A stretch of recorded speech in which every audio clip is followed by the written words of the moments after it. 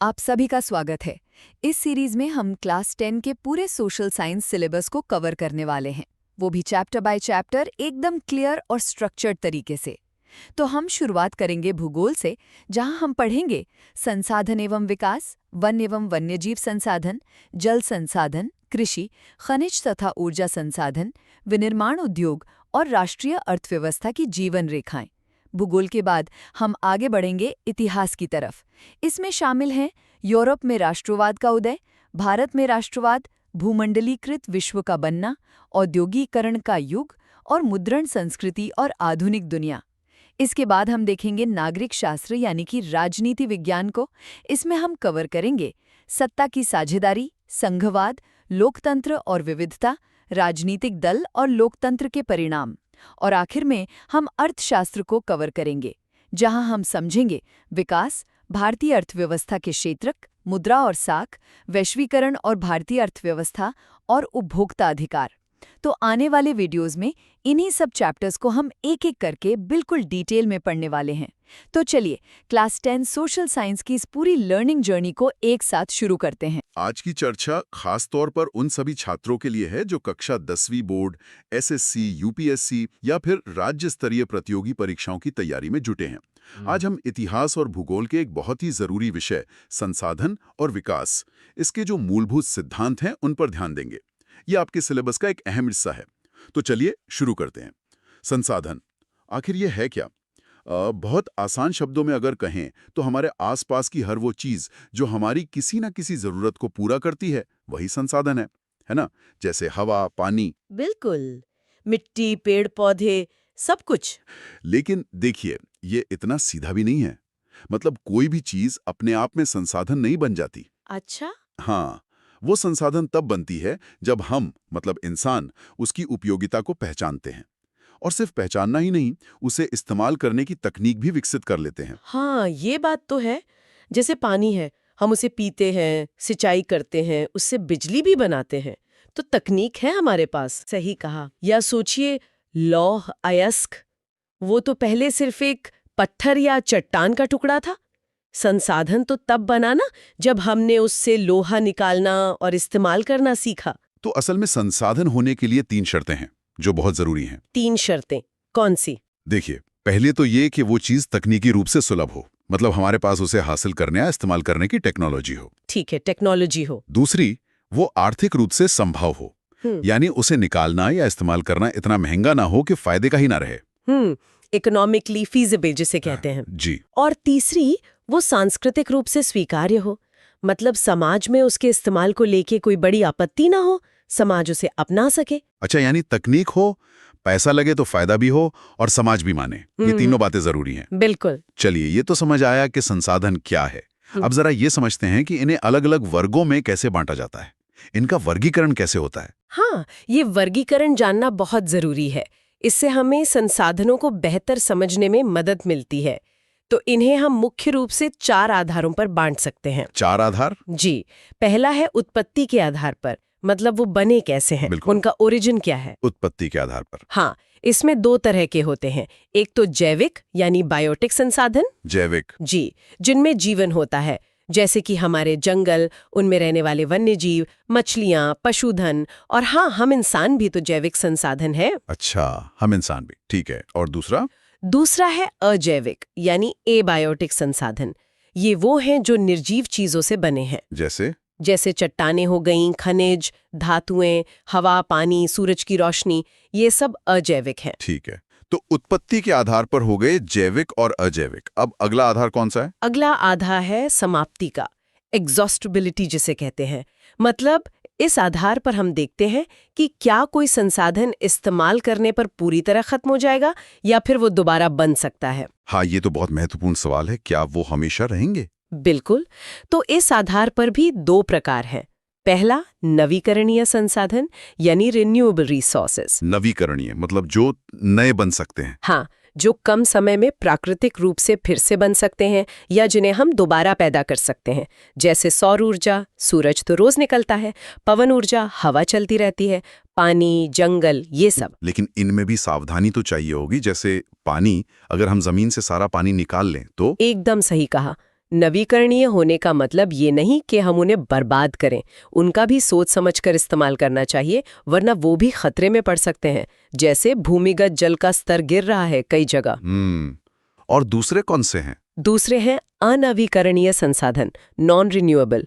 इन्हें बनने में लाखों करोड़ों साल लग जाते हैं। लाखों साल? जी, और एक बार ये खत्म हो गए तो हमारे जीवन काल में तो ये दोबारा नहीं बनने वाले, जैसे कोयला, पेट्रोलियम, प्राकृतिक गैस। मैंने इनका इस्तेमाल तो बहुत ही सोच समझ कर करना होगा। बिल्कुल, ताकि हमारी आने वाली पीढ़ियों के लिए भी ये बचे रहें। ठीक है, उत्पत्ति हो गई, समाप्ति हो गई, अब तीसरा आधार? तीसरा आधार है स्वामित्व का, ओनरशिप।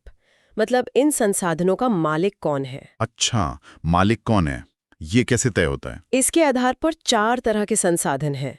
सबसे पहले व्यक्तिगत संसाधन, इंडिविजुअल रिसोर्सेज। ये तो आसान है, जैसे मेरा घर, मेरी गाड़ी। हाँ, या किसी किसान की जमीन, ये उसकी निजी संपत्ति है। फिर आते हैं सामुदायिक संसाधन, कम्युनिटी ओन रिसोर्सेज। सामुदायिक मतलब पूरे समाज के? जी, जिनका इस्तेमाल समुदाय के सभी सदस्य कर सकते हैं, जैसे गांव का तालाब, चारागाह या शहर में सार्वजनिक पार्क, पिकनिक स्पॉट, खेल के मैदान। इन पर किसी एक का नहीं, सबका हक होता है। ठीक है, व्यक्तिगत, सामुदायिक और? तीसरे हैं राष्ट्रीय संसाधन, नेशनल रिसोर्सेज। देखिए, तकनीकी रूप से देश की राजनीतिक सीमाओं के अंदर जितनी भी जमीन है, जितने भी संसाधन है, वो सब राष्ट्र की संपत्ति हैं। सब कुछ? सड़कें, नदियां, जंगल, खनिज। हाँ, सब। और सिर्फ जमीनी नहीं, समुद्र में भी। तटरेखा से 12 समुद्री मील तक का समुद्री क्षेत्र राष्ट्रीय संपत्ति है और 200 समुद्री मील तक का क्षेत्र एक्सक्लूसिव इकोनॉमिक जोन कहलाता है, जहां देश को संसाधनों के दोहन का अधिकार होता है। अच्छा, 200 समुद्री मील तक? और उसके बाद का जो खुला महासागर है वो आता है चौथी श्रेणी में, अंतर्राष्ट्रीय संसाधन, इंटरनेशनल रिसोर्सेज। अंतर्राष्ट्रीय मतलब किसी का नहीं? हाँ, एक तरह से इन पर किसी एक देश का अधिकार नहीं होता। इनके उपयोग के लिए अंतर्राष्ट्रीय संस्थाओं की सहमति लेनी पड़ती है, जैसे खुला समुद्र या फिर बाहरी अंतरिक्ष। ये तो काफी विस्तृत वर्गीकरण है स्वामित्व के आधार पर। अब चौथा और आखिरी आधार क्या था? चौथा आधार है विकास की अवस्था का, स्टेज ऑफ डेवलपमेंट। यानी कोई संसाधन विकास के किस स्तर पर है, उसके इस्तेमाल की क्या स्थिति है। अच्छा, मतलब वो कितना विकसित है। हाँ, इसमें भी 4 प्रकार है। पहला, संभावी संसाधन, पोटेंशियल रिसोर्सेज। संभावी मतलब संभावना है? जी, ये वो संसाधन है जो किसी क्षेत्र में मौजूद तो है, लेकिन अभी उनका पूरी तरह से उपयोग शुरू नहीं हुआ है। जैसे राजस्थान और गुजरात में सौर और पवन ऊर्जा की अपार संभावनाएं हैं, पर अभी हम उनका पूरा इस्तेमाल नहीं कर पा रहे हैं। पोटेंशियल है पर यूज नहीं हो रहा। ठीक है, दूसरा है विकसित संसाधन, डेवलप्ड रिसोर्सेज। इनका सर्वेक्षण हो चुका है, उनकी गुणवत्ता, मात्रा सब पता है और उनका उपयोग भी हो रहा है। जैसे झारखंड और छत्तीसगढ़ में कोयले के भंडार या असम में तेल के भंडार। हमें पता है कितना है, कैसा है और हम निकाल भी रहे हैं। समझ गया। संभावी, विकसित। तीसरा है भंडार, स्टॉक। ये वो संसाधन है जो पर्यावरण में उपलब्ध तो हैं और हमारी जरूरतें भी पूरी कर सकते हैं, लेकिन उन्हें इस्तेमाल करने के लिए हमारे पास सही तकनीक नहीं है अभी। तकनीक की कमी, उदाहरण? जैसे पानी 2 ज्वलनशील गैसों हाइड्रोजन और ऑक्सीजन का यौगिक है, H2O। ऊर्जा का बहुत बड़ा स्रोत बन सकता है, पर हमारे पास ऐसी तकनीक अभी व्यापक रूप से उपलब्ध नहीं है कि हम पानी से हाइड्रोजन निकालकर उसे ऊर्जा के रूप में आसानी से इस्तेमाल कर सकें। तो ये भंडार में गिना जाएगा। अच्छा, है पर इस्तेमाल नहीं कर सकते। और चौथा है संचित कोष, रिजर्व्स। ये असल में भंडार का ही एक हिस्सा है। भंडार का हिस्सा? तो फर्क क्या है? फर्क ये है कि संचित कोष को इस्तेमाल करने की तकनीक तो हमारे पास है, लेकिन हमने अभी उनका इस्तेमाल शुरू नहीं किया है या बहुत कम कर रहे हैं। उन्हें भविष्य की जरूरतों के लिए बचा कर रखा गया है। भविष्य के लिए? जैसे बांधों में जमा पानी, जिससे बिजली बनाई जा सकती है, पर अभी बना नहीं रहे हैं। या फिर हमारे संरक्षित वन, ये सब संचित कोष हैं। वाह, ये चारों आधार, उत्पत्ति, समाप्ति, स्वामित्व और विकास का स्तर, इनसे संसाधनों की पूरी तस्वीर साफ हो जाती है। जी। और ये भी साफ है कि ये संसाधन किसी भी देश के आर्थिक विकास के लिए कितने ज्यादा जरूरी हैं। इन्हीं से तो उद्योग चलते हैं, खेती होती है, हमारा जीवन चलता है। बिल्कुल, ये विकास की रीढ़ है। लेकिन यहीं पर एक और पहलू आता है, समस्याएं। समस्याएं? कैसी समस्याएं? देखिए, इंसानी लालच कह लीजिए या जरूरत से ज्यादा इस्तेमाल, इसने कई गंभीर समस्याएं खड़ी कर दी हैं। जैसे? एक तो कुछ ही लोगों के हाथ में ज्यादातर संसाधन जमा हो गए हैं, जिससे समाज में अमीर गरीब की खाई बढ़ी है। दूसरा, हमने इनका अंधाधुंध इस्तेमाल किया है। हाँ, बिना सोचे समझे। जी, जिससे कई संसाधन खत्म होने की कगार पर हैं। वनों की कटाई हो रही है, खनिज कम हो रहे हैं, और सबसे बड़ी बात, इससे पर्यावरण को भारी नुकसान पहुंचा है। पर्यावरण को नुकसान मतलब प्रदूषण? प्रदूषण, हवा का, पानी का, मिट्टी का, जैव विविधता का नुकसान हो रहा है। कई जीव जंतु विलुप्त हो रहे हैं, और जलवायु परिवर्तन, ग्लोबल वार्मिंग जैसी समस्याएं तो आज हमारे सामने खड़ी ही हैं। ये तो बहुत गंभीर बात है। इसीलिए आज संसाधन नियोजन मतलब प्लानिंग के साथ इस्तेमाल और सतत पोषणीय विकास यानी सस्टेनेबल डेवलपमेंट की बात इतनी जोरों पर है। सतत पोषणीय विकास मतलब ऐसा विकास जो चलता रहे और पर्यावरण को भी नुकसान ना हो। हाँ बिल्कुल, हमें विकास तो करना है, लेकिन इस तरह से कि पर्यावरण सुरक्षित रहे और आने वाली पीढ़ियों की जरूरतें भी पूरी हो सकें। हमें संतुलन बनाना होगा। तो अगर हम आज की पूरी चर्चा को समेटें तो हमने क्या समझा? संसाधन क्या है? संसाधन हर वो चीज है जो हमारी जरूरत पूरी करे, जिसके लिए हमारे पास तकनीक हो, जो आर्थिक रूप से संभव हो और जिसे समाज स्वीकार करे। और इन्हें 4 मुख्य आधारों पर बांटा जा सकता है। जी हाँ, उत्पत्ति के आधार पर जैविक और अजैविक, समाप्ति के आधार पर नवीकरणीय और अनवीकरणीय, स्वामित्व के आधार पर व्यक्तिगत, सामुदायिक, राष्ट्रीय और अंतर्राष्ट्रीय, और विकास के स्तर के आधार पर संभावी, विकसित, भंडार और संचित कोश। और सबसे अहम बात यह है कि हम इंसान ही इन संसाधनों के उपयोगकर्ता भी हैं और एक तरह से निर्माता भी, जब हम तकनीक विकसित करते हैं। इसलिए इनकी देखभाल और सही इस्तेमाल की जिम्मेदारी भी हमारी ही है। बिल्कुल सही। संसाधन, नियोजन और भूमि संरक्षण। अक्सर ये सवाल मन में आता है कि भाई विकास भी करना है और अपने प्राकृतिक संसाधनों को बचाना भी है, तो ये संतुलन कैसे बने? चलिए आज इसी पर थोड़ी गहराई से चर्चा करते हैं। सबसे पहले तो यही समझते हैं कि हमें ये संसाधन नियोजन मतलब प्लानिंग, इसकी जरूरत ही क्यों है? हाँ, ये अच्छा सवाल है। देखिए, सीधी सी बात है, हमारे जो संसाधन है वो दुनिया भर में या देश में ही कह लें समान रूप से नहीं बटे हैं। हाँ, कहीं कुछ ज्यादा है, कहीं कुछ कम। बिल्कुल, कहीं पानी खूब है, उपजाऊ मिट्टी है, खनिज हैं, तो कहीं शायद पीने का पानी भी मुश्किल से मिलता है। और इसी असमान वितरण से क्या होता है? आर्थिक असमानता बढ़ती है, पर्यावरण को नुकसान पहुंचता है, और विकास में भी आप देखें तो क्षेत्रीय असंतुलन पैदा होता है। अच्छा, तो यहीं पर संसाधन नियोजन की भूमिका आती है ना? हाँ, यहीं पर प्लानिंग की जरूरत पड़ती है। तो फिर ये संसाधन नियोजन आखिर है क्या, अगर आसान शब्दों में समझना हो तो? आसान शब्दों में कहें तो ये एक प्रक्रिया है। हमारे पास जो भी संसाधन हैं, उनका सावधानी से, सोच समझकर और व्यवस्थित तरीके से उपयोग करना। अच्छा। ताकि हमारी आज की जरूरतें पूरी हो जाएं, लेकिन साथ ही आने वाली पीढ़ियों की जरूरतें भी पूरी हो सकें। उनसे हम समझौता न करें। मतलब भविष्य का भी ध्यान रखना है। बिल्कुल। इसका मतलब है संसाधनों का विवेकपूर्ण, कुशल और टिकाऊ मतलब सस्टेनेबल उपयोग करना। इसमें यह समझना भी शामिल है कि भाई कौन से संसाधन है हमारे पास, कहाँ है, तकनीक से उन्हें कैसे और बेहतर बना सकते हैं, और सबसे जरूरी उन्हें लोगों के बीच निष्पक्ष रूप से कैसे बांटा जाए। और यहाँ ये समझना भी जरूरी है कि ये क्यों इतना महत्वपूर्ण है। आपने कुछ कारण तो बताए, लेकिन वहाँ खनिज संपदा कम है। सही बात है। तो नियोजन जो है वो इन अंतरालों को, इन गैप्स को भरने में मदद करता है। अच्छा। और दूसरा, ये अत्यधिक दोहन मतलब जरूरत से ज्यादा इस्तेमाल, उसको रोकता है। जैसे अंधाधुंध खनन हो रहा है या जंगलों की कटाई हो रही है, उसे कंट्रोल करता है। ठीक है। तीसरा, ये संसाधनों का न्याय संगत वितरण सुनिश्चित करता है, मतलब फायदा सब तक पहुंचे। और चौथा, ये सतत विकास, सस्टेनेबल डेवलपमेंट जिसका जिक्र हमने किया, उसको सपोर्ट करता है, यानी आर्थिक विकास भी हो और पर्यावरण की सुरक्षा भी। ठीक है। तो ये नियोजन करते कैसे हैं? इसके क्या कोई स्टेप्स हैं, कोई चरण है? हाँ, इसके मुख्य रूप से 3 चरण माने जाते हैं। पहला क्या है? पहला चरण है संसाधनों की पहचान करना और उनकी एक सूची, एक इन्वेंट्री बनाना। इसमें सर्वे करना, मैपिंग करना और हमारे पास जो भी संसाधन है भूमि, मिट्टी, खनिज, जल, वन, वन्यजीव, उनकी पूरी लिस्ट तैयार करना शामिल है। लिस्ट में क्या क्या होता है? उनकी मात्रा कितनी है, गुणवत्ता कैसी है और वो कहाँ-कहाँ फैले हुए हैं, इसका अध्ययन किया जाता है।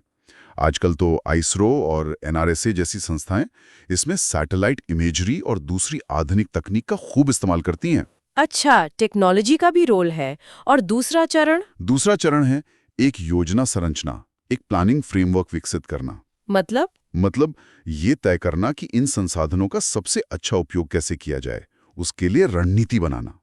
इसमें यह देखना होता है कि हमारे पास उपयुक्त तकनीक है या नहीं, जरूरी स्किल्स हैं या नहीं और सही संस्थागत ढांचा है या नहीं। फिर स्थानीय, राज्य और राष्ट्रीय स्तर पर विकास योजनाएं बनती हैं। संसाधन संपन्न और संसाधन रहित क्षेत्रों के बीच तालमेल बिठाना होता है और लोगों को भी निर्णय लेने में शामिल करना जरूरी होता है। और तीसरा चरण फिर इन योजनाओं को राष्ट्रीय लक्ष्यों से मिलाना होता होगा। बिल्कुल सही पकड़ा आपने। तीसरा चरण यही है, संसाधन विकास योजनाओं को देश के समग्र विकास लक्ष्यों के साथ मिलाना। यानी हम संसाधनों का नियोजित उपयोग इस तरह करें कि वो देश के बड़े लक्ष्यों जैसे आर्थिक विकास, सामाजिक न्याय, रोजगार पैदा करना और पर्यावरण संरक्षण के अनुरूप हों, उनमें मदद करें। कोई उदाहरण दे सकते हैं? हाँ, जैसे राजस्थान में सौर ऊर्जा का विकास किया जा रहा है। ये भारत के उस बड़े लक्ष्य से जुड़ा है जहां हम जीवाश्म ईंधन पर अपनी निर्भरता कम करना चाहते हैं। भारत के संदर्भ में अगर बात करें तो यहाँ तो संसाधनों की बहुत विविधता है, लेकिन जैसा आपने शुरू में कहा, वितरण काफी असमान है। हाँ बिल्कुल, भारत में प्राकृतिक संसाधनों की विशाल विविधता है। उपजाऊ मिट्टी, पानी, जंगल, खनिज सब कुछ है, लेकिन ये फैले हुए बड़े असमान तरीके से हैं।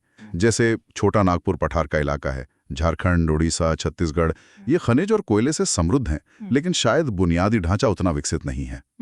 वहीं गंगा ब्रह्मपुत्र के मैदान खेती के लिए बहुत उपजाऊ हैं, लेकिन वहां खनिज सीमित हैं। राजस्थान के रेगिस्तान में देखिए, सौर और पवन ऊर्जा की अपार संभावनाएं हैं, लेकिन पानी सीमित है। और लद्दाख जैसा ठंडा रेगिस्तान भी है। हाँ, लद्दाख अपनी सांस्कृतिक विरासत के लिए जाना जाता है, लेकिन वो बाकी देश से काफी अलग थलग है। वहां पानी, बुनियादी ढांचा और कुछ महत्वपूर्ण खनिजों की कमी है। इसीलिए इन सभी क्षेत्रों में संतुलित विकास के लिए नियोजन बहुत आवश्यक हो जाता है। लेकिन जैसे जैसे हमारी जरूरतें बढ़ीं, मानवीय गतिविधियां बढ़ीं, हमने इन संसाधनों का शायद जरूरत से ज्यादा इस्तेमाल भी तो किया है। हाँ, और ये एक बहुत बड़ी चिंता का विषय है। इसमें कोई शक नहीं कि जैसे जैसे मानवीय गतिविधियां बढ़ी, प्राकृतिक संसाधनों का शोषण नाटकीय रूप से बढ़ा है। जंगल काटे गए, जिससे मिट्टी का कटाव हुआ, बाढ़ आई, नदियां प्रदूषित हुईं। लंबे समय में देखें तो ये न केवल प्रकृति के लिए खतरा है, बल्कि हम इंसानों के अस्तित्व के लिए भी खतरा है। इसीलिए संसाधन संरक्षण यानी कंजर्वेशन आज एक तत्काल वैश्विक प्राथमिकता बन गया है। और यहीं पर शायद सतत विकास यानी सस्टेनेबल डेवलपमेंट की अवधारणा आती है, जिसे ब्रंटलैंड आयोग ने भी काफी लोकप्रिय बनाया था। बिल्कुल, ब्रंटलैंड आयोग की 1987 की परिभाषा बहुत महत्वपूर्ण है। वो कहते हैं, विकास जो वर्तमान की जरूरतों को पूरा करे, बिना भविष्य की पीढ़ियों की अपनी जरूरतों को पूरा करने की क्षमता से समझौता किए बिना। मतलब संतुलन। हाँ, संतुलन। इसका मतलब है कि हमें आर्थिक विकास भी करना है और पारिस्थितिक संरक्षण भी करना है।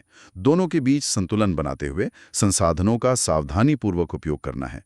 और ये दिलचस्प है कि महात्मा गांधी ने इस मुद्दे को बहुत पहले ही समझ लिया था। अच्छा, उन्होंने क्या कहा था? उनका एक बहुत प्रसिद्ध कथन है, हर किसी की जरूरत के लिए पर्याप्त है, लेकिन किसी के लालच के लिए नहीं। उनका मानना था कि मनुष्य पृथ्वी के संसाधनों का मालिक नहीं है, बल्कि ट्रस्टी है, एक देखभाल करने वाला है। अब अगर हम खास तौर पर भारत में भूमि संसाधनों की बात करें, तो जमीन तो शायद सबसे महत्वपूर्ण प्राकृतिक संसाधन है। निश्चित रूप से हमारी लगभग हर गतिविधि जमीन से ही जुड़ी है, चाहे वो खेती हो, जंगल हो, खनन हो, उद्योग हो, घर बनाना हो या सड़कें बनाना हो। भारत का कुल भौगोलिक क्षेत्रफल कितना है? भारत का कुल भौगोलिक क्षेत्रफल लगभग 3.28 मिलियन वर्ग किलोमीटर है, लेकिन इसका उपयोग अलग अलग क्षेत्रों में बहुत अलग अलग होता है। ये वहाँ के भौतिक कारकों पर निर्भर करता है, जैसे स्थलाकृति कैसी है, जलवायु, मिट्टी कैसी है, और मानवीय कारकों पर भी, जैसे जनसंख्या कितनी है, तकनीक का स्तर क्या है, संस्कृति कैसी है। मोटे तौर पर इसका इस्तेमाल कैसे होता है? मोटे तौर पर देखें तो लगभग 45% क्षेत्र जो है वो शुद्ध बोया गया क्षेत्र है, मतलब नेट सोन एरिया। लगभग 22% पर वन है और बाकी जो बचा वो अन्य उपयोगों के अंतर्गत आता है, जैसे बंजर भूमि है, चारागाह है या गैर कृषि उपयोग वाली भूमि है, जैसे इमारतें, सड़कें वगैरह। लेकिन आज भारत भूमि से जुड़ी कई गंभीर समस्याओं का सामना भी कर रहा है ना? हाँ, बिल्कुल कर रहा है। कई गंभीर समस्याएं हैं। पहली बात तो बढ़ती जनसंख्या का दबाव है। अधिक आवास चाहिए, सड़कें चाहिए, उद्योग चाहिए। इससे गैर कृषि उद्देश्यों के लिए अधिक भूमि का उपयोग हो रहा है, खेती की जमीन कम हो रही है। फिर कृषि, खनन और शहरीकरण के लिए बड़े पैमाने पर वनों की कटाई हुई है। इससे मिट्टी का कटाव होता है, बाढ़ आती है और जलवायु में भी असंतुलन पैदा होता है। अत्यधिक चराई, ओवरग्रेजिंग जिसे कहते हैं, उससे घास के मैदानों को नुकसान पहुंचता है, मिट्टी की उर्वरता कम होती है।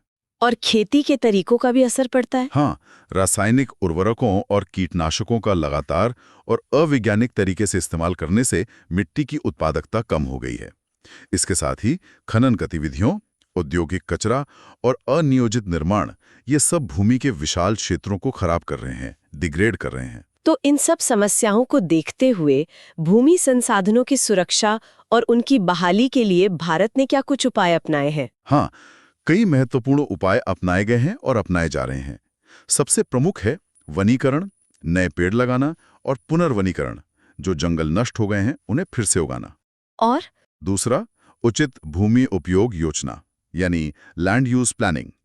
भूमि की क्षमता के अनुसार ही उसका उपयोग तय करना।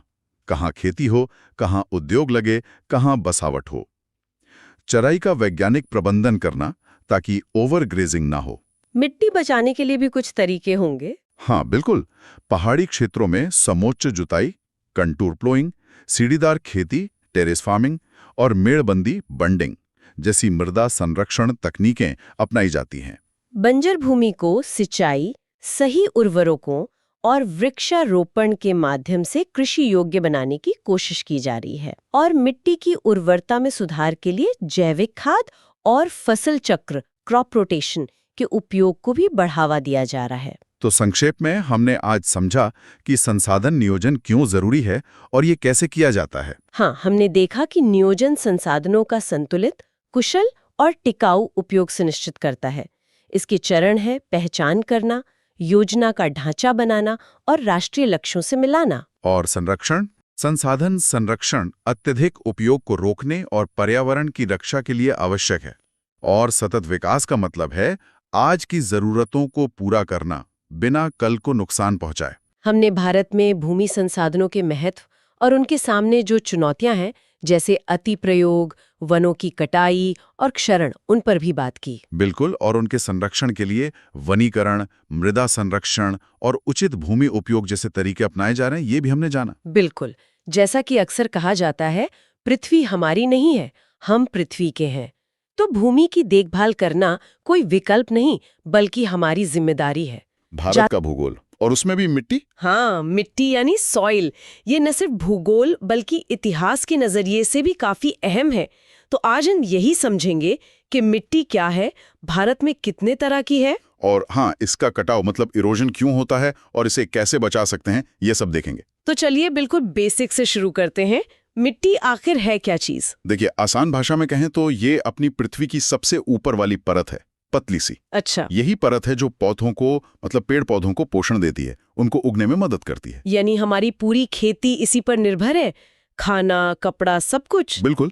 सोचिए ना, अगर उपजाऊ मिट्टी ही ना हो तो फिर जीवन कैसे चलेगा?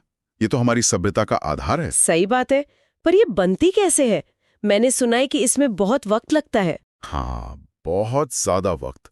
मतलब कुछ सेंटीमीटर मिट्टी बनने में सैकड़ों, कभी-कभी तो हजारों साल लग जाते हैं। हजारों साल? जी, लेकिन चिंता की बात यह है कि ये नष्ट बहुत जल्दी हो सकती है। कैसे? जैसे गलत तरीकों से खेती करना, जंगल काट देना या फिर मिट्टी का कटाव जिसे इरोजन कहते हैं, इससे ये बहुत तेजी से खराब हो जाती है। इसीलिए इसे बचाना मतलब इसका संरक्षण करना सतत विकास के लिए बेहद जरूरी है। ये तो समझना बहुत जरूरी है कि हजारों साल की मेहनत मिनटों में खराब हो सकती है। तो वो कौन से कारक हैं जो मिट्टी बनाते हैं? ये प्रक्रिया चलती कैसे है? ये एक धीमी प्रक्रिया है और इसमें कई चीजें मिलकर काम करती हैं। सबसे पहला तो है वो चट्टान जिससे मिट्टी बन रही है, जिसे पेरेंट रॉक कहते हैं। अच्छा, मूल चट्टान। हाँ, वही तय करती है कि मिट्टी का रंग कैसा होगा, उसमें कौन से मिनरल्स होंगे। जैसे ग्रेनाइट चट्टान से थोड़ी रेतीली मिट्टी बनती है, बेसॉल्ट से काली मिट्टी। और मौसम का भी तो असर होता होगा, जलवायु का। बिल्कुल बिल्कुल, जलवायु मतलब तापमान, बारिश, ये तय करते हैं कि मिट्टी कितनी तेजी से बनेगी और उस पर कैसी वनस्पति, पेड़ पौधे उगेंगे। ठीक है। और जमीन की बनावट, मतलब ऊंचा नीचा होना, ढलान वगैरह, जिसे स्थलाकृति कहते हैं। हाँ, उच्चावच या टोपोग्राफी। जमीन का ढलान पानी के बहाव और कटाव पर असर डालता है। आपने देखा होगा, मैदानों में मिट्टी ज्यादा गहरी होती है और पहाड़ी ढलानों पर पतली। और समय तो है ही महत्वपूर्ण, जैसा हमने कहा, हजारों साल लगते हैं। फिर एक और अहम चीज है जैविक गतिविधि। जैविक गतिविधि मतलब पेड़ पौधे, जानवर और वो छोटे छोटे जीव, सूक्ष्म जीव, ये सब मिलकर ह्यूमस बनाते हैं। ह्यूमस, वो गहरे रंग की चीज जो मिट्टी में होती है। हाँ, वही। ये सड़े गले जैविक पदार्थ होते हैं। ये मिट्टी को बहुत उपजाऊ बनाते हैं। तो ये समझना जरूरी है कि मिट्टी सिर्फ धूल नहीं है, ये एक जीती जागती प्रणाली है। वाह, मतलब इतने सारे कारक मिलके मिट्टी बनाते हैं। अब भारत में तो बहुत अलग अलग तरह की जमीन है, मौसम भी अलग है, तो यहाँ मिट्टियां भी अलग अलग होंगी। हाँ बिल्कुल, भारत में भू आकृतियों और जलवायु में इतनी विविधता है कि यहाँ कई तरह की मिट्टियां मिलती हैं। चलिए मुख्य प्रकार देखते हैं। हाँ, बताइए।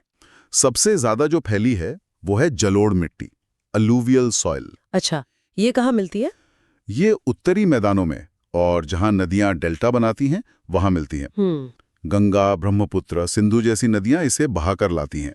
मतलब ये काफी उपजाऊ होगी। बहुत ज्यादा। इसमें पोटाश, चूना काफी होता है। चावल, गेहूं, गन्ने के लिए बेहतरीन है। और याद रखने वाली बात यह है कि ये भारत के करीब 40% हिस्से पर फैली हुई है। 40%? काफी बड़ा हिस्सा है। अच्छा, और वो काली मिट्टी के बारे में बताइए, सुना है वो भी बहुत खास है। हाँ, काली मिट्टी, जिसे रेगुर मिट्टी भी कहते हैं, ब्लैक सॉइल, ये दक्कन के पठार वाले इलाकों में ज्यादा मिलती है। महाराष्ट्र, मध्य प्रदेश, गुजरात। ये बनती कैसे है? ये ज्वालामुखी चट्टानों, बेसॉल्ट से बनती है। इसकी सबसे बड़ी खासियत है कि ये नमी, मतलब पानी, बहुत अच्छे से सोख कर रखती है। अच्छा, और फसल कौन सी होती है इसमें? कपास। कपास के लिए ये सबसे उत्तम मानी जाती है, इसीलिए इसे कपास मिट्टी भी कहते हैं। ठीक है, फिर लाल और पीली मिट्टी भी होती है ना? जी, रेड एंड येलो सॉइल।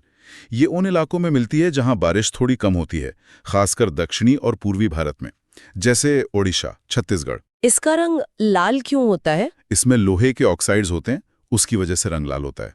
और जब इसमें पानी मिलता है, थोड़ी नमी आती है, तो ये पीली दिखने लगती है। अच्छा, इसमें क्या उगता है? इसमें बाजरा, दालें वगैरह उगाई जाती हैं, लेकिन हाँ, अच्छी फसल के लिए इसमें खाद, उर्वरक डालने पड़ते हैं। एक और मिट्टी है, लैटेराइट, वो कैसी होती है? लैटेराइट मिट्टी, लेटराइट सॉइल, ये थोड़ी अलग है। ये उन जगहों पर बनती है जहां तापमान भी ज्यादा रहता है और बारिश भी बहुत ज्यादा होती है। अच्छा, ज्यादा गर्मी और ज्यादा बारिश, जैसे पश्चिमी घाट के इलाके, मेघालय, उड़ीसा के कुछ हिस्से। ज्यादा बारिश से क्या होता है कि मिट्टी के पोषक तत्व बह जाते हैं। ओ, तो ये ज्यादा उपजाऊ नहीं होती होगी। हाँ, इसमें ह्यूमस कम होता है। लोहा तो होता है इसमें, पर पोषक तत्व कम। लेकिन चाय, कॉफी, काजू जैसी फसलों के लिए ठीक रहती है। और इसका नाम लैटेराइट क्यों है? क्योंकि ये सूखने पर बिल्कुल ईंट जैसी सख्त हो जाती है। लैटिन में लेटर का मतलब ईंट होता है। अच्छा, ये तो रोचक है। अब रेगिस्तानी इलाकों की मिट्टी के बारे में बताइए। वहां मिलती है मरुस्थलीय मिट्टी, एरिड सॉइल, जैसे राजस्थान, गुजरात के कुछ हिस्से। ये एकदम रेतीली होती है। रेत जैसी। हाँ, नमक भी इसमें ज्यादा होता है और नमी, मतलब पानी, बहुत कम। लेकिन अगर सिंचाई की सुविधा हो, जैसे इंदिरा गांधी नहर से राजस्थान में हुआ है, तो इसमें भी खेती हो सकती है। बाजरा, जौ उगा लेते हैं लोग। तो सिंचाई से इसे उपजाऊ बनाया जा सकता है। जी हाँ। और आखिर में पहाड़ों पर मिलती है पर्वतीय मिट्टी, माउंटेन सॉइल। हिमालय वाले इलाकों में। हाँ, हिमालयी क्षेत्रों में, पहाड़ी ढलानों पर। इसमें ह्यूमस काफी अच्छा होता है, इसलिए ये चाय, कॉफी, मसाले और फलों के लिए अच्छी मानी जाती है। तो ये तो हुई भारत की मुख्य मिट्टियां, जानना काफी दिलचस्प रहा। पर एक बड़ी समस्या है मिट्टी का कटाव, सॉइल इरोजन, और उसका निम्नीकरण, मतलब डिग्रेडेशन। ये असल में है क्या? हाँ, ये एक गंभीर समस्या है। इसका सीधा सा मतलब है कि मिट्टी की जो सबसे ऊपरी, सबसे उपजाऊ परत होती है ना, वो हवा से, पानी से या फिर हम इंसानों की गतिविधियों की वजह से अपनी जगह से हट जाती है या खराब हो जाती है। और इसके कारण क्या है, ये होता क्यों है? कई कारण हैं। सबसे बड़े कारणों में से एक है जंगलों का कटना, डिफॉरेस्टेशन, फिर जानवरों से जरूरत से ज्यादा चराई करवाना, ओवरग्रेजिंग, अच्छा, खेती के गलत तरीके अपनाना, जैसे कि झूम खेती होती है, रासायनिक खादों का बहुत ज्यादा इस्तेमाल करना, और खनन, माइनिंग एक्टिविटीज से भी मिट्टी खराब होती है। ये कटाव हमें दिखता कैसे है? क्या इसके भी अलग अलग तरीके हैं? हाँ, इसके कई रूप हैं। कभी कभी बारिश के बाद आप देखेंगे कि खेत की पूरी ऊपरी पतली सी परत बह गई है। इसे कहते हैं परत अपरदन, शीट इरोशन। फिर जब पानी बहता है तो छोटी छोटी नालियां सी बन जाती हैं मिट्टी में, वो कहलाता है शुद्र सरिता अपरदन, रिल इरोशन। अच्छा, छोटी नालियां। हाँ, और अगर इन पर ध्यान न दिया जाए तो यही नालियां धीरे धीरे बड़ी और गहरी होकर खाइयां बन जाती हैं। ये कहलाता है अवनालिका अपरदन, गली इरोशन। चंबल के बीहड़ इसी का नतीजा है। ओह, चंबल के बीहड़ वो इसी से बने हैं? हाँ, काफी हद तक।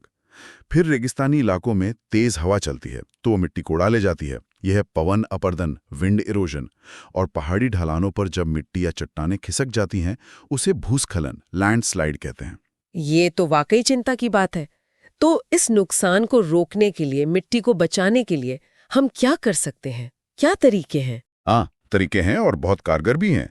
जैसे पहाड़ी ढलानों पर ढलान की गोलाई के साथ साथ हल चलाना चाहिए, सीधी ढलान पर ऊपर नीचे नहीं। इसे कहते हैं समोच्च जुताई, कॉन्टूर प्लाउइंग। अच्छा, गोलाई में जुताई। जी। फिर ढलानों पर सीढ़ियों जैसे खेत बना देना, टेरेस फार्मिंग कहते हैं इसे। इससे पानी का बहाव धीमा हो जाता है और कटाव रुकता है। हाँ, ये तो देखा है पहाड़ों पर। और खेतों में फसलों को अलग अलग पट्टियों में उगाना, स्ट्रिप क्रॉपिंग, एक पट्टी में एक फसल, दूसरी में दूसरी। इससे भी हवा और पानी का असर कम होता है। पेड़ लगाने का भी तो इसमें रोल होगा। बहुत बड़ा रोल है। खेतों के किनारों पर पेड़ों की लाइन लगा देना, जिसे रक्षक मेखला या शेल्टर बेल्ट्स कहते हैं। ये हवा की रफ्तार को रोकती हैं, खासकर सूखे इलाकों में, जैसे राजस्थान में ये काफी करते हैं। हाँ, शेल्टर बेल्ट्स। और सबसे जरूरी है वनोरोपण, एफोरेस्टेशन, मतलब ज्यादा से ज्यादा पेड़ लगाना। साथ ही जानवरों की चराई को कंट्रोल करना, कंट्रोल्ड ग्रेजिंग, और खनन और जंगलों की कटाई पर भी नियंत्रण रखना उतना ही जरूरी है। समझ गए। आखिर में एक बात और, ये सतत भूमि और मृदा प्रबंधन, मतलब sustainable land and soil management, ये इतना जरूरी क्यों है? देखिए, हमारी आबादी बढ़ रही है, उद्योग बढ़ रहे हैं। इसका सीधा दबाव किस पर पड़ रहा है? हमारी जमीन पर, हमारी मिट्टी पर। हाँ, ये तो है। और अगर मिट्टी का कटाव होता रहा या उसकी उपजाऊ शक्ति कम होती गई तो ये हमारी खाद्य सुरक्षा के लिए, मतलब सबके लिए खाने का इंतजाम, और हमारी जैव विविधता, बायोडाइवर्सिटी, यानी तरह तरह के जीव जंतुओं और पेड़ पौधों के लिए बहुत बड़ा खतरा है। तो सतत प्रबंधन का मतलब क्या हुआ? इसका मतलब है कि हम जमीन का इस्तेमाल सोच समझ कर करें, उसकी क्षमता के अनुसार करें, उस पर हरियाली बनाए रखें, जैविक खेती को बढ़ावा दें, और इसमें स्थानीय लोगों की भागीदारी भी बहुत ज़रूरी है। हमें ये याद रखना होगा कि मिट्टी की सेहत ही हमारे देश की बल्कि पूरी दुनिया की असली दौलत है। बिल्कुल सही कहा। तो आज हमने काफी कुछ समझा। मिट्टी क्या है, ये कैसे बनती है, भारत में कौन कौन सी मुख्य मिट्टियां हैं, जलोढ़, काली, लाल पीली, लैटराइट, मरुस्थलीय और पर्वतीय। हाँ, और हमने ये भी देखा कि मिट्टी का कटाव क्यों और कैसे होता है और उसे बचाने के तरीके क्या हैं, जैसे समोच्च जुताई, सीढ़ीदार खेती, पेड़ लगाना वगैरह। और ये भी कि सतत प्रबंधन हमारे भविष्य के लिए कितना जरूरी है। तो अब एक सवाल हम सबके सोचने के लिए छोड़ जाते हैं। हाँ, क्या हम अपने लेवल पर, अपनी रोज की जिंदगी में मिट्टी को बचाने के लिए कुछ कर सकते हैं? सोचिए, और हमारी आने वाली पीढ़ियों के लिए इस कीमती संसाधन को सुरक्षित रखने के और क्या तरीके हो सकते हैं, इस पर जरूर विचार कीजिएगा। वन और वन्य जीव, जब हम ये सुनते हैं तो दिमाग में क्या आता है? जंगल, जानवर। हाँ, पेड़ पौधे, शेर, हाथी, लेकिन ये उससे कहीं ज्यादा गहरे हैं। ये तो जीवन देने वाले सिस्टम हैं। अच्छा, कैसे? अरे, ऑक्सीजन कहाँ से आती है? भोजन, दवाइयाँ, घरों के लिए लकड़ी, ईंधन, उद्योगों का कच्चा माल, ये सब तो वनों से ही जुड़ा है ना? हाँ, ये बात तो है। और सबसे बड़ी बात, पारिस्थितिक संतुलन, इकोलॉजिकल बैलेंस। प्रकृति में हर जीव की, हर पौधे की अपनी एक भूमिका है, कुछ भी फालतू नहीं है। और भारत की स्थिति इसमें काफी खास है, आपने कहा। जी हाँ, दुनिया में 12 देश ऐसे हैं जहां सबसे ज्यादा जैव विविधता है। उन्हें मेगा बायोडाइवर्सिटी देश कहते हैं। भारत उनमें से एक है। ये शब्द जैव विविधता या बायोडाइवर्सिटी बार बार आता है, थोड़ा आसान शब्दों में समझाएंगे? जरूर। देखिए, बायोडाइवर्सिटी का मतलब है पृथ्वी पर जीवन के अलग अलग रूप। मतलब जितने भी तरह के पौधे, जानवर, छोटे छोटे कीड़े मकोड़े, सूक्ष्म जीव हैं और जिस तरह के माहौल में वो रहते हैं, वो सब मिलकर जैव विविधता बनाते हैं। ओके। और इसे हम 3 लेवल पर देख सकते हैं। पहला है जेनेटिक, मतलब आनुवंशिक विविधता। यानी एक ही जाति के अंदर अलग अलग गुण। बिल्कुल। जैसे आम की कितनी सारी किस्में हैं, लंगड़ा, दशहरी, चौसा या चावल की हजारों किस्में, ये जेनेटिक डाइवर्सिटी है। समझ गई। और दूसरा है प्रजाति विविधता, स्पीशीज डाइवर्सिटी, यानी किसी एक जगह पर कितनी अलग अलग तरह की प्रजातियां हैं, पौधे, जानवर सब मिलाकर। जैसे आपने पश्चिमी घाट का उदाहरण दिया था। हाँ, पश्चिमी घाट में पौधों की ही 1500 से ज्यादा प्रजातियां मिलती हैं। ये दिखाता है कि वो इलाका कितना समृद्ध है। और तीसरा लेवल? तीसरा है इकोसिस्टम डाइवर्सिटी, यानी पारिस्थितिक तंत्र की विविधता। मतलब अलग अलग तरह के रहने की जगह हैं, जैसे रेगिस्तान, वर्षावन, घास के मैदान, पहाड़, समुद्र तट, मैंग्रोव जंगल। हर इकोसिस्टम का अपना अलग माहौल, अपनी अलग प्रजातियां होती हैं। वाह! और भारत इन सब मामलों में काफी आगे है, आंकड़े तो यही बताते हैं। हाँ, बिल्कुल। सोचिए, दुनिया की लगभग 8% प्रजातियां भारत में हैं। 8%? जबकि जमीन तो हमारे पास सिर्फ 2.4% है दुनिया की जमीन का। पौधों की 47,000 से ज्यादा प्रजातियां और जानवरों की 90,000 से ज्यादा प्रजातियां यहां मिलती हैं। कमाल है। और इनमें से कई तो ऐसी हैं जो सिर्फ भारत में ही मिलती हैं, कहीं और नहीं। उन्हें स्थानिक प्रजाति या एंडेमिक स्पीशीज कहते हैं। अच्छा, ये परीक्षाओं के लिए जरूरी हो सकता है? कुछ उदाहरण? हाँ, जरूर। जैसे गुजरात के गिर जंगल में एशियाई शेर। हाँ, वो तो सिर्फ वही है। बिल्कुल। फिर असम का एक सींग वाला गैंडा, मणिपुर का संगाई हिरण, नाचने वाला हिरण भी कहते हैं उसे, और पश्चिमी घाट की नीलगिरी तहर, ये कुछ खास उदाहरण हैं। ये तो हुई भारत की समृद्धि की बात। हाँ। लेकिन अब चिंता की बात ये है कि ये सब कम हो रहा है ना?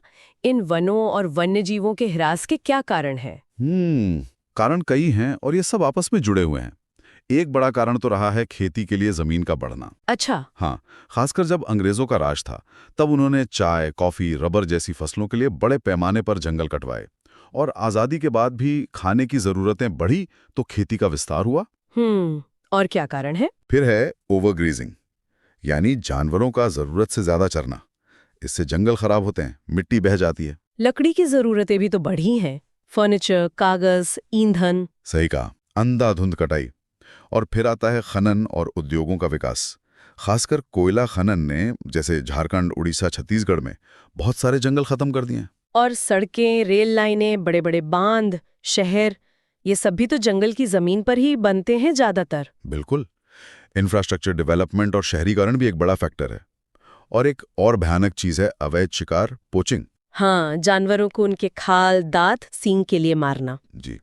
बाघ, हाथी, गैंडे, इनका बहुत शिकार हुआ है। एक समय तो ऐसा आ गया था कि भारत में बाघों की गिनती 2000 से भी नीचे चली गई थी। बाप रे, ये तो बहुत चिंता की बात थी। हाँ, इसके अलावा जंगल की आग और कुछ इलाकों में झूम खेती भी वनों को नुकसान पहुंचाती है। तो कोई एक कारण नहीं, ये सब मिलकर असर डाल रहे हैं। और इन सब का नतीजा क्या हो रहा है? मतलब लॉन्ग टर्म में क्या असर दिखता है? असर बहुत गंभीर है। सबसे पहला तो यही कि जानवरों के घर छिन जाते हैं, उनका रहना मुश्किल हो जाता है और पूरी बायोडाइवर्सिटी कम होती है। और पर्यावरण पर सीधा असर, पेड़ कटने से मिट्टी का कटाव बढ़ता है, बाढ़ ज्यादा आने लगती है और जंगल कार्बन डाइऑक्साइड सोखते हैं, उनके कम होने से CO2 बढ़ती है, जिससे ग्लोबल वार्मिंग और जलवायु परिवर्तन, क्लाइमेट चेंज तेज होता है। जमीन बंजर होने लगती है, जिसे मरुस्थलीकरण कहते हैं। पानी पर भी असर पड़ता होगा? निश्चित रूप से। बारिश का पैटर्न गड़बड़ा जाता है, नदियां सूखने लगती हैं। और एक और पहलू है जो अक्सर नज़रअंदाज हो जाता है। जो आदिवासी समुदाय या स्थानीय लोग जंगलों में या आसपास रहते हैं, उनका जीवन उजड़ जाता है, उन्हें विस्थापन झेलना पड़ता है, उनकी पूरी संस्कृति, उनकी रोजी रोटी छिन जाती है। ये तो बहुत सारे गंभीर परिणाम हैं। तो जब ये सब पता है, तो क्या इनके बचाव के लिए, इनके संरक्षण के लिए भारत में कुछ कदम उठाए गए हैं? हाँ, बिल्कुल। कोशिशें तो काफी समय से चल रही हैं। कानूनी तौर पर देखें तो अंग्रेजों के समय का भारतीय वन अधिनियम 1927 है। लेकिन आज़ादी के बाद जो सबसे महत्वपूर्ण कानून बना, वो था वन्यजीव संरक्षण अधिनियम 1972। अच्छा, 1972 का एक्ट। हाँ, इसने शिकार पर रोक लगाई, संरक्षित क्षेत्रों की नींव रखी, और फिर 1973 में जब बाघों की संख्या बहुत कम हो गई थी, तब शुरू हुआ प्रोजेक्ट टाइगर। हाँ, प्रोजेक्ट टाइगर तो बहुत सुना है। वो एक बहुत सफल प्रोजेक्ट माना जाता है। इसके अलावा देश भर में नेशनल पार्क बनाए गए, वाइल्ड लाइफ सैंक्चुरीज बनाई गई, बायोस्फीयर रिजर्व बनाए गए। ये सब संरक्षित इलाके हैं, है ना? जी, ये वो इलाके हैं जहां वन्यजीवों और उनके आवास को सुरक्षा दी जाती है। और अब एक नया ट्रेंड भी है संरक्षण में, स्थानीय लोगों को शामिल करना। मतलब कम्युनिटी पार्टिसिपेशन। हाँ, जैसे सामाजिक वानिकी, सोशल फॉरेस्ट्री या संयुक्त वन प्रबंधन, जॉइंट फॉरेस्ट मैनेजमेंट, JFM। इसमें सरकार और स्थानीय समुदाय मिलकर जंगल बचाने और बढ़ाने का काम करते हैं। ये समझना जरूरी हो गया है कि लोगों को साथ लिए बिना संरक्षण सफल नहीं हो सकता। ये तो अच्छी बात है, लेकिन फिर भी चुनौतियां तो होंगी। चुनौतियां तो हैं, विकास की जरूरतें हैं, बढ़ती आबादी का दबाव है। तो विकास और पर्यावरण संरक्षण के बीच संतुलन बनाना, यही सबसे बड़ी चुनौती आज। बिल्कुल। तो आज हमने भारत के वनों और वन्य जीवों के महत्व को समझा, उनके कम होने के कारणों और परिणामों को देखा और संरक्षण के प्रयासों पर भी बात की। हाँ, और निचोड़ यही है कि ये जैव विविधता बहुत कीमती है, सिर्फ पर्यावरण के लिए नहीं, बल्कि हम सबके जिंदा रहने के लिए इसका संरक्षण जरूरी है। सही कहा। और भारत में कितनी तरह की प्रजातियां हैं, उनकी क्या स्थिति है, कौन कौन से जंगल पाए जाते हैं, और हाँ, इन्हें बचाने के लिए क्या किया जा रहा है। हाँ, और ये समझना जरूरी है कि भारत की ये जैव विविधता सिर्फ देखने में खूबसूरत नहीं है, ये हमारे देश के पूरे पर्यावरण के संतुलन के लिए, हमारे जीवन के लिए जरूरी है। सही कहा। ये संसाधन सीमित हैं और इन्हें बचाना हमारी जिम्मेदारी है। आज हम उपलब्ध स्रोतों के आधार पर देखेंगे कि प्रजातियों को कैसे बांटा गया है, वनों के प्रकार क्या हैं और संरक्षण के तरीके कौन से हैं। तो सबसे पहले बात करते हैं प्रजातियों के वर्गीकरण की। सोचिए, इतने सारे पेड़ पौधे और जानवर हैं। इन्हें उनकी संख्या और उन पर मंडरा रहे खतरे के हिसाब से अलग अलग समूहों में बांटा गया है। जैसे सामान्य प्रजातियां, साल, चीड़ या मवेशी जैसे जानवर, इनकी संख्या ठीक ठाक है। हाँ, मतलब कोई तात्कालिक खतरा नहीं है इन पे। बिल्कुल। फिर आती हैं संकटग्रस्त प्रजातियां। इनके विलुप्त होने का खतरा मतलब बहुत ज्यादा है, जैसे हमारा राष्ट्रीय पशु बाघ। हाँ, बाघ। या फिर गैंडा। हाँ, और गैंडा भी बिल्कुल। इनकी स्थिति काफी चिंताजनक है। बहुत ज्यादा। इसी कड़ी में सुभेद्य प्रजातियां हैं जिनकी संख्या तेजी से घट रही है। अगर हालात नहीं सुधरे तो ये भी संकटग्रस्त बन सकती हैं। नीली भेड़ इसका एक उदाहरण है। अच्छा, नीली भेड़। और दुर्लभ प्रजातियां वो हैं जो वैसे ही बहुत कम है और खास इलाकों में ही मिलती हैं, जैसे हिमालय का भूरा भालू। हाँ, हिमालयी भूरा भालू। इन पर ध्यान देना इसलिए जरूरी है क्योंकि ये कब संकटग्रस्त हो जाएं कहा नहीं जा सकता। सही बात है। और ये स्थानिक प्रजातियां, ये तो और भी खास हैं। ये सिर्फ एक निश्चित भौगोलिक क्षेत्र में ही पाई जाती हैं, कहीं और नहीं। बिल्कुल वहीं की। जैसे निकोबारी कबूतर सिर्फ अंडमान निकोबार में, या मिथुन अरुणाचल प्रदेश में। सोचिए, अगर इनका वो खास घर उजड़ गया तो फिर वो प्रजाति ही खत्म। हाँ, दुनिया से ही खत्म हो जाएगी। और अंत में है विलुप्त प्रजातियां, जैसे एशियाई चीता, जो कभी भारत के मैदानों में दौड़ता था, आज यहां से पूरी तरह खत्म हो चुका है। ये विलुप्ति हमें याद दिलाती है कि पर्यावरण कितना बदला है और लापरवाही का नतीजा क्या हो सकता है। बिल्कुल सही कहा। देखिए, ये वर्गीकरण सिर्फ जानकारी के लिए नहीं है। असल में ये हमें बताता है कि किन प्रजातियों को बचाने के लिए फौरन कदम उठाने की जरूरत है। अच्छा। जे संरक्षण के काम को प्राथमिकता देने में मदद करता है। संकटग्रस्त या स्थानिक प्रजातियों का मतलब है कि उनका घर, उनका प्राकृतिक आवास खतरे में है। चलिए, अब भारत के वनों पर आते हैं। हमारे देश का लगभग कितना 21-7.5% हिस्सा जंगलों से ढका है। हाँ, हालांकि लक्ष्य तो 33% का है। सही। तो यहाँ अलग अलग जलवायु है, तो कई तरह के वन मिलते हैं।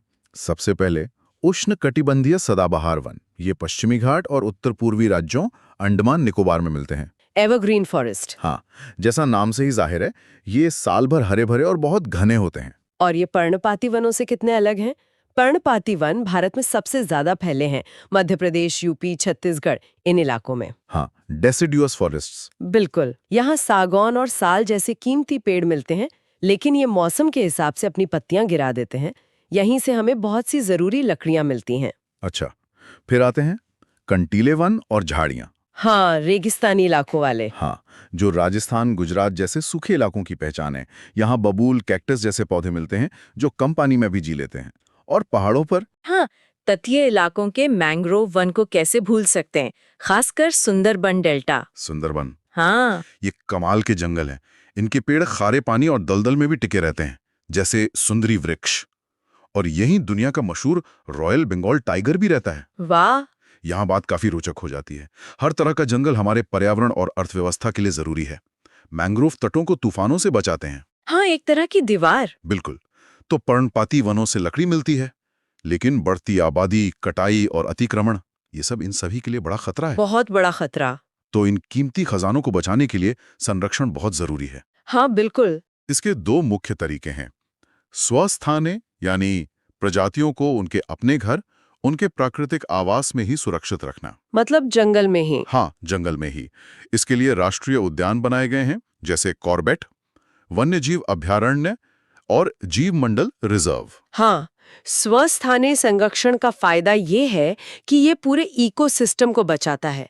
सिर्फ जानवर या पौधा नहीं, बल्कि उसका पूरा घर, पूरा माहौल। सही। दूसरा तरीका है परस्थानीय संरक्षण, जिसमें प्रजातियों को उनके प्राकृतिक आवास से बाहर लाकर सुरक्षित जगह पर रखा जाता है, जैसे चिड़ियाघर, जू वगैरह। हाँ, या वनस्पति उद्यान या फिर बीज बैंक। ये उन प्रजातियों के लिए हम कह सकते हैं एक तरह की जीवन रक्षक नाव है, जो अपने असली घर में शायद बचने की कगार पर है। अच्छा, एक बैकअप प्लान जैसा। बिल्कुल, एक बैकअप। भारत सरकार ने इस दिशा में कई महत्वपूर्ण कदम उठाए हैं। वन्यजीव संरक्षण अधिनियम 1972, इसने शिकार पर रोक लगाई और संरक्षित क्षेत्रों को कानूनी मान्यता दी। हाँ, ये बहुत महत्वपूर्ण कानून है।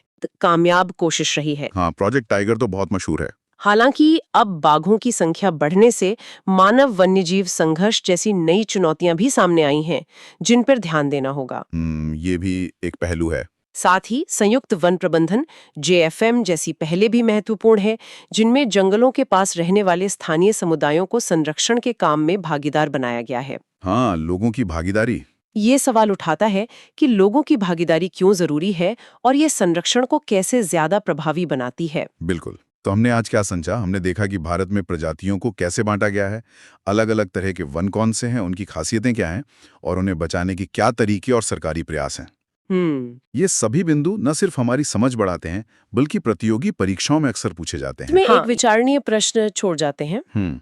आज विकास का दबाव लगातार बढ़ रहा है। हाँ। ऐसे में भारत भविष्य के लिए प्राकृतिक संसाधनों के इस्तेमाल और जैव विविधता के प्रभावी संरक्षण के बीच वो सही संतुलन कैसे बना सकता है? ये एक बड़ा सवाल है। और सरकारी कोशिशों के अलावा हम और आप, मतलब एक व्यक्ति के तौर पर, इसमें क्या भूमिका निभा सकते हैं, इस पर जरूर सोचिएगा। है भारत में वन और वन्य जीव संरक्षण, और इसमें भी खास तौर पर स्थानीय समुदायों की क्या भूमिका रही है। जी हाँ। ये टॉपिक ना सिर्फ हमारे पर्यावरण के लिए जरूरी है, बल्कि कक्षा 10वीं बोर्ड SSC, UPSC और जो भी राज्य स्तरीय प्रतियोगी परीक्षाएं होती हैं, उनके लिए भी बहुत महत्वपूर्ण है। बिल्कुल।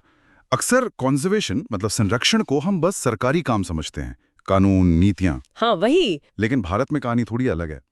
देखिए, शुरू में ऐसा था कि जंगलों पर सरकार का काफी सख्त नियंत्रण था। हाँ। और जो स्थानीय लोग थे, जो वहीं रहते थे, उन्हें कई बार वन संसाधनों से मतलब जंगल की चीजों से दूर रखा जाता था, एक तरह से बाहरी माना जाता था। लेकिन ये सोच शायद प्रैक्टिकल नहीं थी, है ना? मतलब जो लोग जंगल में या उसके आसपास पीढ़ियों से रह रहे हैं, उन्हें आप कैसे अलग रख सकते हैं? सही कहा। बहुत जल्दी ये बात समझ में आ गई कि भाई इनके बिना मतलब स्थानीय समुदायों की भागीदारी के बिना सही मायने में संरक्षण हो ही नहीं सकता, टिकाऊ नहीं हो सकता। तो यहीं से सोच बदली? हाँ, यहीं से वो बड़ा बदलाव आया कि वन को लोगों से बचाना नहीं है, बल्कि लोगों के साथ मिलकर बचाना है। लोगों के साथ मिलकर। जी। ये बहुत बड़ा शिफ्ट है। जी।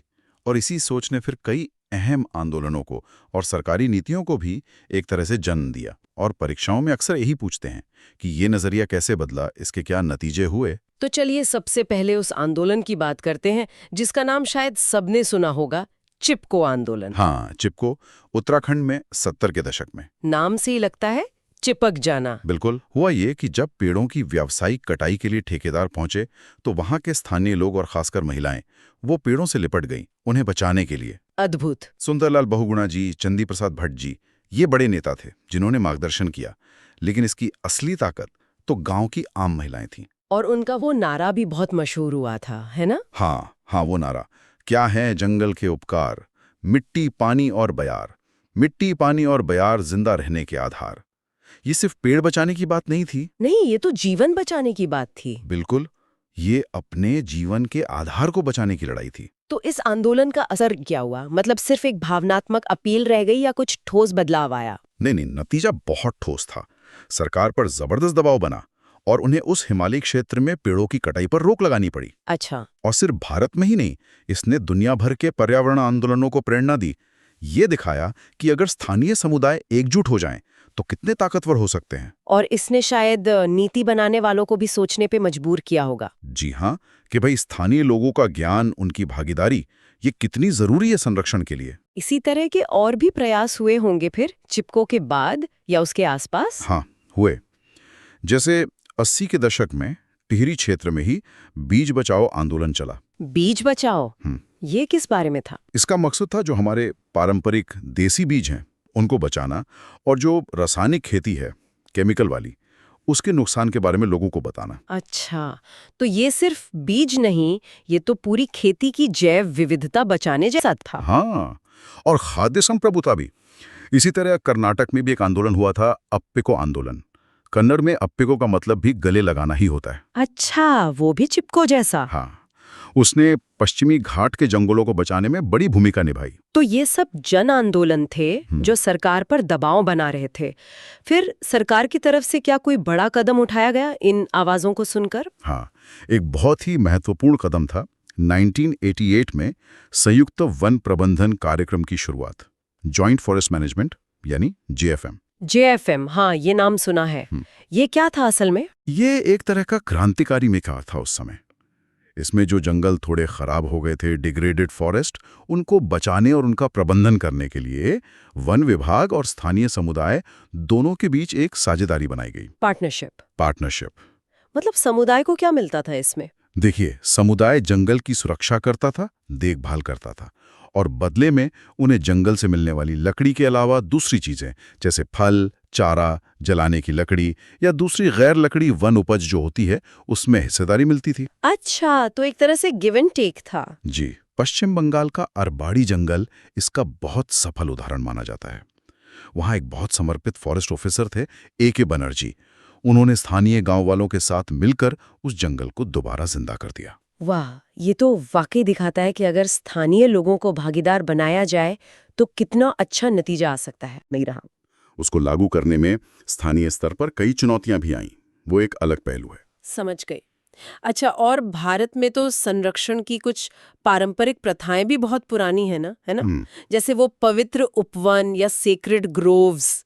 अरे हाँ, सेक्रेड ग्रोव्स या देववन, ये तो भारत की प्राचीन संरक्षण परंपरा का एक अद्भुत उदाहरण है। ये क्या होते हैं असल में? ये जंगल के ऐसे हिस्से होते हैं जिन्हें स्थानीय समुदाय अपनी धार्मिक आस्था की वजह से पूजनीय मानते हैं, पवित्र मानते हैं, और इसलिए उनकी रक्षा करते हैं। वहां पेड़ काटना, शिकार करना, ये सब मना होता है। अच्छा, जैसे कोई उदाहरण? बहुत है। जैसे मेघालय की खासी जयंतिया पहाड़ियों में है, राजस्थान में बिश्नोई समुदाय है जो खेजड़ी के पेड़ और काले हिरण की सदियों से रक्षा करते आ रहे हैं। ये पवित्र उपवन जो हैं, ये असल में जैव विविधता के छोटे छोटे हॉटस्पॉट बन गए हैं। मतलब ये दिखाता है कि संरक्षण हमारी संस्कृति में ही कहीं ना कहीं मौजूद रहा है। बिल्कुल, ये हमारी संस्कृति में रचा बसा है। तो ये जितने भी उदाहरण हमने देखे, चाहे वो चिपको जैसा आंदोलन हो या जेएफएम जैसी सरकारी पहल हो या फिर पवित्र उपवन जैसी पारंपरिक प्रथाएं हो, इन सबके पीछे एक कॉमन सोच नजर आती है। वो है सतत प्रबंधन की, सस्टेनेबल मैनेजमेंट की। हाँ, बिल्कुल सही कहा, सतत प्रबंधन। इसका मतलब यही है कि हम संसाधनों का, रिसोर्सेज का इस्तेमाल इस तरह से करें कि वो हमारी आज की ज़रूरतें भी पूरी करें और आने वाली पीढ़ियों के लिए भी सुरक्षित रहें, और ऐसा करते हुए पर्यावरण को कम से कम नुकसान पहुंचे। और इसमें क्या क्या शामिल होता है? इसमें देखिए, वनीकरण यानी पेड़ लगाना शामिल है, वन्य जीवों की जो लुप्त प्राय प्रजातियां हैं उनको बचाना शामिल है, और सबसे जरूरी जिसकी हम बात कर रहे हैं, स्थानीय समुदायों की सक्रिय भागीदारी, एक्टिव पार्टिसिपेशन। और हमारी राष्ट्रीय वन नीति भी शायद इसी पर जोर देती है। जी हाँ, भारत की जो राष्ट्रीय वन नीति है 1988 वाली, वो इसी सतत प्रबंधन पर जोर देती है। और उसका लक्ष्य भी यही है कि देश के करीब 1/3 मतलब 33% हिस्से पर वन क्षेत्र बना रहे। तो कुल मिलाकर हम ये कह सकते हैं कि भारत में वनों को बचाने की कहानी सिर्फ सरकारी कानूनों की कहानी नहीं है। नहीं, बिल्कुल नहीं। ये स्थानीय समुदायों की भागीदारी, उनकी अपने ज्ञान, उनके आंदोलनों और उनकी पारंपरिक प्रथाओं की भी कहानी है। और प्रतियोगी परीक्षाओं के नजरिए से देखें तो चिपको, जेएफएम, पवित्र उपवन, सतत प्रबंधन, ये सारे कॉन्सेप्ट्स बहुत ही महत्वपूर्ण। जल, बिल्कुल। हमारे पास जल संसाधनों और उनकी कमी से जुड़े कुछ बहुत जरूरी नोट्स हैं। और ये विषय मतलब जो भी स्टूडेंट्स 10वीं बोर्ड एसएससी या यूपीएससी की तैयारी कर रहे हैं उनके लिए तो बहुत ही महत्वपूर्ण है। तो चलिए इस विषय को आज जरा गहराई से समझते हैं कि पृथ्वी पर इतना पानी होते हुए भी इस्तेमाल करने लायक पानी इतना कम क्यों है। और ये सिर्फ कमी की बात नहीं है, ये उसके प्रबंधन, उसके प्रदूषण और भविष्य की चुनौतियों को समझने के बारे में भी है। चलिए सबसे हैरान करने वाली बात से शुरू करते हैं। हाँ, पृथ्वी पर जो कुल पानी है उसमें से 97% तो वो समुद्रों में है, जो खारा है, मतलब किसी काम का नहीं। बिल्कुल। और 2% ग्लेशियरों में जमा हुआ है। तो बचा सिर्फ 1%। बस 1%। यही वो मीठा पानी है जो हमारे पीने, खेती और रोज के कामों के लिए उपलब्ध है। और यहाँ एक दिलचस्प बात यह है कि पानी एक नवीकरणीय संसाधन है। मतलब ये खत्म नहीं होता। एक तरह से हाँ, ये जो जल चक्र होता है, हाइड्रोलॉजिकल साइकिल। अच्छा, भाप बनकर ऊपर जाना, फिर बारिश बनकर नीचे आना। बिल्कुल, उससे ये खुद को साफ और रिसाइकिल करता रहता है। लेकिन असली समस्या है इसके बंटवारे की। वो कैसे? भारत का उदाहरण लेते हैं। हमारे पास दुनिया का सिर्फ 4% मीठा पानी है। सिर्फ 4%? हाँ, लेकिन हमें दुनिया की 17% आबादी का पेट भरना है। और ऊपर से ज्यादातर बारिश मॉनसून के कुछ ही महीनों में हो जाती है। एक मिनट, अगर पानी नवीकरणीय है, मतलब खुद ब खुद रिसाइकिल होता है, तो फिर हमें कमी का सामना करना ही क्यों पड़ रहा है? यही तो सबसे बड़ा सवाल है। और इसके कई बड़े कारण हैं। जैसे? पहला है अत्यधिक शोषण, मतलब जरूरत से ज्यादा इस्तेमाल। जी, बढ़ती आबादी और खासकर खेती की जरूरतों की वजह से जमीन के नीचे का पानी मतलब भूजल बहुत तेजी से निकाला जा रहा है। मैंने सुना है पंजाब, हरियाणा में तो हालत बहुत खराब है। खतरनाक रूप से। वहां भूजल का स्तर बहुत नीचे गिर गया है। और दूसरा कारण प्रदूषण होगा, है ना? बिल्कुल, उद्योगों से निकलने वाला कचरा, खेती के रसायन और हमारे घरों का गंदा पानी भी। हाँ, बिना साफ किया हुआ सीवेज का पानी, ये सब हमारी नदियों जैसे गंगा और यमुना को प्रदूषित कर रहा है। तो इससे जो पानी उपलब्ध है भी वो इस्तेमाल के लायक ही नहीं बचता। वो जहर बन जाता है।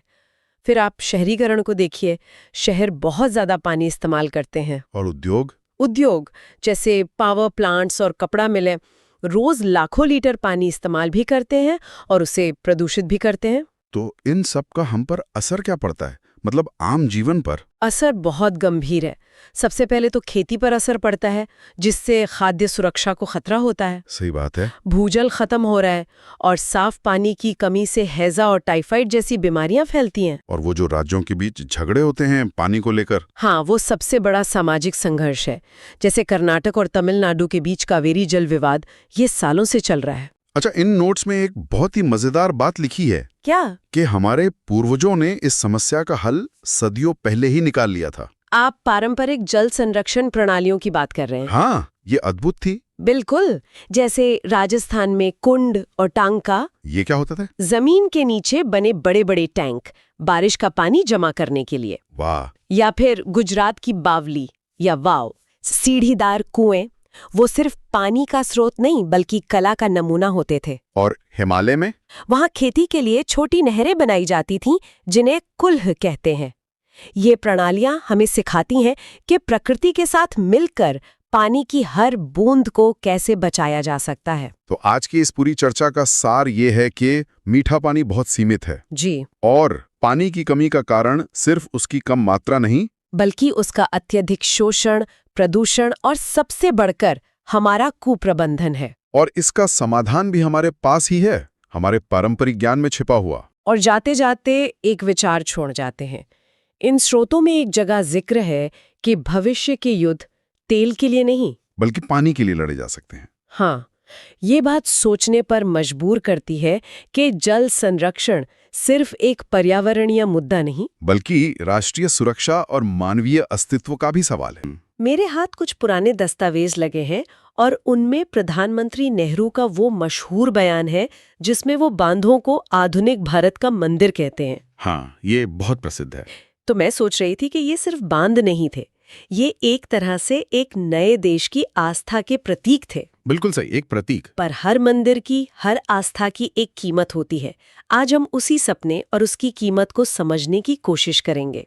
इसके लिए हमें 1947 के दौर में लौटना होगा। सोचिए, एक नया देश है जो गरीबी और भुखमरी से जूझ रहा है। हाँ, और तब ये विचार आया कि इन बहती नदियों को बांधकर देश की किस्मत बदली जा सकती है। इसी को कहा गया बहुउद्देशीय परियोजनाएं। बहुउद्देशीय मतलब एक से ज्यादा उद्देश्य। जी, जैसे खेतों के लिए पानी, घरों के लिए बिजली और शायद बाढ़ से भी सुरक्षा। बिल्कुल, एक तीर से कई निशाने, और इसका असर कह सकते हैं किसी जादू जैसा था। अच्छा, कोई उदाहरण है इसका? भाखड़ा नांगल परियोजना को ही ले लीजिए। उसने पंजाब और हरियाणा की जो सूखी जमीन थी उसे इतना पानी दिया कि वो इलाका देश का अनाज का भंडार बन गया। ये तो कमाल है। और एक दिलचस्प बात और है, उसी बांध से पैदा होने वाली सस्ती बिजली ने वहां हजारों छोटे छोटे उद्योगों को जन्म दिया। तो इसलिए सिर्फ खेती नहीं, पूरी अर्थव्यवस्था ही बदल दी। वाह, मतलब ये सिर्फ सिंचाई तक सीमित नहीं था। और ये बिजली, ये बनती कैसे थी? सोचिए, नदी की पूरी ताकत को एक बहुत ही संकरे रास्ते से छोड़ा जाता है। अच्छा। वो पानी का जबरदस्त दबाव जब टरबाइन पर पड़ता है तो वो घूमने लगती है और बस उसी से बिजली बनती है। ओडिशा का हीराकुंड बांध आज भी यही काम कर रहा है। तो मतलब पानी से खेत हरे भरे हो गए, बिजली से शहर रोशन। लेकिन पानी का एक और रूप भी तो है, विनाशकारी, बाढ़ का। सही बात है। क्या इन मंदिरों ने उस विनाश को भी रोका? कोशिश तो यही थी। देखिए, दामोदर नदी को कभी बंगाल का शोक कहा जाता था। हाँ, मैंने पढ़ा है इसके बारे में। हर साल तबाही लाती थी। बिल्कुल, दामोदर घाटी परियोजना ने उस पर काफी हद तक लगाम लगाई। तो एक तरफ इन बांधों ने पानी के वरदान को बढ़ाया और दूसरी तरफ उसके अभिशाप को कम किया। ये तो कहानी का एक बहुत ही शानदार पहलू है। लेकिन जैसा हमने शुरू में कहा था, हर सपने की एक कीमत होती है। इन इतने बड़े बड़े बांधों की क्या कीमत चुकानी पड़ी? कीमत बहुत बड़ी थी और उसे चुकाया उन लोगों ने जिनके घर और खेत इन बांधों के पीछे जो जलाशय बने उनमें हमेशा के लिए डूब गए। सरदार सरोवर बांध का मामला देखिए। हजारों आदिवासी परिवारों को अपनी जमीन, अपना जंगल, मतलब अपनी पूरी दुनिया छोड़नी पड़ी। और शायद इसी दर्द से नर्मदा बचाओ आंदोलन का जन्म हुआ था। एकदम, जिसका नेतृत्व मेधा पाटकर ने किया। तो क्या हम ये कह सकते हैं कि जिन लोगों के गांव डूबे, उनके लिए ये विकास नहीं बल्कि एक तरह से विनाश था? यही तो इस कहानी का सबसे बड़ा द्वंद्व है। और सिर्फ यही नहीं, पर्यावरण को भी बहुत भारी नुकसान हुआ। जैसे कि हजारों एकड़ जंगल डूब गए, नदी का पूरा इकोसिस्टम तबाह हो गया। और कुछ विशेषज्ञ ये भी मानते हैं कि इतने बड़े जलाशयों के दबाव से उस इलाके में भूकंप का खतरा भी बढ़ जाता है। लेकिन यहाँ एक सवाल मेरे मन में आता है। उस वक्त, मतलब 1950 और 60 के दशक में, क्या विकास की जरूरत इतनी ज्यादा नहीं थी कि पर्यावरण की चिंता को नजरअंदाज करना एक मजबूरी जैसी थी? ये बहुत जरूरी सवाल है।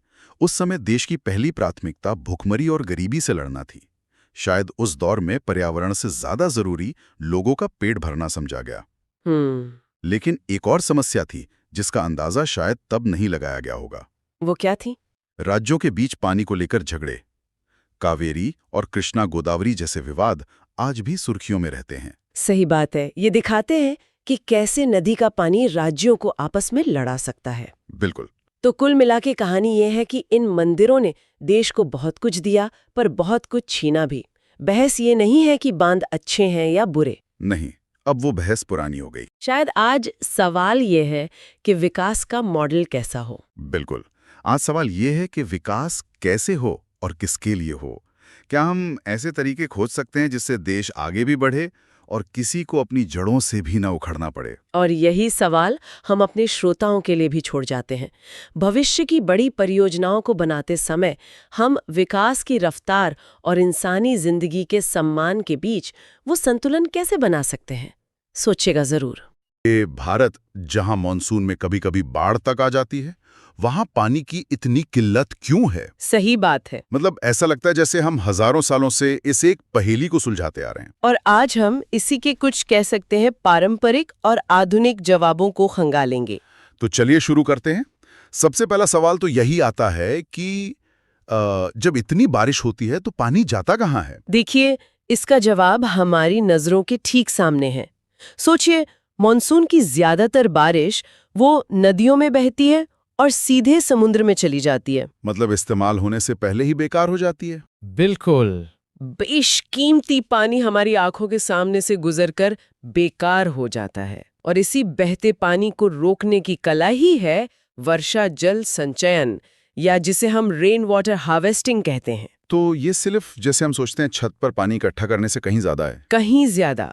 इसका असली मकसद है जमीन के नीचे के जल स्तर को वापस भरना, मतलब ग्राउंड वाटर रिचार्ज। अच्छा। जब हम बारिश का पानी जमीन में वापस भेजते हैं तो एक तरह से हम भविष्य के लिए एक बैंक अकाउंट बना रहे हैं। और शहरों में ये कैसे होता है? शहरों में इसका सबसे आम तरीका है रूफटॉप हार्वेस्टिंग।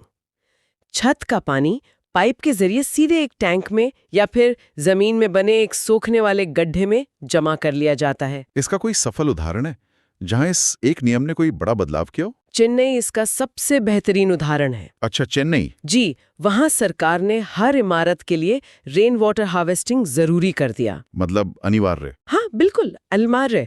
शुरू में लोगों ने थोड़ी आनाकानी की, लेकिन कुछ ही सालों में जो नतीजे आए वो चौंकाने वाले थे।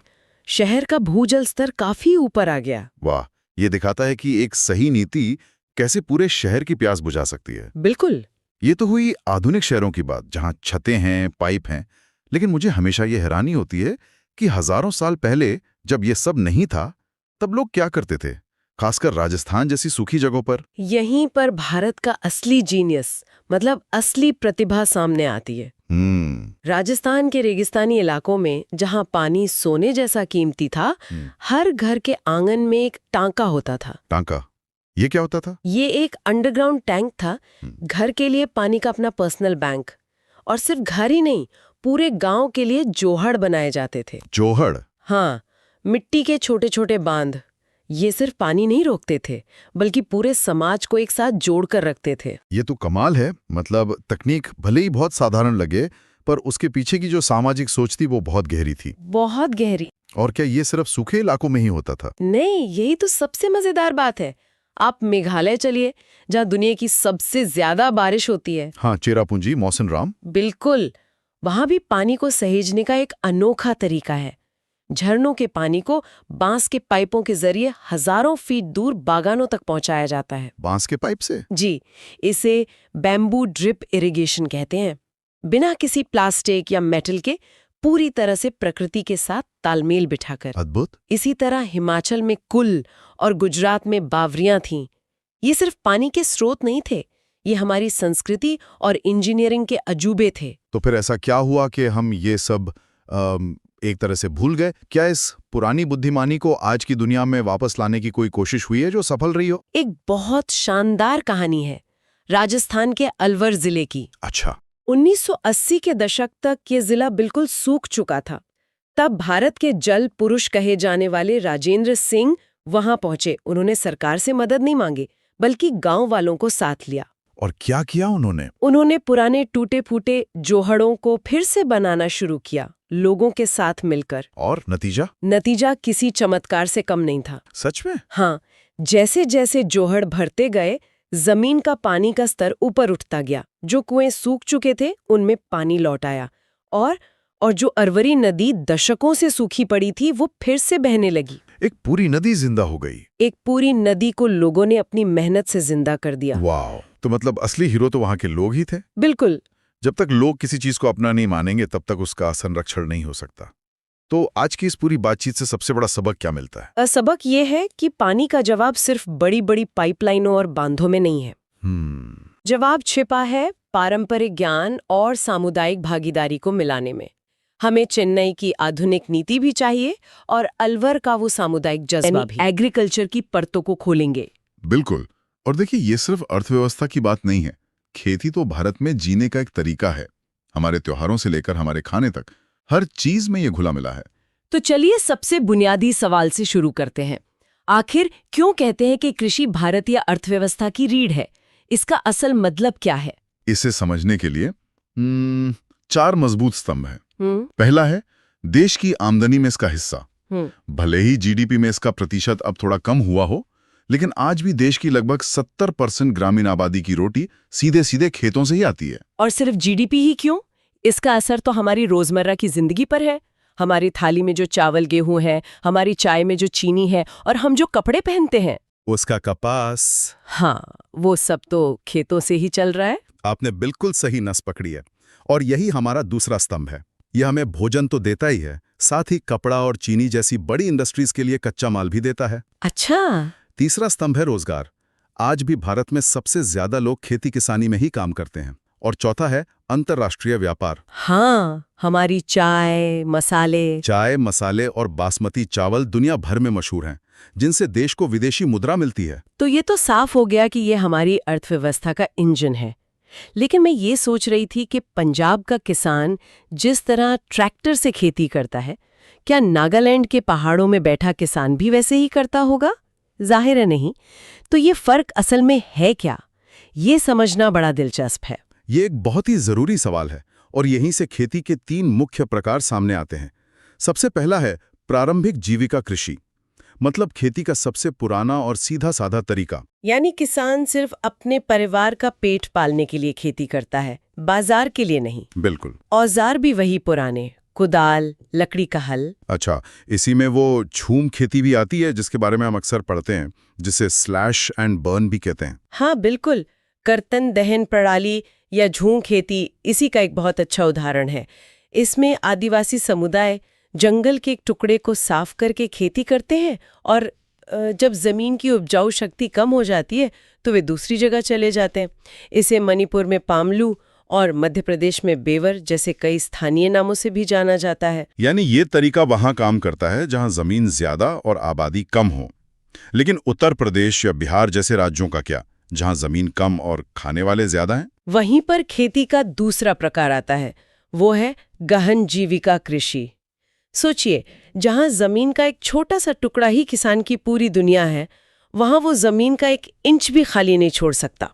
वो ज्यादा से ज्यादा सिंचाई और मेहनत करके उसी छोटे से खेत से साल भर का अनाज निकालने की कोशिश करता है। चावल और गेहूं इसकी मुख्य फसलें हैं।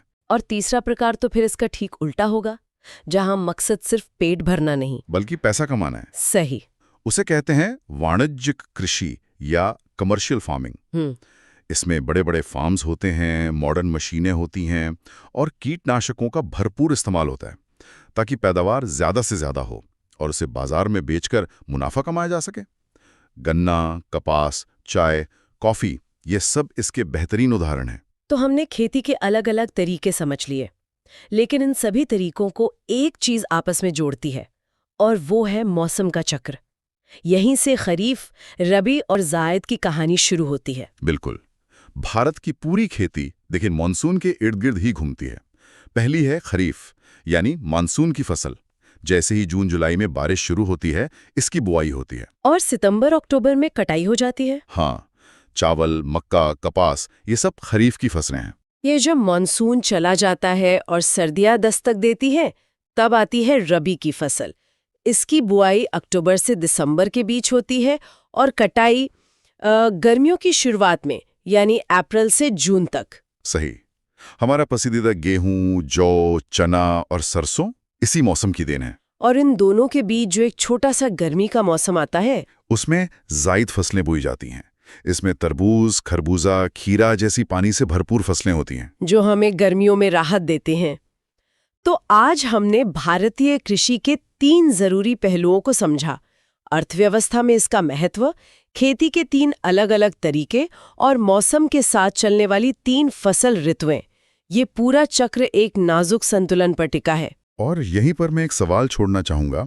हमने देखा कि हमारी खेती और हमारा जीवन मिट्टी, तापमान और सबसे ज़्यादा बारिश पर कितना निर्भर है। ऐसे में जब हम जलवायु परिवर्तन या क्लाइमेट चेंज की बात सुनते हैं, तो ये सोचना कितना ज़रूरी हो जाता है कि इस बदलते मौसम का हमारे खेतों, हमारी फसलों और करोड़ों किसानों के जीवन पर क्या और कितना गहरा असर पड़ सकता है। भारत के सबसे पसंदीदा अनाज से, यानी चावल से। हाँ, चावल। ये भारत की सबसे बड़ी खरीफ फसल है। आप समझिए, देश की आधी से ज्यादा आबादी इसी पर निर्भर है। अच्छा। और इसे उगने के लिए चाहिए बहुत ज्यादा गर्मी और पानी। कितनी गर्मी और कितना पानी लगभग? सोचिए, लगभग 25 डिग्री सेल्सियस से ज्यादा का तापमान और बारिश भी बहुत भारी। ओह, इसलिए है पूर्वी और दक्षिणी भारत, जैसे पश्चिम बंगाल, बिहार और जो तटीय इलाके हैं, वहाँ खूब उगता होगा। बिल्कुल। 1 मिनट, यहाँ मेरे मन में एक सवाल आ रहा है। हाँ, पूछिए। जब भी हम चावल की बात करते हैं तो पंजाब और हरियाणा का नाम सबसे पहले आता है। आता है। लेकिन वहाँ तो इतनी बारिश नहीं होती, फिर वहाँ चावल की इतनी खेती कैसे? क्या ये हमेशा से होता आया है? बहुत अच्छा सवाल है ये। नहीं, ये हमेशा से नहीं था। ये एक नई कहानी है। अच्छा। हाँ, और इस कहानी का नाम है हरित क्रांति। ओह, हरित क्रांति। पंजाब और हरियाणा में नहरों और ट्यूबवेल का एक जबरदस्त नेटवर्क है, मतलब सिंचाई की सुविधाएं। तो उस सिंचाई की वजह से वहाँ चावल उगाना मुमकिन हुआ। बिल्कुल। तकनीक ने वहां भूगोल की सीमाओं को काफी हद तक बदल दिया। लेकिन इसकी कोई कीमत भी तो चुकानी पड़ी होगी। हाँ, बिल्कुल। सबसे बड़ी कीमत यह है कि जमीन के नीचे पानी का स्तर बहुत तेजी से गिर रहा है। समझ गई। तो चावल को बहुत पानी चाहिए, लेकिन भारत के वो हिस्से जहाँ इतनी बारिश या सिंचाई नहीं है, वहाँ के लिए कौन सी फसल सबसे अहम है? वहां आता है गेहूं। गेहूं? हाँ, खासकर उत्तर और पश्चिमी भारत का मुख्य भोजन। ये एक रबी फसल है। मतलब इसे सर्दियों में बोते हैं? बिल्कुल। इसे सर्दियों की ठंडी और नम हवा पसंद है और पकते समय तेज खिली हुई धूप चाहिए। और पानी? इसे चावल के मुकाबले काफी कम पानी चाहिए, बस हल्की फुल्की बारिश ही काफी है। असल में हरित क्रांति का असली हीरो तो गेहूं ही था। अच्छा, इसी की वजह से देश अनाज के मामले में आत्मनिर्भर बन पाया। एकदम। आजकल मैं बाजार में देख रही हूँ कुछ पुराने अनाज जिन्हें मोटा अनाज कहते हैं। हाँ, मिलेट्स। हाँ, मिलेट्स, जैसे ज्वार, बाजरा, रागी, ये सब सुपर फूड के नाम से बिक रहे हैं। सही बात है। मुझे याद है बचपन में मेरी दादी रागी की रोटी बनाती थी और आज वही रागी महंगे हेल्थ स्टोर्स में मिल रही है। इनकी क्या कहानी है? हाँ, वक्त सच में बदल गया है।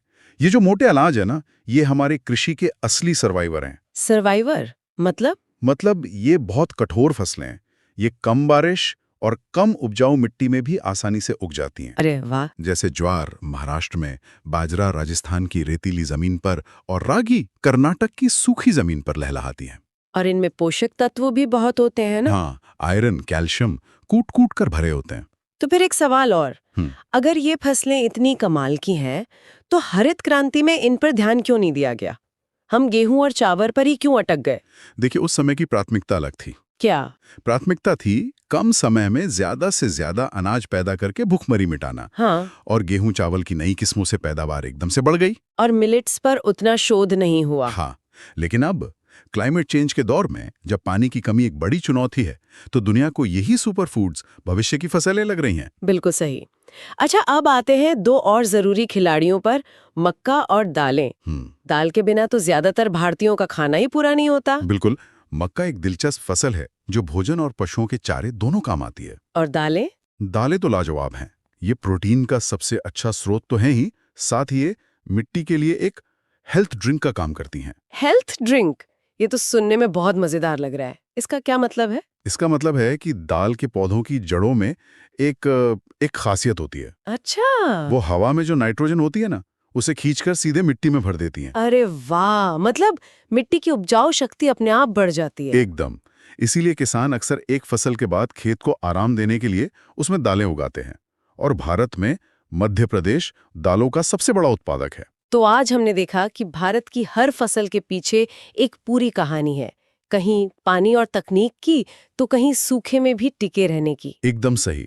ये सिर्फ ज्योग्राफी नहीं है, बल्कि जरूरत और इंसान की मेहनत की कहानी भी है। और परीक्षा के लिए इन फसलों की जरूरतें और मुख्य उत्पादक राज्यों को याद रखना जरूरी है। हाँ, लेकिन उनके पीछे के क्यों को समझना भी उतना ही अहम है, रटना नहीं है। बिल्कुल। हम देखेंगे कि गन्ना, कपास और जूट जैसी फसलें कैसे देश के आर्थिक ताने बाने को बुनती हैं। और फिर हरित और श्वेत क्रांति जैसे बड़े कदमों ने कैसे काम किया। बिल्कुल, उन्होंने न केवल उत्पादन बढ़ाया, बल्कि किसानों के जीवन को बदलने की एक नींव भी रखी। तो चलिए शुरुआत गन्ने से करते हैं, चीनी और गुड़ का मुख्य स्रोत। हाँ, जिसके लिए गर्म और नम जलवायु चाहिए। और इसमें उत्तर प्रदेश का नाम सबसे पहले आता है ना? हाँ, यूपी सबसे बड़ा उत्पादक है और भारत दुनिया में ब्राजील के बाद दूसरे स्थान पर है। यहाँ एक दिलचस्प बात है, हर फसल की अपनी एक अलग पहचान और जरूरत होती है। सही कहा। जैसे कपास को ही ले लीजिए।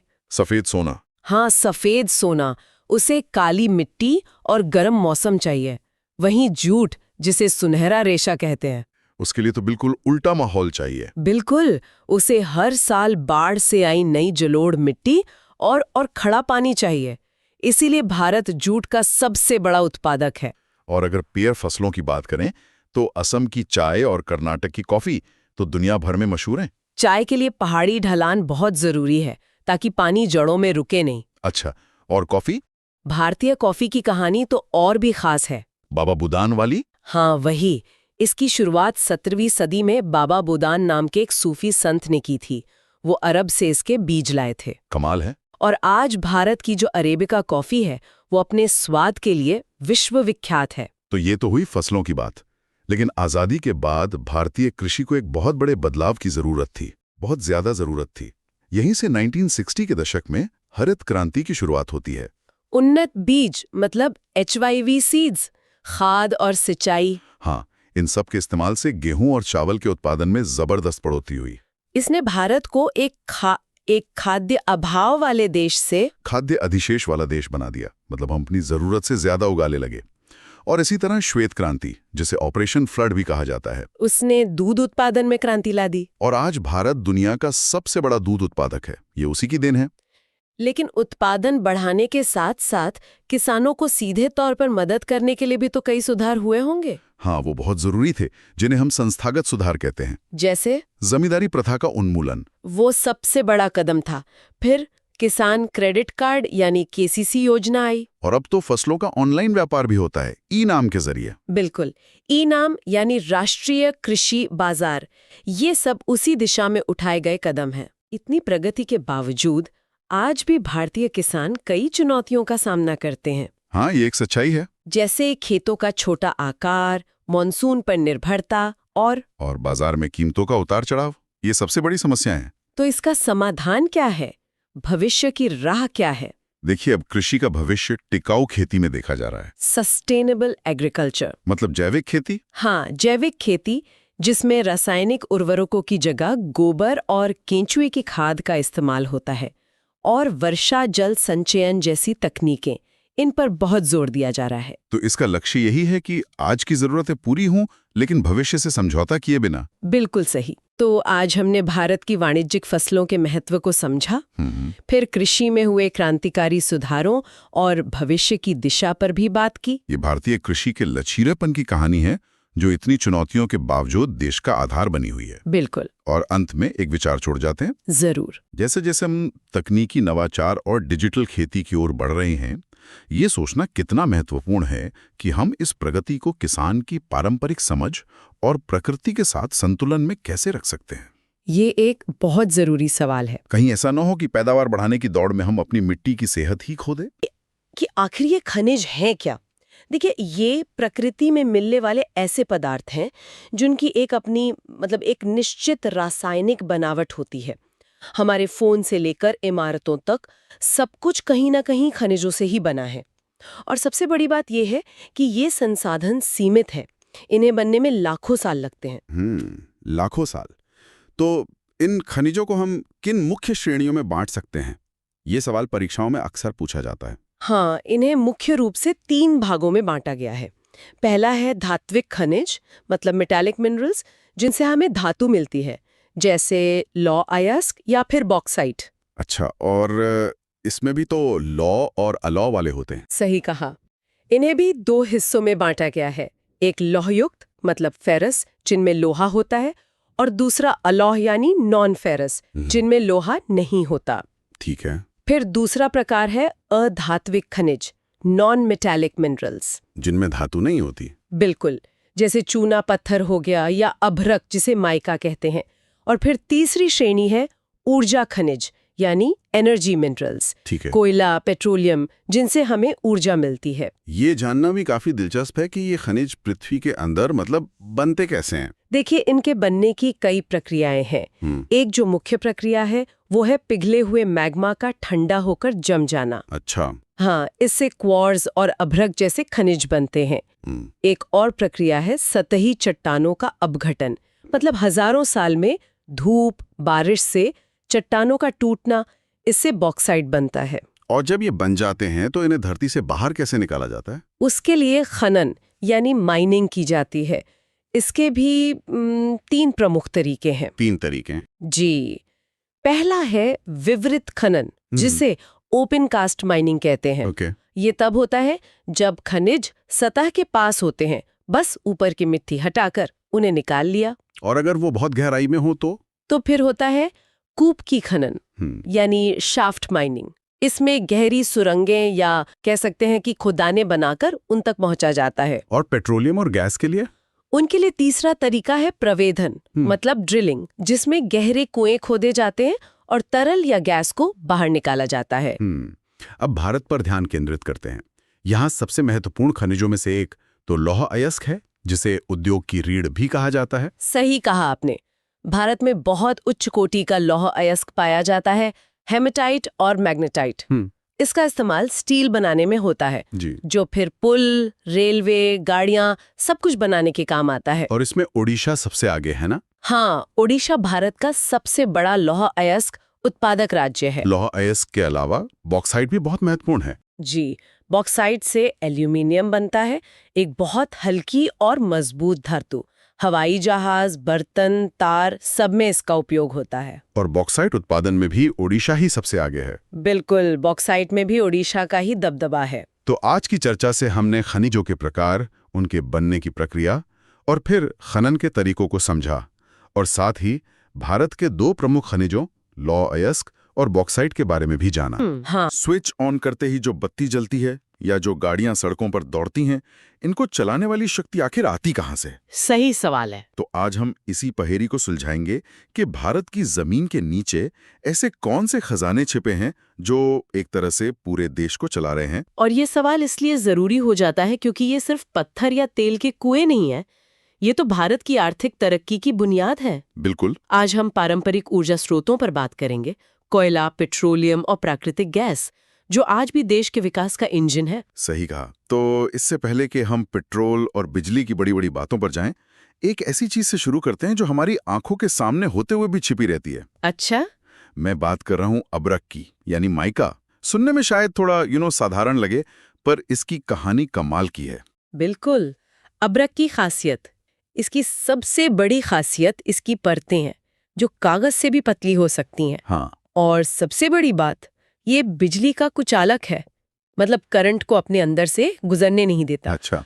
और कमाल तो ये है कि हमारे हर इलेक्ट्रॉनिक गैजेट, हर बल्ब के अंदर अबरक की एक छोटी सी परत होती है, जो उसे शॉर्ट सर्किट से बचाती है। एग्जैक्टली। वाह, मतलब जब हम अपने घर का बल्ब बदलते हैं या फोन इस्तेमाल करते हैं, तो उसमें भारत के किसी कोने की खदान का एक छोटा सा हिस्सा होता है। ये तो मैंने कभी सोचा ही नहीं था। और ऐसा ही एक और कह सकते हैं गुमनाम हीरो है चूना पत्थर, लाइमस्टोन।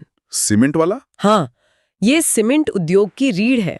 इसके बिना ना घर बनेंगे ना पुल, और साथ ही ये स्टील बनाने में एक फ्लक्स का काम करता है। फ्लक्स वो क्या होता है? मतलब एक क्लीनिंग एजेंट जो पिघले हुए लोहे से गंदगी और अशुद्धियों को बाहर निकालता है। अच्छा, तो ये तो वो खनिज जो देश का ढांचा बनाते हैं, सीमेंट और स्टील। लेकिन इस ढांचे को चलाने के लिए, इसमें जान फूंकने के लिए ऊर्जा चाहिए। और भारत में ऊर्जा की कहानी शुरू होती है काले सोने से, कोयला। हाँ, और यहीं पर मतलब भारत की एक बड़ी ऊर्जा चुनौती छिपी है। वो कैसे? देखिए, कोयले की जो क्वालिटी है वो उसके कार्बन पर निर्भर करती है। जितना ज्यादा कार्बन, उतनी ज्यादा ऊर्जा और उतना ही कम धुआं। सबसे अच्छा कोयला होता है एंथ्रासाइट, जिसमें 95% तक कार्बन होता है। लेकिन मुश्किल ये है कि ये भारत में ना के बराबर है। अच्छा, सिर्फ जम्मू कश्मीर के कुछ इलाकों में है ना? बिल्कुल, सिर्फ वहीं मिलता है। एक मिनट, अगर हमारे पास सबसे अच्छा कोयला है ही नहीं, तो इसका मतलब हमारी इंडस्ट्री और पावर प्लांट हमेशा क्वालिटी से समझौता करते हैं, या फिर हम इसका कोई तोड़ निकालते हैं? यही तो दुविधा है। हम सबसे ज्यादा इस्तेमाल करते हैं बिट्यूमिनस कोयला। ओके। इसमें कार्बन तो ठीक ठाक होता है, लेकिन सल्फर जैसी अशुद्धियां भी ज्यादा होती हैं। और यही वजह है कि हमारे थर्मल पावर प्लांट्स प्रदूषण का एक बड़ा स्रोत बन जाते हैं। तो इसका तोड़ क्या है? इसका तोड़ या तो टेक्नोलॉजी से प्रदूषण को काबू करना है, या फिर अपनी ऊर्जा सुरक्षा के लिए महंगा, अच्छी क्वालिटी का कोयला दूसरे देशों से खरीदना। और ये मिलता कहाँ है? मैंने गोंडवाना क्षेत्रों के बारे में काफी सुना है। सही। भारत का ज्यादातर कोयला गोंडवाना चट्टानों में ही मिलता है। ये बहुत पुरानी है शायद। बहुत पुरानी। ये वो चट्टानें हैं जो करीब 25 करोड़ साल पहले बनी थीं।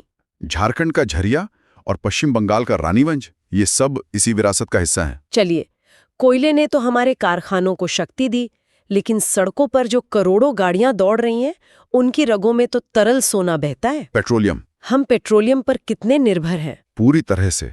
और हमारे तरल सोने का सबसे बड़ा खजाना जमीन पर नहीं बल्कि समंदर में है। बम्बई हाई। हाँ, ये तो मैंने सुना है। ये है भारत के कुल उत्पादन का लगभग 2/3 हिस्सा देता है।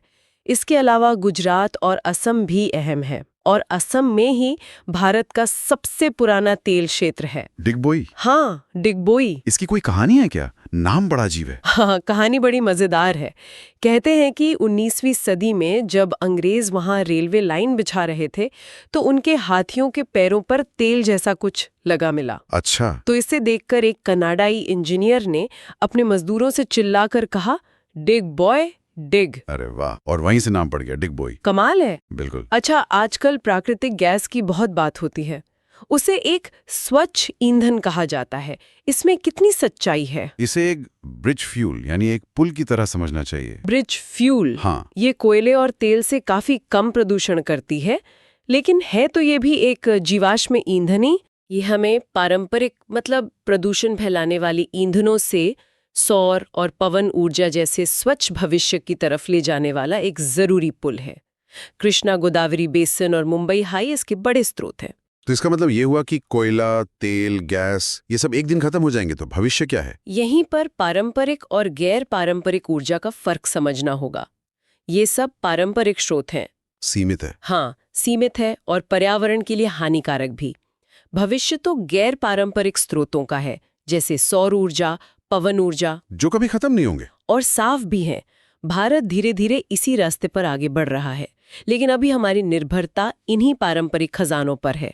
तो आज हमने देखा कि कैसे करोड़ों साल पहले दबे हुए पेड़ पौधे और जीव आज कोयले और तेल के रूप में हमारे आधुनिक जीवन को शक्ति दे रहे हैं। ये एक अविश्वसनीय यात्रा है। इस पर सोचिएगा जरूर। जब हम एक बटन दबाकर बत्ती जलाते हैं, तो हम अनजाने में उन पौधों और समुद्री जीवों की ऊर्जा का इस्तेमाल कर रहे होते हैं जो लाखों साल पहले धरती पर मौजूद थे।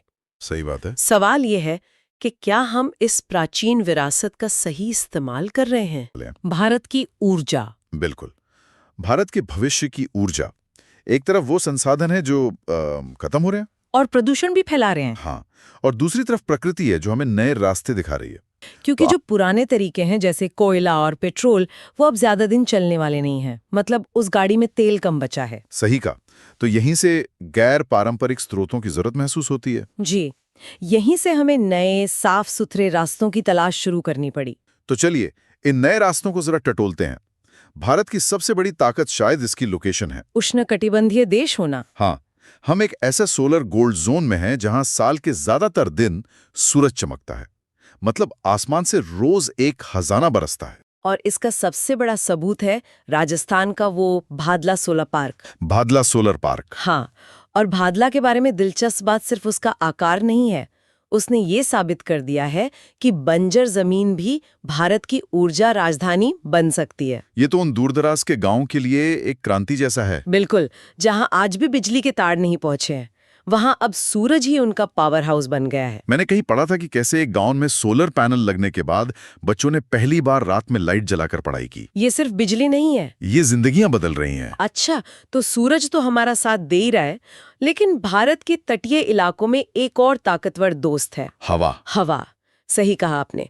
भारत की जो इतनी लंबी तटरेखा है और जो मानसूनी हवाएं चलती हैं, वो पवन ऊर्जा के लिए एक आदर्श माहौल बनाती हैं। तमिलनाडु जैसे राज्य इसमें सबसे आगे हैं, है ना? जी, तमिलनाडु इसमें अगुवाई कर रहा है। और पवन ऊर्जा की सबसे अच्छी बात यह है कि ये उस बंजर या तटीय जमीन का शानदार इस्तेमाल है जहां खेती करना मुश्किल होता है। मतलब जमीन का भी इस्तेमाल और मुफ्त की बिजली भी। बिल्कुल। और शहरों से दूर गांवों में तो एक और ही कमाल का जुगाड़ चल रहा है। बायोगैस। हाँ, बायोगैस।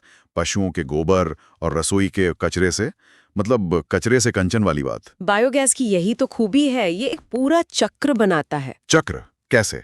देखिए, कचरे से गैस बनी, जिससे चूल्हा जला और जो पदार्थ पीछे बच गया वो खेतों के लिए बेहतरीन जैविक खाद बन गया। वाह, मतलब कुछ भी बर्बाद नहीं होता। सब कुछ काम आ जाता है। इन सब के अलावा एक और शक्तिशाली विकल्प है परमाणु ऊर्जा, यूरेनियम और थोरियम से बनने वाली ऊर्जा। और यहाँ एक हैरान करने वाली बात है, भारत के पास दुनिया का सबसे बड़ा थोरियम का भंडार है। सबसे बड़ा? जी, जो केरल की समुद्री रेत में छिपा है। ये भारत के लिए एक तरह से एक न्यूक्लियर जैकपॉट है, जो भविष्य में हमारी ऊर्जा सुरक्षा की गारंटी बन सकता है। तारापुर और कल्पक्कम जैसे प्लांट्स का नाम तो सबने सुना ही है। बिल्कुल, ये प्लांट हमारी कोयले पर निर्भरता को बहुत कम कर सकते हैं। लेकिन ये एक ऐसी ताकत है जिसके साथ बहुत बड़ी जिम्मेदारी भी आती है। सुरक्षा और सावधानी की सबसे ऊपर। अच्छा, ये तो हुई ऊर्जा पैदा करने की बात। लेकिन इन सब चीजों को बनाने के लिए, चाहे सोलर पैनल हो या न्यूक्लियर प्लांट, हमें खनिजों की जरूरत पड़ती है। और यहाँ एक बड़ी समस्या सामने आती है। हाँ, और समस्या ये है कि ये खनिज सीमित है, लिमिटेड है। इन्हें बनने में लाखों साल लगते हैं। बिल्कुल, ये ऐसा है जैसे हम अपनी पुश्तैनी तिजोरी एक ही दिन में खाली कर दें। अगर आज हमने सब कुछ इस्तेमाल कर लिया तो आने वाली पीढ़ियों के लिए क्या बचेगा? ये तो वाकई एक गंभीर सवाल है। तो फिर इसका हल क्या है? हम इस खजाने को लूटने से कैसे रोक सकते हैं? इसके लिए 3 मुख्य रास्ते हैं। पहला है पुनर्चक्रण। पुनर्चक्रण मतलब रिसाइकलिंग। हाँ, रिसाइकलिंग।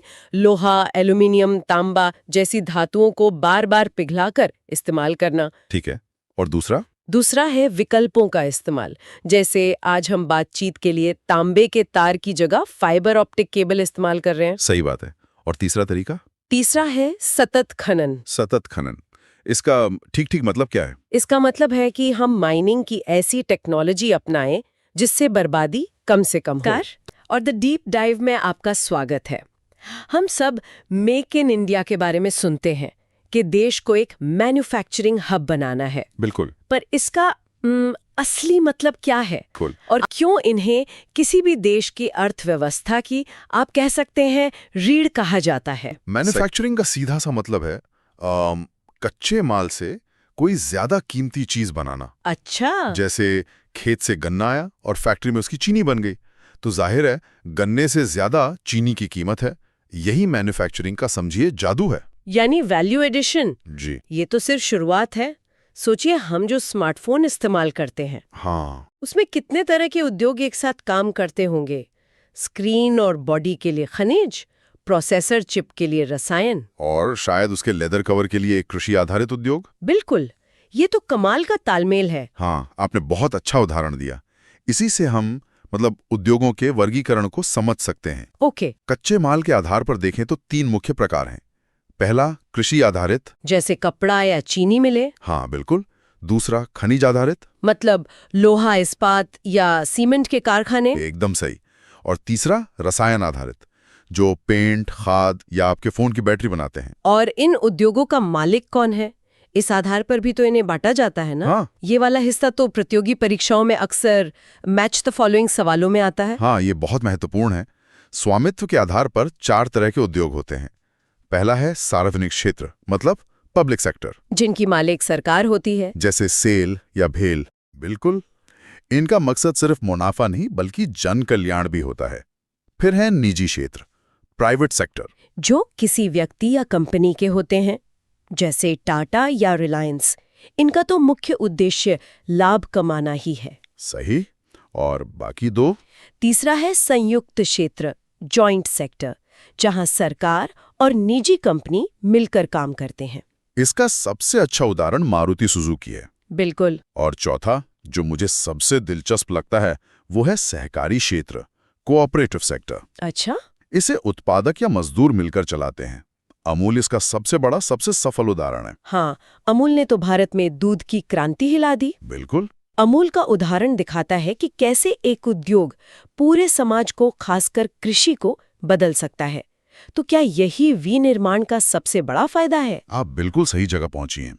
यही इसका सबसे बड़ा महत्व है। पहला, ये खेती पर हमारी निर्भरता कम करता है। आज भी हमारी आधी से ज्यादा आबादी खेती पर निर्भर है, लेकिन जीडीपी में उसका हिस्सा बहुत कम है। मैन्युफैक्चरिंग इंडस्ट्रीज शहरों और गांवों में नई नौकरियां बनाती हैं। और एक दिलचस्प तथ्य ये भी है कि मैन्युफैक्चरिंग में लगने वाली हर एक नौकरी अर्थव्यवस्था में 3 और नौकरियों को सहारा देती है। हाँ, ट्रांसपोर्ट, डिजाइन, दुकानदारी, सब कुछ जुड़ा है। और ये खेती को आधुनिक भी तो बनाता है। ट्रैक्टर, सिंचाई के पंप, उर्वरक, ये सब कहाँ बनते हैं? फैक्ट्रियों में ही। तो इसका मतलब ये नहीं कि उद्योग बनाम कृषि है, बल्कि ये दोनों एक दूसरे के साथी हैं। बिल्कुल, इन्हें 2 स्तंभों की तरह माना जाता है जो मिलकर राष्ट्र को सहारा देते हैं। एक के बिना दूसरा मतलब अधूरा है। ठीक है, ये तो समझ आ गया, लेकिन मान लीजिए मुझे एक बिस्किट की फैक्ट्री लगानी है। मैं ये कैसे तय करूंगी कि उसे कहाँ लगाना चाहिए? किसी गांव में या शहर के पास? बहुत अच्छा सवाल है। देखिए, कोई भी फैक्ट्री कहीं भी नहीं लग सकती। इसके लिए कई चीजें देखनी पड़ती हैं। जैसे बिस्किट फैक्ट्री के लिए आपको सबसे पहले क्या चाहिए? गेहूं और चीनी, यानी कच्चा माल। तो आप चाहेंगे कि आपकी फैक्ट्री खेतों के ज्यादा दूर न हो। सही बात है। फिर आपको चाहिए बिजली, पानी और काम करने के लिए मजदूर। और जब बिस्किट बन जाएंगे तो उन्हें बेचने के लिए बाजार भी तो। बाजार भी पास होना चाहिए, बिल्कुल। और बाजार तक ले जाने के लिए अच्छी सड़कें या रेलवे लाइन भी चाहिए होगी। मतलब कच्चा माल, बिजली, मजदूर, पूंजी, बाजार और परिवहन। ये मुख्य कारक हैं। और इन सब के ऊपर आती हैं सरकारी नीतियां। कई बार सरकारें किसी पिछड़े इलाके में फैक्ट्री लगाने पर टैक्स में छूट देती हैं ताकि वहां भी विकास हो। तो ये सारे कारक मिलकर तय करते हैं कि कोई उद्योग कहाँ फलेगा फूलेगा। एकदम सही। तो कुल मिलाकर विनिर्माण सिर्फ मशीनों और चिमनियों का नाम नहीं है।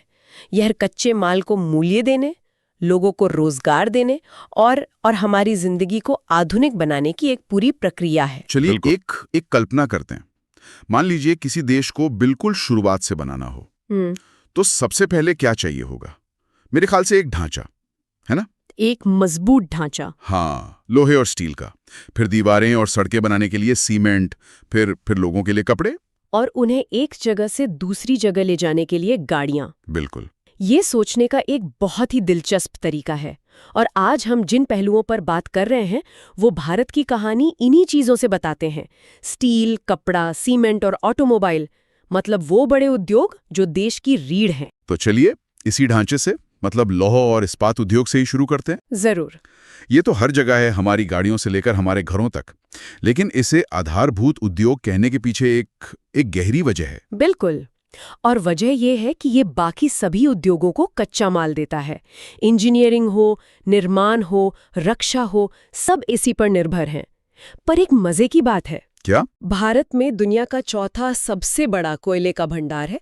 फिर भी स्टील बनाने के लिए हमें खास किस्म का कोकिंग कोल बाहर से मंगाना पड़ता है। अच्छा। हाँ, ये इस उद्योग का सबसे बड़ा विरोधाभास है। हाँ। कोकिंग कोल के बिना भट्टी में वो जरूरी तापमान पैदा करना बहुत मुश्किल है। और शायद इसीलिए ज्यादातर स्टील प्लांट, हाँ, जमशेदपुर, भिलाई, दुर्गापुर, ये सब खदानों के पास ही बसे हैं। पर मेरा एक सवाल है। पूछिए। ये समस्याएं जैसे कोकिंग कोल की ऊंची लागत या पुरानी तकनीक, ये तो दशकों से हैं। हम इन्हें आज तक पूरी तरह सुलझा क्यों नहीं पाए? ये एक बहुत बड़ा मुद्दा है। इसमें भारी निवेश, नीतिगत बदलाव और टेक्नोलॉजी अपग्रेडेशन की जरूरत है, जो एक धीमी प्रक्रिया है। लेकिन चलिए इस भारी भरकम उद्योग से हटकर एक ऐसे उद्योग की बात करते हैं जो हम सबके और करीब है। कपड़ा उद्योग। हाँ, सूती वस्त्र उद्योग। कृषि के बाद शायद सबसे ज्यादा रोजगार यही देता है। मैंने सुना है कोयम्बटूर को दक्षिण भारत का मैनचेस्टर कहा जाता है। पर मैनचेस्टर ही क्यों? कोई और शहर क्यों नहीं? बहुत अच्छा सवाल है। देखिए, औद्योगिक क्रांति के दौरान इंग्लैंड का मैनचेस्टर शहर दुनिया में सूती कपड़ा मिलों का सबसे बड़ा केंद्र था। ओके। ठीक उसी तरह आज कोयम्बटूर भारत के टेक्सटाइल बिजनेस का एक बहुत बड़ा गढ़ बन गया है। इसलिए ये तुलना की जाती है। दिलचस्प है। और कपड़ों में ही एक और खास चीज है, जूट, जिसे गोल्डन फाइबर भी कहते हैं। हाँ, उसके सुनहरे रंग और आर्थिक मूल्य की वजह से। मुझे ये बात हैरान करती है कि भारत की लगभग सारी जूट मिलें पश्चिम बंगाल में हुगली नदी के किनारे ही क्यों हैं? आज के जमाने में तो फैक्ट्री कहीं भी लग सकती है। क्योंकि जूट उद्योग सिर्फ एक फैक्ट्री नहीं, बल्कि आप समझिए एक पूरा इकोसिस्टम है। इकोसिस्टम कैसे? उसे जूट उगाने के लिए खास जलोढ़ मिट्टी चाहिए, प्रोसेसिंग के लिए नदी का ढेर सारा पानी, सस्ता श्रम, और तैयार माल को बाहर भेजने के लिए बंदरगाह। बिल्कुल। और ये सब कुछ हुगली के किनारे मिलता है। जूट की तरह ही एक और उद्योग है जिसकी पूरी कहानी गन्ने के खेतों से शुरू होती है। चीनी उद्योग। हाँ, और यहाँ भी मिलें खेतों के पास ही होती हैं। और इसकी वजह बड़ी सीधी है। गन्ना कटने के बाद जितनी देर रखी रहती है उसमें चीनी की मात्रा मतलब सुक्रोज वो कम होने लगती है। अच्छा, तो ढुलाई में समय बचाने के लिए मिलें खेतों के पास ही लगाई जाती हैं। एकदम सही।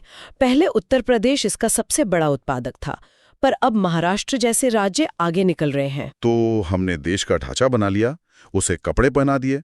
अब इसे जोड़ने और आगे बढ़ाने वाली चीजों की बात करते हैं। सीमेंट, रसायन और ऑटोमोबाइल। हाँ, ये तीनों आज के भारत की तस्वीर बनाते हैं।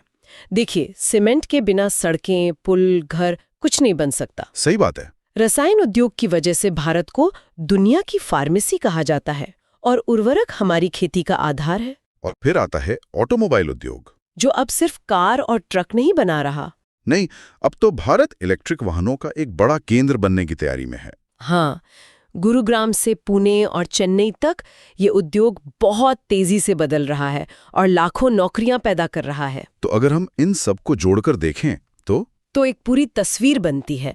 स्टील और सीमेंट देश का शरीर बनाते हैं, कपड़ा उद्योग उसे पहनावा देता है और ऑटोमोबाइल उद्योग उसे गति देता है। बिल्कुल, ये सब मिलकर ही भारत की औद्योगिक कहानी लिखते हैं। आज हम इस तरह से इस किताब के साथ चलेंगे और पता लगाएंगे कि फैक्ट्री के गेट से निकलने के बाद ये प्रदूषण कहाँ-कहाँ और कैसे-कैसे फैलता है। हाँ, और ये एक ऐसा विषय है जिसे अक्सर विकास की चकाचौंध में अनदेखा कर दिया जाता है। सही बात है। एनसीईआरटी की एक चेतावनी यहाँ बहुत मायने रखती है। वो कहती है कि बिना जिम्मेदारी के उद्योग विनाश बन जाते हैं। विनाश। आज हम इसी विनाश के रूपों और उसके समाधानों की पड़ताल करेंगे। ठीक है, तो चलिए पड़ताल शुरू करते हैं। एनसीईआरटी इस प्रदूषण को मुख्य रूप से 6 हिस्सों में बांटता है। 6 हिस्सों में? हाँ। 4 तो वो हैं जिनके बारे में हम सुनते रहते हैं, वायु, जल, भूमि और ध्वनि। हाँ। लेकिन 2 और हैं जो छिपे हुए दुश्मन की तरह हैं। तापीय मतलब गर्मी से जुड़ा प्रदूषण और रेडियोधर्मी प्रदूषण। बिल्कुल। शुरुआत हवा से करते हैं। हाँ, हवा से। देखिए, फैक्ट्रियों से जो सल्फर डाइऑक्साइड जैसी गैसें निकलती हैं, वो सिर्फ सांस की बीमारियां नहीं देती। अच्छा। जब ये गैसें बारिश की बूंदों से मिलती हैं, तो एसिड रेन मतलब तेजाब की बारिश बनकर बरसती हैं। ओहो। इसका असर हम ताजमहल जैसे हमारे ऐतिहासिक धरोहरों पर देख सकते हैं, जिनका संगमरमर धीरे धीरे पीला पड़ रहा है। मतलब फैक्ट्री का धुआं आसमान से हमारी विरासत को मिटाने वापस आता है। तो ये धुआं सिर्फ हवा ही नहीं बल्कि बारिश के जरिए वापस जमीन। बिल्कुल, और पानी को भी खराब कर रहा है। हाँ, वही। और जब बात सीधे पानी की हो तो फैक्ट्रियों का असर तो और भी भयावह है। भयावह इसलिए क्योंकि कपड़ा और चमड़ा फैक्ट्रियों से निकले लेड और मर्क्यूरी जैसे जहरीले रसायन सीधे नदियों में जाते हैं बिना किसी ट्रीटमेंट के। ज्यादातर मामलों में। हाँ, एनसीईआरटी में एक आंकड़ा है कि भारत की लगभग 70% सतह का पानी प्रदूषित हो चुका है। 70%। और ये जहर पानी में पल रही मछलियों के शरीर में जमा होता है और फिर उन मछलियों के जरिए घूमकर वापस हमारे खाने की थाली में आ जाता है। अरे बाप रे। ये एक ऐसा पूरा साइकिल है जिसे उद्योग शुरू करते हैं, लेकिन भुगतना आम इंसान को पड़ता है। ये तो बहुत ही भयानक है। मतलब हम तरक्की के नाम पर खुद को ही धीरे धीरे जहर दे रहे हैं। अच्छा, बात करते हैं भूमि और ध्वनि प्रदूषण की। फैक्ट्रियों का कचरा जमीन को बंजर बना रहा है, ये तो हम समझते हैं, लेकिन ध्वनि प्रदूषण वो अदृश्य है, शायद उतना ही खतरनाक है ना? सही कहा, बहुत खतरनाक है। एनसीईआरटी बताता है कि मशीनों का लगातार शोर सिर्फ बहरापन ही नहीं बल्कि हाई ब्लड प्रेशर और मानसिक तनाव की भी एक बड़ी वजह है। अच्छा। और इसी के साथ वो 2 छिपे हुए दुश्मन भी हैं, तापीय और रेडियोधर्मी। हाँ, पावर प्लांट से निकला खौलता हुआ पानी जब नदी में जाता है तो वहां के जलीय जीवन को एक झटके में खत्म कर देता है। और न्यूक्लियर कचरा? उसका खतरा तो हजारों साल तक बना रहता है, जिससे कैंसर जैसी बीमारियां होती हैं। तो जब समस्या इतनी बड़ी और इतने सारे डायमेंशंस वाली है, तो समाधान क्या है? एनसीईआरटी कुछ उपाय तो बताता है, जैसे ट्रीटमेंट प्लांट लगाना। लेकिन क्या ये समाधान खासकर छोटे उद्योगों के लिए बहुत महंगे और मुश्किल नहीं है? ये एक बहुत जरूरी सवाल है और एनसीईआरटी इसके लिए साफ रास्ते बताता है। जैसे वायु प्रदूषण के लिए फैक्ट्रियों में इलेक्ट्रोस्टैटिक प्रेसिपिटेटर यानी ESPs लगाना, ये एक तरह से हवा के लिए हाई टेक वैक्यूम क्लीनर है। Vacuum cleaner? हाँ, जो धुएं से 99% तक खतरनाक कणों को खींच लेते हैं। अच्छा, और पानी के लिए? पानी के लिए एफ्लुएंट ट्रीटमेंट प्लांट यानी ETPs हैं। तो देखिए, चुनौती तकनीक की नहीं है, तो फिर किस चीज की है? उसे लागू करने की इच्छा शक्ति की है। असल में किताब का सार ये है कि प्रदूषण रोकने की तकनीक मौजूद है, असली कमी उसे अपनाने और नियमों को सख्ती से लागू करने में है। यानी भारत के विशाल रोड नेटवर्क पर गहराई से बात करेंगे। सवाल ये है कि किसी देश के अर्थव्यवस्था को आखिर जिंदा क्या रखता है? ये बहुत अच्छा सवाल है। देखिए, जैसे हमारे शरीर में नसें होती हैं जो खून को हर हिस्से तक पहुंचाती हैं, ठीक वैसे ही किसी देश के लिए ट्रांसपोर्ट और कम्युनिकेशन सिस्टम होता है। मतलब ये लोगों को, सामान को, यहाँ तक कि विचारों को भी जोड़ते हैं। जी, सोचिए इनके बिना क्या होगा? किसान अपनी फसल कैसे बेचेगा? फैक्ट्रियों तक कच्चा माल कैसे पहुंचेगा? सही बात है। ये सिर्फ सड़कें या तार नहीं है, ये तो वो धागे हैं जो कह सकते हैं उत्पादकों को उपभोक्ताओं से जोड़ते हैं। एकदम। आप सोचिए, पंजाब का एक किसान अपनी गेहूं तमिलनाडु में बेच पाता है, या सूरत की एक कपड़ा मिल को महाराष्ट्र से कपास मिल जाती है। ये सब ट्रांसपोर्ट की वजह से ही तो मुमकिन है। तो ये छोटे छोटे लोकल बाजारों को एक बहुत बड़े नेशनल मार्केट में बदल देता है। हाँ, बिल्कुल। पर यहाँ एक सवाल मेरे मन में आता है। भारत के पास दुनिया के सबसे बड़े रेलवे नेटवर्क्स में से एक है, तो फिर भी हम सड़कों पर इतने निर्भर क्यों हैं? देखिए, ये बात सही है कि हमारा रेलवे नेटवर्क बहुत बड़ा है, लेकिन सड़कों की कुछ अपनी खासियतें हैं। सबसे बड़ी बात है फ्लेक्सिबिलिटी। मतलब door to door service. Train आपको एक स्टेशन से दूसरे स्टेशन तक ले जाएगी, पर आपके घर तक या फैक्ट्री के गेट तक तो सड़क ही पहुंचाएगी, है ना? हाँ, ये तो है। इसीलिए कहते हैं कि हर सफर की पहली और आखिरी कड़ी सड़कें ही हैं। बिल्कुल। और खासकर पहाड़ी या दूर दराज के इलाकों के लिए तो सड़कें ही एकमात्र सहारा है। रेलवे हर जगह नहीं पहुंच सकता। विशाल रोड नेटवर्क को थोड़ा और समझते हैं। इसे कुछ हिस्सों में बांटा गया है, सही है? जी, इसे हम क्षमता और महत्व के हिसाब से कई हिस्सों में बांट सकते हैं। सबसे पहले आते हैं नेशनल हाईवे यानी NH, है ना? हाँ, ये मेन आर्टरीज हैं। ये राज्यों की राजधानियों, बड़े शहरों और बंदरगाहों को जोड़ते हैं। इनका रखरखाव NHAI करती है। NHAI यानी national highways authority of India. जी। फिर आते हैं स्टेट हाईवेज जो राज्यों के अंदर शहरों को जोड़ते हैं। उसके बाद जिला सड़कें और फिर ग्रामीण सड़कें। ग्रामीण सड़कें मतलब जो प्रधानमंत्री ग्राम सड़क योजना के तहत बनती हैं। हाँ, वही। और एक और बहुत जरूरी कैटेगरी है सीमांत सड़कें, जिन्हें बॉर्डर रोड्स कहते हैं। अच्छा, ये BRO बनाती है, बॉर्डर रोड्स ऑर्गेनाइजेशन। बिल्कुल। ये लद्दाख और अरुणाचल प्रदेश जैसे सीमावर्ती इलाकों में सुरक्षा और पर्यटन दोनों के लिए बहुत जरूरी है। और इन्हीं नेटवर्क्स को मॉडर्न बनाने के लिए कुछ बहुत बड़े प्रोजेक्ट्स भी हुए हैं। इसमें सबसे बड़ा नाम तो शायद स्वर्णिम चतुर्भुज का है। हाँ, गोल्डन क्वाड्रिलैटरल। जी। ये एक बहुत बड़ा सुपर हाईवे नेटवर्क है जो देश के 4 महानगरों को जोड़ता है। दिल्ली, मुंबई, चेन्नई और कोलकाता। जी। एक चतुर्भुज के आकार में। और इसके अलावा उत्तर दक्षिण और पूर्व पश्चिम कॉरिडोर भी हैं। श्रीनगर से कन्याकुमारी और सिलचर से पोरबंदर तक। हाँ, इन प्रोजेक्ट्स ने वाकई यात्रा के समय को बहुत कम कर दिया है और व्यापार को एक नई रफ्तार दी है। तो ये साफ है कि सड़कें, खासकर ये बड़े हाईवे और एक्सप्रेसवे, देश की अर्थव्यवस्था की रीढ़ की हड्डी हैं। बिल्कुल, ये विकास को देश के कोने कोने तक पहुंचाने का काम करती हैं। तो हमने देखा कि ये सड़कें सिर्फ कंक्रीट की पट्टियां नहीं हैं। नहीं, बिल्कुल नहीं। और इस चर्चा को खत्म करने के लिए एक विचार ये है कि सड़कें सिर्फ जगहों को नहीं जोड़ती, वो लोगों को, संस्कृतियों को, बाजारों को और सपनों को भी जोड़ती हैं। ये वो रास्ते हैं जिन पर चलकर एक राष्ट्र आगे बढ़ता है। कैसे? हाँ, रेलवे से। इन्हें अक्सर कहा जाता है स्टील के वो धागे जो भारत को एक राष्ट्र में पिरोते हैं। 1853 में मुंबई से ठाणे तक एक छोटी सी शुरुआत हुई थी और आज देखिए ये देश के कोने कोने तक पहुंच चुके हैं। और यहाँ दिलचस्प बात यह है कि ये सिर्फ सामान या लोगों को नहीं ढोते। अच्छा। रेलवे ने असल में राष्ट्रीय एकता बनाने, उद्योगों को बढ़ावा देने, मतलब यहाँ तक कि शहरों को बसाने में भी बहुत बड़ी भूमिका निभाई है। तो ये सिर्फ परिवहन का जरिया नहीं है? नहीं, बिल्कुल नहीं। ये एक तरह से राष्ट्र निर्माण का एक औजार रहा है। सही बात है। लेकिन ये नेटवर्क पूरे देश में एक जैसा तो नहीं फैला है। नहीं। जैसे उत्तरी मैदानों में तो पटरियों का जाल बिछा है, पर हिमालय या उत्तर पूर्व में बहुत कम। ऐसा क्यों है? देखिए, इसमें सबसे बड़ा हाथ तो भूगोल का है। मतलब जमीन का? हाँ, मैदानी इलाकों में पटरियां बिछाना आसान भी है और सस्ता भी, और वहाँ आबादी भी ज्यादा है। और पहाड़ों में? पहाड़ों या घने जंगलों में बनाने का खर्च बहुत ज्यादा होता है, तो ये असमानता दिखती है। पर हाँ, अब वंदे भारत जैसी ट्रेनें आ रही हैं, फ्रेट कॉरिडोर बन रहे हैं। तो नेटवर्क को आधुनिक बनाने पर जोर दिया जा रहा है। बिल्कुल। ठीक है, तो ये तो हुई उन नेटवर्क्स की बात जो हमें दिखते हैं, पर एक ऐसा नेटवर्क भी है जो जमीन के नीचे चलता है, पाइपलाइन। हाँ, ये दिखाई नहीं देता। स्रोतों में इन्हें ऊर्जा ले जाने वाली भूमिगत नदियां कहा गया है। क्या कमाल की उपमा है। ये बिल्कुल सटीक है। आप हजीरा विजयपुर जगदीशपुर पाइपलाइन को ही ले लीजिए। HVJ pipeline. हाँ, HVJ। ये 1700 किलोमीटर से भी ज्यादा लंबी है।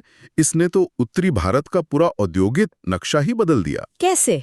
इसके बनने से पहले वहां गैस पर आधारित फर्टिलाइजर प्लांट लगाना मतलब नामुमकिन सा था। ये पाइपलाइनें रिफाइनरियों और पावर प्लांट्स तक बिना रोके ऊर्जा पहुंचाती हैं। अच्छा, तो जमीन के नीचे की इन नदियों से अब हम चलते हैं परिवहन के सबसे पुराने तरीके पर, जलमार्ग, जिन्हें प्रकृति के राजमार्ग कहा गया है। सही? और आज भी भारी सामान के लिए, जैसे कोयला या सीमेंट, ये सबसे सस्ता साधन है। और पर्यावरण के लिए भी अच्छा है। हाँ, बिल्कुल। गंगा नदी पर बना राष्ट्रीय जल मार्ग 1, जो इलाहाबाद से हल्दिया तक है, इसका सबसे अच्छा उदाहरण है। और भारत की जो इतनी लंबी तटरेखा है, करीब 7,500 किलोमीटर की, उसका भी बहुत बड़ा योगदान है। हाँ, यहाँ एक मजेदार बात है कि मुंबई देश का सबसे बड़ा प्राकृतिक बंदरगाह है, जबकि चेन्नई सबसे पुराना पर कृत्रिम बंदरगाह है। और ये दिखाता है कि व्यापार की जरूरतें कैसे भूगोल की सीमाओं को भी पार कर जाती हैं। मुंबई को तो प्रकृति का तोहफा मिला, पर चेन्नई बंदरगाह को पूरी तरह इंसानी इंजीनियरिंग ने बनाया है। सही बात है। कांडला से लेकर पारादीप तक हर बंदरगाह भारत के अंतर्राष्ट्रीय व्यापार की एक बहुत अहम कड़ी है। तो हमने सबसे धीमे रास्ते की बात कर ली, अब बात करते हैं सबसे तेज रास्ते की, हवाई मार्ग। हाँ, कहते हैं जब सड़कें खत्म हो जाती हैं और रेलवे नहीं पहुंच सकती, तो हवाई मार्ग राष्ट्र को उठाते हैं। ये बात खास तौर पर हिमालय, उत्तर पूर्व और अंडमान निकोबार जैसे इलाकों के लिए एकदम सच है। वहां तो ये एक जरूरत है। बिल्कुल, वहां हवाई यात्रा कोई लग्जरी नहीं बल्कि जरूरत है। ये न सिर्फ लोगों को जोड़ती है, बल्कि आपदा राहत और देश की सुरक्षा के लिए भी बहुत जरूरी है। तो इन सब का मतलब क्या निकलता है? मतलब रेल, पाइपलाइन, जल मार्ग और हवाई मार्ग, ये सिर्फ आने जाने के अलग अलग साधन नहीं है। नहीं, ये एक पूरा आपस में जुड़ा हुआ सिस्टम है जो भारत की आर्थिक तरक्की की कहानी लिखता है। बिल्कुल। और यहीं पर एक बहुत सोचने वाली है। क्या? हमने देखा कि ये नेटवर्क आज अर्थव्यवस्था को कैसे चलाते हैं, पर भविष्य का क्या? मतलब जब हमें रफ्तार भी चाहिए होगी और पर्यावरण की चिंता भी करनी होगी, तब इन जीवन रेखाओं के बीच का संतुलन कैसे बदलेगा? ये एक दिलचस्प सवाल है। क्या हम ज्यादा निर्भर जलमार्गों पर होंगे या फिर किसी बिल्कुल नई तकनीक पर? यही तो ये सवाल नर्वस सिस्टम के सबसे जरूरी हिस्से से कम्युनिकेशन यानी संचार। स्रोत इसे मोटे तौर पर दो हिस्सों में देखते हैं, है ना? व्यक्तिगत और जनसंचार। हाँ। तो व्यक्तिगत में सबसे पहले डाक सेवा का जिक्र है। अब स्रोत ये तो बताते हैं कि भारत का डाक नेटवर्क दुनिया में सबसे बड़ा है, पर एक सवाल आता है मन में। क्या? कि आज जब सबके पास व्हाट्सएप है, तो क्या ये डाक सेवाएं सच में उतनी जरूरी हैं या बस एक वो विरासत बनकर रह गई हैं? ये सवाल बहुत अच्छा है। देखिए, शहरों में शायद ऐसा लगे, लेकिन स्रोत साफ कहते हैं कि आज भी दूर दराज के गांव में जहां इंटरनेट उतना भरोसेमंद नहीं है, अच्छा, वहां डाक ही सरकारी चिट्ठियों से लेकर पैसों के लेन देन तक का मतलब एकमात्र जरिया है। ओके। लेकिन हाँ, ये बात भी सही है कि असली क्रांति तो टेलीकॉम सेक्टर में ही आई है। मतलब 1990 के बाद सस्ते फोन और डेटा ने सब कुछ बदल दिया। वाह। तो ये सिर्फ बात करने का जरिया नहीं है, बल्कि ये तो पूरी डिजिटल इकोनॉमी की उसकी नींव बन गया है। हाँ, स्रोत में साफ लिखा है कि ऑनलाइन शिक्षा, डिजिटल पेमेंट्स, ई-कॉमर्स, यहाँ तक कि टेलीमेडिसिन, सब कुछ इसी टेलीकॉम नेटवर्क पर टिका है। बिल्कुल। और ये तो हुई व्यक्तिगत संचार की बात। जनसंचार में टीवी और अखबारों के अलावा ऑल इंडिया रेडियो यानी आकाशवाणी का जिक्र भी बहुत जरूरी है। रेडियो का। स्रोत हमें याद दिलाते हैं कि आज भी किसानों को मौसम की जानकारी देने या मछुआरों को तूफान की चेतावनी देने में रेडियो की बहुत बड़ी भूमिका है। सही बात है। ये वो आवाज है जो सच में हर कोने तक पहुंचती है। एकदम। और यही कम्युनिकेशन की जो ताकत है, वो हमें सीधे हमारे अगले विषय पर ले आती है, अंतर्राष्ट्रीय व्यापार। हाँ, क्योंकि डिजिटल कम्युनिकेशन ने भारत के सर्विस सेक्टर को दुनिया के लिए पूरी तरह से खोल दिया है। बिल्कुल। अब बैंगलोर में बैठा कोई भी सॉफ्टवेयर इंजीनियर कैलिफोर्निया की कंपनी के लिए काम कर सकता है। और यही है अंतर्राष्ट्रीय व्यापार, देशों के बीच सामान और सेवाओं की खरीद बिक्री। इससे देश में विदेशी मुद्रा आती है, रोजगार बढ़ता है। और नई तकनीक भी आती है। तो हम बाहर भेजते क्या है? स्रोत के हिसाब से दवाइयाँ, मसाले, कपड़े। हाँ, और इंजीनियरिंग का सामान। और मंगवाते क्या है? कच्चा तेल, सोना और इलेक्ट्रॉनिक सामान। तो यहीं पर बैलेंस ऑफ ट्रेड की बात आती है। अक्सर हम सुनते हैं कि भारत का व्यापार घाटे में है। इसका मतलब क्या है? इसका सीधा मतलब है कि हमारा आयात, यानी जो सामान हम बाहर से मंगवाते हैं, वो हमारे निर्यात से ज्यादा है। अच्छा। पर यहाँ एक दिलचस्प बात है। स्रोत बताते हैं कि ये घाटा सिर्फ हमारे तेल की जरूरत की वजह से नहीं है, बल्कि ये भारत के बढ़ते मिडिल क्लास की कहानी भी कहता है। मतलब जिनकी इलेक्ट्रॉनिक सामानों की डिमांड हर साल तेजी से बढ़ रही है। ये एक तरह से देश की बढ़ती खरीदने की क्षमता का भी प्रतीक है। ये तो एक नया नजरिया है। तो ये तो हुई उन चीजों की बात जिन्हें हम पैक करके भेज सकते हैं। लेकिन स्रोत एक ऐसे व्यापार का भी जिक्र करते हैं जिसमें कोई पैकेजिंग नहीं होती। बिना माल का व्यापार। हाँ। यानी पर्यटन। ये एक अनोखा व्यापार है जहां ग्राहक खुद चलकर प्रोडक्ट तक आता है, और भारत इसमें बहुत भाग्यशाली है। वो तो है। हमारे पास हिमालय भी है, गोवा और केरल के समुद्र तट भी हैं, राजस्थान का रेगिस्तान भी, और ताजमहल जैसे अजूबे भी। और स्रोत में एक बहुत मजेदार तथ्य है कि भारत में अब मेडिकल टूरिज्म भी तेजी से बढ़ रहा है। हाँ, ये बहुत बड़ा सेक्टर बनता जा रहा है। हजारों लोग हर साल सिर्फ अपना इलाज करवाने के लिए यहाँ आते हैं। ये भारत को धीरे धीरे एक हेल्थ केयर डेस्टिनेशन बना रहा है। और ये सिर्फ विदेशी मुद्रा नहीं लाता, ये होटल से लेकर टैक्सी ड्राइवर तक लाखों लोगों को रोजगार भी देता है। तो अगर हम इन सब को एक साथ देखें, संचार जो विचारों को जोड़ता है, व्यापार जो अर्थव्यवस्था को जोड़ता है, और पर्यटन जो संस्कृतियों को जोड़ता है, ये तीनों ही देश को चला रहे हैं। इनके बिना बाजार ठप हो जाएंगे, उद्योग रुक जाएंगे, और देश वो दुनिया से कट जाएगा। बिल्कुल सही। जैसा कि स्रोत के आखिरी हिस्से में कहा गया है, परिवहन और संचार का एक मजबूत नेटवर्क किसी भी देश की प्रगति की धड़कन है। ये सच में हमारी अर्थव्यवस्था की जीवन रेखाएं हैं। आज की इस चर्चा के बाद एक विचार सोचने जैसा है। बताइए। जैसे जैसे डिजिटल संचार और वर्चुअल रियलिटी भौगोलिक दूरियों को मिटा रहे हैं, क्या ये मुमकिन है कि भविष्य में व्यापार और पर्यटन की परिभाषा ही बदल जाए? जरा सोचिए, एक ऐसी दुनिया जहां सारे देश लोकतांत्रिक हों, है ना? हाँ। लोग आजाद हों। बिल्कुल। 1848 में एक फ्रांसीसी कलाकार थे, फ्रेडरिक सोर्यू। उन्होंने अपनी पेंटिंग में कुछ ऐसा ही सपना देखा था। हाँ, वो मशहूर पेंटिंग जहां यूरोप और अमेरिका के लोग स्वतंत्रता की मूर्ति को सलाम कर रहे हैं। हाँ, और ये सिर्फ एक सपना नहीं था, ये असल में यूरोप में राष्ट्रवाद के उदय की एक शुरुआत थी। सही कहा। और आज हम इसी दिलचस्प दौर को थोड़ा गहराई से समझेंगे। बिल्कुल। ये क्लास 10th बोर्ड के इतिहास के लिए, और साथ ही एसएससी, यूपीएससी और दूसरी राज्य स्तरीय परीक्षाओं के लिए भी बहुत अहम है। हाँ, हम खास तौर पर देखेंगे कि सोर्यो के पेंटिंग का मतलब क्या था, ये राष्ट्र राज्य आखिर होता क्या है, और अर्नेस्ट रेनन के विचार क्या थे राष्ट्र के बारे में। और हाँ, 1789 की फ्रांसीसी क्रांति ने कैसे ये राष्ट्रवाद की चिंगारी जलाई, और उसमें नेपोलियन की क्या भूमिका रही, इस पर भी बात करेंगे। चलिए शुरू करते हैं। तो सोर्यू की वो जो पहली तस्वीर थी, उसमें क्या खास था? हाँ, देखिए, वो एक तरह का यूटोपियन, एक आदर्श सपना था लोकतांत्रिक गणराज्यों का। अच्छा। उस पहले प्रिंट में लोग एक लंबे जुलूस में हैं और वो स्वतंत्रता की मूर्ति की तरफ बढ़ रहे हैं। मूर्ति के एक हाथ में वो ज्ञान की मशाल है, और दूसरे में मनुष्य के अधिकारों का घोषणा पत्र, और नीचे जमीन पर देखिए वो निरंकुश राजशाही के टूटे हुए निशान बिखरे पड़े हैं। तानाशाही खत्म हो रही है, ये दिखाया है। बिल्कुल। और हर देश का अपना झंडा है। फ्रांस का तिरंगा सबसे आगे। हाँ, मैंने देखा है। फिर जर्मनी का वो काला लाल सुनहरा झंडा। सही।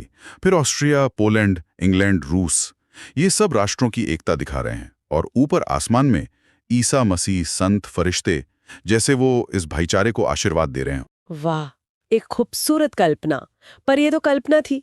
असलियत में राष्ट्र राज्य का विचार कैसे पनपा? हाँ, तो यहीं से 19वीं सदी में राष्ट्रवाद एक बहुत बड़ी राजनीतिक ताकत बना, और इसी से निकला राष्ट्र राज्य का विचार।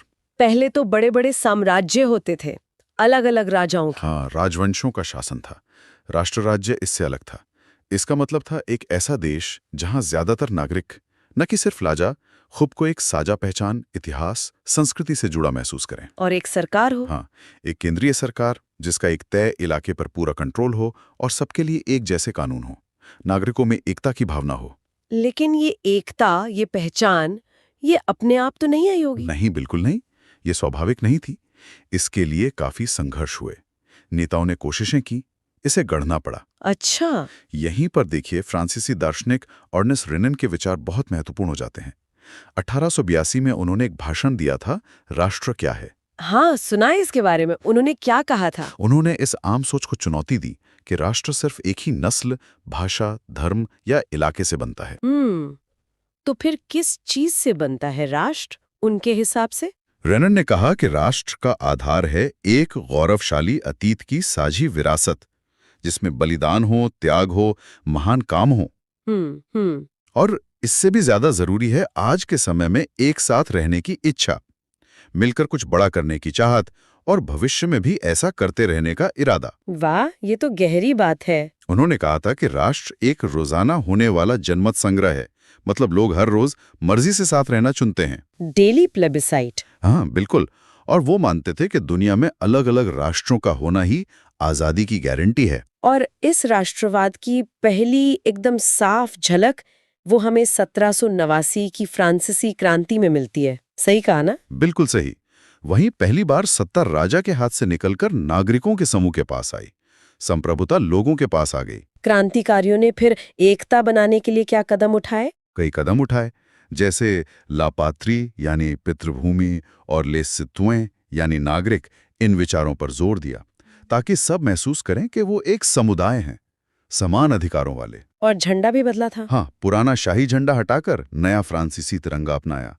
स्टेट्स जनरल की जगह नेशनल असेंबली बन गई, जो नागरिकों द्वारा चुनी गई थी। और वो राष्ट्रगान, शपथ लेना, शहीदों को याद करना, ये सब भी हुआ था। हाँ, नए राष्ट्रगान बने, शपथें ली गई, उत्सव मनाए गए, सब कुछ राष्ट्र के नाम पर। और अंदरूनी व्यापार पर टैक्स हटा दिए। हाँ, आंतरिक सीमा शुल्क खत्म कर दिए गए, नाप तौल की एक जैसी प्रणाली लागू की गई पूरे देश में। और भाषा का क्या हुआ? बहुत सारी बोलियां थीं। उन्होंने क्षेत्रीय बोलियों को कम करके पेरिस में बोली जाने वाली फ्रेंच को ही राष्ट्र की आम भाषा बना दिया। अच्छा। क्रांतिकारियों ने तो ये भी कहा कि उनका मिशन है यूरोप के बाकी लोगों को भी तानाशाही से आजाद कराना। इसी वजह से वो जैकोबिन क्लब बने होंगे दूसरे शहरों में, ब्रसेल्स, मेंस, मिलान। हाँ, और फ्रांसीसी सेनाएं जहां जहां गईं, ये राष्ट्रवाद का विचार अपने साथ ले गई।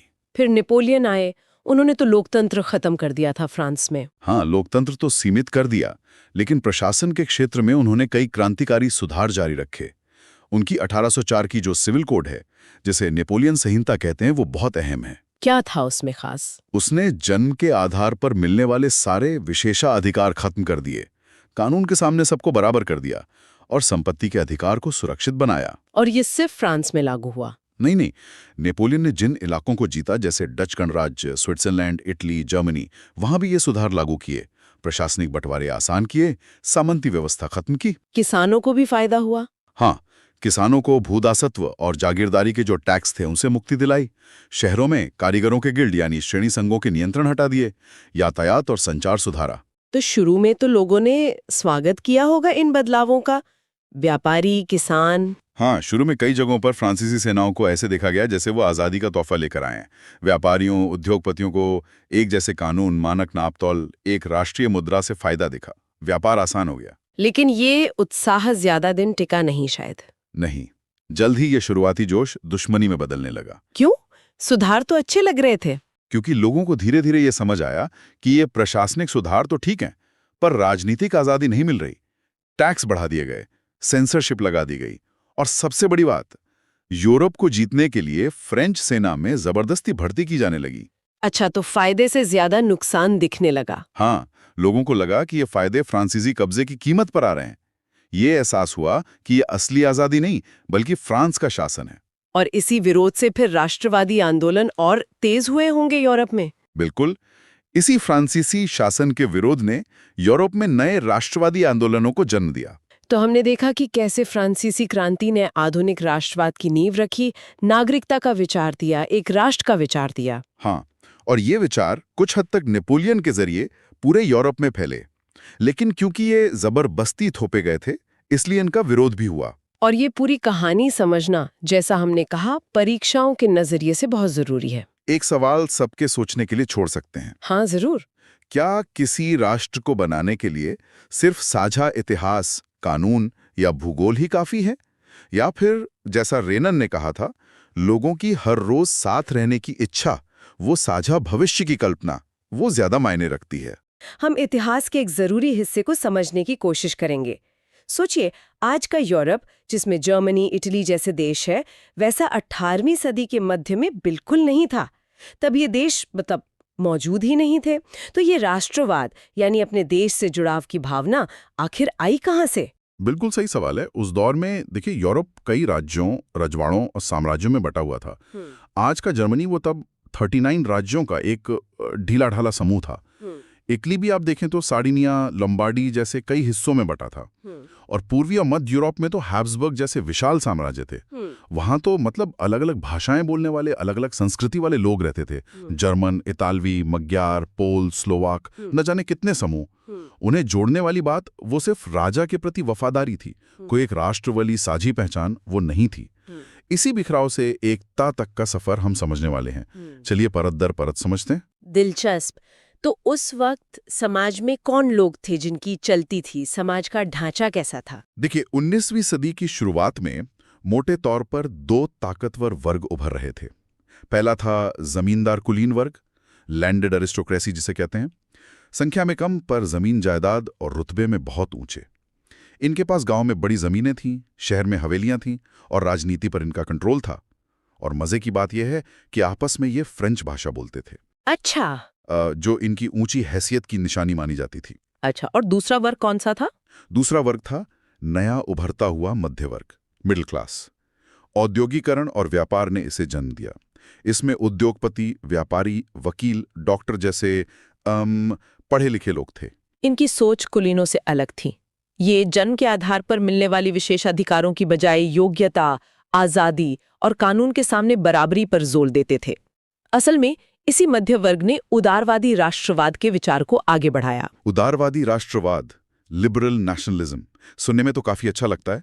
उदार मतलब आजाद। इसका ठीक ठीक मतलब क्या था? हाँ, लिबरलिज्म यानी उदारवाद, ये लैटिन शब्द लिबर्स से आया है, जिसका मतलब है आजाद।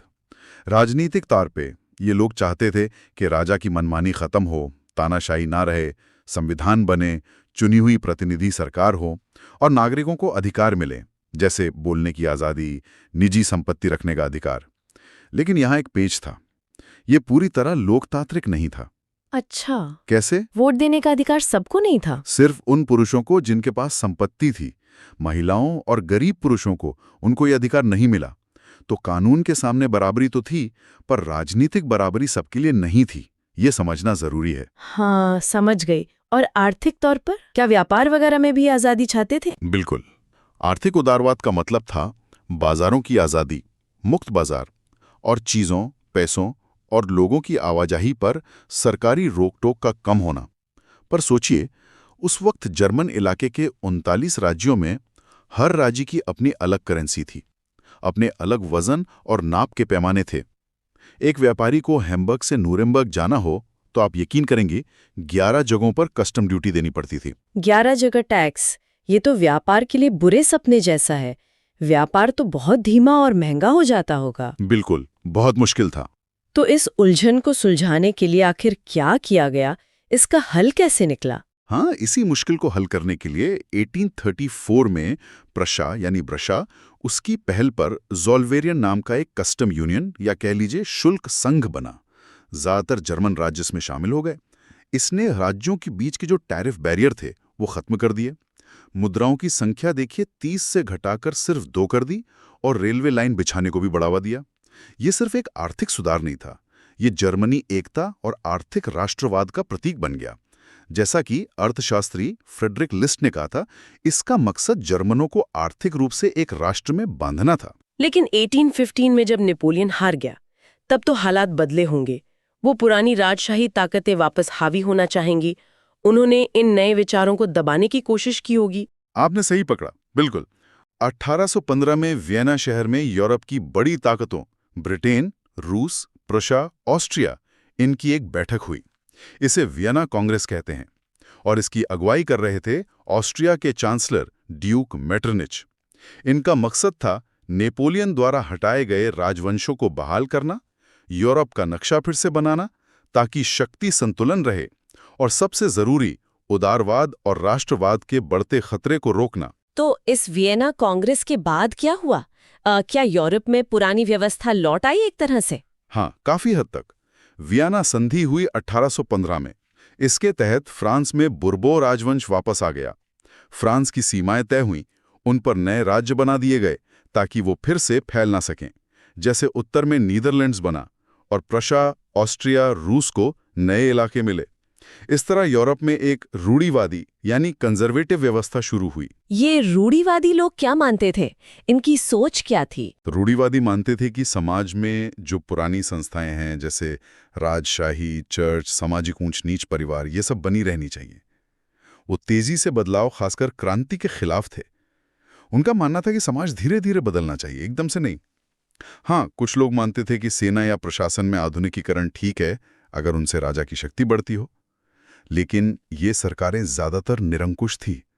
प्रेस पर सेंसरशिप थी, सरकार की आलोचना करने वालों को सजा मिलती थी। मेटरनिच जैसे नेता तो उदारवादियों और राष्ट्रवादियों से सख्त नफरत करते थे, उन्हें समाज का दुश्मन मानते थे। तो फिर उदारवादी और राष्ट्रवादी क्या डर कर चुप बैठ गए? नहीं, बिल्कुल नहीं। दमन के कारण कई लोग भूमिगत हो गए, छिपकर काम करने लगे। इन्होंने गुप्त संगठन बनाए, सीक्रेट सोसाइटीज, जहां क्रांतिकारियों को ट्रेनिंग दी जाती थी और विचारों का प्रचार होता था। इनमें सबसे प्रसिद्ध थे इटली के जुसेप मत्सिनी। उनका मानना था कि भगवान ने देशों को बनाया है, राष्ट्रों को, इसलिए इटली को छोटे छोटे राज्यों में बटा नहीं रहना चाहिए, बल्कि एक होकर गणराज्य बनना चाहिए। उन्होंने यंग इटली और यंग यूरोप जैसे संगठन बनाए। मेटरनिच उन्हें हमारी सामाजिक व्यवस्था का सबसे खतरनाक दुश्मन कहते थे। सोचिए, यानी टकराव, विचारों की लड़ाई और संघर्ष अंदर ही अंदर चल रहा था, दमन के बावजूद। हाँ बिल्कुल। और 1830 से 1848 के बीच तो ये यूरोप में क्रांतियों के दौर के रूप में खुलकर सामने आने लगा। फ्रांस में फिर राजशाही बदली, बेल्जियम नीदरलैंड से अलग होकर आज़ाद हो गया। यूनान यानी ग्रीस, उसने लंबे संघर्ष के बाद ऑटोमन साम्राज्य से आज़ादी हासिल की 1832 में। यूनान की आज़ादी की लड़ाई को पूरे यूरोप के पढ़े लिखे लोगों का, कलाकारों का समर्थन मिला। मशहूर अंग्रेज कवि लॉर्ड बायरन ने भी इसमें हिस्सा लिया। वो लड़ने गए और वहीं उनकी मौत हुई। और इसी दौर में कला, कविता, संगीत, लोक कथाओं ने भी राष्ट्रवादी भावनाएं जगाने में अहम भूमिका निभाई। इसे रोमांटिकवाद या रोमांटिसिज्म कहा गया। इसने तर्क की जगह भावनाओं और साझी संस्कृति पर जोर देकर हम एक हैं वाली फीलिंग को मजबूत किया। तो हमने देखा कि कैसे यूरोप बिखरे हुए साम्राज्यों से राष्ट्र राज्यों की सोच की तरफ बढ़ा, कैसे नए सामाजिक वर्ग उभरे, कैसे उदारवाद और रूढ़िवाद के बीच टकराव हुआ, और कैसे क्रांतिकारियों ने गुप्त रूप से संघर्ष जारी रखा। बिल्कुल, ये घटनाएं सिर्फ शुरुआत थीं। इन्होंने आने वाले बड़े बदलावों की, खासकर 1848 की क्रांतियों और फिर जर्मनी इटली के एकीकरण की जमीन तैयार की। राष्ट्र का विचार अब जड़ें पकड़ रहा था, फैल रहा था। ये सोचने वाली बात है कि मैत्सिनी जैसे क्रांतिकारियों, इन गुप्त संगठनों और रोमांटिक विचारों का यूरोप के भविष्य पर आगे और क्या असर हुआ होगा। हम अक्सर सोचते हैं कि राष्ट्र मतलब देश सिर्फ लड़ाइयों या राजनीति से बनते हैं, है ना? पर क्या आपको अंदाजा है कि इसमें कला, संस्कृति और लोगों की भावनाओं का भी कितना बड़ा हाथ था? बिल्कुल, ये समझने बहुत जरूरी है कि राष्ट्रवाद सिर्फ सीमाओं का खेल नहीं है, ये विचारों और जज्बातों का भी सफर है। आज हम यही देखेंगे कि कैसे रोमांटिक सोच ने, आप कह सकते हैं, जमीन तैयार की, फिर क्रांतियों ने इसे शक्ल दी, और फिर कैसे जर्मनी और इटली जैसे देश बने। इसने तो यूरोप का पूरा नक्शा ही बदल दिया। हाँ, चलिए इस सफर को जरा करीब से समझते हैं। तो शुरुआत करते हैं रोमांटिक कल्पना और राष्ट्रीय भावना से। मतलब ये कि राष्ट्रवाद सिर्फ तलवारों से नहीं बल्कि दिल और दिमाग से भी जागा। ये 19वीं सदी की शुरुआत की बात है। यूरोप में रोमांटिसिज्म यानी रोमांटिज्म का दौर आया। हाँ, ये वो दौर था जब कलाकार और कवि तर्क और विज्ञान की बजाय भावनाओं को, कल्पना को और जो लोक संस्कृति होती है उसे ज्यादा महत्व देते थे। एक जर्मन विचारक थे, योहान गॉटफ्रीड हर्डर। उनका मानना था कि सच्ची जर्मन संस्कृति राजा महाराजाओं में नहीं बल्कि आम लोगों में बसती है, उनके लोकगीतों में, कहानियों में, रिवाजों में। इसे उन्होंने फॉल्क्सचाइस्ट कहा, मतलब लोक आत्मा। अच्छा। ये सोच ही अपने आप में बड़ी क्रांतिकारी थी, क्योंकि इसने राष्ट्र की नींव आम लोगों की साझा संस्कृति पर रखी। मतलब लोक कथाएं या लोकगीत इकट्ठा करना भी एक तरह से राष्ट्र बनाने जैसा काम हो गया। हाँ, बिल्कुल। इसका सबसे अच्छा उदाहरण है जर्मनी के ग्रिम बंधु जैकब और विल्हेम ग्रिम। उन्होंने गांव-गांव घूमकर पुरानी जर्मन लोक कथाएं जमा की, जो आज ग्रिम्स फेरी टेल्स के नाम से मशहूर हैं। लेकिन ये सिर्फ मनोरंजन तो नहीं था, है ना? बिल्कुल नहीं, ये सिर्फ कहानियां नहीं थीं। उनका मानना था कि ये कथाएं जर्मन लोगों की असली आत्मा को दिखाती हैं, और उस समय जो नेपोलियन के कारण फ्रांसीसी संस्कृति का दबदबा था, उसका विरोध करने का ये एक तरीका भी था।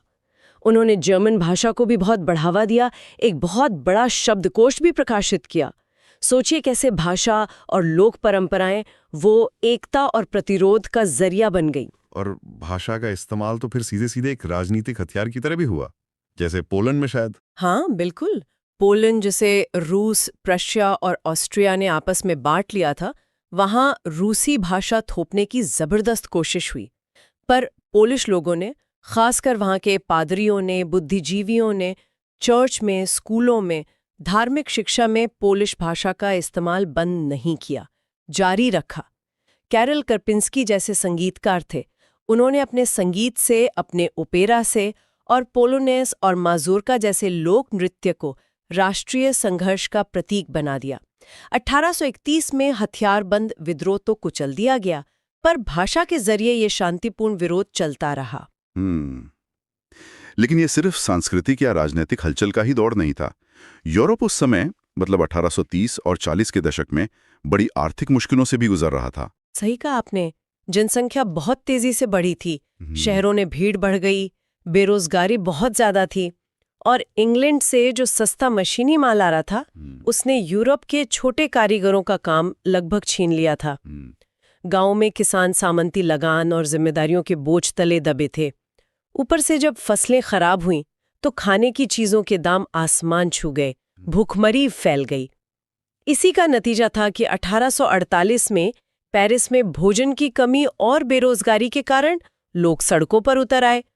विद्रोह हुआ, राजा लुई फिलिप को गद्दी छोड़कर भागना पड़ा, और फ्रांस एक बार फिर गणतंत्र बन गया। अच्छा। हाँ, और सभी वयस्क पुरुषों को वोट देने का अधिकार मिला, और काम का अधिकार देने के लिए राष्ट्रीय कार्यशालाएं बनाने की बात हुई। और जर्मनी के सिलेसिया में भी बुनकरों ने विद्रोह किया था ना? हाँ, वो भी इसी आर्थिक तंगी का नतीजा था। हाँ, बिल्कुल।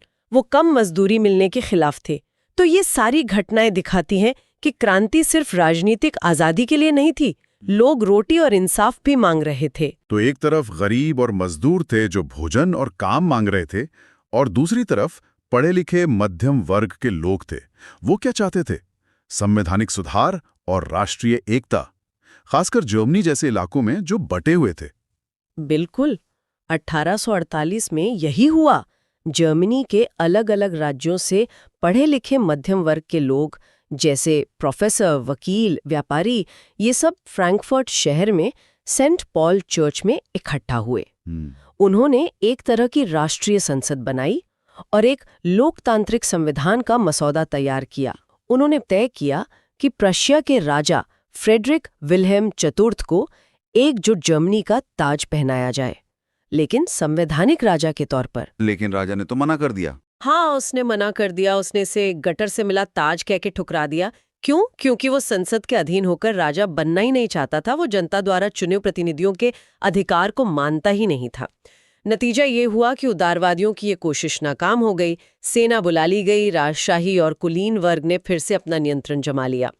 एक और दिलचस्प बात यह है कि इस पूरी क्रांति में महिलाओं ने बहुत बढ़-चढ़कर हिस्सा लिया था।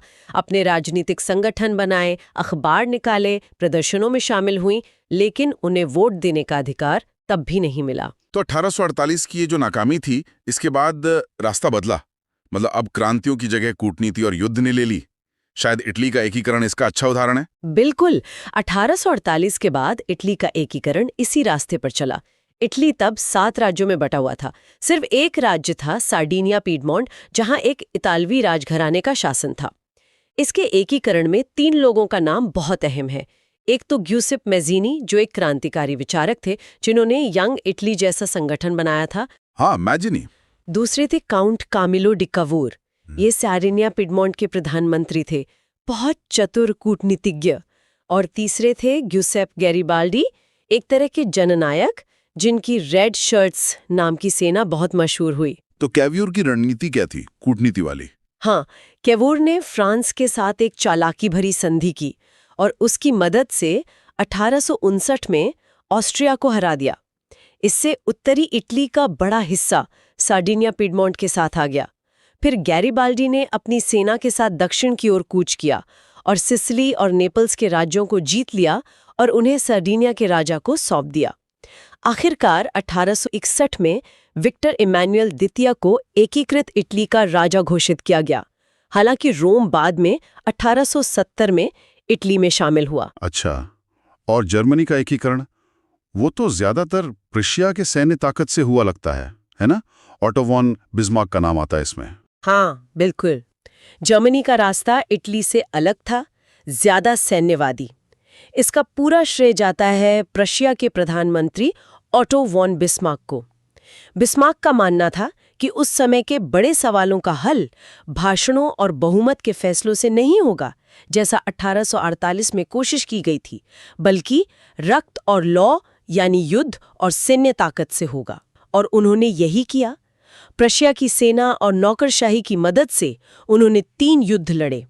1864 में डेनमार्क के खिलाफ, 1866 में ऑस्ट्रिया के खिलाफ और 1870-71 में फ्रांस के खिलाफ। और फिर इन युद्धों के बाद फ्रांस की हार डिसाइसिव थी। इसके बाद जनवरी 1871 में पेरिस के पास वर्साई के शानदार शीश महल में एक समारोह हुआ जिसमें प्रशिया के राजा विल्हेम प्रथम को जर्मन सम्राट घोषित किया गया। इस तरह जर्मनी का एकीकरण पूरा हुआ। एक नया, बहुत शक्तिशाली जर्मन राष्ट्र बना जिसने यूरोप की राजनीति बदल दी। पर हाँ, ये राष्ट्र लोकतांत्रिक कम और सैन्यवादी ज्यादा था, जिसमें प्रशिया का दबदबा था। अच्छा, एक और बात, ये जो नए राष्ट्र बन रहे थे, इनको एक पहचान देने के लिए, एक चेहरा देने के लिए कलाकारों ने कुछ नारी रूपकों का इस्तेमाल किया है ना, जैसे भारत माता हैं। हाँ, बिल्कुल। राष्ट्र को एक अमूर्त विचार से निकालकर एक ठोस रूप देने की कोशिश थी ये। जैसे फ्रांस में उन्होंने मारियान को चुना। ये एक लोकप्रिय ईसाई नाम है। मारियान को स्वतंत्रता और गणतंत्र के प्रतीक के तौर पर दिखाया गया, लाल टोपी, तिरंगा, कलगी के साथ। उनकी मूर्तियां चौराहों पर लगाई गईं, सिक्कों और डाक टिकटों पर उनकी तस्वीर छपी ताकि लोगों को राष्ट्र की एकता याद रहे। और जर्मनी के लिए? जर्मनी के लिए बनी जर्मेनिया। वो बलूत यानी ओक के पत्तों का मुकुट पहनती थीं, क्योंकि जर्मन बलूत को वीरता का प्रतीक माना जाता था। उनके हाथ में तलवार होती थी जिस पर लिखा होता था कि जर्मन तलवार जर्मन राइन की रक्षा करती है। ये तस्वीरें लोगों को अपने देश से भावनात्मक रूप से जोड़ने का काम करती थीं। 20वीं सदी के अंत तक आते आते ये राष्ट्रवाद जो कभी आज़ादी और एकता की लड़ाई के लिए शुरू हुआ था, वो कुछ और ही रूप लेने लगा, थोड़ा आक्रामक। हाँ, ये एक अहम बदलाव था।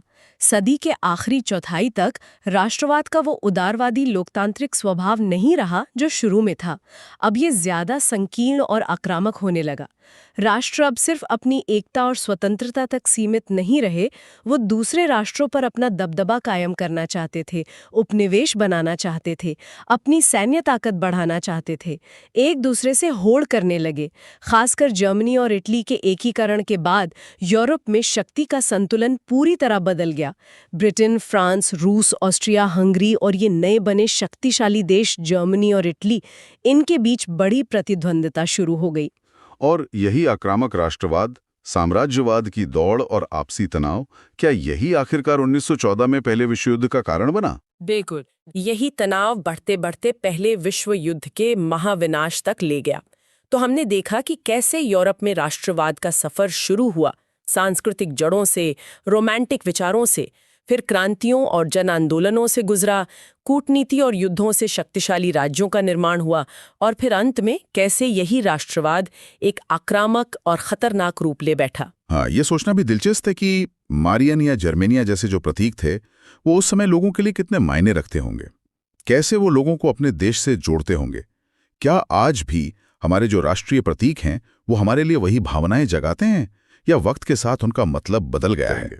ये सोचना। भारत में राष्ट्रवाद का उदय। जी हाँ, सोचिए वो क्या था जिसने लाखों भारतीयों को एक साथ ला खड़ा किया अंग्रेजी शासन के खिलाफ। ये भावना थी अपने देश के लिए प्यार की, अपने शासन की इच्छा की। 20वीं सदी की शुरुआत में अंग्रेजों का राज तो था, पर अंदर ही अंदर कुछ सुलग रहा था। बिल्कुल, एकता और विरोध की भावना, खासकर पहले विश्व युद्ध मतलब 1914 से 18 के बाद ये और तेज हुई। हाँ, पर यह समझना भी जरूरी है, जैसा आपने कहा, कि ये राष्ट्रवाद की भावना कोई रातों रात नहीं जागी। सही कहा, ये सालों के संघर्ष, कई घटनाओं और नेताओं के प्रयासों का नतीजा थी। और पहले विश्व युद्ध ने तो जैसे आग में घी का काम किया। उसने भारत की राजनीतिक और आर्थिक हालत बिल्कुल बदल दी। तो चलिए इसी पर आते हैं। पहले विश्व युद्ध का असर क्या हुआ? ब्रिटेन लड़ाई में कूदा और भारत को भी खींच लिया। हमसे सैनिक मांगे गए, पैसा, सामान, सब कुछ। हाँ, और युद्ध का सारा भारी खर्चा भी हम पे ही डाल दिया गया, टैक्स बढ़ा दिए गए। और जरूरी चीजों के दाम वो तो आसमान छूने लगे। गांव से जबरदस्ती फौज में भर्ती की गई। नतीजा क्या हुआ? खेती चौपट, अकाल, महंगाई, बहुत बुरा हाल था। और देखिए विडंबना, भारत ने 13 लाख से ज्यादा सैनिक दिए, इतनी बड़ी रकम खर्च की, उम्मीद थी कि शायद कुछ मिलेगा, स्वशासन की तरफ बढ़ेंगे। लेकिन मिला क्या? कुछ नहीं। अंग्रेजों ने अपने वादे भुला दिए। हाँ, इससे लोगों में गुस्सा और निराशा बढ़नी ही थी, बहुत ज्यादा बढ़ गई। इसी माहौल में स्वशासन यानी सेल्फ गवर्नमेंट का विचार और मजबूत हुआ। 1916 में वो लखनऊ पैक्ट भी तो हुआ था, कांग्रेस और मुस्लिम लीग के बीच। बिल्कुल, एक अहम पड़ाव था वो। इसने दिखाया कि अलग अलग समुदाय के नेता भी मिलकर राजनीतिक अधिकार मांग सकते हैं। हाँ, तिलक, एनी बेसेंट, जिन्ना जैसे बड़े नेता सक्रिय थे। वो अब स्वराज को एक हक की तरह मांग रहे थे। जी, न कि किसी एहसान या भीख की तरह। आवाज बुलंद हो रही थी। लेकिन फिर 1918 में युद्ध खत्म हुआ। उम्मीद थी कि अब शायद अंग्रेज कुछ नरमी बरतेंगे, पर हुआ ठीक उल्टा। सरकार नरम होने की बजाय और सख्त हो गई, सुधारों की जगह दमन का रास्ता चुना। और यहीं इसी मुश्किल दौर में भारत की राजनीति में एक बड़ा बदलाव आता है, महात्मा गांधी का आगमन। हाँ, जनवरी 1915 में वो दक्षिण अफ्रीका से भारत लौटे। वहां उन्होंने 20 साल से ज्यादा बिताए थे। और वहां उन्होंने नस्लीय भेदभाव के खिलाफ एक अनोखा तरीका अपनाया था, सत्याग्रह। सत्याग्रह यानी सत्य के लिए आग्रह, या कह सकते हैं सत्य की शक्ति। इसका मूल सिद्धांत था कि अगर आपका मकसद सच्चा है और लड़ाई बिना नफरत या हिंसा के लड़ी जाए, तो अत्याचारी को भी अंत में सच मानना पड़ेगा। बिल्कुल, गांधी जी के लिए ये सिर्फ एक राजनीतिक चाल नहीं थी, ये सत्य और अहिंसा पर आधारित जीवन जीने का तरीका था, जो व्यक्ति को भी बदलता है और समाज को भी। भारत आकर उन्होंने पहले से छोटे स्तर पर आजमाया, जैसे 1917 में बिहार के चंपारण में। हाँ, जहाँ किसानों से जबरदस्ती नील की खेती करवाई जाती थी, गांधी जी के सत्याग्रह ने वहां अंग्रेजों को झुकाया। फिर गुजरात के खेड़ा में भी 1917-18 फसल खराब हो गई थी, पर सरकार लगान मांग रही थी। वहां भी गांधी जी किसानों के साथ खड़े हुए और सरकार को लगान वसूली रोकनी पड़ी। और 1918 में अहमदाबाद के मिल मजदूरों की हड़ताल का भी समर्थन किया था उन्होंने, बेहतर मजदूरी के लिए। जी हाँ, इन शुरुआती सफलताओं ने गांधी जी को आम भारतीयों के बहुत करीब ला दिया। वो एक ऐसे नेता बन गए जो लोगों का दुख समझता था और शांति से लड़ना जानता था। एक जन नेता। लेकिन जैसा हमने कहा, अंग्रेजों का रवैया तो सख्ती था। मार्च 1919 में वो ले आए रॉलेट एक्ट, एक बेहद दमनकारी कानून, जिसे काला कानून भी कहा गया। इसने सरकार को बहुत ज्यादा ताकत दे दी। हाँ, मतलब बिना मुकदमा चलाए किसी को भी जेल में डाल दो, प्रेस की आजादी पर रोक लगा दो। इसके खिलाफ गांधी जी ने 6 अप्रैल 1919 को देशव्यापी हड़ताल का आह्वान किया, शांतिपूर्ण विरोध। और प्रतिक्रिया जबरदस्त थी। पूरे देश में हड़तालें हुईं, जुलूस निकले। हाँ, हालांकि कुछ जगहों पर हिंसा भी हुई और सरकार ने इसका जवाब और ज्यादा बेरहमी से दिया। लेकिन सबसे भयानक, सबसे दर्दनाक घटना हुई अमृतसर में, पंजाब में। जलियांवाला बाग हत्याकांड 13 अप्रैल 1919 बैसाखी का दिन। हजारों लोग, मर्द, औरतें, बच्चे जलियांवाला बाग में जमा हुए थे, शांति से। रॉलेट एक्ट और अपने दो नेताओं डॉक्टर किचलू और डॉक्टर सत्यपाल की गिरफ्तारी का विरोध कर रहे थे। तभी जनरल डायर अपनी फौज लेकर वहां पहुंचा। उसने बाग से निकलने के सारे रास्ते बंद करवा दिए और फिर बिना किसी चेतावनी के निहत्थी भीड़ पर गोली चलाने का हुक्म दे दिया। लगभग 10 मिनट तक गोलियां चलती रहीं। अंदाजा है कि 1000 से ज्यादा लोग मारे गए, सैकड़ों घायल हुए। इस हत्याकांड ने तो जैसे पूरे देश को हिलाकर रख दिया। अंग्रेजी शासन का असली क्रूर चेहरा सामने आ गया। हाँ, लोगों का ब्रिटिश न्याय व्यवस्था से भरोसा पूरी तरह उठ गया। रविंद्रनाथ टैगोर ने गुस्से में अपनी नाइटहुड की उपाधि लौटा दी। गांधी जी ने भी कहा कि अब ये शासन नैतिक रूप से दिवालिया हो चुका है। इसके बाद पंजाब में मार्शल लॉ लगा दिया गया। लोगों को भयानक अपमान सहना पड़ा, सड़कों पर रेंगने को मजबूर किया गया, कोड़े मारे गए। यहीं से गांधी जी को लगा कि अब शासक और शासित के बीच का रिश्ता पूरी तरह टूट चुका है। सिर्फ सुधारों से काम नहीं चलेगा। बिल्कुल। उन्होंने महसूस किया कि अब भारतीयों को स्वराज यानी पूर्ण स्वशासन के लिए लड़ना ही होगा, और इसी सोच ने अगले बड़े आंदोलन की नींव रखी, असहयोग आंदोलन। तो संक्षेप में देखें तो पहले विश्व युद्ध का असर, गांधी जी का आगमन और सत्याग्रह, फिर रॉलेट एक्ट जैसा दमन और जलियांवाला बाग की त्रासदी। हाँ, इन सब ने मिलकर स्वराज की मांग को बहुत मजबूत बना दिया।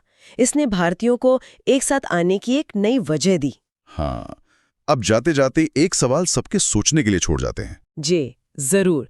सोचिएगा कि कैसे इन घटनाओं ने, खासकर जलियांवाला बाग ने, भारत के अलग अलग हिस्सों और समुदायों के लोगों को अंग्रेजी राज के खिलाफ एक अभूतपूर्व एकता में बांधने की जमीन तैयार की। इस पर विचार जरूर करें।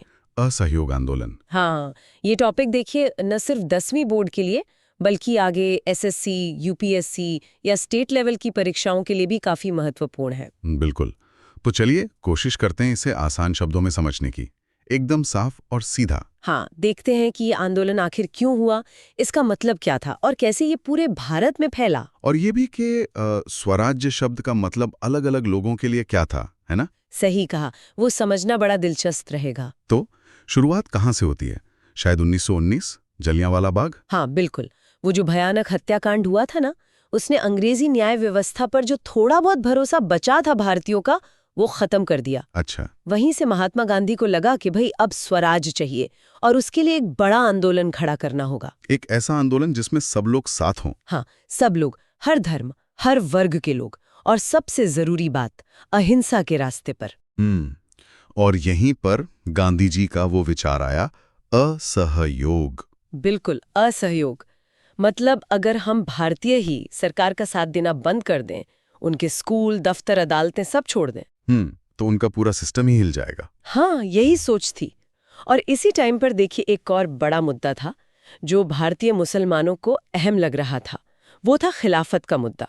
अच्छा, खिलाफत, वो तुर्की वाला मामला। हाँ, पहले विश्व युद्ध में तुर्की हार गया था, ऑटोमन साम्राज्य, और अंग्रेजों ने खलीफा का पद, जो पूरी दुनिया के मुसलमानों के आध्यात्मिक नेता माने जाते थे, उसे खत्म करने का फैसला कर लिया था। तो इससे भारतीय मुसलमान काफी नाराज थे, जाहिर है।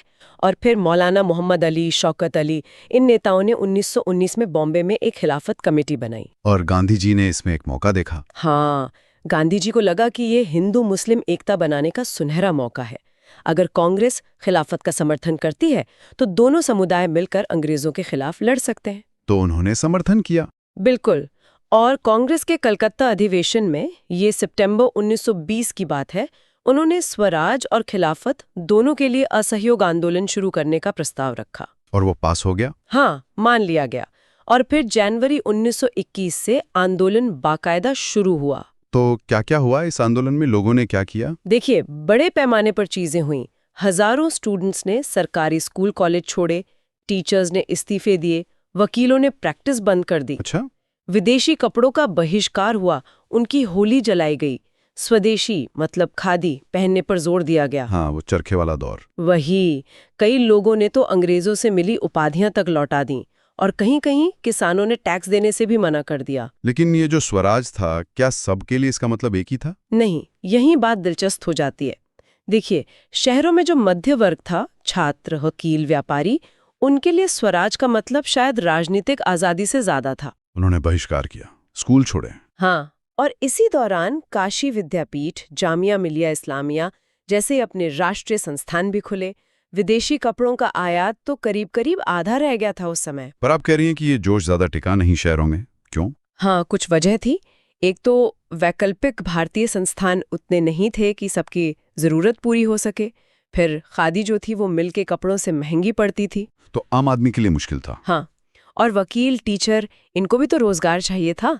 तो धीरे धीरे लोग वापस सरकारी संस्थानों में जाने लगे। अच्छा, और गांव में क्या हाल था? वहां तस्वीर अलग थी। बिल्कुल अलग।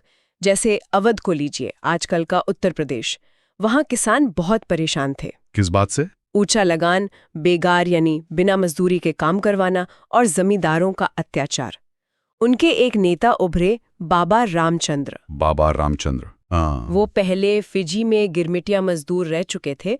उनके लिए स्वराज का मतलब था लगान कम हो, बेगार बंद हो, जमींदार परेशान ना करें। तो उन्होंने भी आंदोलन का साथ दिया? हाँ, पूरे जोश से। लेकिन कई बार उनका आंदोलन हिंसक हो गया। उन्होंने ताल्लुकदारों, जमींदारों के घरों पर हमले किए, बाजार लूटे। गांधी जी तो हिंसा के सख्त खिलाफ थे। ये एक मुश्किल थी। और कहीं जैसे आदिवासी इलाकों में? हाँ, आंध्र प्रदेश के गूडेम पहाड़ियों का उदाहरण है। वहां अल्लूरी सीताराम राजू नाम के एक दिलचस्प नेता थे। उनके बारे में क्या खास था? वो गांधी जी से प्रभावित थे, खादी भी पहनते थे, शराब छोड़ने की बात करते थे। लेकिन उनका मानना था कि भारत को आजादी अहिंसा से नहीं बल्कि बल प्रयोग से, मतलब हथियार उठाकर ही मिल सकती है। अरे, तो उन्होंने अंग्रेजों के खिलाफ विद्रोह किया? हाँ, खासकर अंग्रेजों के वन कानूनों के खिलाफ। अंग्रेजों ने बड़े बड़े जंगल बंद कर दिए थे। आदिवासियों को वहां जाने, मदेशी चराने या फल लकड़ी लेने से रोक दिया था। इससे उनकी रोजमर्रा की जिंदगी मुश्किल हो गई थी। तो राजू ने गुरिल्ला युद्ध जैसा कुछ शुरू किया? हाँ, उन्होंने पुलिस थानों पर हमले किए। वो दावा करते थे कि उनके पास विशेष शक्तियां हैं, गोलियां भी उन्हें नहीं मार सकती। खैर, आखिरकार 1924 में उन्हें पकड़ लिया गया और फांसी दे दी गई। और असम के बागान मजदूर, उनके लिए क्या मतलब था स्वराज का? उनके लिए स्वराज का मतलब था कि वो उन बागानों से, जहां उन्हें लगभग कैदियों की तरह रखा जाता था, वहां से आजाद होकर अपने गांव जा सकें। वहां जमीन मिलेगी तो वो निकल पड़े। हाँ, हजारों मजदूर बागान छोड़कर अपने घरों की तरफ चल दिए। लेकिन रास्ते में ही रेलवे और स्टीमर की हड़तालों की वजह से फंस गए और पुलिस ने उन्हें पकड़कर बुरी तरह पीटा। तो मतलब हर समूह की अपनी उम्मीदें थी, अपनी तकलीफें थी, और स्वराज का अपना मतलब था। बिल्कुल, आंदोलन ने सब कुछ हुआ, पर सबके लिए मायने अलग थे। तो ये आंदोलन जो इतने अलग अलग रूपों में फैल रहा था, ये खत्म कैसे हुआ? वो एक दुखद घटना की वजह से हुआ। फरवरी 1922 में उत्तर प्रदेश में एक जगह है चौरी चौरा। हाँ, सुना है। वहां एक शांतिपूर्ण जुलूस निकल रहा था, लेकिन पुलिस के साथ उनकी झड़प हो गई और गुस्से में भीड़ ने पुलिस थाने में ही आग लगा दी। उसमें करीब 22 पुलिस वाले मारे गए। जैसे ही ये हिंसा की खबर गांधी जी तक पहुंची, वो बहुत दुखी हुए। उन्हें लगा कि लोग अभी अहिंसा के लिए तैयार नहीं है। और उन्होंने आंदोलन वापस ले लिया? हाँ, तुरंत। असहयोग आंदोलन रोक दिया गया। इसके कुछ समय बाद मार्च 1922 में गांधी जी को गिरफ्तार भी कर लिया गया। तो क्या यह आंदोलन असफल रहा क्योंकि ये अचानक बंद हो गया? देखिए, फौरी तौर पर लक्ष्य शायद हासिल नहीं हुआ, लेकिन इसका असर बहुत गहरा था। ये सचमुच भारत का पहला अखिल भारतीय जन आंदोलन था। हाँ, ये तो है। इसने राष्ट्रवाद की भावना को शहरों से निकालकर गांवों तक, आम लोगों तक पहुंचाया।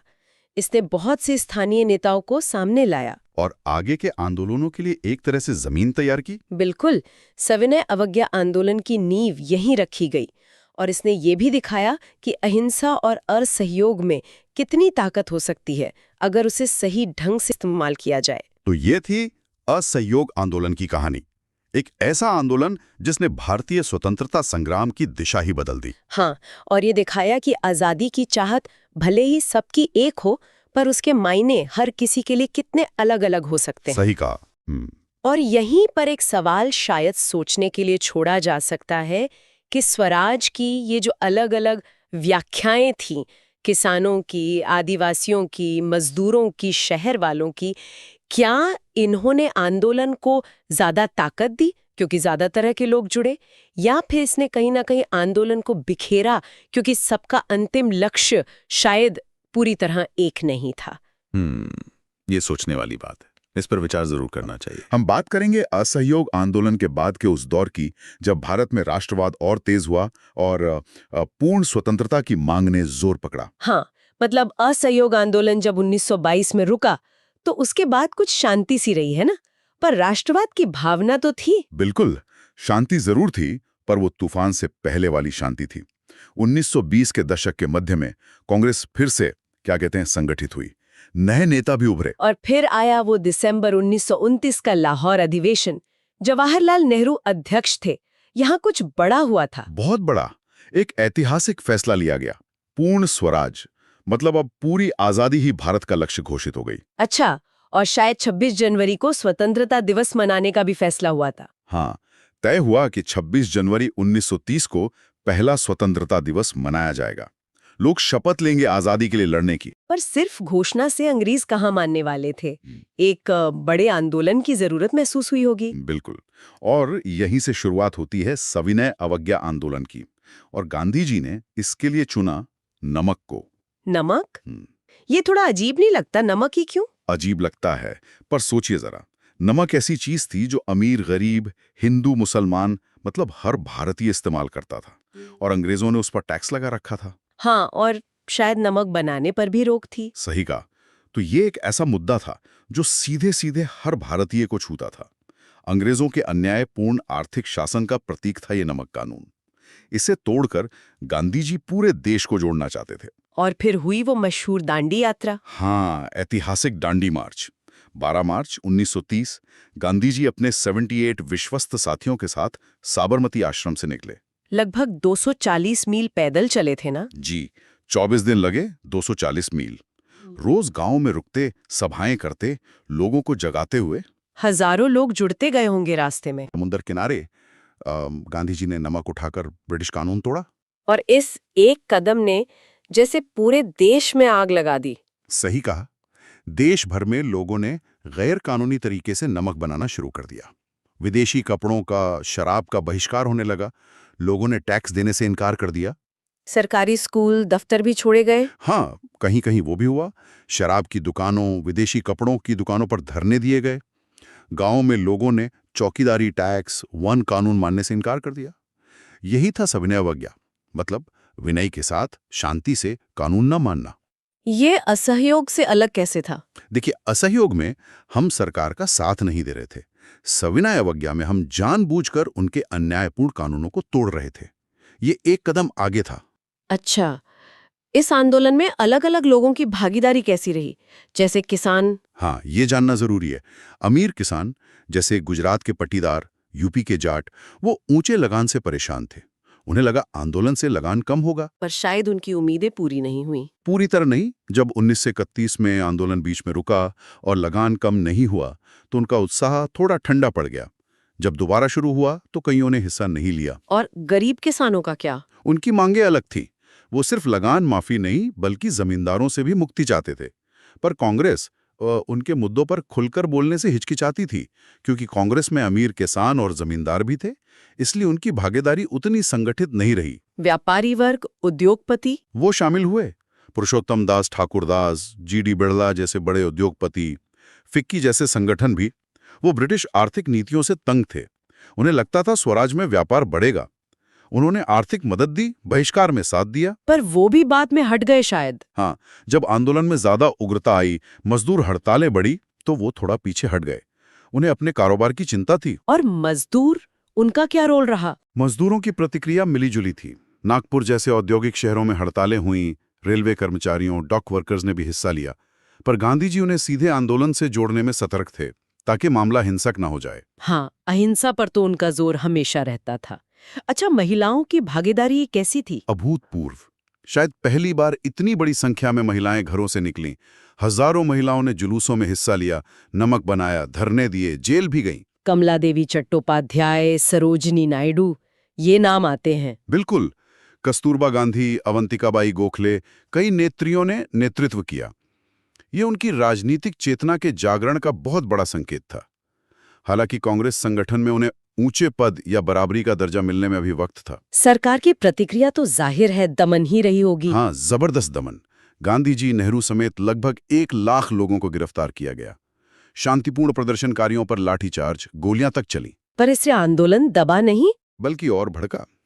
स्थिति गंभीर होते देख वायसरॉय लॉर्ड इरविन ने गांधी जी से बात की। हाँ, वो गांधी इरविन पैक्ट मार्च 1931 में। सही। समझौता हुआ कि सरकार राजनीतिक कैदियों को रिहा करेगी, जब्त जमीनें लौटाएगी और कांग्रेस आंदोलन स्थगित करके लंदन में होने वाले दूसरे गोलमेज सम्मेलन में भाग लेगी। तो गांधी जी लंदन गए। हाँ, सितंबर 1931 में। पर वहां बात नहीं बनी।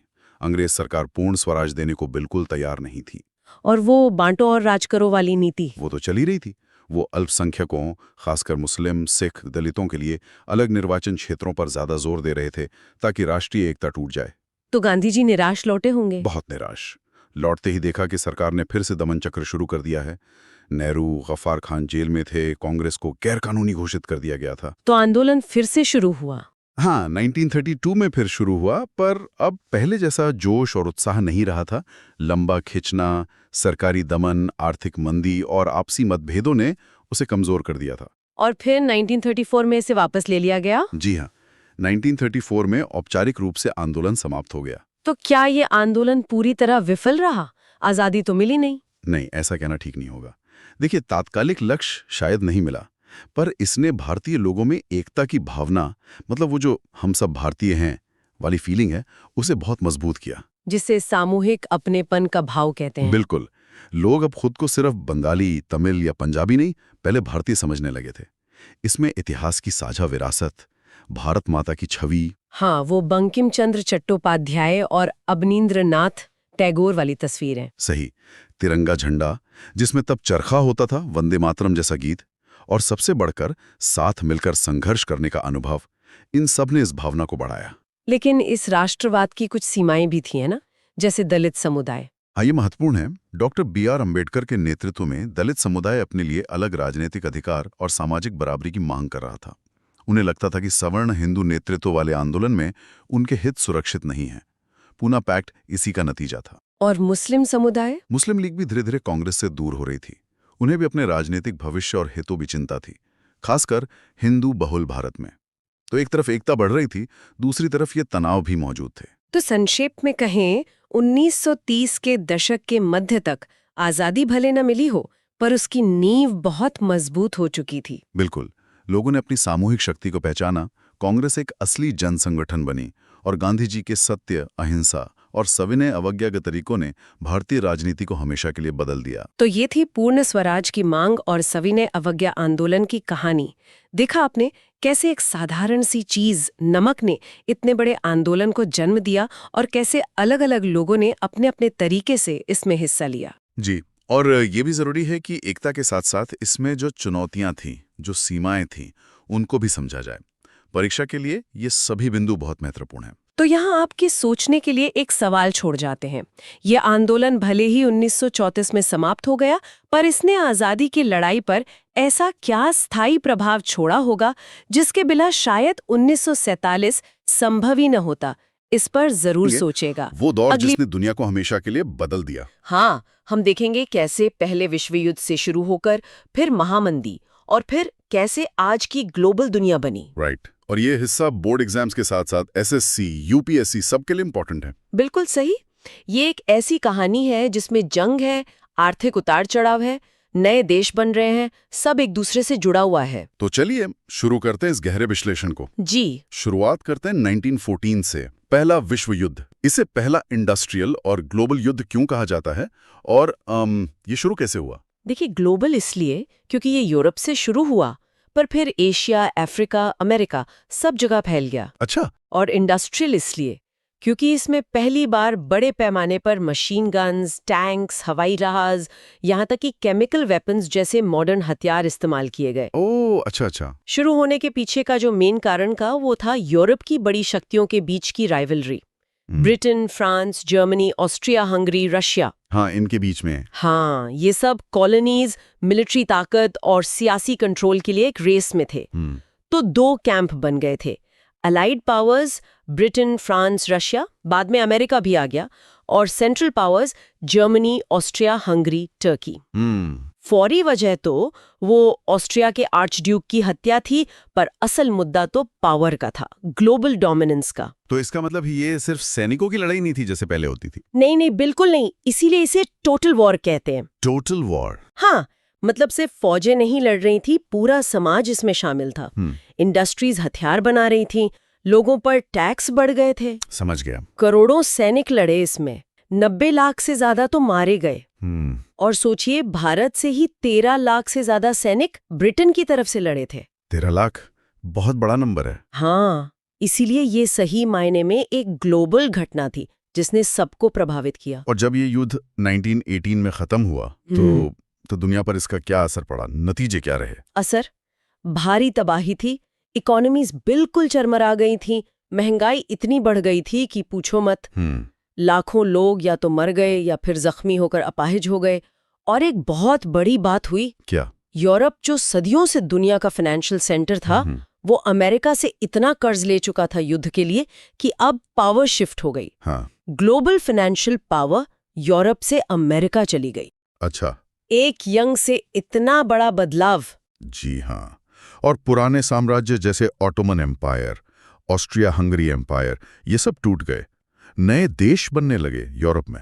फिर 1919 में वो ट्रीटी ऑफ वर्साई हुई। कहते हैं इसने शांति लाने के बजाय शायद अगले युद्ध के बीज बो दिए। हाँ, ये बात काफी हद तक सही है। जो जीते हुए देश थे, एलाइड पावर्स, उन्होंने हारे हुए जर्मनी पर बहुत ही ज्यादा सख्त शर्तें लगा दी। क्या शर्तें थीं? जर्मनी की सारी कॉलोनीज छीन ली गईं, उसकी फौज बहुत छोटी कर दी गई, उसकी जमीन का हिस्सा ले लिया गया और सबसे बड़ी बात, उसे युद्ध शुरू करने का अकेला जिम्मेदार ठहराया गया और उस पर भारी हर्जाना मतलब रेपरेशंस लगा दिए गए। इससे जर्मनी में बहुत गरीबी और एक तरह से बेइज्जती की भावना बढ़ी। लोगों में गुस्सा था। और इसी गुस्से का फायदा फिर बाद में हिटलर ने उठाया। बिल्कुल, यही गुस्सा और आर्थिक तंगी आगे चलकर हिटलर के उदय और फिर दूसरे विश्व युद्ध का एक बड़ा कारण बनी। लीग ऑफ नेशंस भी बनाई गई थी शांति के लिए, पर वो ज्यादा इफेक्टिव साबित नहीं हुई। तो युद्ध खत्म हुआ और ट्रीटी हो गई, पर सिर्फ 10 साल बाद 1929 में दुनिया एक और बड़े संकट में फंस गई, द ग्रेट डिप्रेशन। ये क्या था? ये मॉडर्न हिस्ट्री का सबसे बड़ा आर्थिक संकट था, महामंदी। कारण क्या थे इसके? कई कारण थे। एक तो ओवर प्रोडक्शन, मतलब कारखानों में सामान जरूरत से ज्यादा बन रहा था, बिक नहीं रहा था। खेती की उपज के दाम भी गिर रहे थे। और फिर सबसे बड़ा ट्रिगर था 1929 में न्यूयॉर्क स्टॉक एक्सचेंज का क्रैश होना। अमेरिका में? हाँ, और क्योंकि अमेरिका उस वक्त दुनिया का सबसे बड़ा लेंडर था, पैसा उधार देता था, तो जब वहां बैंक्स डूबे, स्टॉक मार्केट गिरा, तो ये संकट एकदम से पूरी दुनिया में फैल गया। यानी अमेरिका में कुछ होता है और असर भारत के किसान पर पड़ता है। ग्लोबलाइजेशन का असली चेहरा। बिल्कुल, अच्छा और बुरा दोनों। तो भारत पर इसका क्या असर हुआ? बहुत बुरा असर हुआ। जो हमारे खेती के उत्पाद थे जैसे जूट, गेहूं, कपास, उनके दाम 60-70% तक गिर गए। इतना ज्यादा? हाँ, किसान जो पहले से ही कर्ज में दबे हुए थे, वो और बुरी तरह फंस गए। शहरों में भी बेरोजगारी बढ़ गई। और ब्रिटिश सरकार ने कुछ किया? मदद? ना के बराबर।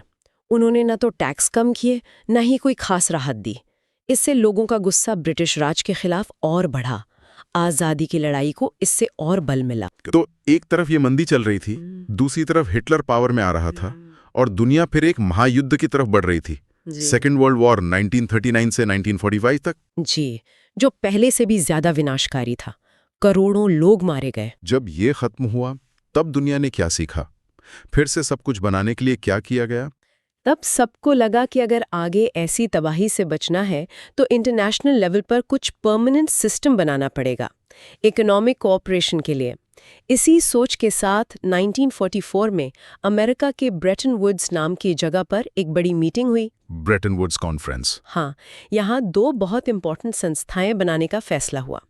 IMF यानी इंटरनेशनल मॉनेटरी फंड। IMF वो क्या करता है? IMF का काम था देशों के बीच करेंसी एक्सचेंज रेट्स को स्टेबल रखना और अगर किसी देश को शॉर्ट टर्म में बैलेंस ऑफ पेमेंट की दिक्कत हो तो उसे मदद देना। ठीक है। और दूसरी संस्था? दूसरी थी वर्ल्ड बैंक। इसका काम था युद्ध में बर्बाद हुए देशों को फिर से खड़ा करना, रिकंस्ट्रक्शन और डेवलपिंग कंट्रीज में विकास के लिए लॉन्ग टर्म कर्ज देना। अच्छा, और इन दोनों ने काम किया? हाँ, इस ब्रेटन वुड्स सिस्टम ने अगले लगभग 20-25 साल तक काफी हद तक काम किया। यूएस डॉलर को इंटरनेशनल ट्रेड की मेन करेंसी बना दिया गया और उसकी कीमत गोल्ड से फिक्स कर दी गई। इससे एक स्टेबिलिटी आई और दुनिया भर में काफी इकोनॉमिक ग्रोथ हुई। इस दौर को कभी-कभी गोल्डन एज ऑफ कैपिटलिज्म भी कहते हैं। सेकेंड वर्ल्ड वॉर के बाद एक और बहुत बड़ा बदलाव आया दुनिया में, डीकोलोनाइजेशन यानी उपनिवेशवाद का खात्मा। बिल्कुल सही। एक तो युद्ध ने यूरोपियन ताकतों जैसे ब्रिटेन और फ्रांस को काफी कमजोर कर दिया था। उनकी इकोनॉमी और मिलिट्री पावर दोनों को नुकसान पहुंचा था। दूसरा, एशिया और अफ्रीका में आजादी के लिए जो संघर्ष चल रहे थे वो और तेज हो गए। लोगों में नेशनलिज्म की भावना बहुत स्ट्रांग हो गई थी। जैसे भारत में हुआ। जी बिल्कुल। तो धीरे धीरे करके देश आजाद होने लगे। भारत 1947 में आजाद हुआ और उसके बाद और भी कई देश एशिया और अफ्रीका में आजाद हुए। लेकिन आजादी के बाद इन नए देशों के सामने चैलेंजेस तो बहुत रहे होंगे। हाँ, बहुत बड़ी चुनौतियां थीं। गरीबी थी, असमानता थी, अपनी इकोनॉमी को शुरू से बनाना था, इंफ्रास्ट्रक्चर डेवलप करना था। इन सब के लिए उन्होंने आईएमएफ और वर्ल्ड बैंक से मदद भी ली, लेकिन अक्सर इनकी जो शर्तें होती थीं वो इन नए देशों के लिए थोड़ी मुश्किल भी साबित हुईं। और ये ब्रेटन वुड्स सिस्टम जिसमें डॉलर गोल्ड से जुड़ा था, ये कब तक चला? अब तो ऐसा नहीं है। सही कहा। ये सिस्टम 1970s के शुरू में 1971 के आसपास खत्म हो गया। क्यों? क्योंकि अमेरिका ने खुद ही डॉलर का गोल्ड से लिंक तोड़ दिया। उसके अपने इकोनॉमिक रीजंस थे। अच्छा, तो फिर उसके बाद क्या हुआ? उसके बाद शुरू हुआ ग्लोबलाइजेशन का एक नया दौर। अब करेंसीज की वैल्यू फिक्स नहीं रही, वो मार्केट में डिमांड और सप्लाई के हिसाब से ऊपर नीचे होने लगी, जिसे फ्लोटिंग एक्सचेंज रेट्स कहते हैं। जैसे आजकल होता है। टेक्नोलॉजी ने भी इसमें बड़ा रोल निभाया। तो दुनिया और ज्यादा जुड़ गई। हाँ, इकोनॉमिक तौर पर दुनिया पहले से कहीं ज्यादा इंटीग्रेट हो गई, लेकिन इसके साथ साथ देशों के बीच और देशों के अंदर अमीरी गरीबी का फर्क यानी इनइक्वालिटी, वो भी एक बड़ी सच्चाई बनी रही। तो ये थी लगभग पिछली एक सदी की कहानी, कैसे पहले विश्व युद्ध ने ग्लोबलाइजेशन के एक दौर को खत्म किया, फिर महामंदी आई, फिर एक और युद्ध हुआ, फिर एक नया इंटरनेशनल सिस्टम बना, देश आजाद हुए और फिर ग्लोबलाइजेशन का एक नया रूप सामने आया। हाँ, एक ऐसा सफर जिसमें इंटरकनेक्शन भी है, आइसोलेशन भी, समृद्धि भी है, गरीबी भी, आजादी भी है और नए तरह के दबाव भी। बहुत कॉम्प्लेक्स है ये पूरा मामला। बिल्कुल। तो इस पूरी चर्चा से एक सवाल मन में आता है जो शायद सभी सोच सकते हैं। जी। जिन ग्लोबल कनेक्शंस, इंटरडिपेंडेंसीज और इनइक्वालिटीज की हमने बात की WI से लेकर आज तक, जी। वो आज हमारी रोजमर्रा की जिंदगी, हमारे देश और पूरी दुनिया को कैसे शेप कर रही हैं? ये बहुत अच्छा सवाल है और इस पर विचार करना एग्जाम्स के लिए तो इम्पोर्टेंट है ही, पर अपनी दुनिया को समझने के लिए भी जरूरी है। इस पर जरूर सोचिएगा।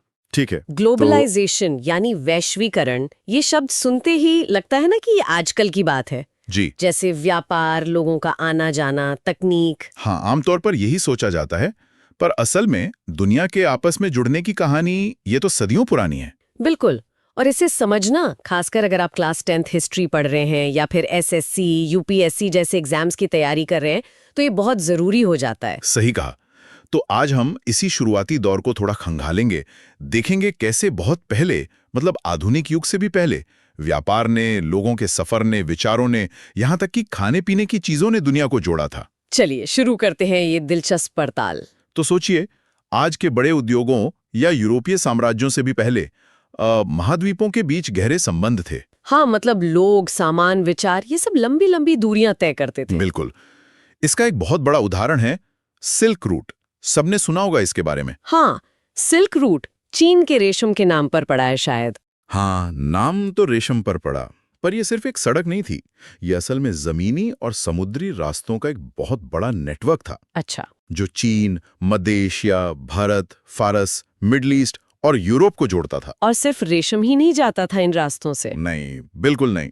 भारत के मसाले, कपड़े, रोम से कांच के बर्तन, कीमती धातुएं, बहुत कुछ। और इससे भी जरूरी शायद विचारों का आदान प्रदान। हाँ, वो भी बहुत अहम था। जैसे सोचिए, बौद्ध धर्म वो भारत से निकलकर मध्य एशिया, चीन और फिर पूर्वी एशिया तक इन्हीं रास्तों से फैला। तो ये रास्ते एक तरह से पुरानी दुनिया की नसें थीं जो सबको जोड़ रही थीं। बिल्कुल कह सकते हैं। अच्छा, व्यापार के अलावा लोगों का एक जगह से दूसरी जगह जाना यानी प्रवासन, वो भी बहुत अहम था। लोग क्यों जाते थे इतनी दूर? कई कारण थे। कभी बेहतर जिंदगी की तलाश में, कभी उपजाऊ जमीन चाहिए होती थी, या फिर कहीं सूखा पड़ गया, लड़ाई हो गई तो वहां से बचने के लिए निकल पड़ते थे। और कुछ लोग व्यापार के लिए या धर्म फैलाने भी जाते होंगे। हाँ बिल्कुल। जैसे भारत और चीन के व्यापारी दक्षिण पूर्व एशिया गए तो वहां की कला, वहां की भाषा पर उनका असर दिखता है। और अरब और अफ्रीकी व्यापारी? उन्होंने हिंद महासागर को पार किया, अफ्रीका से सोना, हाथी दांत, गुलाम लाए और बदले में यहां से कपड़े, मसाले ले गए। ये संस्कृतियों का मेलजोल भी था। ये तो हुई लोगों और सामान की बात। खाने पीने की चीजों का क्या? वो भी बड़ा दिलचस्प है। आज हम जो बहुत सी चीजें रोज खाते हैं, जैसे आलू, मक्का, टमाटर, मिर्च, मूंगफली, शकरकंद भी, हाँ। ये सब असल में अमेरिका की देन है। अच्छा। मतलब ये हमेशा से यहाँ नहीं थी। नहीं, ये कोलंबस और उसके बाद के यूरोपियन यात्रियों के जरिए दुनिया के इस हिस्से में, मतलब यूरोप और एशिया में पहुंची। इसी को कोलंबियन एक्सचेंज कहते हैं। कमाल है। और गेहूं, चावल, गन्ना, वो एशिया से पश्चिम की तरफ गए। और सोचिए जब आलू यूरोप पहुंचा, वो सस्ता था, पौष्टिक था। तो वहां लोगों को खाने को आसानी से मिला होगा। बिल्कुल। और नतीजा, यूरोप की आबादी तेजी से बढ़ी, खासकर गरीबों की। लेकिन इस एक्सचेंज का कोई नुकसान भी हुआ? हाँ, एक बहुत भयानक पहलू था इसका। बीमारियां। बीमारियां? यूरोपीय लोग अपने साथ चेचक मतलब स्मॉल बॉक्स जैसी बीमारियां अमेरिका ले गए। वहां के जो मूल निवासी थे, उनके शरीर में इन बीमारियों से लड़ने की शक्ति नहीं थी। तो करोड़ों लोग मारे गए। इसने अमेरिका के इतिहास को पूरी तरह बदल दिया। यूरोपीय लोगों के लिए वहां कब्जा करना आसान हो गया। ओह, ये तो बहुत दुखद है। अच्छा, इन सब के पीछे व्यापार और पैसे का क्या रोल था? बहुत बड़ा रोल था। देखिए, चीन और भारत उस जमाने में रेशम, कपास, मसालों के बहुत बड़े उत्पादक थे। दुनिया भर में मांग थी इनकी। और अरब व्यापारी? वो एक तरह से बिचौलिए थे। एशिया, अफ्रीका, यूरोप के बीच व्यापार करवाते थे। यूरोप में वेनिस, जिनुआ जैसे शहर इसी व्यापार से बहुत अमीर बन गए। पर यूरोप के पास एशिया को देने के लिए क्या था? उन्हें तो मसाले, कपड़े चाहिए थे। सही सवाल है। उनके पास देने के लिए ज्यादा कुछ नहीं था, सिवाय सोने चांदी के, कीमती धातुएं। तो फिर पैसा कहाँ से आया? वो आया अमेरिका की खोज के बाद, जब स्पेन और पुर्तगाल ने मेक्सिको और पेरू की खानों पे कब्जा किया। वहां से उन्हें बेहिसाब चांदी मिली। अच्छा, तो वो चांदी फिर दुनिया भर में फैली। हाँ, ये चांदी यूरोप से होते हुए एशिया पहुंची, खासकर चीन, जहां चांदी की बहुत जरूरत थी टैक्स चुकाने के लिए। तो कह सकते हैं कि ये चांदी दुनिया की पहली ग्लोबल करेंसी जैसी बन गई। इसने 16वीं सदी तक एक वर्ल्ड वाइड ट्रेड नेटवर्क बना दिया था। और इसी दौरान यूरोपीय देशों ने समुद्री रास्ते खोजना भी शुरू कर दिया था। बिल्कुल। 15वीं-16वीं सदी में पुर्तगाल, स्पेन, फिर हॉलैंड, ब्रिटेन, फ्रांस, ये सब समुद्र के पार नए रास्ते, नए इलाके खोजने निकल पड़े। जैसे कोलंबस अमेरिका पहुंच गए 1492 में। हाँ, हालांकि वो उसे इंडीज समझ रहे थे। और वास्को डी गामा, वो अफ्रीका का चक्कर लगाकर 1498 में भारत पहुंचे। इन यात्राओं से फिर क्या हुआ? इनसे शुरुआत हुई विशाल औपनिवेशिक साम्राज्यों की। यूरोपीय ताकतों ने दुनिया के बड़े हिस्सों पर कब्जा करना शुरू कर दिया। लेकिन इसका मतलब तो मूल निवासियों का शोषण भी हुआ होगा। शोषण नहीं, बल्कि विनाश हुआ कई जगहों पर। और साथ ही शुरू हुआ एक और भयानक अध्याय, दास व्यापार। दास व्यापार? लाखों अफ्रीकी लोगों को गुलाम बनाकर जबरदस्ती अमेरिका ले जाया गया। उनसे वहां गन्ने, कपास, तंबाकू के बागानों में काम करवाया जाता था, बहुत अमानवीय तरीके से। इसे ही त्रिकोणीय व्यापार या ट्रायंगुलर ट्रेड कहते हैं शायद। हाँ, वही। यूरोप से सामान जाता था अफ्रीका, अफ्रीका से गुलामों को जहाजों में भर के ले जाते थे अमेरिका, और फिर अमेरिका से चीनी, कॉफी, कपास जैसी चीजें वापस यूरोप आती थीं। इससे यूरोपीय देश तो बहुत अमीर हुए होंगे। हाँ, वो अमीर हुए, लेकिन अफ्रीका के समाज बर्बाद हो गए और अमेरिका में गुलामी की ऐसी जड़ें जमी जिसका असर आज तक है। तो इस सब के चलते मतलब 16वीं से 18वीं सदी तक दुनिया की अर्थव्यवस्था काफी बदल गई होगी। बहुत ज्यादा बदल गई और ज्यादा जुड़ गई। व्यापार का जो केंद्र पहले भूमध्य सागर था, वो अब अटलांटिक महासागर बन गया। नए शहर भी उभरे होंगे। हाँ, लिस्बन, लंदन, एम्स्टर्डम जैसे शहर बड़े व्यापारिक केंद्र बन गए। उपनिवेशों से कच्चा माल आता था, मजदूर मिलते थे, और वो तैयार माल के लिए बाजार भी बन गए थे। और यहीं से पूंजीवाद यानी कैपिटलिज्म की शुरुआत भी मानी जाती है। हाँ, इसके बीज यहीं पड़े। निजी मुनाफे के लिए बड़े पैमाने पर व्यापार और उत्पादन में निवेश, ये सोच बढ़ने लगी थी। तो कुल मिलाकर 18वीं सदी के अंत तक दुनिया काफी मायनों में ग्लोबल हो चुकी थी। हाँ, सामान, लोग, विचार, पैसा, यहाँ तक कि बीमारियां भी महाद्वीपों के आर पार जा रही थीं। उपनिवेश बन चुके थे, चांदी व्यापार को जोड़ रही थी और यूरोप का दबदबा कायम हो गया था। लेकिन ये जो शुरुआती ग्लोबल दुनिया बनी, इसमें बराबरी नहीं थी। बिल्कुल नहीं। इसमें विजेता थे और विजित थे, अमीर थे और गरीब थे, गहरी असमानताएं थीं। और शायद यही असमानताएं आगे चलकर 19वीं सदी में औद्योगिकरण के साथ और बढ़ गईं, जिसने वैश्वीकरण का एक नया दौर शुरू किया। सही कहा। तो हमने देखा कि वैश्वीकरण की जड़ें कितनी पुरानी और कितनी जटिल हैं। व्यापार, लोगों का आना जाना, जीतना और चीजों का आदान प्रदान, इन सब ने मिलकर इसे बनाया है। और ये समझना आज की दुनिया को समझने के लिए भी बहुत जरूरी है। बिल्कुल। तो अब सोचने वाली बात ये है, ये जो शुरुआती कनेक्शंस बने और खासकर इनमें जो असमानताएं पैदा हुईं, उन्होंने आज की हमारी इस दुनिया को किस तरह से शक्ल दी है, इस पर विचार जरूर कीजिएगा। से हम बात करेंगे 19वीं सदी की, जब दुनिया बहुत तेजी से बदली। बिल्कुल। ये वो दौर था जब व्यापार, तकनीक और लोगों का एक जगह से दूसरी जगह जाना, मतलब प्रवास, वो बहुत बढ़ गया था। हाँ, और ये समझना ज़रूरी है बोर्ड एग्जाम के लिए भी और जो कॉम्पिटिटिव एग्जाम होते हैं उनके लिए भी। सही बात है। समझेंगे कि कैसे आज की दुनिया की नींव एक तरह से इसी सदी में रखी गई, खासकर वैश्विक अर्थव्यवस्था के नजरिए से, औद्योगिकरण और हाँ, उपनिवेशवाद भी। ठीक है, तो खोलते हैं सदी की कहानी। 19वीं सदी मतलब 1815 से 1914 का समय, ये दुनिया के इतिहास में एक बड़े बदलाव का समय था। हाँ, यहीं से कह सकते हैं कि आधुनिक वैश्वीकरण की सही शुरुआत हुई। तकनीक बढ़ी, उद्योग फैले और बड़े साम्राज्यों में महाद्वीपों को पहले से कहीं ज्यादा कसकर जोड़ दिया। बिल्कुल। और इसी दौरान यूरोप में तेजी से औद्योगिकरण हुआ, अंतर्राष्ट्रीय व्यापार और परिवहन बढ़ा, बड़ी संख्या में लोगों ने प्रवास किया और औपनिवेशिक साम्राज्य भी फैले। लेकिन इसके साथ ही कुछ दिक्कतें भी आईं। हाँ, दिक्कतें भी। देशों के बीच नई असमानताएं पैदा हुईं। दुनिया एक दूसरे पर निर्भर तो हुई, पर वो निर्भरता असमान थी। यूरोप की आर्थिक और राजनीतिक ताकत बहुत बढ़ गई और एशिया, अफ्रीका, लैटिन अमेरिका, वहां के कई देश या तो उपनिवेश बन गए या फिर बस कच्चे माल के सप्लायर बनकर रह गए। उनकी अपनी अर्थव्यवस्था पिछड़ गई। अच्छा, व्यापार की बात करें तो आंकड़े बताते हैं कि 1815 से 1914 के बीच दुनिया की अर्थव्यवस्था बहुत ज्यादा फैली। हाँ, वैश्विक व्यापार लगभग 25 गुना बढ़ गया। जबरदस्त उछाल था ये। 25 गुना। इसका कारण क्या था? नई तकनीकें? तकनीकें तो थी ही, साथ में वो जो औपनिवेशिक नेटवर्क थे, उनका भी बड़ा हाथ था। औद्योगिक विकास इसमें सबसे अहम था। जैसे ब्रिटेन? ब्रिटेन औद्योगिक क्रांति में सबसे आगे था। बड़े पैमाने पे कपड़ा, लोहा, मशीनें, ये सब बना रहा था। और ये माल फिर कहाँ जा रहा था? यूरोप का सस्ता बना हुआ माल दुनिया भर के बाजारों में, खासकर एशिया और अफ्रीका में पहुंच गया। और साथ ही यूरोप अपने उपनिवेशों से कच्चा माल मंगाने लगा। कच्चा माल? जैसे भारत से कपास, जूट, कहीं से गेहूं, चीनी, रबर। इससे एक नया बंटवारा हुआ। कैसा बंटवारा? एक तरह का अंतर्राष्ट्रीय श्रम विभाजन। मतलब औद्योगिक देश यूरोप, अमेरिका, जापान, ये बन गए उत्पादन और पैसे के केंद्र। और उपनिवेश जैसे भारत, अफ्रीका, दक्षिण पूर्वी एशिया, ये कच्चा माल, खेती के उत्पाद और सस्ता श्रम देने वाले बन गए। मतलब एक ग्लोबल फैक्ट्री जैसा, पर फायदे में औद्योगिक देश रहे। बिल्कुल सही। और चीजों को यहां से वहां ले जाना भी तो आसान हो गया था। हाँ, वो परिवहन क्रांति वाली बात। निश्चित रूप से। भाप के जहाज आ गए, रेलगाड़ियां बन गई, इनसे यात्रा का समय बहुत कम हो गया। और टेलीग्राफ भी तो था। हाँ, टेलीग्राफ से तो समुद्र पार तुरंत संदेश भेजना मुमकिन हो गया। फिर स्वेज नहर खुली 1869 में, उससे यूरोप और एशिया के बीच का रास्ता बहुत छोटा हो गया। इन सब बदलावों ने दुनिया को वाकई छोटा कर दिया।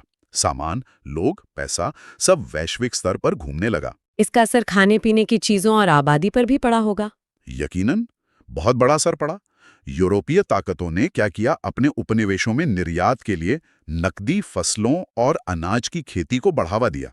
कहीं तो मजबूर भी किया। और नई जमीनें भी तो तैयार की गईं खेती के लिए। हाँ, उत्तरी अमेरिका, दक्षिणी अमेरिका, ऑस्ट्रेलिया, न्यूजीलैंड या खेती के लिए विशाल नई जमीनें तैयार की गईं। इन्हें नए कृषि सीमांत कहा गया। यूरोपीय लोग वहां बसे, जंगल साफ किए, रेल लाइनें बिछाईं और आधुनिक मशीनों से यूरोपीय बाजार के लिए गेहूं, मांस, डेयरी उत्पाद उगाने लगे। लेकिन इन नई जमीनों पर काम करने के लिए लोग कहाँ से आए? यहीं पर प्रवासन और श्रम की भूमिका आती है। ये बहुत महत्वपूर्ण है। लाखों लोग, करोड़ों लोग महाद्वीपों के पार गए। अच्छा, कहाँ से कहाँ? यूरोपीय लोग तो गए अमेरिका, कनाडा, ऑस्ट्रेलिया, दक्षिण अफ्रीका जैसे उपनिवेशों में बसने, बेहतर जिंदगी की तलाश में। लेकिन दूसरी तरफ भारत, चीन और अफ्रीका के गरीब मजदूरों को बागानों में, खानों में, रेलवे में काम करने के लिए ले जाया गया। उनकी मर्जी से? अक्सर नहीं, स्थितियां बहुत कठोर होती थी। ये प्रवासन कितना बड़ा था, अंदाजा है कुछ? हाँ, 1840 और 1914 के बीच करीब 15 करोड़ लोगों ने राष्ट्रीय सीमाएं पार की। सोचिए, उस समय तक का ये इतिहास का सबसे बड़ा मानव प्रवासन था। 15 करोड़? ये तो बहुत ज्यादा है। हाँ, और ये दो तरह का था। एक तो था स्वैच्छिक प्रवासन, जैसे मैंने बताया, यूरोपीय लोगों का नई जमीनों पर जाना, बेरोजगारी, गरीबी से बचने के लिए। और दूसरा था बंधुआ मजदूरी, जिसे इंडेंचर्ड लेबर कहते हैं। ये एशिया और अफ्रीका के श्रमिकों के लिए एक ज्यादा जबरदस्ती वाली व्यवस्था थी। बंधुआ मजदूरी जी, ये क्या थी? इसमें क्या होता था कि मजदूर एक अनुबंध, एक कॉन्ट्रैक्ट पर साइन करते थे कि वे कुछ तय सालों के लिए, आमतौर पर 5 साल, काम करेंगे। बदले में उन्हें वेतन, भोजन और यात्रा का खर्च मिलेगा। सुनने में तो ठीक लगता है। लेकिन असल में ये अक्सर आधी गुलामी जैसा था। जो भर्ती करने वाले एजेंट होते थे वो झूठे वादे करते थे। बागानों पर स्थितियां बहुत क्रूर थीं, काम के घंटे बहुत लंबे, शारीरिक दंड दिया जाता था और वेतन बहुत कम। कई बार तो अनुबंध खत्म होने के बाद भी श्रमिकों को घर लौटने नहीं दिया जाता था। क्या भारत से भी लोग इस तरह गए थे? हाँ, बहुत बड़ी संख्या में। 1834 और 1917 के बीच 15 लाख से ज्यादा भारतीय मजदूरों को कैरेबियाई द्वीपों जैसे त्रिनिदाद, जमाइका, गुयाना, फिर मॉरिशस, फिजी और अफ्रीका में काम करने के लिए ले जाया गया। 15 लाख? ये किन इलाकों से थे? इनमें से कई पूर्वी उत्तर प्रदेश, बिहार, तमिलनाडु जैसे क्षेत्रों से थे। ये वो इलाके थे जो गरीबी, अकाल और कर्ज से बहुत ज्यादा पीड़ित थे। इतनी मुश्किलों के बावजूद क्या वो अपनी पहचान बचा पाए? हाँ, ये बड़ी बात है। इतने शोषण के बावजूद उन्होंने अपनी सांस्कृतिक परंपराओं को जीवित रखा। विदेशों में भारतीय त्योहार मनाते थे, अपना खाना, अपने गीत। उनके वंशज आज भी दुनिया भर में फैले हुए हैं, जिन्हें हम भारतीय डायस्पोरा कहते हैं। सोचिए कितना मुश्किल रहा होगा उनके लिए। अब बात करते हैं कि इस वैश्विक कृषि अर्थव्यवस्था का सीधा सीधा उपनिवेशों पर क्या असर पड़ा। देखिए, 19वीं सदी की वैश्विक अर्थव्यवस्था का आधार ही काफी हद तक औपनिवेशिक शोषण था। यूरोपीय शक्तियों ने अपने फायदे के लिए उपनिवेशों की अर्थव्यवस्थाओं को पूरी तरह बदल दिया। भारत का उदाहरण ले सकते हैं? भारत इसका एक क्लासिक उदाहरण है। ब्रिटिश नीतियों ने भारत को क्या बना दिया? सिर्फ कच्चे माल का सप्लायर। कपास, जूट, नील, अफीम, ये सब यहां से जाता था और ब्रिटेन का बना हुआ माल यहां बिकता था। इसका मतलब भारतीय उद्योगों का क्या हुआ, जैसे हथकरघा उद्योग? वो बुरी तरह प्रभावित हुए। ब्रिटेन की सस्ती मशीन निर्मित टेक्सटाइल से वो मुकाबला नहीं कर पाए, धीरे धीरे खत्म होते गए। रेलवे और बंदरगाह भी जो बने, वो मुख्य रूप से कच्चे माल के निर्यात और बने माल के आयात को आसान बनाने के लिए ही विकसित किए गए। नतीजा, भारत की अर्थव्यवस्था का वे औद्योगिकरण हो गया, मतलब उद्योग खत्म हो गए और देश विदेशी आयात पर निर्भर हो गया। और चीन के साथ वो अफीम वाला व्यापार भी तो इसी दौर का है। हाँ, वो तो औपनिवेशिक शोषण के सबसे कुख्यात, सबसे बदनाम उदाहरणों में से एक था। अंग्रेज क्या करते थे? भारत में अफीम उगाते थे और उसे गैर कानूनी तरीके से चीन को बेचते थे। इससे चीन पर क्या असर हुआ? चीनी लोग इस नशे के आदी हो गए। बड़े पैमाने पर सामाजिक समस्याएं पैदा हुईं। जब चीनी सरकार ने इस व्यापार को रोकने की कोशिश की तो ब्रिटेन ने युद्ध छेड़ दिए, जिन्हें अफीम युद्ध, ओपियम वॉर्स कहते हैं। 1839-42 और 1856-60 में हुए और चीन को मजबूर किया कि वो ब्रिटिश व्यापारियों के लिए अपने बंदरगाह खोल दें। मतलब व्यापार के लिए युद्ध तक कर लिया। बिल्कुल, ये दिखाता है कि वैश्विक व्यापार कैसे एक तरफ तो यूरोप को अमीर बना रहा था और दूसरी तरफ एशियाई समाजों को तबाह भी कर सकता था। इस सब में तकनीक और पैसे का क्या रोल था, फाइनेंस का? इनका रोल बहुत बड़ा था। तकनीकी प्रगति और ये जो फाइनेंशियल नेटवर्क बने, इन्होंने ही 19वीं सदी की वैश्विक अर्थव्यवस्था को संभव बनाया। भाप की शक्ति, स्टीम पावर, उसने उद्योग और परिवहन दोनों में क्रांति ला दी। और टेलीग्राफ। टेलीग्राफ ने व्यापार करने वालों को तुरंत जोड़ दिया। नहरें बनी, रेलवे बनी, इनसे लागत कम हुई और व्यापार की मात्रा बढ़ी। इन नई चीजों ने सामान, सूचना और पैसे को महाद्वीपों के आर पार ले जाना आसान बना दिया। और पैसा? क्या सिर्फ सामान का व्यापार हो रहा था? और फिर पैसे का भी। ब्रिटेन जैसे औद्योगिक देशों ने सिर्फ माल का व्यापार नहीं किया, बल्कि विदेशों में पूंजी का निवेश भी किया, बड़े पैमाने पर। ब्रिटिश बैंकों और निवेशकों ने भारत और लैटिन अमेरिका में रेलवे बनाने के लिए पैसा दिया, अफ्रीका में खानों के लिए, एशिया में बागानों के लिए। पूंजी का ये जो वैश्विक प्रवाह था, इसने एक ऐसी विश्व अर्थव्यवस्था बनाई जिस पर यूरोपियन फाइनेंस का दबदबा था। समझिए, ये एक ग्लोबल एटीएम जैसा था जो हमेशा यूरोप के लिए काम करता था। और फिर साम्राज्यवाद का दौर तेज हो गया। बिल्कुल। 1800 के दशक के अंत तक आते आते यूरोपीय साम्राज्यवाद अपने चरम पर पहुंच गया था। शक्तिशाली औद्योगिक राष्ट्र जो थे, वो संसाधनों, श्रम और बाजारों के लिए दुनिया भर के क्षेत्रों को नियंत्रित करने के लिए होड़ कर रहे थे। इसे अक्सर साम्राज्य का युग भी कहते हैं। अफ्रीका का बंटवारा भी इसी समय हुआ। हाँ, अफ्रीका तो लगभग पूरी तरह से यूरोपीय शक्तियों के बीच बट गया। इसे अफ्रीका के लिए हाथापाई या स्क्रैम्बल फॉर अफ्रीका कहते हैं। कुछ ही सालों में पूरा महाद्वीप आपस में बांट लिया गया। एशिया में देखें तो भारत, बर्मा, इंडोनेशिया जैसे देश ब्रिटिश या डच नियंत्रण में आ गए। इन उपनिवेशों को वो किस नजर से देखते थे? आर्थिक संपत्ति के रूप में, कि ये सस्ता कच्चा माल देंगे और हमारे औद्योगिक सामानों के लिए बाजार बनेंगे। क्या इसका कोई वैचारिक आधार भी बनाया गया था, मतलब इसे सही ठहराने के लिए? हाँ, वो भी था। यूरोपीय शासकों ने नस्लवादी विचारधाराओं का सहारा लिया। ये दावा किया कि वो पिछड़े लोगों के लिए सभ्यता ला रहे हैं, व्हाइट मैन्स बर्डन जैसी बातें की गई। लेकिन असल में उपनिवेशवाद ने शोषण, गरीबी और सांस्कृतिक प्रभुत्व को ही जन्म दिया। तो ये सब कहाँ जाके खत्म हुआ? ये जो जुड़ाव था, ये जो तनाव था? 20वीं सदी की शुरुआत तक विश्व अर्थव्यवस्था एक दूसरे से बहुत गहराई से जुड़ी हुई तो थी, लेकिन साथ ही खतरनाक रूप से अस्थिर भी हो चुकी थी। औद्योगिक शक्तियां उपनिवेशों और बाजारों के लिए भयंकर प्रतिस्पर्धा कर रही थी। और देशों के बीच तनाव भी बढ़ रहा था। हाँ, यूरोपीय देशों के बीच सैन्य गठबंधन बन रहे थे। हथियारों की दौड़ तेज हो गई थी। राष्ट्रवाद और ये जो शाही प्रतिद्वंदिता थी, इसने वैश्विक तनाव पैदा कर दिया था। ये सभी ताकतें मिलजुल कर 1914 में प्रथम विश्व युद्ध के फैलने के साथ फट गईं। और इसी के साथ 19वीं सदी की जो विश्व अर्थव्यवस्था थी, उसका अंत हो गया। तो हमने देखा कि कैसे 19वीं सदी में व्यापार, उद्योग, तकनीक और प्रवासन ने दुनिया को जोड़ा तो जरूर, लेकिन साथ ही नई असमानताएं और गहरे तनाव भी पैदा किए। खासकर भारत और चीन जैसे उपनिवेशों में इसका असर बहुत गहरा और नकारात्मक रहा। हाँ, और बंधुआ मजदूरी और साम्राज्यवाद तो इस कहानी के सबसे काले अध्याय हैं। तकनीक ने बेशक दुनिया को छोटा किया, लेकिन सत्ता कुछ ही हाथों में सिमट कर रह गई। बिल्कुल। और अंततः इसका नतीजा पहले विश्व युद्ध के रूप में सामने आया। यहाँ रुककर एक बात सोचने वाली है। 19वीं सदी में जो आर्थिक पैटर्न बने, जो असमानताएं पैदा हुई, क्या उनका असर आज भी दुनिया पर दिखाई देता है? ये आज भी दुनिया को किस तरह प्रभावित कर रही हैं? इस पर विचार जरूर करना चाहिए। औद्योगिकरण का युग, मतलब फैक्ट्री आने से पहले दुनिया कैसी थी और कैसे हाथ के काम से ये मशीनों तक का सफर तय हुआ। हाँ, और ये बोर्ड एग्जाम्स और जो कॉम्पिटिटिव एग्जाम्स होते हैं उनके लिए भी बहुत काम का टॉपिक है। बिल्कुल। तो चलिए समझते हैं इस बदलाव की कहानी को। फैक्ट्री लगने से काफी पहले भी यूरोप में बड़े लेवल पर प्रोडक्शन हो रहा था। हाँ, बिल्कुल, अंतर्राष्ट्रीय बाजार के लिए, पर वो फैक्ट्रीज में नहीं होता था। अच्छा। हाँ, इतिहासकार इसी दौर को कहते हैं आदि औद्योगिकरण, मतलब proto industrialisation. Proto industrialisation, okay. ये 17th 18th सेंचुरी की बात है।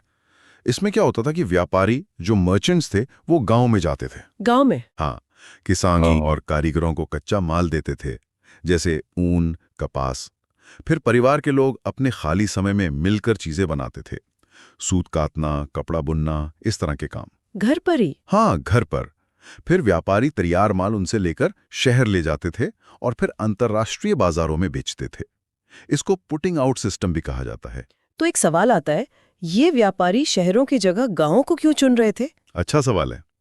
देखिए, शहरों में ना कारीगरों के अपने संघ होते थे, जिन्हें गिल्ड कहते थे। गिल्ड, हाँ। उनका बड़ा कंट्रोल रहता था।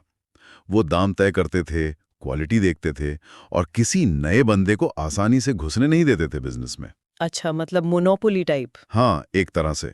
तो व्यापारियों को ये सब बंधन पसंद नहीं थे। गांव में क्या था कि उन्हें सस्ता लेबर मिल जाता था।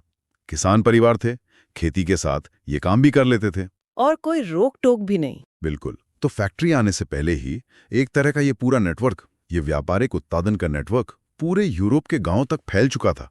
समझ गई। फिर आया 18वीं सदी का अंत और ब्रिटेन में बड़े बदलाव शुरू हुए। यहीं से कह सकते हैं कि असली औद्योगिक क्रांति शुरू हुई। हाँ बिल्कुल। और इसकी शुरुआत हुई कुछ कमाल के आविष्कारों से, जैसे जेम्स हार्ग्रीव्स की स्पिनिंग जेनी 1764 में आई थी। हाँ, कताई के लिए। हाँ, कताई कई गुना तेज हो गई। फिर रिचर्ड आर्कराइट का वाटर फ्रेम आया, सैमुअल क्रॉम्पटन की म्यूल, एडमंड कार्टराइट का पावर लूम। ये सब कपड़ा बनाने की प्रक्रिया को तेज कर रहे थे। और सबसे फेमस शायद जेम्स वॉट का स्टीम इंजन। अरे हाँ, वो तो गेम चेंजर था 1781 में। उससे पहले मशीनें पानी की ताकत से चलती थीं, तो फैक्ट्री नदी किनारे ही लगानी पड़ती थी। स्टीम इंजन कोयले से चलता था, मतलब अब फैक्ट्री कहीं भी लग सकती थी। और इसने उत्पादन की रफ्तार को तो मतलब कई कई गुना बढ़ा दिया। और इन्हीं सब बड़ी मशीनों को और मजदूरों को एक साथ लाने के लिए जरूरत पड़ी फैक्ट्रीज की। एग्जैक्टली। सब कुछ एक छत के नीचे। पहले नदियों के किनारे, फिर कोयले और लोहे की खदानों के पास या जहां ट्रांसपोर्ट आसान हो। तो 19वीं सदी की शुरुआत तक ब्रिटेन का नजारा ही बदल गया होगा। बिल्कुल।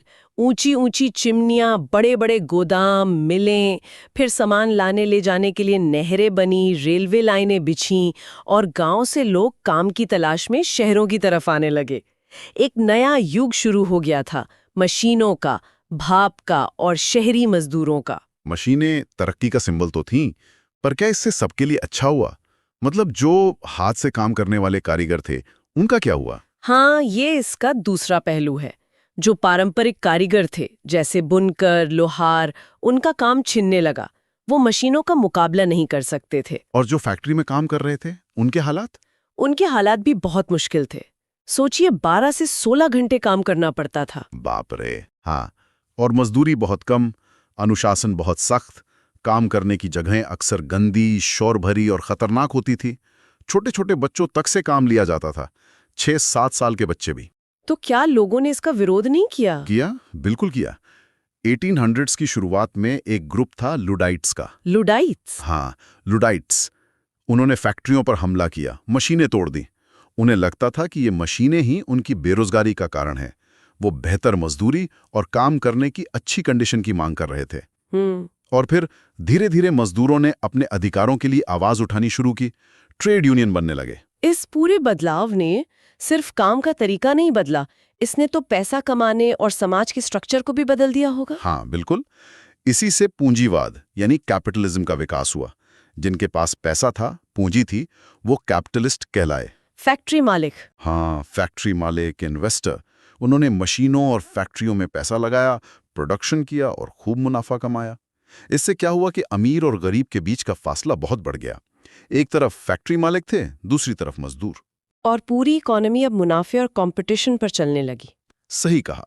इसी नए सिस्टम ने, पूंजीवादी अर्थव्यवस्था ने, आगे चलकर पॉलिटिक्स, सोसाइटी, सबको एक नया आकार दिया। पर एक सवाल मेरे मन में आ रहा है कि ये सब कुछ सबसे पहले ब्रिटेन में ही क्यों शुरू हुआ? मतलब फ्रांस या जर्मनी या कहीं और क्यों नहीं? बहुत अच्छा सवाल है। इसके पीछे असल में कई कारण थे। एक तो ब्रिटेन के पास प्राकृतिक संसाधन थे। कोयला और लोहा भरपूर मात्रा में था, जो इंडस्ट्री के लिए बहुत जरूरी है। अच्छा। दूसरा, कच्चा माल जैसे कपास, वो उनकी कॉलोनियों से आ जाता था, खासकर भारत से। कॉलोनियां। तीसरा, खेती में सुधार हुए थे, जिससे अनाज ज्यादा पैदा होने लगा, आबादी बढ़ी, तो इससे इंडस्ट्री को मजदूर भी मिले और तैयार माल के लिए खरीदार भी। डिमांड भी बढ़ी। हाँ, फिर कॉलोनियों के साथ व्यापार से ब्रिटेन के पास काफी पैसा जमा हो गया था, कैपिटल, जो उन्होंने इंडस्ट्री में इन्वेस्ट किया।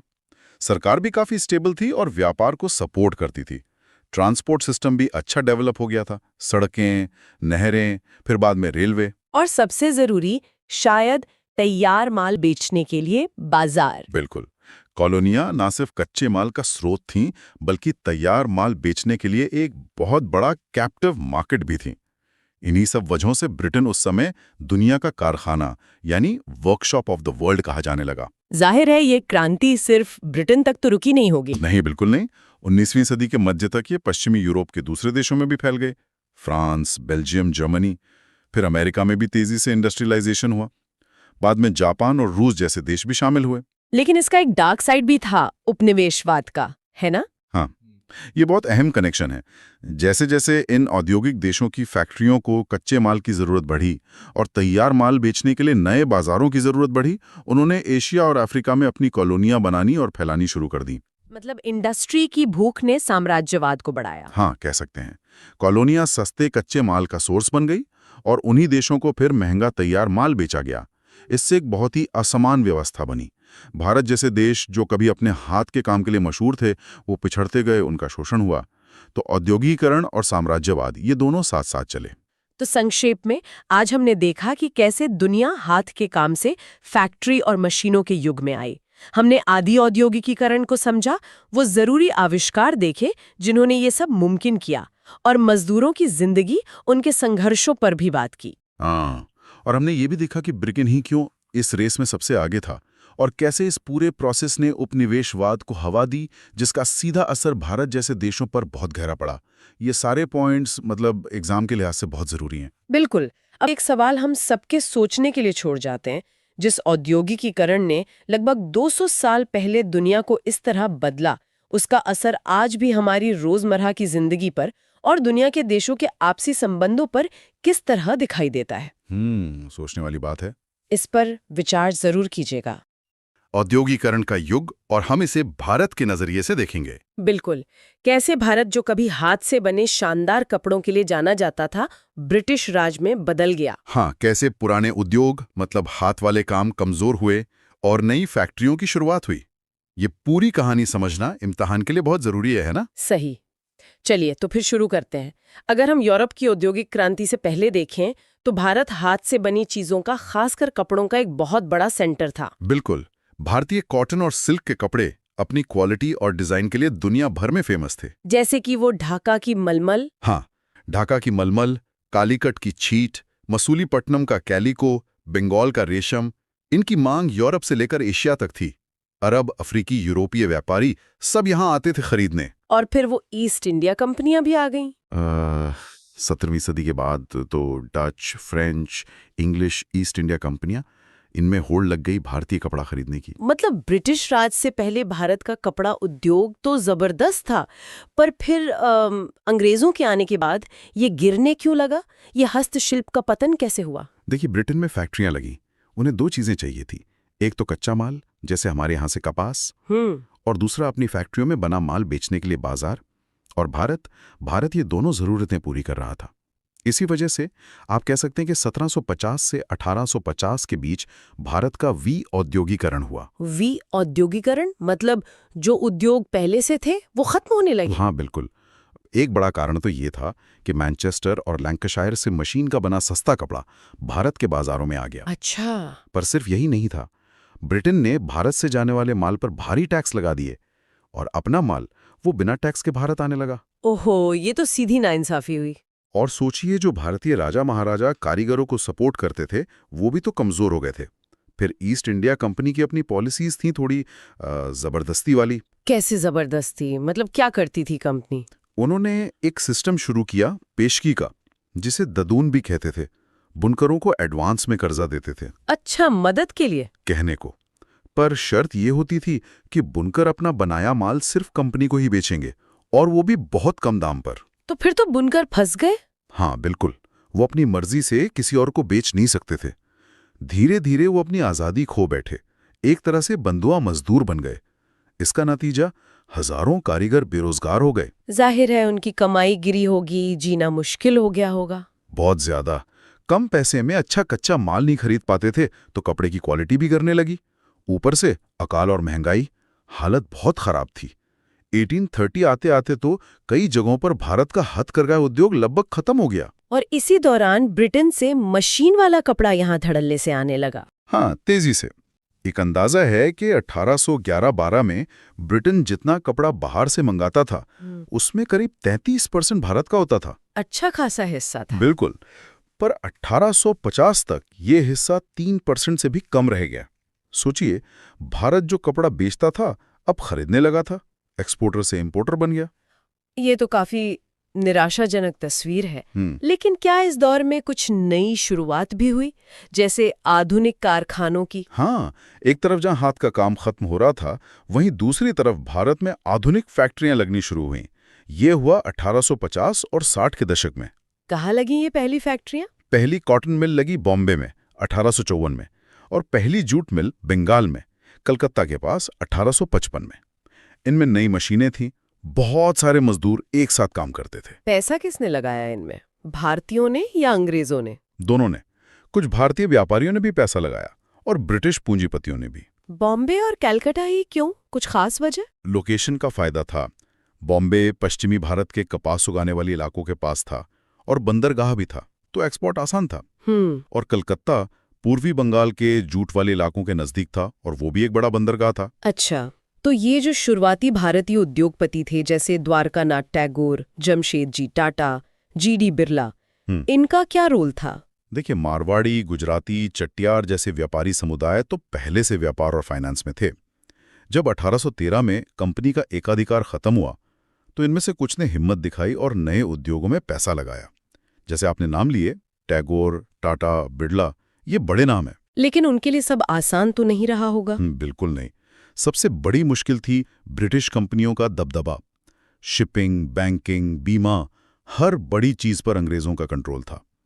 भारतीय व्यापारियों को अक्सर इन ज्यादा मुनाफे वाले कामों से दूर रखा जाता था, धीरे धीरे और काफी दबाव में। अब बात करते हैं उन मजदूरों की जो इन नई फैक्ट्रियों में काम करने आए। ये लोग कौन थे, कहाँ से आए थे? ज्यादातर मजदूर गांव से आते थे। कई ऐसे किसान थे जिनकी जमीन चली गई थी या खेती में गुजारा नहीं हो रहा था। और उन्हें नौकरी कैसे मिलती थी? उद्योगपति अक्सर जॉबर रखते थे। ये जॉबर एक तरह के एजेंट होते थे जो गांव जाकर मजदूर भर्ती करते थे और फिर शहर में उनका ध्यान रखते थे। पर ये जॉबर अक्सर नौकरी दिलाने के बदले पैसे या दूसरे एहसान मांगते थे। और फैक्ट्रियों में काम करने के हालात, वो कैसे थे? हालात अच्छे नहीं थे। काम के घंटे बहुत लंबे, 12-14 घंटे रोज। मजदूरी काफी कम थी। मजदूरों के अधिकारों की सुरक्षा के लिए कोई खास कानून नहीं थे। डिसिप्लिन बहुत सख्त था। फिर भी मजदूरों ने आवाज उठाई होगी। हाँ बिल्कुल, उन्होंने अपनी यूनियन बनाने की कोशिश की, एकजुटता दिखाई, हड़तालें भी हुईं, बेहतर मजदूरी की मांगें उठीं, शोषण का विरोध उन्होंने किया। तो कुल मिलाकर अगर हम औपनिवेशिक भारत के उद्योग और विश्व बाजार के रिश्ते को देखें तो क्या तस्वीर बनती है? तस्वीर यही बनती है कि ये रिश्ता पूरी तरह से औपनिवेशिक नीतियों से तय हुआ था। भारत का रोल क्या बना दिया गया? कच्चा माल सप्लाई करो और तैयार माल खरीदो। मतलब एक तरह की आर्थिक निर्भरता। बिल्कुल। इसी पैटर्न ने भारत को ब्रिटेन पर आर्थिक रूप से निर्भर बनाए रखा। फिर भी ऐसा नहीं कि भारतीय उद्योग पूरी तरह खत्म हो गए। अच्छा, कैसे बचे रहे वो? जैसे भारतीय कपड़ा मिलें थीं, वो आम लोगों के लिए मोटा कपड़ा बनाने लगीं। इस सेगमेंट में ब्रिटिश मिलों को ज्यादा इंटरेस्ट नहीं था, तो वो चलती रहीं। और फिर 20वीं सदी की शुरुआत में कॉटन, जूट के अलावा लोहा और इस्पात जैसे दूसरे उद्योग भी धीरे धीरे बढ़ने लगे। इन्होंने ही आगे चलकर भारत के आधुनिक औद्योगिक विकास की नींव रखी। तो हमने देखा कि कैसे भारत का जो विश्व प्रसिद्ध कपड़ा उद्योग था वो ब्रिटिश नीतियों की वजह से कमजोर हुआ, और कैसे बहुत सारी मुश्किलों के बावजूद भारत में नए आधुनिक कारखानों का जन्म हुआ, भले ही ये विकास अंग्रेजों के कंट्रोल में था। सही कहा। ये एक उतार चढ़ाव भरी कहानी है जो हमें बताती है कि कैसे औपनिवेशिक शासन ने भारत के आर्थिक रास्ते को मोड़ दिया। यहाँ एक सवाल हम अपने सुनने वालों के लिए छोड़ सकते हैं। सोचिए, अगर औपनिवेशिक शासन ना होता तो भारत का औद्योगिक विकास कैसा होता? क्या हम आज किसी और रास्ते पर होते? जरूर सोचिएगा इस पर। भारत का औद्योगिक विकास, वो भी 20वीं सदी में। बिल्कुल। हम समझेंगे कि भाई भारत में इंडस्ट्रीज कैसे पनपी, उनका नेशनलिज्म यानी राष्ट्रवाद से क्या कनेक्शन था और समाज पर क्या असर पड़ा। ये टॉपिक एग्जाम के लिए वाकई काफी इंपॉर्टेंट है। चलिए इसे ठीक से समझते हैं। तो 20वीं सदी की शुरुआत में भारत में इंडस्ट्री का सीन थोड़ा बदल रहा था। मतलब ब्रिटिश रूल था, पर उसके बावजूद भारतीय उद्योगपति और मजदूर, वो लोग प्रोडक्शन और ट्रेड पर ज्यादा कंट्रोल पाने की कोशिश में थे। हाँ, जैसे बॉम्बे और अहमदाबाद में कॉटन मिल्स तेजी से बढ़ीं और बंगाल में जूट मिल्स थीं, वो दुनिया के मार्केट में खासकर बोरियों के लिए बहुत अहम हो गईं। लेकिन चुनौतियां भी थी, है ना? ब्रिटिश सामान का दबदबा था। हाँ बिल्कुल, ब्रिटिश माल मार्केट में छाया हुआ था और एक्सपोर्ट ट्रेड पर भी ब्रिटिश फर्म्स का ही कंट्रोल था। पर भारतीय उद्योगपतियों ने हिम्मत नहीं हारी। वो आत्मनिर्भर मतलब सेल्फ रिलायंट बिजनेस बनाने की कोशिश करते रहे। और फिर 1905 में वो स्वदेशी आंदोलन आया, बंगाल विभाजन के टाइम पर। उसने तो काफी बूस्ट दिया होगा। हाँ, बहुत बड़ा बूस्ट मिला। ब्रिटिश सामान का बाइकआउट हुआ और लोकल प्रोडक्ट्स को मतलब स्वदेशी चीजों को बढ़ावा मिला। अच्छा, तो नई फैक्ट्रियां वगैरह लगी? जी हाँ, नई कपड़ा मिले, साबुन, चमड़ा, यहाँ तक कि माचिस की फैक्ट्रियां भी, ये सब भारतीय बिजनेसमैन ने लगाई। खादी पहनना, स्वदेशी सामान इस्तेमाल करना, ये सब जैसे नेशनल प्राइड और इकोनॉमिक फ्रीडम से जुड़ गया। ये देखिए कितनी दिलचस्प बात है कि कैसे एक पॉलिटिकल मूवमेंट ने सीधे सीधे इकोनॉमी को अफेक्ट किया। फिर आई वर्ल्ड वॉर्स। उनका तो जबरदस्त इम्पैक्ट रहा होगा इंडस्ट्री पर। हाँ, बहुत गहरा। पहले वर्ल्ड वॉर 1914 में क्या हुआ कि ब्रिटेन से इंपोर्ट लगभग रुक गया। क्यों? क्योंकि ब्रिटिश इंडस्ट्रीज वॉर का सामान बनाने में लग गईं। तो उसका फायदा यहाँ मिला। बिल्कुल, इंडियन फैक्ट्रीज को मौका मिला लोकल डिमांड पूरी करने का। कपड़े, मेटल का सामान और भी बहुत कुछ। कॉटन, जूट, आयरन और स्टील इंडस्ट्रीज इसी टाइम खूब बढ़ीं। टाटा जैसे बड़े इंडियन इंडस्ट्रियल ग्रुप्स इसी दौर में उभरे। अच्छा, लेकिन वॉर के बाद जो ब्रिटिश माल वापस आने लगा होगा। हाँ, वॉर खत्म हुई, ब्रिटिश इंपोर्ट लौटा तो कंपटीशन बढ़ा। लेकिन तब तक इंडियन इंडस्ट्रियलिस्ट ज्यादा मजबूत और ऑर्गेनाइज्ड हो चुके थे। उन्होंने मिलकर एसोसिएशंस बनाई, जैसे 1920 में Indian industrial and commercial Congress, और सरकार पर दबाव डाला कि इंडियन इंडस्ट्रीज को प्रोटेक्शन मिले, फेयर ट्रेड पॉलिसीज बने। और फिर सेकेंड वर्ल्ड वॉर 1939-45, उसने क्या किया? उसने इंडस्ट्री को और भी मजबूती दी। ब्रिटेन से इंपोर्ट फिर घटा। इस बार तो इंडियन फैक्ट्रीज ने ब्रिटिश वॉर एफर्ट के लिए बड़े पैमाने पर सप्लाई दी। यूनिफॉर्म्स, मेटल, इक्विपमेंट, बहुत कुछ। 1940 से 1945 के बीच इंडस्ट्रियल प्रोडक्शन काफी तेजी से बढ़ा।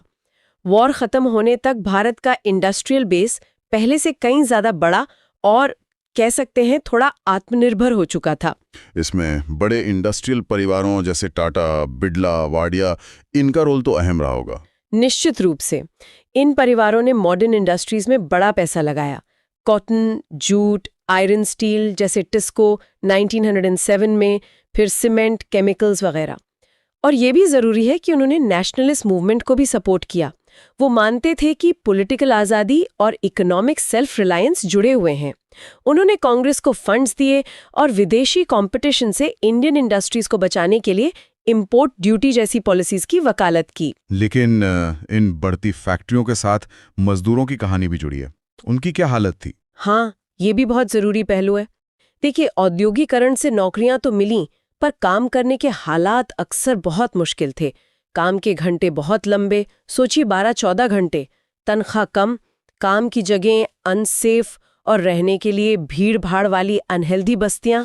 तो क्या मजदूरों ने आवाज उठाई इसके खिलाफ? बिल्कुल, 20वीं सदी की शुरुआत से ही मजदूर ऑर्गेनाइज होने लगे थे। बॉम्बे मिल हैंड्स एसोसिएशन 1890 शुरुआती यूनियनों में से एक थी।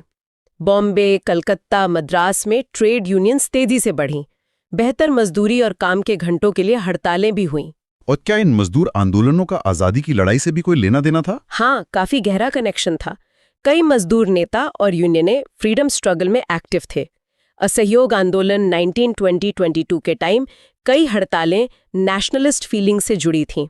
फिर 1928 की ग्रेट बॉम्बे टेक्सटाइल स्ट्राइक हुई, वो तो इंडस्ट्रियल वर्कर्स की यूनिटी का एक बड़ा सिंबल बन गई। तो हाँ, लेबर मूवमेंट भारत के सोशल और पॉलिटिकल अवेकनिंग का हिस्सा था। एक सवाल है, इतनी फैक्ट्रियों के आने से क्या हैंडीक्राफ्ट मतलब हाथ से बनने वाला सामान वो पूरी तरह खत्म हो गया? नहीं, ये इंटरेस्टिंग है, ऐसा नहीं हुआ। फैक्ट्रियों के बावजूद हैंडीक्राफ्ट जिंदा रहे, बल्कि उन्होंने खुद को अडेप्ट भी किया। छोटी वर्कशॉप्स में हाथ के बने कपड़े, मिट्टी के बर्तन बनते रहे। बनारसी सिल्क, कांचीपुरम साड़ियाँ, इनकी वैल्यू तो क्वालिटी की वजह से बनी रही। कुछ कारीगरों ने तो नए टूल्स अपनाकर प्रोडक्शन के नए तरीके भी निकाले। इससे पता चलता है कि इंडिया में इंडस्ट्रियलाइजेशन का असर यूनिफॉर्म नहीं था, बल्कि काफी डाइवर्स और एडेप्टिव था। और जाहिर है इंडस्ट्रीज ने शहरों को भी बदला होगा। बिल्कुल। बॉम्बे, कलकत्ता, कानपुर जैसे शहर तेजी से बढ़े। ये कॉमर्स, फाइनेंस और लेबर के सेंटर बन गए। गांव से लोग काम के लिए आए, पॉपुलेशन बढ़ी और साथ में भीड़-भाड़ वाली बस्तियां यानी स्लम्स भी बने। समाज पर इसका क्या असर हुआ? नए क्लासेस बने होंगे। हाँ, नए सोशल क्लासेस उभरे। एक तरफ इंडस्ट्रियलिस्ट्स यानी कैपिटलिस्ट क्लास, दूसरी तरफ वर्किंग क्लास यानी मजदूर, और बीच में एक नया मिडिल क्लास आया, इंजीनियर्स, क्लर्क्स, मैनेजर्स वगैरह। ये सोशल चेंज आज के इंडिया की क्लास स्ट्रक्चर का बेस बना। और हाँ, प्रिंट कल्चर फैला जिसने मॉडर्निटी, इक्वालिटी, नेशनलिज्म के आइडियाज फैलाए। आर्टिस्ट ने इंडस्ट्रियल लाइफ, मशीनें, शहरी गरीबी को दिखाना शुरू किया। ये इंडस्ट्रियल शहर पॉलिटिकल डिबेट, न्यूज़पेपर्स और रिफॉर्म मूवमेंट्स के भी सेंटर बने। तो अगर हम 1947 में देखें, जब भारत आजाद हुआ, तो इंडस्ट्रियल विरासत क्या थी हमारी? देखिए, एक छोटा पर बढ़ता हुआ इंडस्ट्रियल बेस था। एक्सपीरियंस्ड इंडियन एंटरप्रेन्योर्स थे, एक ऑर्गेनाइज्ड वर्किंग क्लास थी और इकोनॉमिक सेल्फ रिलायंस का एक नेशनलिस्ट विजन था। लेकिन साथ ही चुनौतियां भी थीं। देश के अंदर गहरी इकोनॉमिक इनइक्वालिटी, रीजन्स के बीच अनइवन डेवलपमेंट और फॉरेन कैपिटल और टेक्नोलॉजी पे डिपेंडेंस, ये सब भी विरासत में मिला। तो हमने देखा कि 20वीं सदी में इंडियन इंडस्ट्रीज का सफर कैसा रहा, कैसे स्वदेशी मूवमेंट, वर्ल्ड वॉर्स ने इसे शेप दिया, कैसे इंडस्ट्रियलिस्ट्स और लेबर मूवमेंट्स ने अपना रोल निभाया, और कैसे फैक्ट्री और हैंडीक्राफ्ट साथ साथ चले। शहरीकरण, सामाजिक बदलाव, ये सब इसी कहानी का हिस्सा हैं। हाँ, ये कहानी प्रोग्रेस की भी है और पीड़ा की भी। टेक्नोलॉजी भी आई पर वर्कर्स का शोषण भी हुआ। भारत में ये सिर्फ एक इकोनॉमिक प्रोसेस नहीं था, ये कहीं ना कहीं डिग्निटी, सेल्फ रिलायंस और फ्रीडम के लिए एक पॉलिटिकल और कल्चरल स्ट्रगल भी बन गया। एग्जाम के लिए ये पॉइंट्स याद रखना बहुत जरूरी है। जाते जाते एक सवाल सबके सोचने के लिए छोड़ जाते हैं। ये जो इंडस्ट्रियलाइजेशन और नेशनलिज्म का मिक्स था, इसने आज़ादी के बाद भारत की इकोनॉमिक पॉलिसीज और डेवलपमेंट के रास्ते को किस तरह से शेप दिया होगा, सोचिएगा जरूर इस बारे में। तो चलिए आज की इस चर्चा में हम यही जानेंगे कि छपाई का सफर कैसे शुरू हुआ और इसने हमारे समाज को कैसे बदला। शुरू कहाँ से करें? छपाई से पहले क्या था? छपाई से पहले थी हाथ से लिखी किताबें, जिन्हें हम पांडुलिपि या मैन्युस्क्रिप्ट कहते हैं। अच्छा, हाथ से लिखी हुई। किस पर लिखते थे? शुरू में जानवरों की खाल पर, जिसे पार्चमेंट या वेलम कहते हैं, और बाद में फिर कागज पर। और इन्हें लिखता कौन था? मठों और राज दरबारों में खास तौर पर प्रशिक्षित लेखक होते थे, स्क्राइब्स कहते थे उन्हें। वो नकल करते थे। बाप रे, मतलब हर कॉपी हाथ से? ये तो बहुत धीमी प्रक्रिया रही होगी। धीमी भी और महंगी भी। हर कॉपी अपने आप में अनोखी होती थी, सुंदर होती थी, पर आम आदमी की पहुंच से बाहर। और गलतियां भी होती होंगी नकल करने में। हाँ बिल्कुल, और ये बहुत नाजुक भी होती थीं। इसीलिए किताबें बहुत कम थीं और ज्ञान बस कुछ गिने चुने लोगों जैसे भिक्षुओं, विद्वानों या फिर बहुत अमीर लोगों तक ही सीमित था। तो फिर छपाई की शुरुआत कैसे हुई? कहाँ हुई? यूरोप में? नहीं, यूरोप से पहले चीन में। ये दिलचस्प है कि दुनिया की पहली प्रिंटिंग टेक्नोलॉजी चीन में विकसित हुई। वहां आप सोचिए, 7वीं सदी में ही लकड़ी के ब्लॉक का इस्तेमाल करके छपाई शुरू हो गई थी, वुड ब्लॉक प्रिंटिंग। 7वीं सदी में चीन में? क्यों, वहां ऐसी क्या जरूरत आन पड़ी? देखिए, चीन में एक बहुत बड़ा प्रशासनिक तंत्र था, इंपीरियल स्टेट। उन्हें हजारों की संख्या में पाठ्य पुस्तकों, दस्तावेजों की जरूरत होती थी, खासकर सिविल सेवा परीक्षाओं के लिए। अच्छा, वो जो सरकारी नौकरियों के लिए परीक्षा होती थी। हाँ वही। उन परीक्षाओं ने प्रिंटेड किताबों की मांग बहुत बढ़ा दी। छपाई ने इस मांग को पूरा किया। 11वीं सदी तक तो चीन में प्रिंट कल्चर काफी फैल चुका था। कमाल है। कोई पुरानी छपी हुई किताब मिली है वहां से? हाँ, दुनिया की सबसे पुरानी, जिस पर तारीख भी लिखी है, वो किताब चीन से ही मिली है। डायमंड सूत्र 868 ईस्वी की है ये। 868 ईस्वी। और क्या ये तकनीक सिर्फ चीन में रही? नहीं, ये जापान और कोरिया भी पहुंची। जापान में बौद्ध मठों ने इसका इस्तेमाल धार्मिक ग्रंथ छापने के लिए किया, और कोरिया ने तो क्या कहते, एक कदम आगे बढ़कर 13वीं सदी तक धातु के मूवेबल टाइप भी बना लिए थे। धातु के टाइप मतलब गुटेनबर्ग से भी पहले? जी हाँ, गुटेनबर्ग से पहले तो कागज पहुंचा। कागज जो चीन में बना था, वो रेशम मार्ग से होते हुए करीब 11वीं सदी तक यूरोप पहुंचा। अच्छा, कागज ने रास्ता बनाया। हाँ, क्योंकि कागज सस्ता था खाल के मुकाबले। इसने एक तरह से जमीन तैयार की। फिर 1430 के दशक में जर्मनी के माइंस शहर में योहान गुटेनबर्ग ने वो किया जिसने सब कुछ बदल दिया। मूवेबल मेटल टाइप वाला प्रिंटिंग प्रेस। बिल्कुल, हर अक्षर के लिए धातु का अलग टाइप, जिसे जोड़कर शब्द, वाक्य और पूरे पन्ने बनाए जा सकते थे। इससे फायदा क्या हुआ? छपाई बहुत तेज हो गई, सस्ती हो गई और ज्यादा सटीक भी। एक जैसी कई प्रतियां बनाना आसान हो गया। इसे ही गुटेनबर्ग क्रांति कहते हैं। और गुटेनबर्ग की सबसे मशहूर छपाई वो बाइबल थी ना? हाँ, लगभग 1455 में उन्होंने बाइबल छापी। करीब 180 प्रतियां बनाई।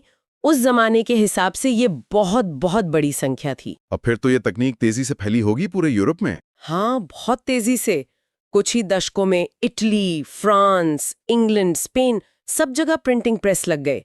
अंदाजा लगाइए, 1500 तक यूरोप में 1000 से ज्यादा प्रेस थे और करीब 2 करोड़ किताबें छप चुकी थीं। 2 करोड़? और ये संख्या बढ़ती ही गई होगी। बढ़ती ही गई।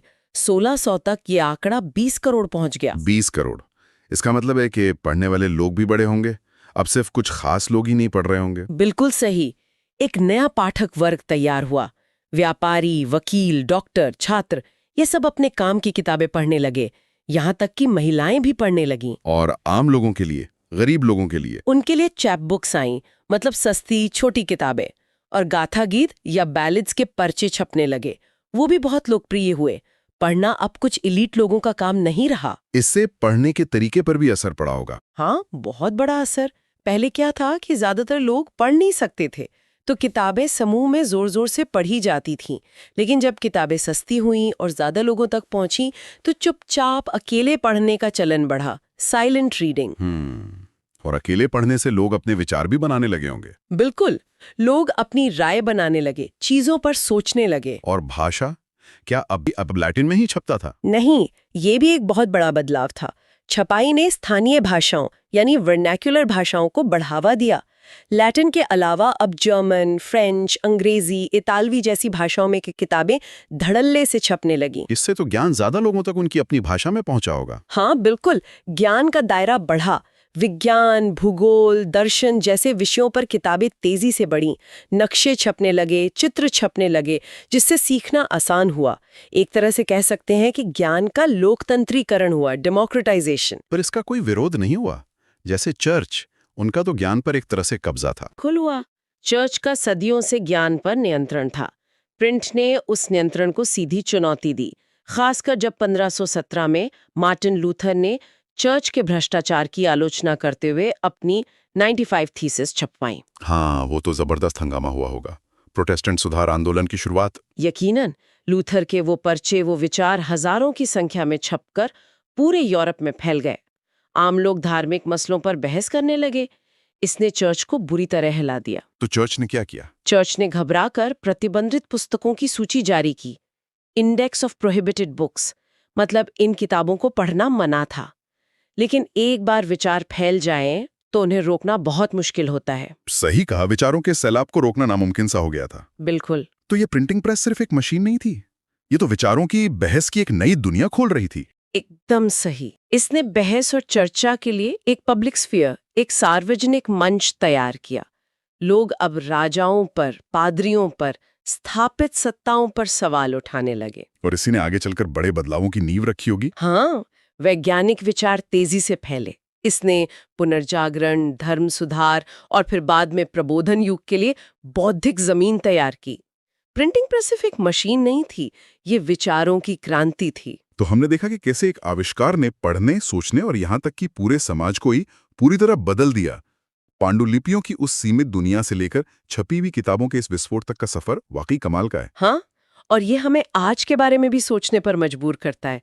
जिस तरह प्रिंट ने उस युग में सूचना और विचारों तक पहुंच को बदला, क्या आज का डिजिटल युग, मतलब इंटरनेट और सोशल मीडिया, कुछ वैसा ही कर रहे हैं? क्या वो भी हमारे सोचने, सीखने और समाज को उसी पैमाने पर बदल रहे हैं? इस पर विचार जरूर कीजिएगा।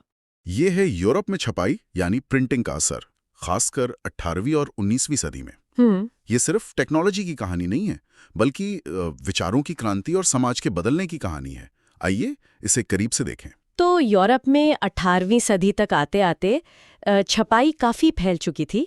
ऐसा लगता है कि किताबें, अखबार, पत्रिकाएं अब ज़्यादा आसानी से मिल जाती थी। हाँ बिल्कुल, और ये वही दौर था जिसे प्रबुद्धता का युग यानी एज ऑफ एनलाइटमेंट कहते हैं। अच्छा। लोग अब पुरानी मान्यताओं, परंपराओं और सत्ता पर मतलब तर्क, विज्ञान और अपने विवेक के आधार पर सवाल उठा रहे थे। और छपाई ने इन सवालों को, इन विचारों को दूर दूर तक पहुंचाने में बहुत मदद की। अच्छा, तो इसका मतलब ये हुआ कि पढ़ने वाले लोग भी बढ़ गए होंगे। मतलब पढ़ना सिर्फ अमीर या पढ़े लिखे लोगों तक ही सीमित नहीं रहा होगा। सही कहा आपने, एक बिल्कुल नया पाठक वर्ग तैयार हुआ। ओके। इसमें देखिए, व्यापारी थे, दुकानदार, वकील, शिक्षक, छात्र तो थे ही, साथ ही आम कारीगर और किसान भी। अच्छा, आम लोग भी। हाँ, वो सस्ती छपी हुई किताबें, लोकगीत और कहानियां पढ़ने लगे थे। पढ़ना अब एक तरह से सामाजिक गतिविधि बन गया था, सिर्फ निजी नहीं। और यहीं से बात और दिलचस्प हो जाती है। ये जो नए नए विचार आ रहे थे, वो लोगों तक पहुंचे कैसे? देखिए, इसमें सबसे दिलचस्प बात यह है कि छपाई इन नए विचारों का मुख्य वाहन, मतलब मेन मीडियम बन गई। वैज्ञानिकों की नई खोजें छपने लगीं, जिससे सदियों पुरानी जो धारणाएं थीं वो टूटने लगीं। दार्शनिकों ने स्वतंत्रता, समानता, तर्क और विवेक पर जोर दिया। अच्छा। यहाँ तक कि व्यंग और कार्टूनों के जरिए राजाओं और चर्च की सत्ता का मजाक भी उड़ाया जाने लगा। मतलब मजाक भी उड़ाया गया? हाँ बिल्कुल। ये विचारों के जरिए एक बड़ी क्रांति की शुरुआत थी, कह सकते हैं। और फ्रांस की क्रांति में भी तो इसका बड़ा हाथ माना जाता है, छपाई का। हाँ, उसका योगदान तो बहुत ही महत्वपूर्ण था। असल में क्रांति से पहले ही वोल्टेयर, रूसो जैसे जो विचारक थे, उनकी किताबों ने स्वतंत्रता, नागरिकों के अधिकार और तर्क आधारित शासन के विचारों को फ्रांस में काफी लोकप्रिय बना दिया था। यानी लोग इन विचारों पर खुलकर चर्चा करने लगे थे फिर? बिल्कुल। कॉफी हाउस थे, सैलून थे, पढ़ने के कमरे थे, यहाँ तक कि बाजारों और गलियों में भी लोग इन छपे हुए पर्चों और किताबों पर बहस करते थे। अच्छा। यहीं से पब्लिक स्फीयर या सार्वजनिक दायरे का विकास हुआ। मतलब एक ऐसी जगह जहां लोग सत्ता के डर के बिना अपनी राय बना सकते थे और उसे दूसरों के साथ बांट सकते थे। तो ऐसा लगता है कि छपाई ने न सिर्फ विचार फैलाए, बल्कि एक तरह से क्रांति के लिए माहौल ही तैयार कर दिया। निश्चित रूप से 1789 आते आते फ्रांस में राजशाही की जो निरंकुशता थी और चर्च का जो ढोंग था, उसके खिलाफ माहौल बन चुका था। लोग खुलेआम आलोचना कर रहे थे। छपी हुई सामग्री ने लोगों को बताया कि कैसे मौजूदा व्यवस्था अन्यायपूर्ण है और बदलाव क्यों जरूरी है। इसने जनमत तैयार करने में एक अहम भूमिका निभाई। इन प्रबुद्ध विचारकों ने छपाई का इस्तेमाल कैसे किया, इसके कुछ खास उदाहरण बता सकती हैं? जरूर। जैसे वोल्टेयर ने धार्मिक असहिष्णुता और कट्टरता पर बहुत कड़ा प्रहार किया। ओके। रूसो ने कहा कि सरकार जो है वो जनता की मर्जी से चलनी चाहिए, है ना? और मॉन्टेस्क्यू ने शक्तियों के बंटवारे का सिद्धांत दिया, यानी विधायिका, कार्यपालिका और न्यायपालिका अलग अलग हो ताकि कोई एक ताकत निरंकुश न हो पाए। शक्तियों का बंटवारा। हाँ, और दिदेरों की एनसाइक्लोपीडिया ने उस समय के ज्ञान विज्ञान को आम लोगों तक पहुंचाया और तर्कसंगत सोच को बढ़ावा दिया। इन सभी विचारों ने फ्रांस और अमेरिका समेत दुनिया भर में बदलाव की लहर पैदा की। लेकिन जाहिर है जो सत्ता में थे, राजा, चर्च, उन्हें ये सब पसंद नहीं आया होगा। वो तो डरे होंगे इन विचारों से। डर तो बहुत था। बिल्कुल। इसीलिए सरकार और चर्च दोनों ने सेंसरशिप लगाने की बहुत कोशिश की। अच्छा। कई किताबों पर पाबंदी लगाई गई, लेखकों और प्रकाशकों को जेल में भी डाला गया। लेकिन विचारों के प्रवाह को रोकना बहुत मुश्किल था। किताबें गुप्त रूप से छपती रहीं, विदेशों से तस्करी होकर आती रहीं। लोग इतने ज्यादा पढ़ने लगे थे कि इसे रीडिंग मेनिया यानी पढ़ने का जुनून कहा जाने लगा। Reading mania? वाह। हाँ, शासक इसीलिए डर गए थे क्योंकि अब आम लोग भी सवाल पूछ रहे थे और अपनी राय बना रहे थे। सत्ता पर सवाल उठ रहे थे। ये तो हुई 18वीं सदी की बात। फिर 19वीं सदी में क्या बड़े बदलाव आए छपाई में? देखिए, 19वीं सदी में औद्योगिक क्रांति हुई। इससे शिक्षा का प्रसार और तेज हुआ, साक्षरता बढ़ी। हाँ, ये तो था। साथ ही छपाई की तकनीक में भी बड़े सुधार हुए, जैसे भाप से चलने वाले प्रेस आ गए, रोटरी प्रेस आ गए। इन मशीनों ने छपाई को बहुत तेज और सस्ता बना दिया। अच्छा, तेज और सस्ता का क्या असर पड़ा समाज पर? ये रोजमर्रा की खबरें, सरकारी नीतियां, नए आविष्कार, सामाजिक मुद्दे और राजनीतिक बहसों को आम लोगों तक पहुंचाने का सबसे बड़ा जरिया बन गए। इनमें छपने वाले कार्टूनों के जरिए भ्रष्ट नेताओं और सामाजिक बुराइयों पर तीखा कटाक्ष किया जाता था। जानकारियां बहुत तेजी से फैल रही थी। और इसी समय उपन्यास यानी नॉवेल्स भी काफी लोकप्रिय हुए हैं ना? हाँ, ये तो उपन्यासों का सुनहरा दौर था। चार्ल्स डिकेंस, जेन ऑस्टिन जैसे लेखकों ने आम लोगों की जिंदगी, उनकी मुश्किलें, गरीबी, सामाजिक अन्याय जैसे विषयों पर लिखा, जो लोगों को अपने जीवन से जुड़े लगते थे। अच्छा। और एक खास बात यह है कि महिलाओं ने भी न सिर्फ पढ़ना शुरू किया, बल्कि लिखना भी शुरू किया। प्रिंट ने उन्हें अपनी भावनाओं, अपने विचारों और अनुभवों को साझा करने का एक मंच दिया। ये बहुत महत्वपूर्ण बात है। क्या छपाई ने सामाजिक सुधारों को आगे बढ़ाने में भी मदद की? कि जैसे गुलामी प्रथा को खत्म करने का आंदोलन था, महिलाओं के अधिकारों की बात थी, जैसे शिक्षा और वोट का अधिकार, मजदूरों की बेहतर स्थिति, इन जैसे मुद्दों पर छपी हुई सामग्री के जरिए एक व्यापक बहस छिड़ी। समाज सुधारकों ने प्रिंट का इस्तेमाल लोगों को जागरूक करने और बदलाव की मांग उठाने के लिए जम के किया। लेकिन कुछ चिंताएं भी थी शायद। हाँ, कुछ चिंताएं भी थीं कि कहीं ये जो सस्ता साहित्य या उपन्यास है, ये युवाओं पर बुरा असर ना डाले। पर सच तो ये है कि प्रिंट की ताकत को रोकना संभव नहीं था। तो इन सब का निचोड़ क्या निकलता है? संक्षेप में कहें तो छपाई का सबसे बड़ा प्रभाव क्या रहा यूरोप पर? अगर हम इसे बड़े परिप्रेक्ष्य में देखें तो छपाई ने ज्ञान को कुछ खास लोगों के दायरे से निकालकर आम जनता तक पहुंचा दिया। इसे ही ज्ञान का लोकतंत्रीकरण कहते हैं। ज्ञान का लोकतंत्रीकरण, सही। हाँ, इसने शिक्षा के प्रसार को गति दी, वैज्ञानिक सोच को बढ़ावा दिया और हम कह सकते हैं कि आधुनिक लोकतंत्र, सार्वजनिक बहस और सामाजिक सुधारों की नींव रखी। तो ये थी छपाई की वो दिलचस्प यात्रा जिसने यूरोप के सोचने समझने के तरीके और समाज को हमेशा के लिए बदल दिया। बिल्कुल। और यहाँ एक महत्वपूर्ण सवाल उठता है। आज हम डिजिटल युग में जी रहे हैं, जहाँ सूचना पलक झपकते ही दुनिया भर में फैल जाती है ना? हाँ, बिल्कुल। तो जरा सोचिए, क्या आज सूचना का ये फैलाव उसी तरह समाज को बदल रहा है जैसे सदियों पहले छपाई ने बदला था? क्या तब और अब में कुछ समानताएं नजर आती हैं? ये सोचने वाली बात है। भारत में प्रिंट कल्चर का विकास, मतलब छपाई का आना और फैलना, ये समझना जरूरी है कि कैसे छपे हुए शब्दों ने, आप कह सकते हैं, आधुनिक भारत की कहानी को एक दिशा दी। तो चलिए आज इसी पर गहराई से बात करते हैं। बिल्कुल। और ये सिर्फ तारीखें या नाम याद करना नहीं है, ये कहानी है कि कैसे नए नए विचार आए, कैसे बहसें शुरू हुई और कैसे पूरा भारत बदला। हम देखेंगे कि छपाई भारत आई कैसे और फिर शिक्षा, धर्म, समाज और हाँ, खासकर आजादी की लड़ाई पर इसका क्या असर रहा। तो ये सफर शुरू कहाँ से हुआ? मतलब भारत में पहली प्रिंटिंग प्रेस कब आई और कौन लाया उसे? देखिए, यूरोप के मुकाबले तो हम थोड़े पीछे थे इस मामले में। शुरुआत हुई 16वीं सदी के मध्य में। साल था 1556। गोवा में पुर्तगाली मिशनरीज थे ना, वो पहली प्रिंटिंग प्रेस लेकर आए। अच्छा, 1556 में गोवा में? हाँ। और पुर्तगाली मिशनरी? हाँ। और उनका पहला मकसद, दिलचस्प बात यह है कि धार्मिक था। यानी शुरुआत धर्म प्रचार से हुई, किताबों से? बिल्कुल। शुरू में उन्होंने ईसाई धर्म के प्रचार के लिए किताबें छापी, जैसे बाइबल का कोंकणी अनुवाद था या फिर प्रार्थना की छोटी छोटी पुस्तिकाएं।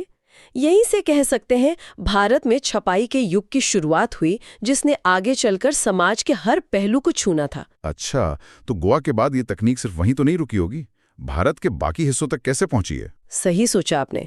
गोवा से फिर ये धीरे धीरे फैली। दक्षिण भारत में देखें, तमिलनाडु में 1570 तक आते आते तमिल, मलयालम, तेलुगु जैसी भाषाओं में किताबें छपने लगी थीं। फिर 18वीं सदी में त्रैंकोबार, मद्रास, श्रीरामपुर, इन जगहों पर मिशनरी प्रेस काफी एक्टिव हो गए थे। और उत्तर भारत का क्या? वहां कब असर दिखा? मैंने सुना है पहला अखबार तो बंगाल से निकला था। हाँ, बिल्कुल सही सुना है। 1780 में कलकत्ता से जेम्स ऑगस्टस हिकी ने बंगाल गजेट नाम से भारत का पहला अंग्रेजी अखबार शुरू किया। अच्छा, बंगाल गजेट, ये तो मील का पत्थर रहा होगा फिर। बिल्कुल।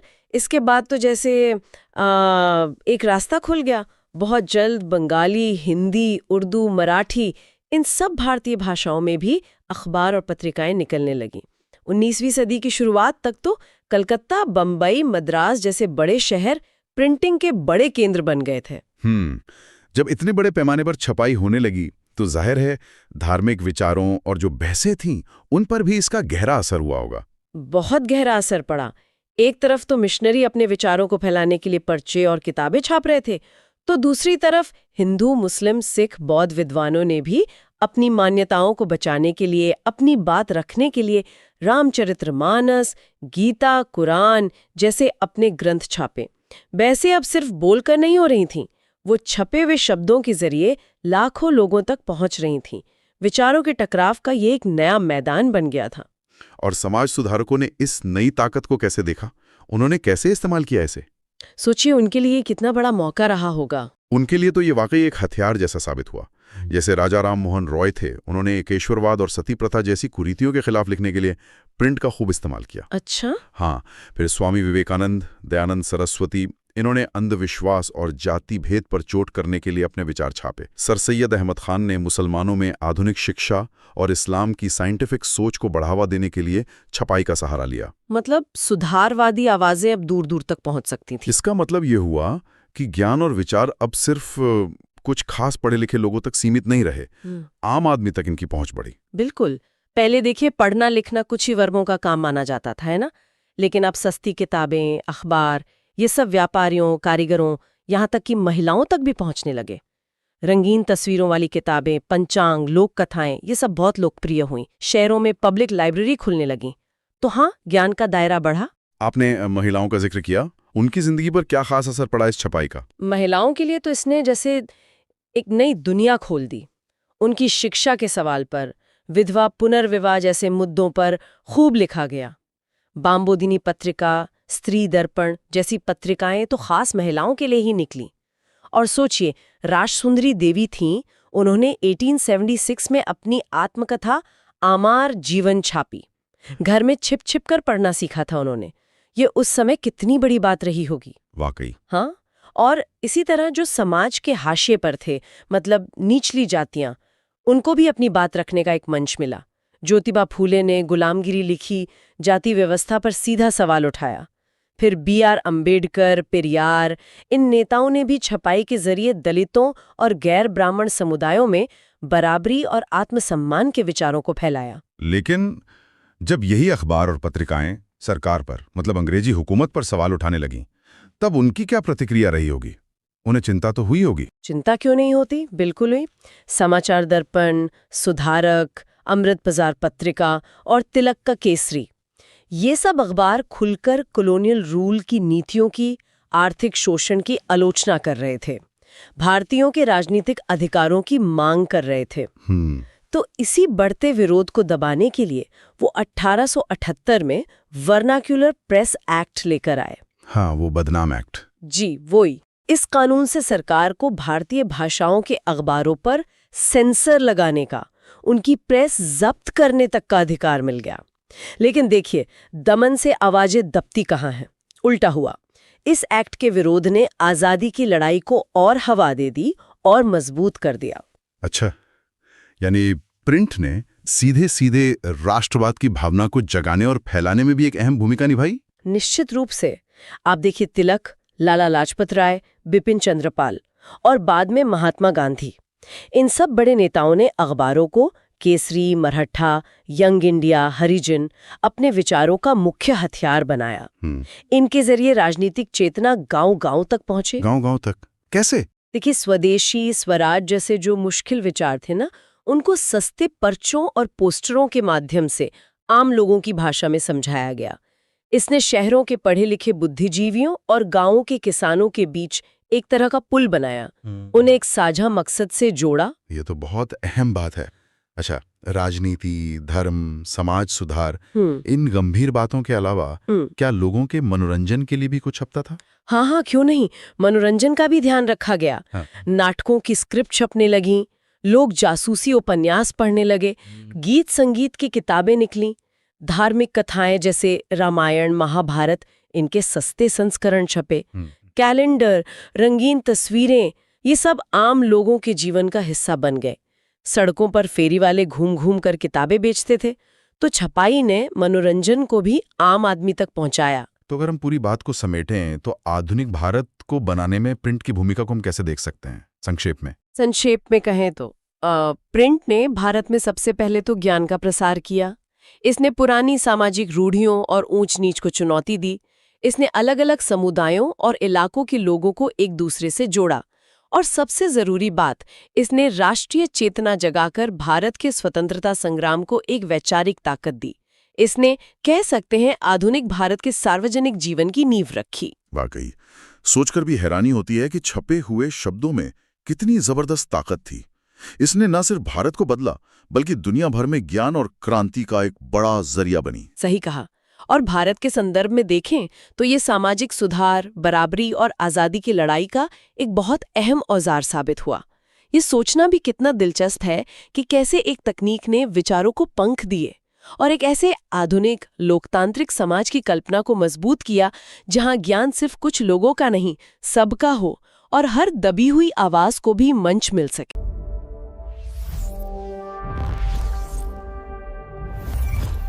नमस्कार।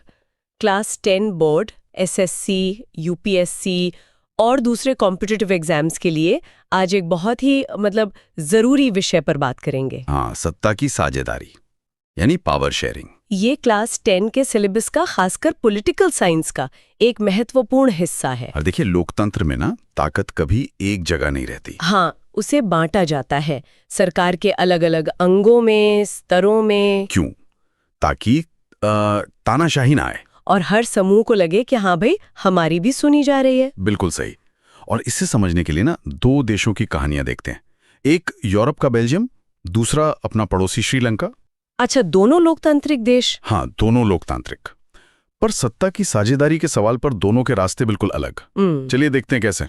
तो पहले बेल्जियम की बात करें। हाँ, बेल्जियम यूरोप का एक छोटा सा देश, इतना छोटा कि आप सोचिए हमारे हरियाणा से भी छोटा है। अरे वाह। और पड़ोस में फ्रांस, नीदरलैंड्स, जर्मनी, लग्जमबर्ग। आबादी भी कोई ज्यादा नहीं, करीब 1 करोड़। हरियाणा से आधी मान लीजिए। लेकिन सुना है वहाँ की जो बनावट है, जातीय बनावट, वो बड़ी जटिल है। हाँ, यही खास बात है। देखिए, 59% लोग हैं फ्लेमिश इलाके में, वो डच बोलते हैं। ओके। 40% लोग वेलोनिया इलाके में हैं, वो फ्रेंच बोलते हैं। ठीक है। और करीब 1% जर्मन बोलने वाले भी हैं। लेकिन राजधानी ब्रुसेल्स का क्या? वहाँ कुछ अलग था शायद। हाँ, ब्रुसेल्स में मामला एकदम उल्टा। वहाँ 80% लोग फ्रेंच बोलते हैं और सिर्फ 20% डच। ओह, तो देश में डच ज्यादा पर राजधानी में फ्रेंच ज्यादा। एग्जैक्टली। और इससे हुआ तनाव। जो फ्रेंच बोलने वाले अल्पसंख्यक थे ना, वो ज्यादा अमीर और ताकतवर थे। अच्छा। और डच बोलने वालों को लगता था, जो बहुमत में थे, कि भाई हमें शिक्षा में, नौकरियों में उतना मौका नहीं मिल रहा। तो ये तनाव बढ़ा होगा फिर। बहुत ज्यादा। 1950 और 60 के दशक में तो काफी बढ़ गया, खासकर ब्रुसेल्स में। स्थिति ऐसी थी कि अगर वो लोग मिलकर नहीं चलते तो शायद देश बढ़ जाता या गृह युद्ध हो जाता। नाजुक स्थिति थी। अच्छा, अब श्रीलंका को देखें। हाँ, अब आते हैं श्रीलंका पर। भारत के दक्षिण में एक द्वीपीय देश, आबादी करीब 2 करोड़, हरियाणा जितनी ही। और यहाँ कैसी विविधता है? यहाँ मुख्य रूप से 2 बड़े जातीय समूह हैं। सिंगला बोलने वाले करीब 74%, मेजॉरिटी। हाँ, बड़ी मेजॉरिटी। और फिर तमिल बोलने वाले लगभग 18%। और इन तमिलों में भी कुछ फर्क है? हाँ, उनमें भी 2 समूह हैं। एक श्रीलंकाई तमिल, जो वहीं के मूल निवासी हैं, करीब 13%, और दूसरे भारतीय तमिल, जिनके पूर्वज अंग्रेजों के टाइम में बागानों में काम करने भारत से लाए गए थे। और धर्म? ज्यादातर सिंगला बौद्ध हैं, तमिल ज्यादातर हिंदू या मुसलमान, और फिर दोनों ही ग्रुप्स में करीब 7% ईसाई भी हैं। तो यहाँ सिंगला समुदाय साफ बहुमत में था। 1948 में आजादी मिली, फिर क्या हुआ? क्या उन्होंने सबको साथ लेके चलने की कोशिश की? देखिए, आजादी के बाद जो सिंघला नेता थे, उन्होंने सोचा कि भाई हम बहुमत में हैं तो देश पर हमारा हक है, हम अपनी मर्जी चला सकते हैं। अल्पसंख्यकों की परवाह नहीं। कुछ वैसा ही। इसी सोच को कहते हैं बहुसंख्यकवाद या मेजॉरिटेरियनिज्म। और इसका नतीजा? सोच सकती हूँ, कुछ अच्छा नहीं हुआ होगा। बिल्कुल नहीं। जो सिंगला डोमिनेटेड सरकार बनी, उसने कई ऐसे कदम उठाए, जैसे 1956 में एक कानून आया। क्या था उसमें? सिंघला को देश की एकमात्र राजभाषा बना दिया। तमिल भाषा को पूरी तरह से इग्नोर कर दिया। अरे, ये तो गलत था। हाँ, और सिर्फ यही नहीं, सरकारी नौकरियों में, यूनिवर्सिटीज में सिंहला बोलने वालों को प्राथमिकता मिलने लगी। अच्छा। और नए संविधान में तो ये भी डाल दिया कि सरकार बौद्ध धर्म को संरक्षण देगी, उसे बढ़ावा देगी। इससे तो तमिल लोगों को बहुत ज्यादा अलग थलग महसूस हुआ होगा। जाहिर, उन्हें लगा कि अभी हमारी भाषा, हमारी संस्कृति, हमारे राजनीतिक अधिकार, सबका अनादर हो रहा है। नौकरियों में, शिक्षा में मौके कम हो रहे हैं। तो उन्होंने विरोध किया होगा, अपनी मांगे रखी होंगी। बिल्कुल। उन्होंने मांग की कि तमिल को भी राजभाषा बनाओ। जहां तमिल ज्यादा हैं, वहां क्षेत्रीय स्वायत्ता दो, शिक्षा, रोजगार में बराबरी दो। लेकिन सरकार ने नहीं सुनी। हाँ, उनकी मांगें नजरअंदाज की गईं। और जब ऐसा हुआ तो फिर टकराव बढ़ा, बहुत ज्यादा। कितना? इतना कि 1980 के दशक तक आते आते कई तमिल संगठन देश के उत्तर और पूर्व में एक अलग राज्य, तमिल ईलम की मांग करने लगे। अलग देश की मांग? हाँ, और इसका नतीजा एक भयानक गृहयुद्ध, जो बहुत लंबा चला, शायद लगभग 3 दशक, 30 साल, 2009 में जाकर खत्म हुआ। और इसमें बहुत बहुत ज्यादा जाने गई। कितनी अलग कहानी है बेल्जियम से। बिल्कुल उलट। बेल्जियम में रास्ता नहीं चुना। वहां के नेताओं ने टकराव की जगह आपसी तालमेल को चुना। वो समझ गए कि एकता तभी रहेगी जब आप विविधता का सम्मान करेंगे। इसीलिए 1970 से 1993 के बीच उन्होंने अपने संविधान में 1-2 बार नहीं, 4 बार बदलाव किए। 4 बार? क्या किया उन्होंने ऐसा? क्या खास था उस बेल्जियम मॉडल में? देखिए, कई चीजें थीं। पहली, केंद्र सरकार में डच और फ्रेंच दोनों भाषा के मंत्रियों की संख्या बराबर रखी। मतलब कोई एक ग्रुप अकेले फैसला नहीं ले सकता। अच्छा, ये तो बढ़िया है। दूसरी बात, केंद्र की कई शक्तियां जो इंपॉर्टेंट पावर्स थीं, वो दोनों क्षेत्रों की राज्य सरकारों को दे दी। और ये राज्य सरकारें केंद्र के नीचे नहीं थीं, मतलब वो ऑटोनॉमस थीं। इंडिपेंडेंट। हाँ, कह सकते हैं। फिर तीसरी चीज, राजधानी ब्रुसेल्स के लिए एक अलग सरकार बनाई, जिसमें दोनों भाषा वालों का बराबर प्रतिनिधित्व था। क्योंकि वहाँ फ्रेंच ज्यादा थे, तो ये बैलेंस करने के लिए। बिल्कुल। और चौथी और सबसे अनोखी चीज थी एक तीसरे लेवल की सरकार। वो कौन से? उसे कहा गया सामुदायिक सरकार या कम्युनिटी गवर्नमेंट। इसका चुनाव भाषा के आधार पर होता था। डच, फ्रेंच या जर्मन बोलने वाले अपनी अपनी सरकार चुनते थे, चाहे वो देश के किसी भी कोने में रहते हों। मतलब वोट भाषा के आधार पर, जगह के आधार पर नहीं। हाँ, और ये सरकार देखती थी सांस्कृतिक मामले, शिक्षा से जुड़े मामले, भाषा से जुड़े मामले। वाह, ये तो सच में बड़ा कॉम्प्लेक्स लगता है सुनने में। है, जटिल तो है ये व्यवस्था, पर इसने काम किया। इसने बेल्जियम को टूटने से, गृह युद्ध से बचा लिया। देश एक साथ रहा। और आज ब्रुसेल्स तो यूरोपियन यूनियन का हेडक्वार्टर है। सही कहा, जो खुद शांतिपूर्ण सहयोग का एक बड़ा प्रतीक है। ये बेल्जियम की सफलता ही है। तो इन दोनों कहानियों से जो सबक मिलता है वो तो एकदम साफ है। क्या सबक है? यही कि बेल्जियम ने दिखाया, अगर आप सत्ता को बांटते हैं, सबको साथ लेकर चलते हैं, तो देश मजबूत होता है, एकता बढ़ती है। बिल्कुल। और श्रीलंका का उदाहरण एक चेतावनी है कि अगर बहुमत अपनी ताकत के जोर पर अल्पसंख्यकों की इच्छाओं को दबाएगा, तो नतीजा सिर्फ टकराव होगा, बिखराव होगा, देश कमजोर होगा। तो लोकतंत्र के लिए, खासकर जहां इतनी विविधता हो, बहुत जरूरी है कि सबका सम्मान हो और फैसले मिलजुल कर लिए जाएं। यही सबसे महत्वपूर्ण बात है। तो ये थी बेल्जियम और श्रीलंका की कहानी और सत्ता की साझेदारी के ये अहम सबक। अब ये सोचने वाली बात है कि हमारे जैसे विविधता भरे समाज में सत्ता का बंटवारा कैसे हो कि सब संतुष्ट रहें और देश आगे बढ़े। बिल्कुल, ये एक अहम सवाल है जिस पर हमें सोचते रहना चाहिए। चलिए, इसी विचार, सत्ता की साझेदारी जी, ये न सिर्फ बोर्ड परीक्षाओं के लिए जरूरी है, बल्कि एसएससी, यूपीएससी और दूसरी कई प्रतियोगी परीक्षाओं में भी इससे जुड़े सवाल अक्सर आते हैं। हाँ बिल्कुल। तो चलिए, आज इस पर थोड़ी गहराई से बात करते हैं। जरूर।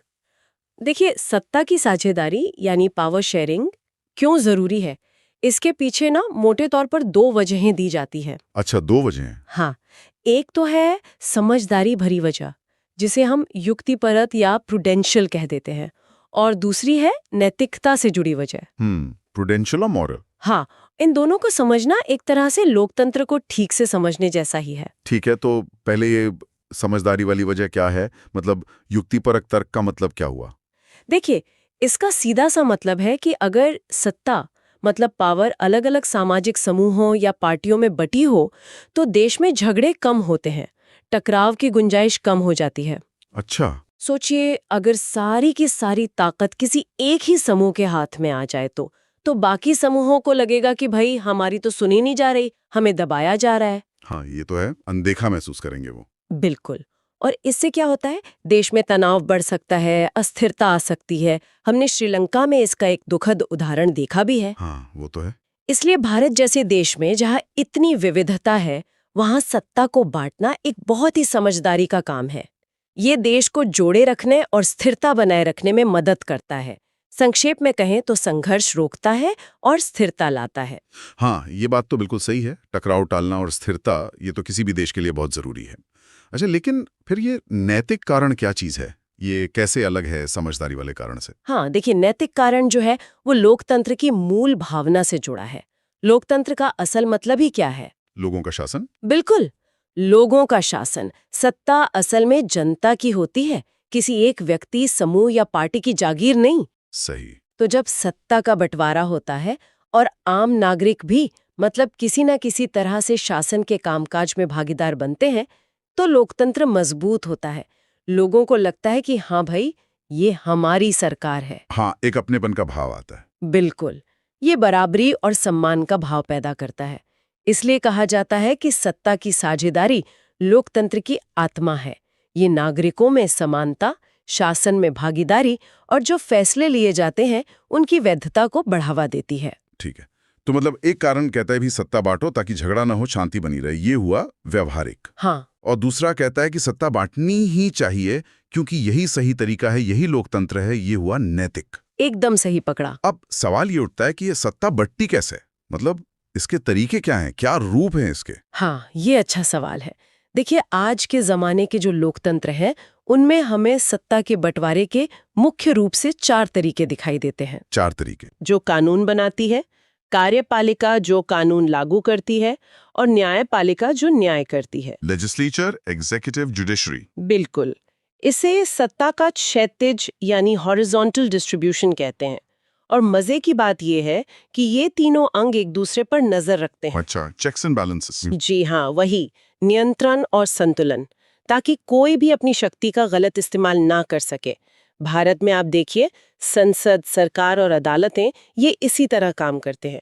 ये संतुलन बनाता है। ये सुनने में तो बहुत संतुलित लगता है, पर कभी-कभी ऐसा नहीं लगता कि इसमें फैसले लेने में बहुत ज्यादा वक्त लग जाता है जब सब एक दूसरे को चेक करते रहते हैं? ये एक वाजिब सवाल है। कभी-कभी ऐसा हो सकता है, बिल्कुल। लेकिन लोकतंत्र में ना, सोच समझकर और सबकी राय लेकर फैसला करना ज्यादा महत्वपूर्ण माना जाता है, भले ही उसमें थोड़ा समय ज्यादा लग जाए। ठीक है, तरों के बीच, मतलब जैसे केंद्र और राज्य। हाँ, बिल्कुल। केंद्र सरकार, फिर राज्य सरकारें और फिर स्थानीय सरकारें जैसे पंचायत या नगर पालिका, इसे सत्ता का ऊर्ध्वाधर यानी वर्टिकल डिस्ट्रीब्यूशन कहते हैं। अच्छा, वर्टिकल। हाँ, इसी व्यवस्था को हम संघवाद या फेडरलिज्म भी कहते हैं। हाँ। जैसे भारत में केंद्र सरकार पूरे देश के लिए जरूरी मुद्दे देखती है, रक्षा, विदेश नीति वगैरह। राज्य सरकारें अपने राज्य के मामले देखती हैं, पुलिस, स्वास्थ्य, और स्थानीय सरकारें अपने गांव या शहर की जरूरतें पूरी करती हैं। इससे शासन लोगों के करीब पहुंचता होगा? बिल्कुल, प्रशासन लोगों के नजदीक आता है। अच्छा, तो ये हुआ अंगों और स्तरों के बीच बंटवारा। लेकिन हमारे समाज में तो कई तरह के समूह होते हैं ना, भाषा के आधार पर, धर्म के आधार पर। क्या उनके बीच भी सत्ता बंटती है? बिल्कुल, ये तीसरा तरीका है विभिन्न सामाजिक समूहों के बीच सत्ता का बंटवारा। ये खासकर उन देशों में जरूरी हो जाता है जहां काफी सामाजिक विविधता हो। जैसे भारत। हाँ, जैसे भारत। यहाँ देखिए, अनुसूचित जाति एससी और जनजाति एसटी समुदायों के लिए विधायिका में और सरकारी नौकरियों में आरक्षण की व्यवस्था है। हाँ, रिजर्वेशन। जी, इसका मकसद यही है कि समाज के जो पिछड़े और कमजोर तबके हैं उन्हें भी सत्ता में हिस्सेदारी मिले, उनकी आवाज सुनी जाए। या फिर बेल्जियम का उदाहरण लें, वहाँ सामुदायिक सरकारें हैं जो अलग अलग भाषा बोलने वाले समूहों को अपने सांस्कृतिक और शैक्षिक मामले संभालने का अधिकार देती हैं। इससे अल्पसंख्यक समूहों में एक सुरक्षा की भावना आती है, सामाजिक न्याय को बढ़ावा मिलता है। ये भी बहुत जरूरी है। और चौथा तरीका कौन सा है? चौथा तरीका जुड़ा है राजनीतिक दलों, दबाव समूहों और आंदोलनों से। देखिए, लोकतंत्र में क्या होता है, सत्ता बारी बारी से अलग अलग विचारधारा वाले राजनीतिक दलों के हाथ में आती जाती रहती है ना? हाँ, चुनावों के जरिए। बोले कौन? कई बार किसी एक दल को बहुमत नहीं मिलता तो गठबंधन सरकारें बनती हैं। Coalition governments. हाँ, जिसमें कई दल मिलकर सत्ता साझा करते हैं। फिर विपक्षी दल होते हैं जो सरकार की नीतियों की आलोचना करके उस पर एक तरह का अंकुश रखते हैं। इसके अलावा किसानों के, मजदूरों के, व्यापारियों के, छात्रों के संगठन होते हैं जिन्हें हम दबाव समूह या प्रेशर ग्रुप्स कहते हैं। जी। ये भी सरकार के फैसलों को प्रभावित करते हैं।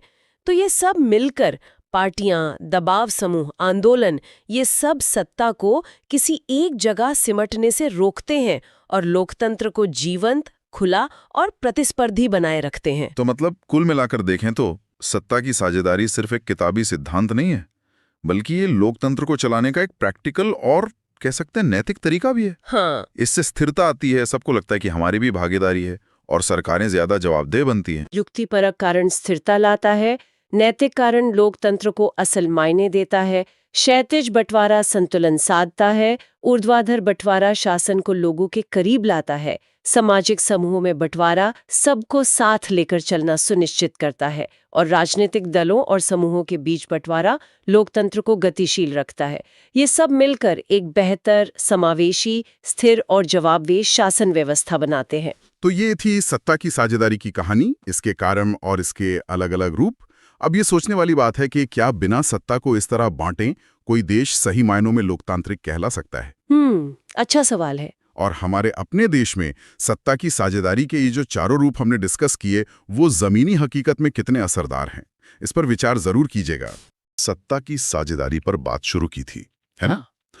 हमने देखा था कि कैसे बेल्जियम ने भाषाई समूहों के बीच एकता बनाए रखने के लिए साझेदारी का रास्ता चुना। और श्रीलंका में ठीक इसका उल्टा हुआ।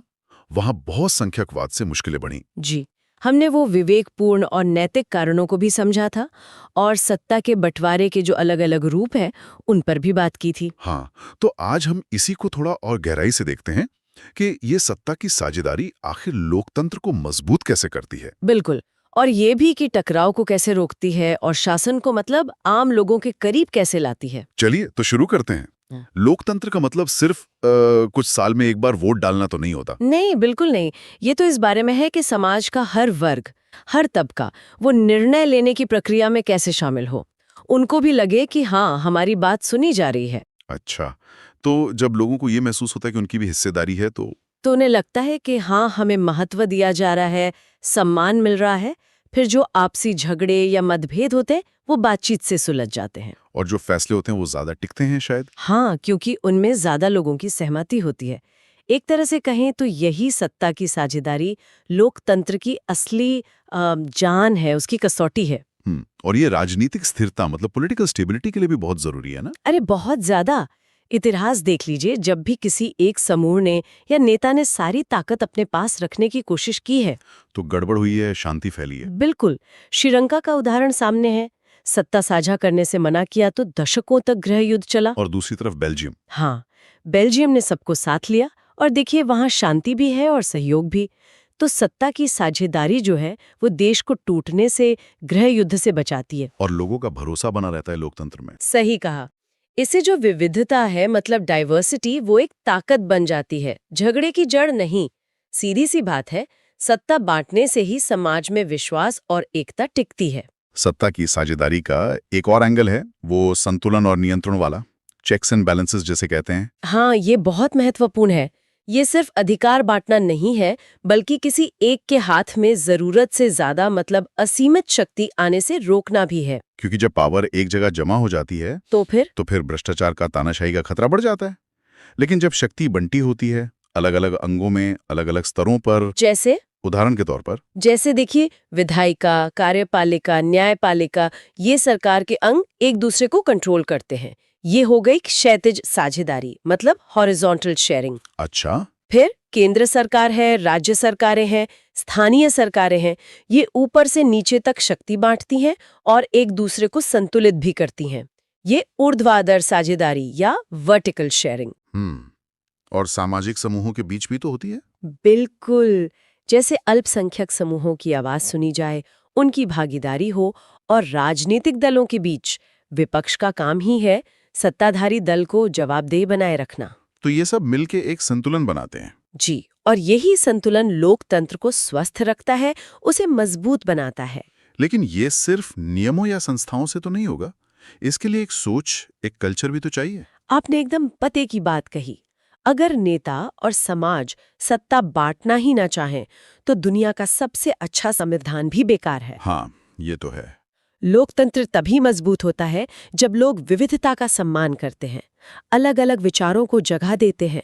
अल्पसंख्यकों को सुनना, क्षेत्रीय पहचान का आदर करना, बातचीत को बढ़ावा देना, यही साझेदारी की असली संस्कृति है। एक बार फिर से बेल्जियम और श्रीलंका की तुलना करें तो क्या सबक मिलता है? सबक बहुत साफ है।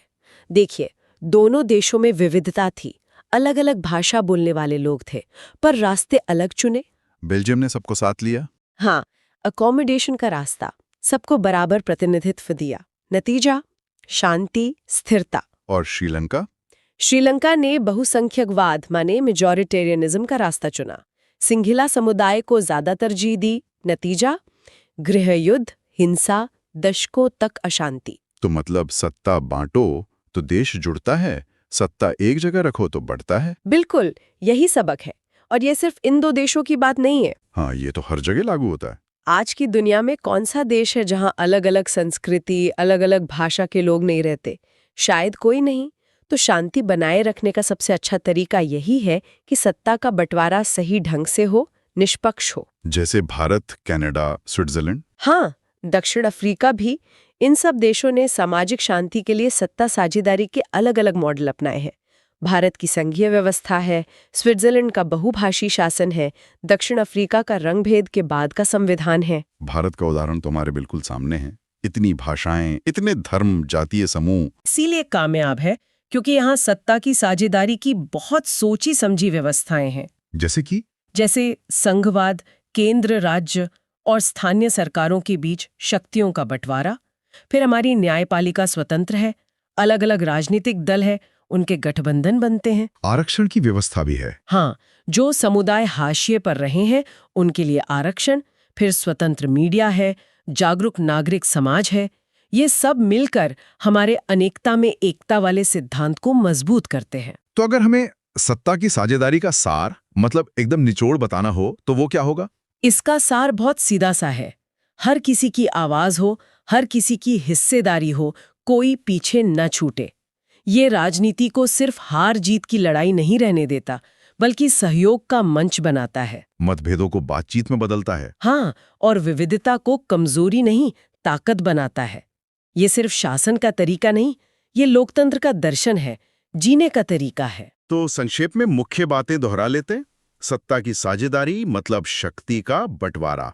इसके विवेकपूर्ण कारण हैं झगड़ा रोकना, स्थिरता लाना, और नैतिक कारण है लोकतांत्रिक मूल्यों का सम्मान। इसके रूप हैं क्षैतिज, सरकार के अंगों में, ऊर्ध्वाधर, सरकार के स्तरों में, सामाजिक समूहों में और राजनीतिक दलों में। और बेल्जियम मॉडल एकता का उदाहरण है, जबकि श्रीलंका मॉडल बहुसंख्यकवाद की नाकानी का। और सबसे महत्वपूर्ण बात यह है कि सत्ता की साझेदारी ही समानता, भागीदारी और शांति को मजबूत करती है। तो हमने देखा कि लोकतंत्र वहीं फलता फूलता है जहां सत्ता एक जगह जमा नहीं होती, बल्कि बांटी जाती है। ये ऐसा नहीं कि एक की आवाज सबसे ऊपर हो। नहीं, बल्कि कई आवाजें मिलकर एक साझा रास्ता बनाए। बेल्जियम और श्रीलंका का सबक यही है।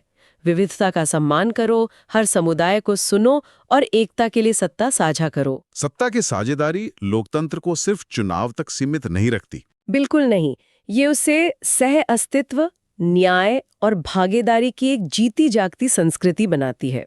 इस पूरी बातचीत के बाद ये सोचना जरूरी है कि हमारे अपने समाज और देश में अलग अलग समूहों और विचारों के बीच ये संतुलन और सम्मान बनाए रखना आखिर क्यों इतना महत्वपूर्ण है। बात इस पर करेंगे विचार जरूर करना चाहिए। यानी फेडरलिज्म।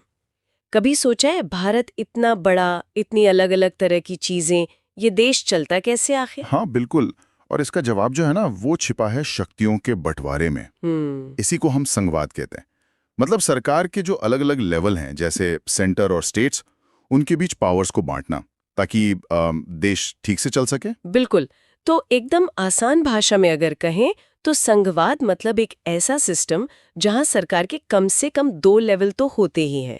एक पूरे देश के लिए, जिसे हम केंद्र सरकार कहते हैं, हाँ। और दूसरी राज्यों के लिए, है ना, बिल्कुल। मतलब राज्य सरकारें। और देखिए, भारत में तो एक तीसरा लेवल भी है, वो जो स्थानीय सरकारें होती हैं, हाँ। पंचायतें, नगर पालिकाएं। हाँ जी, बिल्कुल। और इसकी सबसे खास बात यह है कि संविधान में ही, मतलब कॉन्स्टिट्यूशन में ही साफ साफ लिखा होता है कि किस लेवल की सरकार के पास कौन सी पावर होगी। इसे कहते हैं शक्तियों का विभाजन, प्रॉपर डिवीजन ऑफ पावर्स। अच्छा, इससे होता ये है कि कोई एक लेवल वो जरूरत से ज्यादा ताकतवर नहीं हो पाता। समझ गई। मतलब संविधान इसकी गारंटी देता है, और इसमें बदलाव करना भी कोई आसान काम नहीं है, मतलब दोनों लेवल्स की सहमति चाहिए होगी। हाँ बिल्कुल, अकेले कोई नहीं बदल सकता, दोनों की सहमति जरूरी है। पर सोचिए, अगर कभी केंद्र और राज्य में किसी बात पर कोई डिसएग्रीमेंट हो जाए, मतभेद हो जाए, तब क्या? देखिए, उसके लिए भी व्यवस्था है। एक आजाद न्यायपालिका होती है, इंडिपेंडेंट जुडिशरी, जिसे भारत में अपना सुप्रीम कोर्ट है। संविधान का मतलब क्या है, ये समझाना और ऐसे झगड़ों को सुलझाना, ये उसी का काम है। ये भी संघवाद की एक बहुत जरूरी पहचान है। अच्छा, वैसे एक बात और, कुछ फेडरल देशों में ना ड्यूल सिटीजनशिप होती है, क्या? पर भारत में ऐसा नहीं है। यहाँ सिंगल सिटीजनशिप है, हम सब सिर्फ भारतीय नागरिक हैं। समझ गई। अब ये बताइए, ये एकात्मिक शासन यानी यूनिटरी सिस्टम से कैसे अलग है? उसमें क्या होता है? हाँ देखिए, यूनिटरी सिस्टम में सारी की सारी शक्ति वो एक ही सरकार के पास होती है, केंद्र सरकार।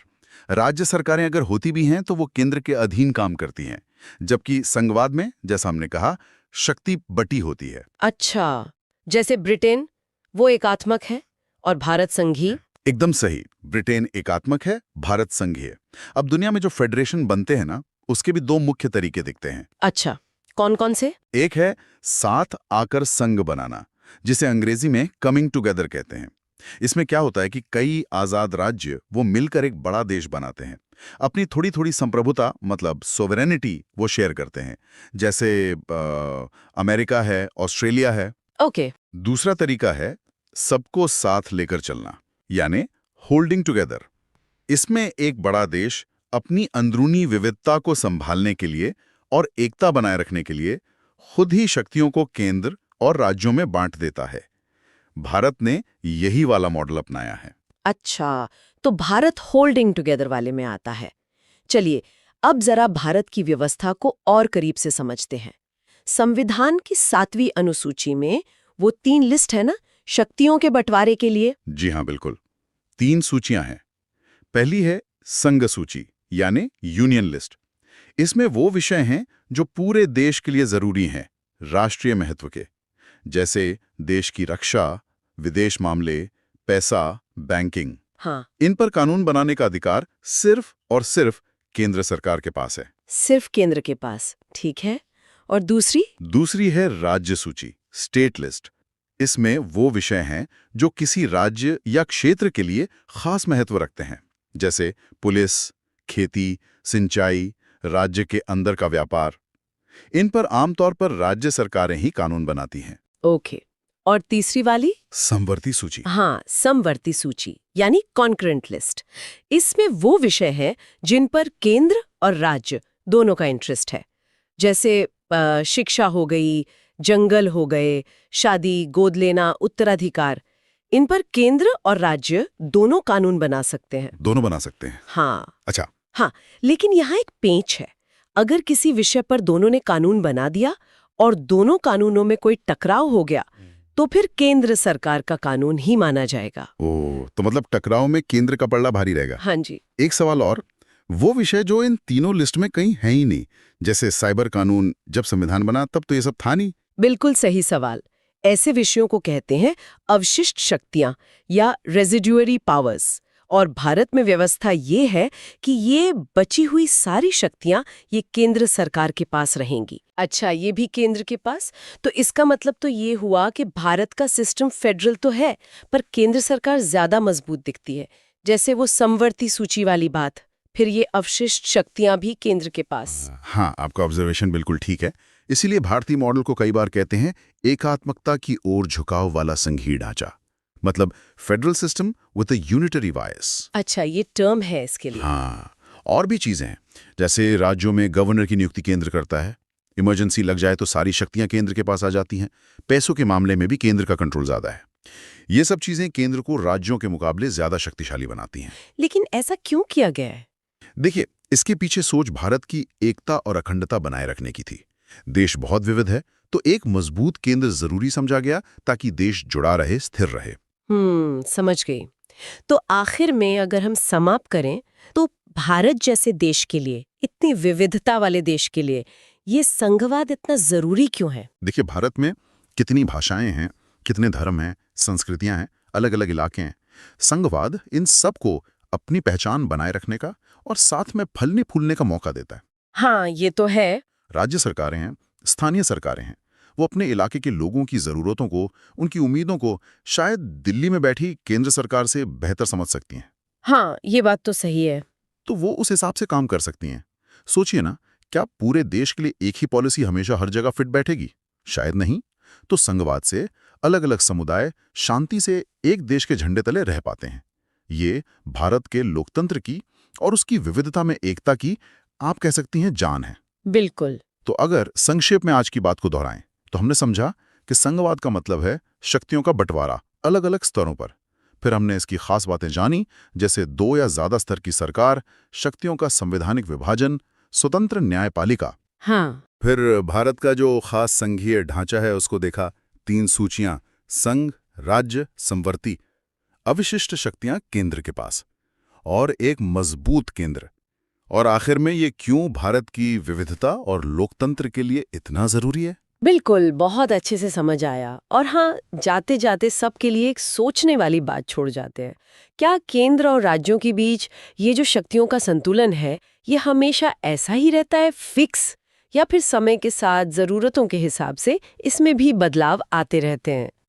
इस पे सोचिएगा आज जरूर। भारतीय संघवाद यानी फेडरलिज्म के व्यावहारिक पहलू को समझते हैं। हाँ, ये सिर्फ संविधान की बात नहीं है, बल्कि ये देखना है कि भारत में केंद्र और राज्यों के बीच शक्ति का संतुलन असल में कैसे काम करता है बिल्कुल। और समय के साथ इसमें क्या बदलाव आए हैं। हाँ, ये खासकर कक्षा 10वीं और जो प्रतियोगी परीक्षाओं की तैयारी कर रहे हैं उनके लिए बहुत जरूरी है। हाँ, ये समझना कि जमीन पर ये सिस्टम कैसे चलता है, क्योंकि ये एक लगातार चलने वाली कहानी है सही, जिसमें राजनीति, क्षेत्रीय पहचान, लोगों की उम्मीदें, ये सब मतलब अहम किरदार निभाते हैं। संविधान तो देखिए शक्तियों का बंटवारा बता देता है, हाँ वो तो है, पर असल में ये बंटवारा कितना बराबरी का है, ये देश की राजनीतिक हवा, केंद्र राज्यों में कौन सी पार्टी है, उनके बीच तालमेल कैसा है, इस पर निर्भर करता है। अच्छा, तो शुरुआती दौर में मतलब आज़ादी के ठीक बाद ये संतुलन कैसा था? देखिए,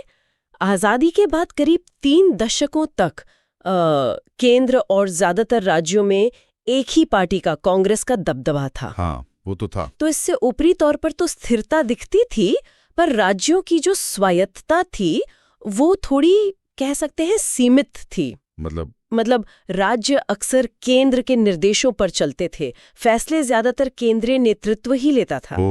तो ढांचा तो संघीय था, पर काम करने का तरीका काफी हद तक एकात्मक जैसा था। मतलब केंद्र ज्यादा मजबूत, यानी राज्यों की अपनी आवाज उतनी बुलंद नहीं थी उस समय। पर ये स्थिति बदली होगी। हाँ, बिल्कुल बदली। 60 और 70 के दशक के अंत तक और तस्वीर बदलने लगी। कैसे? राज्यों में क्षेत्रीय दलों का उभार हुआ, जैसे तमिलनाडु में डीएमके, पंजाब में अकाली दल। अच्छा, ये दल अपनी भाषा, संस्कृति, क्षेत्रीय विकास के मुद्दे जोर शोर से उठाने लगे। राज्यों ने ज्यादा अधिकारों की मांग शुरू कर दी। तो इसका केंद्र राज्य रिश्तों पर क्या असर पड़ा? फिर असर तो गहरा था। राज्य सरकारें अब अपनी बात ज्यादा मजबूती से रखने लगीं। हाँ, केंद्र के लिए अब राज्यों की अनदेखी करना मुश्किल हो गया। और फिर 90 के दशक से तो केंद्र में गठबंधन सरकारों का दौर शुरू हो गया। हाँ, गठबंधन का युग। वो दौर जब किसी एक पार्टी को लोकसभा में बहुमत नहीं मिलता था और कई दल मिलकर सरकार बनाते थे। अच्छा, तो ये गठबंधन की राजनीति ने संघवाद को कैसे प्रभावित किया? क्या इससे केंद्र कमजोर हुआ? इसे केंद्र का कमजोर होना नहीं कहेंगे, बल्कि ये संघवाद का मजबूत होना था। अच्छा, कैसे? अब केंद्र को कोई भी बड़ा फैसला लेने से पहले सहयोगी दलों से, जिनमें कई क्षेत्रीय पार्टियां होती थी, उनसे सलाह मशवरा करना पड़ता था। क्षेत्रीय मुद्दे राष्ट्रीय एजेंडे पर आ गए। शक्ति का संतुलन केंद्र और राज्यों के बीच बेहतर हुआ, ज्यादा बराबर हुआ। ओके, इसी को अक्सर सहकारी संघवाद कहते हैं, कोऑपरेटिव फेडरलिज्म। सहकारी संघवाद? हाँ, जहाँ केंद्र और राज्य प्रतियोगी नहीं बल्कि सहयोगी बनकर काम करते हैं।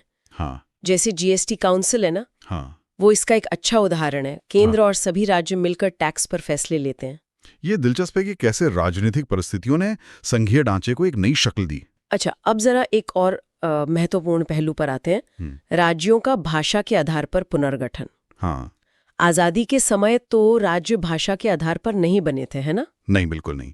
सीमाएं तो बस प्रशासनिक सुविधा या पुरानी रियासतों के हिसाब से थीं। अच्छा। लेकिन जल्द ही मांग उठी कि भाई राज्यों का गठन भाषा के आधार पर हो। पहली बड़ी जेब कामयाबी मिली तेलुगु भाषियों को, जी। जब 1953 में आंध्र प्रदेश बना। हाँ, वो पहला राज्य था। उसके बाद फिर राज्य पुनर्गठन आयोग बना और उसकी सिफारिशों पर 1956 में कानून आया, राज्य पुनर्गठन अधिनियम। हाँ, जिसने भाषा और संस्कृति को राज्यों की सीमाओं का मुख्य आधार बनाया। जी। महाराष्ट्र, गुजरात, पंजाब, हरियाणा, कई राज्य इसी प्रक्रिया में बने। पर क्या इससे देश के टूटने का खतरा नहीं था? कुछ नेताओं को तो डर था इसका। डर तो था, शुरुआत में जरूर था, लेकिन हुआ इसका ठीक उल्टा। अच्छा। भाषा के आधार पर राज्य बनने से लोगों को लगा कि उनकी पहचान को, उनकी भाषा को सम्मान मिला है।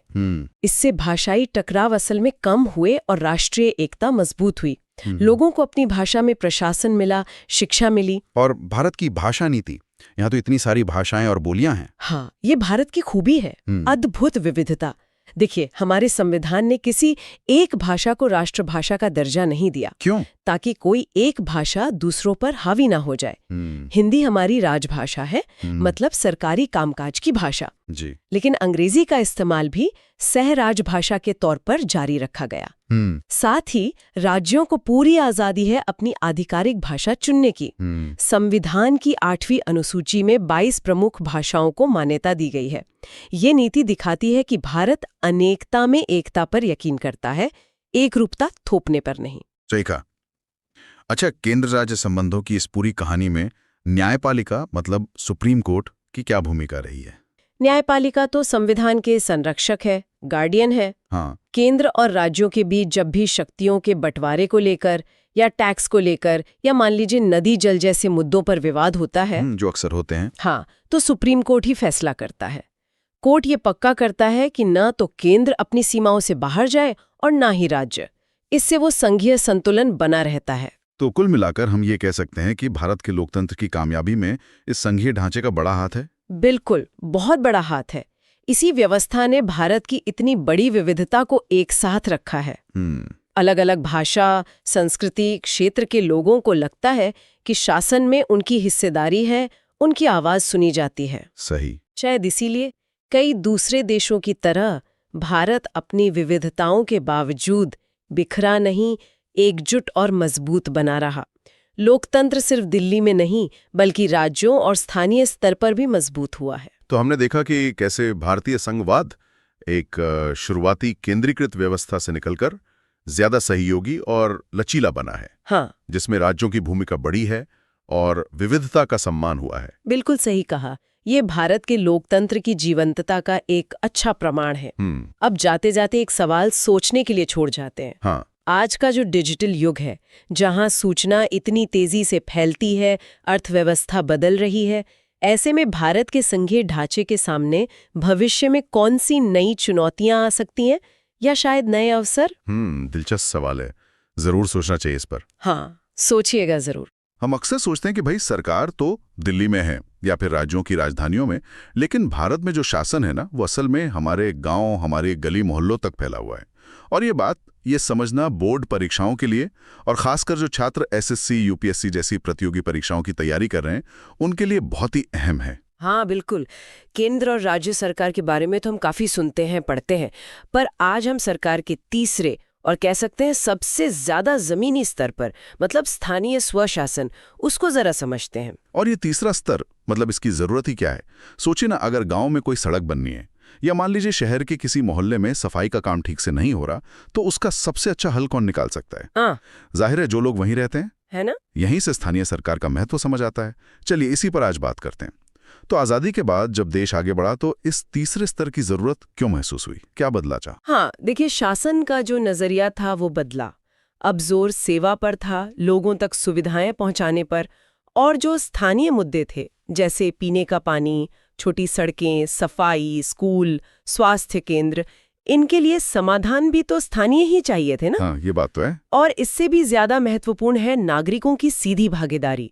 सोचिए, जब लोग खुद पंचायत की बैठक में जाते हैं या वार्ड सभा में अपनी बात रखते हैं, वोट डालते हैं, तो लोकतंत्र सिर्फ किताबों में नहीं रहता, वो सच में जीने लगता है। जमीनी स्तर पर लोकतंत्र का असली अभ्यास है ये। अच्छा, तो इसी से जुड़ा है वो शब्द विकेंद्रीकरण, मतलब डिसेंट्रलाइजेशन। सही कह रहा हूं ना? हाँ, बिल्कुल।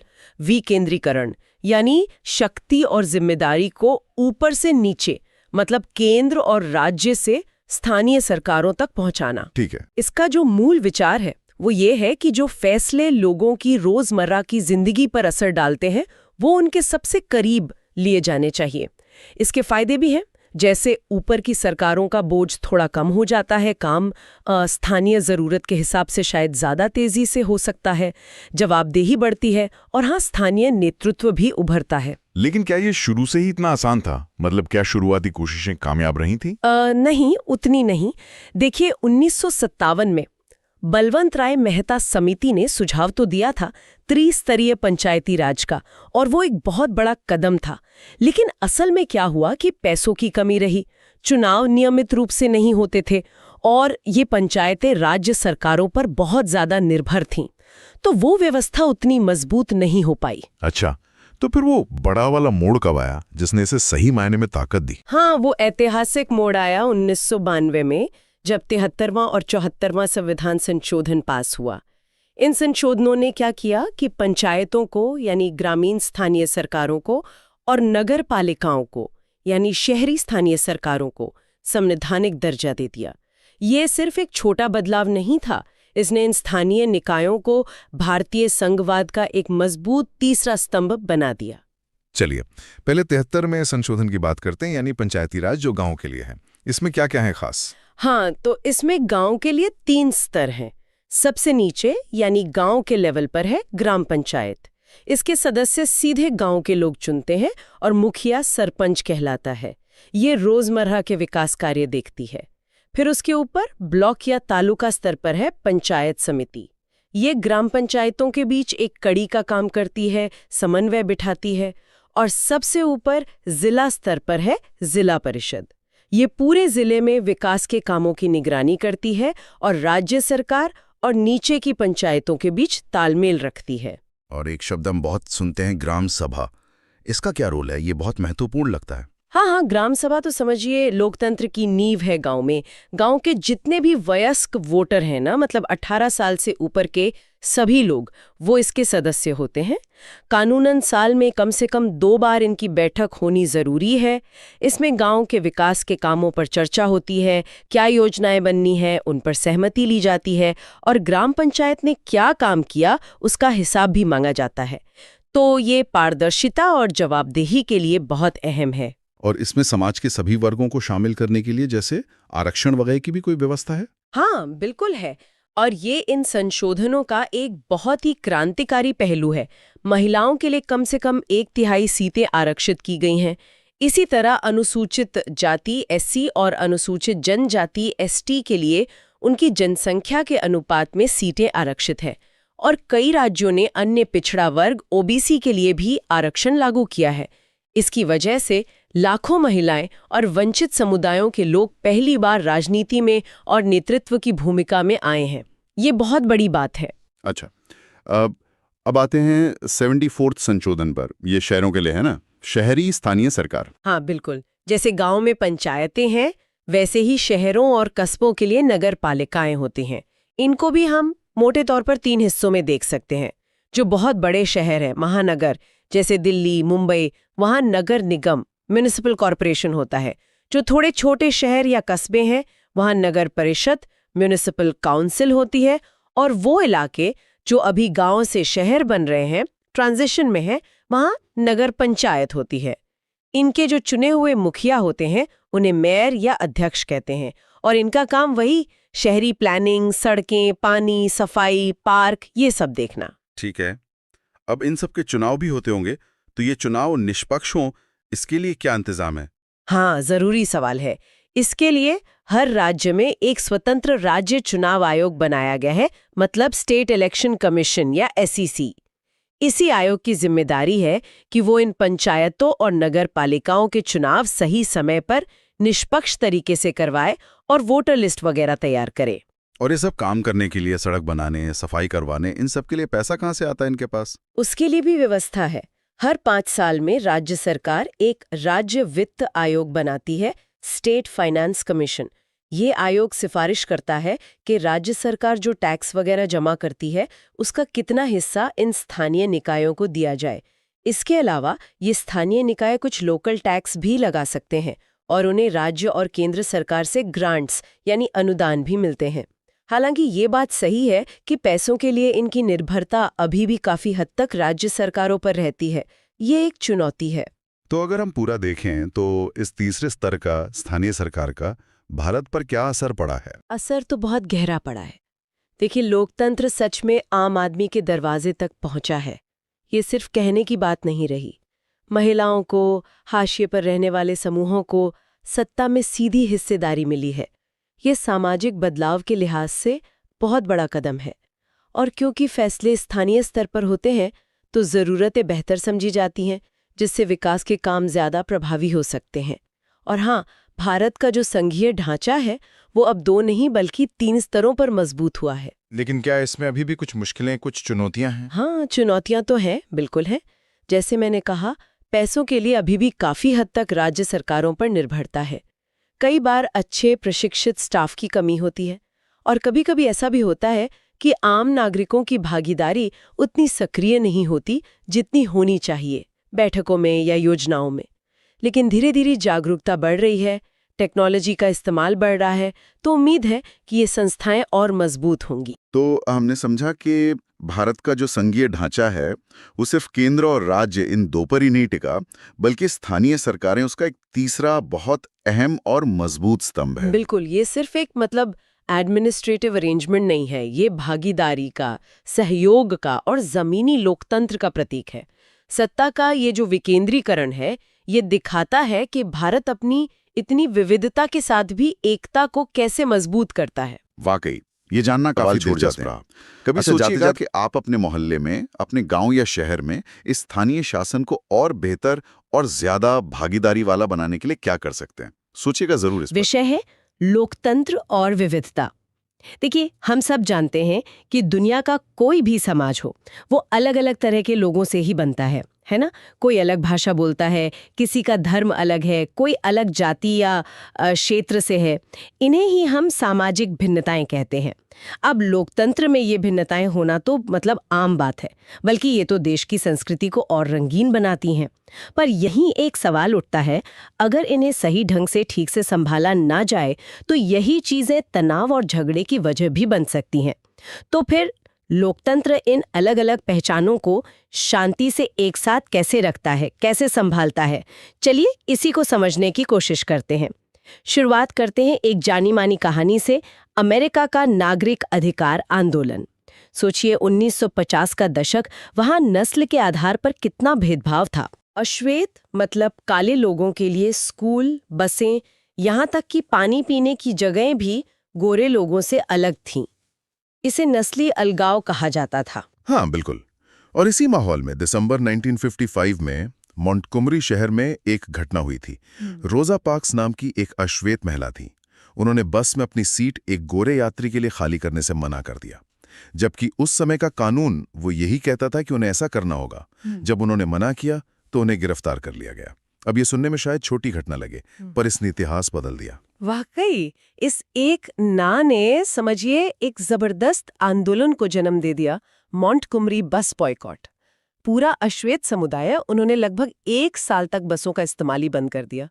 कितना बड़ा कदम था ये। हाँ, और इस शांतिपूर्ण विरोध के पीछे जो प्रेरणा थे वो थे doctor Martin Luther king junior. वो गांधी जी की तरह अहिंसा में यकीन रखते थे। आखिरकार ये संघर्ष रंग लाया और अमेरिकी सुप्रीम कोर्ट को बसों में इस तरह के अलगाव को गैरकानूनी ठहराना पड़ा। ये दिखाता है कि कैसे नागरिक अपनी आवाज उठाकर लोकतांत्रिक संस्थाओं के जरिए बदलाव ला सकते हैं। हाँ, और ये घटना, नागरिक अधिकार आंदोलन, जो करीब 1954 से 1968 तक चला, उसके लिए एक बड़ा मोड़ साबित हुई। आंदोलन की मुख्य मांगें क्या थीं कि भाई नस्लीय भेदभाव खत्म हो, सबको बराबर राजनीतिक अधिकार मिले, वोट डालने का हक बिना किसी रुकावट के मिले और शिक्षा जैसी जो बुनियादी सुविधाएं हैं उनमें बराबरी हो। और इस संघर्ष की बड़ी जीत थी एक तो 1964 का नागरिक अधिकार अधिनियम, जिसने सार्वजनिक जगहों पर नस्लीय भेदभाव को गैर कानूनी बना दिया, और दूसरा 1965 का मतदान अधिकार अधिनियम, जिसने वोटिंग में बराबरी सुनिश्चित की। यहाँ सीखने वाली बात यह है कि लोकतंत्र महज एक व्यवस्था नहीं है, ये नागरिकों के संघर्ष और उनकी भागीदारी से ही मजबूत होता है, विकसित होता है। अच्छा, तो ये तो हुई अमेरिका की बात, पर इन सामाजिक भिन्नताओं को समझने का एक और नजरिया है जो दुनिया भर के समाजों पर लागू होता है। ये भिन्नताएं अक्सर जन्म पर आधारित होती हैं। हम किस परिवार, संस्कृति या भाषा में पैदा हुए, ये अपने आप में अच्छी या बुरी नहीं होती। समस्या तब शुरू होती है जब ये ऊंच नीच या टकराव का आधार बन जाए। हाँ, यहीं पर दो तरह की स्थितियां समझना जरूरी है। एक होती है ओवरलैपिंग भिन्नताएं, मतलब जब एक तरह का सामाजिक अंतर दूसरे अंतरों को और गहरा कर दे, उन पर हावी हो जाए। और दूसरी है क्रॉस कटिंग भिन्नताएं, यानी जब सामाजिक अंतर एक दूसरे के असर को कम करें या काटें। ओवरलैपिंग का उदाहरण तो हमने अमेरिका में देखा ही। वहां नस्लीय अंतर, मतलब अश्वेत बनाम श्वेत, वो काफी हद तक आर्थिक अंतर से जुड़ गया था। गरीब बनाम अमीर, यानी ज्यादातर अश्वेत गरीब थे और ज्यादातर श्वेत अमीर। जब ऐसा होता है तो समाज में बंटवारा बहुत गहरा हो जाता है। बिल्कुल, ऐसा ही एक और उदाहरण उत्तरी आयरलैंड का है। वहां कैथोलिक और प्रोटेस्टेंट समुदायों के बीच जो धार्मिक मतभेद था, वो उनकी आर्थिक स्थिति से भी जुड़ गया। कैथोलिक ज्यादातर गरीब, प्रोटेस्टेंट तुलनात्मक रूप से बेहतर, और उनकी राजनीतिक पसंद से भी जुड़ गया। कैथोलिक आयरलैंड से जुड़ना चाहते थे, प्रोटेस्टेंट ब्रिटेन के साथ रहना चाहते थे। नतीजा, दशकों तक हिंसा चली, अस्थिरता रही। इससे साफ जाहिर होता है कि जब कई तरह के सामाजिक अंतर एक ही दिशा में जाते हैं, एक दूसरे को मजबूत करते हैं, तो टकराव की आशंका बढ़ जाती है। अच्छा, और इसके उलट क्रॉस कटिंग भिन्नताएं वहां होती हैं जहां एक समूह के लोग अलग अलग पहचान रखते हैं जो एक दूसरे को काटती हैं, ओवरलैप नहीं करती। जैसे नीदरलैंड्स को देखें, वहां भी कैथोलिक और प्रोटेस्टेंट्स हैं, लेकिन ऐसा नहीं है कि सारे कैथोलिक गरीब और सारे प्रोटेस्टेंट अमीर हों। दोनों धार्मिक समूहों में आपको हर तरह की आर्थिक पृष्ठभूमि के लोग मिलेंगे, इसलिए वहां धार्मिक पहचान आर्थिक पहचान पर हावी नहीं होती। समाज ज्यादा शांतिपूर्ण रहा। जी हाँ, और भारत इसका एक बहुत अच्छा उदाहरण है। यहाँ देखिए, धर्म, भाषा, क्षेत्र, जाति, कितनी सारी भिन्नताएं हैं, लेकिन कोई एक पहचान दूसरी सभी पहचानों पर हावी नहीं है। आपको हर धर्म में, हर क्षेत्र में अलग अलग आर्थिक वर्ग के लोग मिलेंगे, अमीर भी, गरीब भी, मध्यम वर्ग भी। ये क्रॉस कटिंग पहचानें लोगों को अलग अलग समूहों से जोड़ती हैं और समाज को बिखरने से बचाती हैं। यानी हम कह सकते हैं कि क्रॉस कटिंग भिन्नताएं समाज को जोड़ने का काम करती हैं। तो मतलब ये हुआ कि सामाजिक भिन्नताएं तो रहेंगी ही, उन्हें खत्म नहीं किया जा सकता। और लोकतंत्र की खूबी शायद यही है कि वो लोगों को अपनी पहचान, अपनी मांगों को शांति से रखने का मौका देता है, एक मंच देता है। हाँ, बिल्कुल। पर यह जरूर ध्यान रखना होगा कि ये भिन्नताएं खतरनाक तब बन जाती हैं जब कोई एक समूह, जो अक्सर बहुसंख्यक होता है, वो अपनी ताकत का इस्तेमाल दूसरों को दबाने के लिए करे, या फिर जब राजनीतिक दल सिर्फ वोट पाने के लिए इन भिन्नताओं को हवा दें, उनका गलत इस्तेमाल करें। इसीलिए एक स्वस्थ लोकतंत्र के लिए समानता, सहिष्णुता और सबके लिए न्याय जैसे मूल्यों को लगातार मजबूत करते रहना बहुत जरूरी है। तो आज हमने समझा कि सामाजिक भिन्नताएं क्या होती हैं, अमेरिका के नागरिक अधिकार आंदोलन ने हमें क्या सिखाया, और कैसे ओवरलैपिंग और क्रॉस कटिंग भिन्नताएं किसी समाज की शांति और स्थिरता पर असर डालती हैं। बिल्कुल, और सबसे महत्वपूर्ण बात शायद ये है कि विविधता अपने आप में न तो अच्छी है न बुरी। ये ताकत तब बनती है जब इसे सम्मान मिले और सही तरीके से संभाला जाए, और ये कमजोरी या संघर्ष का कारण तब बनती है जब इसे नजरअंदाज किया जाए या कहें कि इसका गलत इस्तेमाल हो। किसी भी लोकतंत्र की असली परीक्षा यही है कि वो अपनी विविधता को कैसे सहेजता है, सोचने कैसे के लिए। संभालता है। अपने आसपास, अपने समाज या देश में क्या आप ओवरलैपिंग या क्रॉस कटिंग सामाजिक भिन्नताओं के कुछ उदाहरण सोच सकते हैं? इस तरह सोचने से आपकी समझ और गहरी होगी और हाँ, परीक्षा के लिए भी ये फायदेमंद बढ़ा रहे होगा। हैं लोकतंत्र और विविधता भाग 2। हाँ, पिछली बार हमने बात की थी कि समाज में भाषा, धर्म, जाति जैसे अंतर होते हैं। बिल्कुल। तो अब सवाल ये है कि भाई जब ये सामाजिक अंतर राजनीति में घुसते हैं तो होता क्या है? क्या ये लोकतंत्र के लिए अच्छा है या खतरनाक? देखिए, इसका जवाब हाँ या ना में नहीं है। ये थोड़ा पेचीदा मामला है। अच्छा, कैसे? मतलब ये निर्भर करता है। कभी-कभी ये लोकतंत्र को मजबूत भी कर सकता है और कभी-कभी कमजोर भी। समझ गई।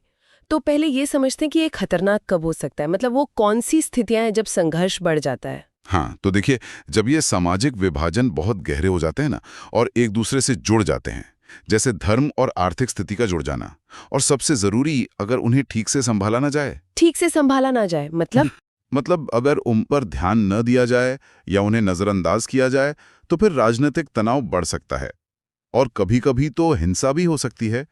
हो, इसका कोई उदाहरण है हमारे पास? हाँ, बिल्कुल। उत्तरी आयरलैंड को देखिए, वहाँ क्या था? प्रोटेस्टेंट और कैथोलिक समुदाय, इनके बीच गहरा धार्मिक विभाजन था। हाँ, सुना है इसके बारे में। प्रोटेस्टेंट ज्यादातर ब्रिटेन के साथ रहना चाहते थे और कैथोलिक आयरलैंड के साथ, है ना? बिल्कुल सही। लेकिन बात सिर्फ धर्म तक ही सीमित नहीं थी। अच्छा, और क्या था? इसमें आर्थिक और राजनीतिक असमानता भी जुड़ गई थी। मतलब कैथोलिक समुदाय जो था वो ज्यादातर गरीब था और उन्हें भेदभाव का भी सामना करना पड़ता था। तो ये दोहरा विभाजन हो गया, धार्मिक भी और आर्थिक राजनीतिक भी। हाँ, और इसी वजह से वहां सालों तक हिंसक टकराव चला। बहुत मुश्किल दौर था वो, जिसे द ट्रबल्स कहते हैं। तो फिर शांति कैसे आई वहां? इतना गहरा विभाजन था। शांति आई 1998 में। एक समझौता हुआ, बेलफास्ट समझौता, और उसमें सबसे अहम बात थी सत्ता साझाकरण, पावर शेयरिंग पर सहमति बनी। पावर शेयरिंग यानी सत्ता में सबको हिस्सेदारी देना। हाँ, तो इससे सबक ये मिलता है कि अगर आप समाज के बंटवारे को, इन विभाजनों को सम्मान नहीं देंगे, उन्हें ठीक से संभालेंगे नहीं, तो वो लोकतंत्र के लिए बड़ा खतरा बन सकते हैं। ये तो गंभीर बात है। लेकिन क्या इसका मतलब ये हुआ कि सामाजिक विभाजन हमेशा ही लोकतंत्र के लिए बुरे होते हैं? क्या ऐसा नहीं हो सकता कि विविधता के बावजूद लोकतंत्र मजबूत हो? नहीं, ऐसा बिल्कुल नहीं है। हर बार सामाजिक विभाजन की राजनीतिक अभिव्यक्ति खतरनाक हो, ये जरूरी नहीं। अच्छा। हाँ, अगर इसे समझदारी से, ठीक ढंग से संभाला जाए तो यही विविधता लोकतंत्र को ज्यादा समावेशी बना सकती है। मतलब सबको साथ लेकर चलने वाला और ज्यादा जवाबदेह भी। इसका कोई उदाहरण? जैसे उत्तरी आयरलैंड का था। बिल्कुल है। अपना देश भारत। सोचिए जरा, भारत से बड़ा उदाहरण क्या होगा? यहाँ कितनी तरह की विविधता है। हाँ, ये तो है। जाति, धर्म, भाषा, क्षेत्र, बहुत कुछ है। सही कहा। लेकिन फिर भी यहाँ का लोकतंत्र क्या करता है? वो हर समूह को अपनी बात कहने का, अपनी चिंताएं उठाने का मौका देता है। कैसे? किन तरीकों से? चुनावों के जरिए, राजनीतिक पार्टियां हैं उनके माध्यम से, या फिर लोग आंदोलन करते हैं, अपनी आवाज उठाते हैं।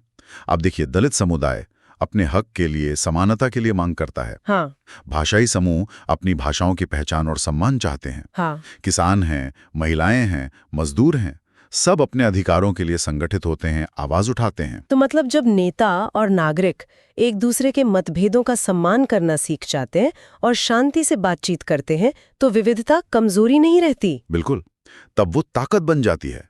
विभाजन की जगह वो एक शक्ति बन जाती है। तो फिर ये तय कैसे होता है कि नतीजा क्या होगा? सद्भाव या संघर्ष, एकता या टकराव? हाँ, ये बहुत अच्छे सवाल है। देखिए, ये मुख्य रूप से 3 बातों पर निर्भर करता है। 3 मुख्य कारक हैं। बिल्कुल। 3 कारक। अच्छा, वो क्या है? पहला कारक है लोग अपनी पहचान को कैसे देखते हैं। उनकी आइडेंटिटी कैसी है? पहचान को कैसे देखते हैं? मतलब अगर लोग सोचते हैं कि मैं सिर्फ यही हूं और कुछ नहीं, जैसे मैं सिर्फ इस धर्म का हूं या सिर्फ इस जाति का हूं, इसे कहते हैं एक्सक्लूसिव आइडेंटिटी। अगर सोच ऐसी है तो टकराव की संभावना बढ़ जाती है। और दूसरी तरह की सोच? दूसरी है मल्टीपल आइडेंटिटीज, यानी बहु पहचान। जब लोग मानते हैं कि उनकी कई पहचानें हैं और वो सब साथ चल सकती हैं। जैसे कोई व्यक्ति तमिल भी हो सकता है, भारतीय भी और एक शिक्षक भी। हाँ, समझ गए। भारत में तो अक्सर ऐसा होता है। लोग अपनी क्षेत्रीय, धार्मिक, भाषाई पहचान के साथ साथ भारतीय पहचान को भी मानते हैं। बिल्कुल। और जब ऐसी सोच होती है तो लोकतंत्र विविधता को बेहतर ढंग से संभाल पाता है, तालमेल आसान हो जाता है। ठीक है, ये हुआ पहला कारक। अब दूसरा क्या है? दूसरा महत्वपूर्ण कारक है राजनीतिक नेता, कि वो लोगों की मांगों को कैसे उठाते हैं, उनका तरीका क्या है। नेताओं की भूमिका, हाँ, ये तो बहुत अहम है। हाँ, अगर नेता सिर्फ वोट के लिए समाज को बांटने वाली बातें करते हैं, हम बनाम वो वाली सोच को हवा देते हैं, या फिर जो अल्पसंख्यक समूह हैं उनकी जायज चिंताओं को भी नजरअंदाज कर देते हैं, तो स्थिति बिगड़ सकती है, विस्फोटक हो सकती है।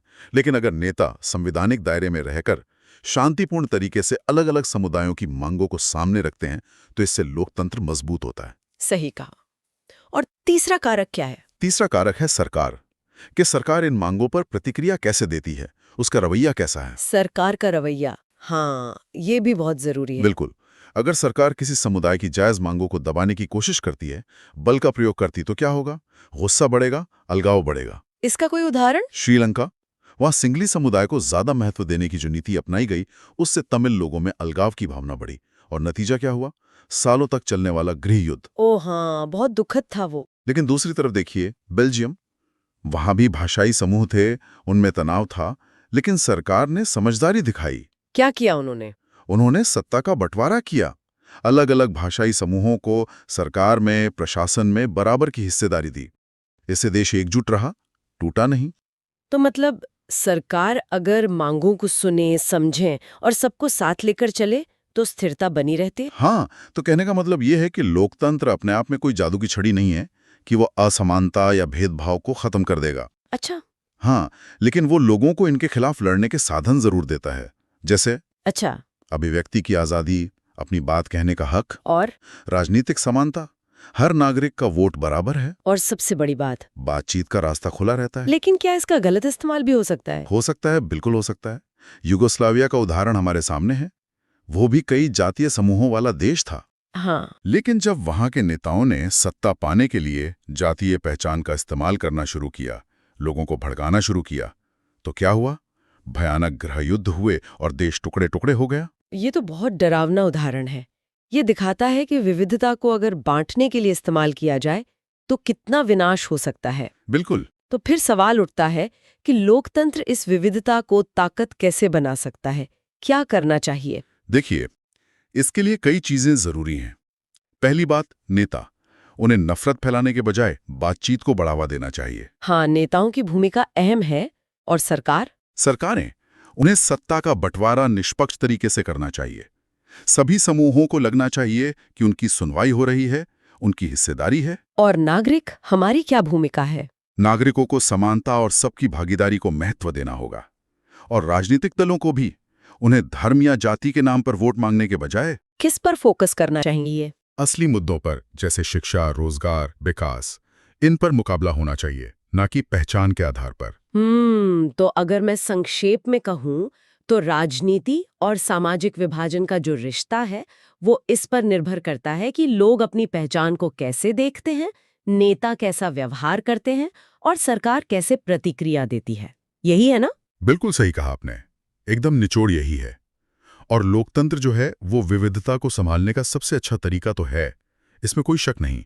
लेकिन ये तभी कामयाब होता है जब समाज में आपसी सम्मान हो, निष्पक्षता हो और सबको साथ लेकर चलने की, समावेश की भावना हो। बहुत जाते जाते आप सबके लिए एक सवाल छोड़ रही हूँ, इस पर सोचिएगा जरूर। हाँ, जरूर। सवाल ये है कि एक विविध समाज में देश को जोड़ने के लिए, एकता के लिए क्या ज्यादा जरूरी है? ये कि सब लोग एक जैसा ही सोचें, या फिर ये कि सबको शांति से अलग सोचने और अपनी बात कहने का अधिकार हो?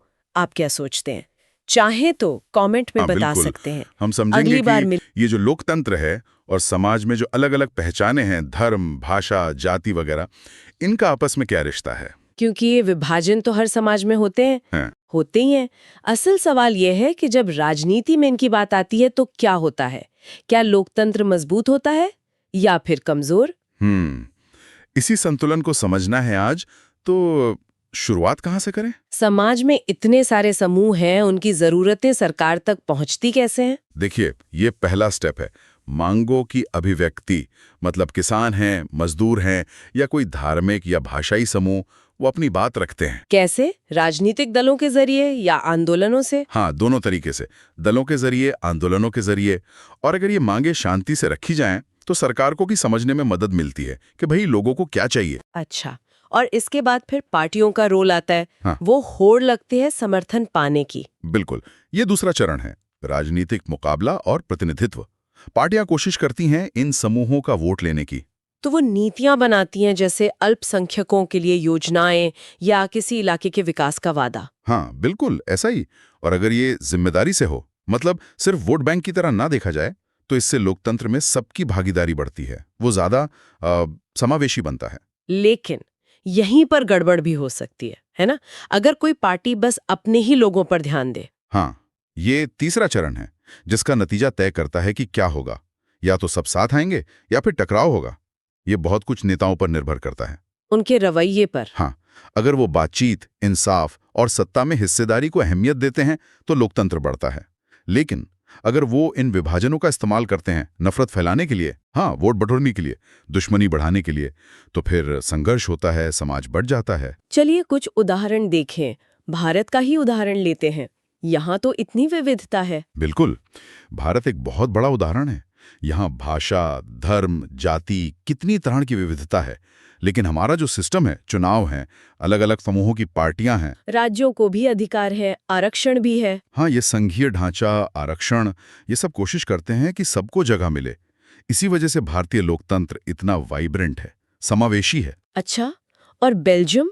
वहां भी तो भाषाई तनाव था। हाँ, डच और फ्रेंच बोलने वालों के बीच, लेकिन उन्होंने समझदारी से काम लिया, सत्ता में बराबर की हिस्सेदारी दी, सामुदायिक सरकारें बनाई, नतीजा शांति।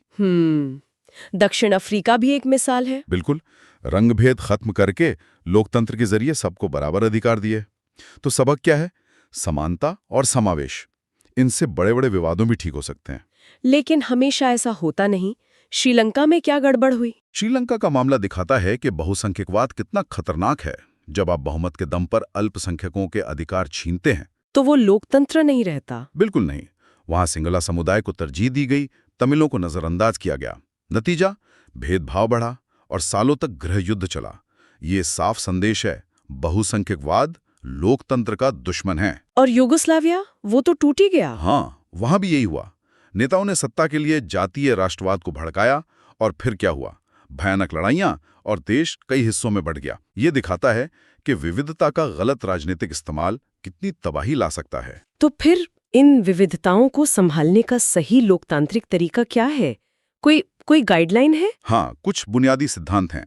सबसे जरूरी है सत्ता की साझेदारी, मतलब पावर शेयरिंग। यानी ताकत किसी एक के हाथ में ना हो। बिल्कुल, सरकार के अलग अलग लेवल पर अलग अलग समुदायों के बीच शक्ति बटी हो, ताकि कोई एक हावी ना हो सके। और क्या जरूरी है? दूसरा, कानून का राज। सबके लिए बराबर कानून, बराबर अधिकार। धर्म, जाति, भाषा, कुछ भी हो, कानून की नजर में सब एक। तीसरा, बातचीत और सहनशीलता, मतलब अगर मतभेद हैं तो बात करो, हिंसा नहीं। और चौथा, अल्पसंख्यकों की सुरक्षा, संवैधानिक गारंटी, कानूनी अधिकार, जैसे आरक्षण, भाषा का अधिकार, अपनी संस्कृति मानने की आजादी।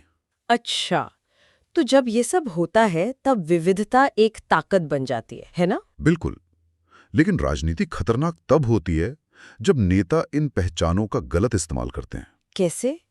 मतलब डराकर या झूठे वादे करके? हाँ, धर्म या जाति के नाम पर डराना, झूठे वादे करना, किसी एक ग्रुप को विलन बना देना, नफरत फैलाना, हिंसा भड़काना, ये सब। तब चुनाव मुद्दों पर नहीं लड़े जाते। नहीं, तब वो पहचान की लड़ाई बन जाती हैं और इससे लोकतंत्र बहुत कमजोर होता है। तो पूरी दुनिया के अनुभवों से क्या निचोड़ निकलता है? देखिए, फर्क तो हर समाज में होते हैं। कोई भी समाज अंतरों से मुक्त नहीं है। असली प्रॉब्लम ये अंतर नहीं है, असली प्रॉब्लम है इनके आधार पर होने वाला भेदभाव, अन्याय। लोकतंत्र तभी कामयाब होता है जब लोग अपनी अलग अलग पहचानों के साथ जीना सीखें, एक दूसरे का सम्मान करें, राजनीति को प्रॉब्लम सॉल्व करने का जरिया माने, न कि झगड़े का। तो संक्षेप में मुख्य बातें क्या रहीं? पहली बात, सामाजिक विभाजन और राजनीति ये तो रहेंगे ही, जरूरी है उनका मैनेजमेंट। सही मैनेजमेंट होगा तो समावेशी लोकतंत्र बनेगा, गलत होगा तो हिंसा और टकराव। भारत, बेल्जियम, दक्षिण अफ्रीका अच्छे उदाहरण, श्रीलंका, युगोस्लाविया बुरे उदाहरण। बिल्कुल। और सफलता के लिए क्या चाहिए? समानता, बातचीत, सत्ता में हिस्सेदारी, सहनशीलता और न्याय। तो लोकतंत्र की असली ताकत मतभेदों को खत्म करने में नहीं है। नहीं, बिल्कुल नहीं, बल्कि उन्हें स्वीकार करने, संभालने और उनका जश्न मनाने में है, मिलकर आगे बढ़ने में है। सही कहा। जब लोगों को आज़ादी मिलती है, बराबरी मिलती है, हिस्सेदारी मिलती है, तो यही विविधता देश को आगे ले जाती है। लोकतंत्र का मतलब ही है कि हर आवाज को, हर पहचान को राष्ट्रीय संवाद में जगह मिले। हाँ। श्रोताओं के लिए एक सवाल है सोचने को। जरा सोचिए, हमारे अपने समाज में आसपास विविधता को कितनी जगह और कितना सम्मान मिलता है? इस पर विचार जरूर विषय करें। पर बात करेंगे। राजनीतिक दल, ये वो संस्थाएं हैं जिन्हें शायद हम लोकतंत्र में सबसे ज्यादा पहचानते हैं। हाँ, बिल्कुल। आप किसी दूर दराज के गांव में भी चले जाएं, तो लोग शायद संविधान या संसद की बारीकियां न जानते हों, पर पार्टियों, उनके निशान, नेताओं को वो जरूर जानते हैं, है ना? सही कहा। और दिलचस्प भी है कि इतनी जानी पहचानी होने के बावजूद भी अक्सर इन्हीं पार्टियों की आलोचना भी होती है। हाँ, वही तो। भ्रष्टाचार के आरोप, अक्षमता, समाज बांटने के आरोप लगते रहते हैं। बिल्कुल, ये सब सुनने को मिलता है। तो फिर ये सवाल उठता है, अगर इतनी आलोचना है तो फिर हमें राजनीतिक दलों की जरूरत ही क्यों है? क्या मतलब इनके बिना काम नहीं चल सकता? देखिए, ये समझने के लिए पहले ये जानना होगा कि राजनीतिक दल असल में हैं क्या और करते क्या हैं। हाँ, पहले ये समझते हैं। सीधे शब्दों में कहें तो राजनीतिक दल ये ऐसे लोगों का एक संगठित समूह है। इनका मकसद चुनाव लड़ना और सरकार में सत्ता हासिल करना। अच्छा, मतलब चुनाव लड़ना और सरकार बनाना? हाँ, लेकिन ये सत्ता क्यों चाहते हैं? वो इसलिए ताकि समाज के भले के लिए जो उनकी सोच है, जो नीतियां और कार्यक्रम उन्होंने तय किए हैं, उन पर वो अमल कर सकें। पर समाज का भला क्या है, इस पर तो सबकी राय अलग हो सकती है। बिल्कुल, यहीं तो पार्टियों का रोल आता है। अलग अलग पार्टियां समाज के भले को लेकर अलग अलग विचार रखती हैं। वो लोगों को समझाती हैं, यकीन दिलाती हैं कि उनकी नीतियां दूसरों से बेहतर हैं। और अगर वो जीत गए तो वो अपनी नीतियों को लागू करते हैं। तो एक तरह से पार्टियां क्या करती हैं? वे समाज के जो अलग अलग वर्ग हैं उनका प्रतिनिधित्व करती हैं और देश में जो बुनियादी राजनीतिक विभाजन है उनको दर्शाती हैं। मतलब वो किसी एक पक्ष का समर्थन करती हैं। हाँ, वे पक्षपातपूर्ण होती हैं, किसी खास नीति को, किसी खास समूह के हितों को आगे बढ़ाती हैं। अच्छा, और इन पार्टियों में होता कौन कौन है? सिर्फ नेता? नहीं, हर राजनीतिक दल के आप कह सकते हैं 3 मुख्य हिस्से होते हैं। सबसे पहले नेता, जो पार्टी को दिशा देते हैं, बड़े फैसले लेते हैं। ठीक है। फिर होते हैं सक्रिय सदस्य। ये वो लोग हैं जो पार्टी के लिए काम करते हैं, संगठन चलाते हैं, लोगों को जोड़ते हैं। और तीसरे? तीसरे होते हैं अनुयायी या समर्थक, यानी आम लोग जो पार्टी की विचारधारा में यकीन रखते हैं, उसे वोट देते हैं। अच्छा, तो नेता, सक्रिय सदस्य और अनुयायी। हाँ, और इन्हीं तीनों के जरिए पार्टियां आम नागरिकों को सरकार से जोड़ती हैं। ठीक है, ये तो समझ आ गया कि पार्टी क्या है और उसमें कौन लोग होते हैं। अब आते हैं उस जरूरी सवाल पर, ये पार्टियां करती क्या है? इनके काम क्या है? इनके काम बहुत महत्वपूर्ण है लोकतंत्र के लिए। पहला और सबसे साफ दिखने वाला काम है, पार्टियां चुनाव लड़ती हैं। हाँ, ये तो है। लोकतंत्र का तो आधार ही चुनाव है। और इन चुनावों में उम्मीदवार कौन खड़ा करता है? ज्यादातर पार्टियां ही। उम्मीदवार चुनते कैसे? सब जगह एक ही तरीका है? नहीं, तरीके अलग अलग हैं। जैसे अमेरिका में पार्टी के सदस्य और समर्थक वोट करके चुनते हैं। भारत में? यहाँ आमतौर पर पार्टी के जो बड़े नेता होते हैं वही तय करते हैं। अच्छा, तो पहला काम चुनाव लड़ना, और दूसरा काम है पार्टियां नीतियां और कार्यक्रम बनाती हैं। देखिए, देश के लिए कौन सी नीतियां सही है, इस पर तो बहुत सारे मत हो सकते हैं। पार्टियां क्या करती हैं कि मिलते जुलते विचारों को एक साथ लाती हैं और एक ठोस नीतिगत ढांचा पेश करती हैं। इससे वोटर को आसानी होती होगी चुनने में। बिल्कुल, वोटर के सामने कुछ साफ विकल्प होते हैं और जो पार्टी जीतती है उसकी सरकार फिर आमतौर पर उन्हीं घोषित नीतियों पर काम करने की कोशिश करती है। ठीक है, तीसरा काम? कानून बनाना। हाँ, कानून बनाने में महत्वपूर्ण भूमिका।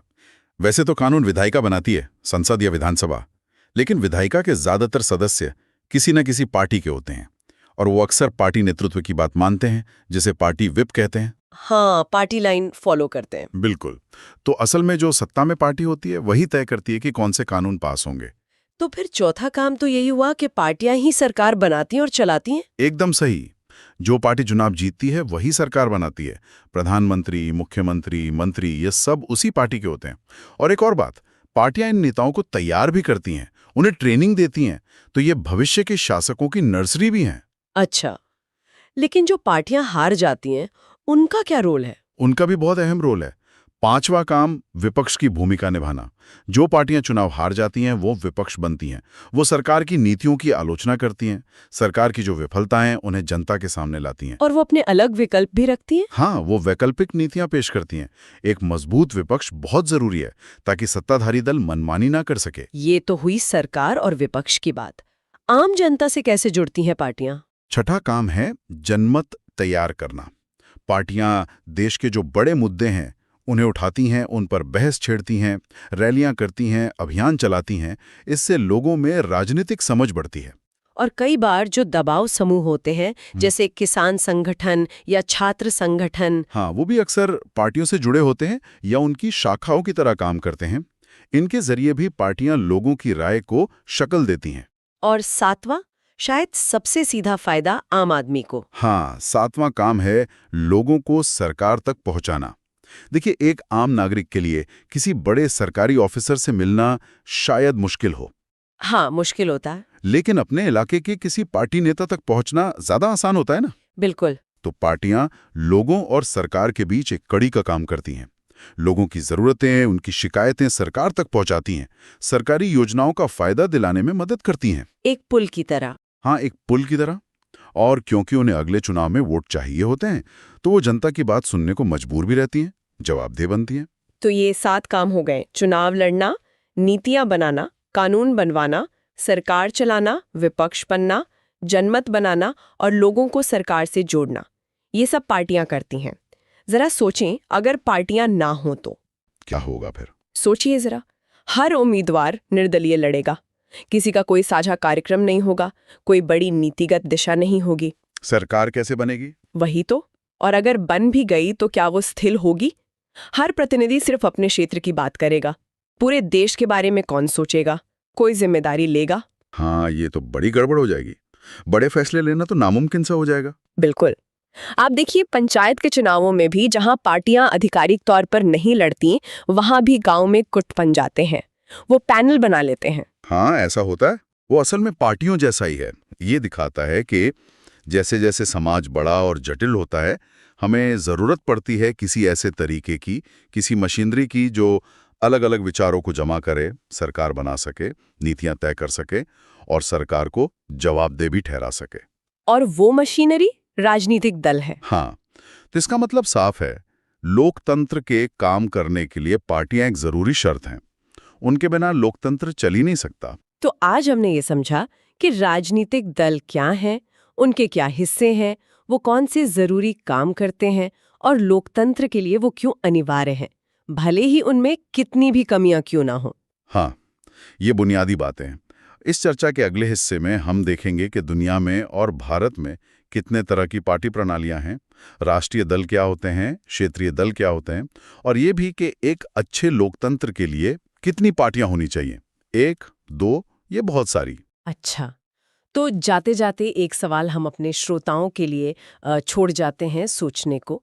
आज के समय में जब हम पार्टियों की इतनी आलोचना सुनते हैं, उनकी कमियां देखते हैं, तो क्या हम सच में बिना पार्टियों वाले किसी लोकतंत्र की कल्पना कर सकते हैं? क्या कोई ऐसा सिस्टम बन सकता है जहां संगठित पार्टियां ना हो फिर भी लोकतंत्र काम करे? अगर हाँ, तो वो कैसा दिखेगा? जरूर सोचिएगा इस पर। नमस्कार। राजनीतिक दल मतलब पॉलिटिकल पार्टीज, ये शब्द सुनते ही चुनाव, सरकारें, ये सब दिमाग में आता है ना? बिल्कुल। और ये समझना भी बहुत जरूरी है कि ये पार्टी सिस्टम आखिर काम कैसे करते हैं दुनिया भर में और खास तौर पर भारत में। हाँ, क्योंकि हर देश में व्यवस्था थोड़ी अलग होती है, कहीं एक पार्टी, कहीं 2, कहीं बहुत सारी। जी, मोटे तौर पर हम इन्हें 3 हिस्सों में बांट सकते हैं: एक दलीय, 2 दलीय और बहुदलीय प्रणाली। अच्छा, तो एक दलीय से शुरू करते हैं। इसका मतलब तो सीधा सा है, एक ही पार्टी का शासन। हाँ बिल्कुल, इसमें कानूनी तौर पर ही सिर्फ एक पार्टी को सरकार चलाने की इजाजत होती है। कोई दूसरा दल कंपटीशन में आ ही नहीं सकता। कोई उदाहरण? सबसे बड़ा उदाहरण तो चीन है। वहां कम्युनिस्ट पार्टी ऑफ चाइना का ही शासन है। फिर क्यूबा, उत्तर कोरिया, वहां भी यही स्थिति है। कहने को चुनाव होते हैं, पर असल में लोगों के पास कोई चॉइस, कोई विकल्प नहीं होता। तो ये तो लोकतंत्र की जो मूल भावना है उसके थोड़ा खिलाफ जाता है, क्योंकि पसंद का मौका ही नहीं है। सही कहा, ये लोकतांत्रिक नहीं माना जाता। अच्छा, अब आते हैं दो दलीय प्रणाली पर। इसमें क्या होता है? देखिए, यहाँ सत्ता मुख्य रूप से दो बड़ी पार्टियों के बीच ही बदलती रहती है। ऐसा नहीं कि और पार्टियां नहीं होती, छोटी मोटी पार्टियां हो सकती हैं, चुनाव भी लड़ सकती हैं। पर सरकार बनाने की रेस में वो पीछे रह जाती है। हाँ, ज्यादातर सरकार इन्हीं दो प्रमुख दलों में से किसी एक की बनती है, जैसे अमेरिका में डेमोक्रेट्स और रिपब्लिकन्स हैं। और यूके में लेबर और कंजर्वेटिव पार्टी। बिल्कुल, ये इसके क्लासिक उदाहरण हैं। इसका कुछ फायदा भी होता होगा, शायद सरकार स्थिर रहती है। हाँ, स्थिरता एक बड़ा फायदा माना जाता है। अक्सर एक पार्टी को स्पष्ट बहुमत मिल जाता है। लेकिन एक सवाल ये भी उठता है कि क्या सिर्फ दो पार्टियां देश की सारी विविधताओं और मतों का प्रतिनिधित्व कर सकती हैं? सही बात है, विकल्प तो सीमित हो ही जाते हैं। हाँ, विकल्प कम रहते हैं। चलिए अब आते हैं बहुदलीय प्रणाली पर, जो भारत में है। यहाँ तो कई सारी पार्टियां होती हैं। जी हाँ, यहाँ कई दल सत्ता के लिए मुकाबला करते हैं और अक्सर ऐसा होता है कि चुनाव में किसी एक पार्टी को अपने दम पर बहुमत नहीं मिलता। तो फिर सरकार कैसे बनती है? तब कई पार्टियां मिलकर सरकार बनाती हैं। इसे ही हम गठबंधन सरकार कहते हैं। भारत के अलावा और कहाँ है ये सिस्टम? भारत तो है ही, फ्रांस, इटली, इजराइल, जापान, कई देशों में बहुदलीय व्यवस्था है। तो इसमें वोटर्स के पास ज्यादा चॉइस होती है? निश्चित रूप से अलग अलग हितों, अलग अलग विचारों को प्रतिनिधित्व मिलने की संभावना बढ़ जाती है। लेकिन इसमें कुछ चुनौती भी होगी? हाँ, चुनौती है राजनीतिक अस्थिरता की। अगर गठबंधन सहयोगियों में, मतलब पार्टियों में तालमेल ठीक ना बैठे तो सरकार गिरने का खतरा बना रहता है। ये तो है। और कभी कभी ऐसा भी होता है कि सरकार बनाने के लिए छोटी पार्टियों का महत्व बहुत बढ़ जाता है और वो मोल भाव करके ऐसी नीतियां बनवा सकती हैं जो शायद बड़ी पार्टियों के मूल एजेंडे में ना हो। तो फिर एक लोकतंत्र के लिए कितनी पार्टियां अच्छी हैं? एक, दो या बहुत सारी? क्या कोई सही जवाब है इसका? देखिए, इसका कोई सीधा सा नंबर वाला जवाब नहीं है। ये हर देश के अपने सामाजिक और राजनीतिक हालात पर निर्भर करता है। वहाँ का इतिहास कैसा रहा है, समाज में कितने तरह के विभाजन हैं, इन सब बातों पर। जैसे अमेरिका या ब्रिटेन में दो दलीय प्रणाली ठीक काम कर रही है, लेकिन भारत जैसे देश में जहाँ इतनी भाषाएं, धर्म, क्षेत्र, इतनी विविधता है, वहाँ ज्यादा पार्टियां जरूरी हैं। हाँ, यहाँ शायद बहुदलीय प्रणाली ही ज्यादा उपयुक्त है, ताकि समाज के अलग अलग हिस्सों को लगे कि उनकी आवाज भी सुनी जा रही है, उनका भी प्रतिनिधित्व है। समझ में आता है। भारत की विविधता को शायद एक या दो पार्टियां पूरी तरह समेट नहीं सकती, लेकिन ये गठबंधन सफल कैसे होते हैं? देखिए, गठबंधन तब ज्यादा सफल होते हैं जब पार्टियां सिर्फ सत्ता पाने के लिए नहीं, बल्कि किन्हीं साझा सिद्धांतों या कार्यक्रमों के आधार पर एक साथ आती हैं। आपसी तालमेल बहुत जरूरी है। अच्छा, चलिए अब जरा भारत पर फोकस करते हैं। आजादी के बाद यहाँ पार्टी सिस्टम कैसे बदला है? हाँ, ये जानना दिलचस्प है।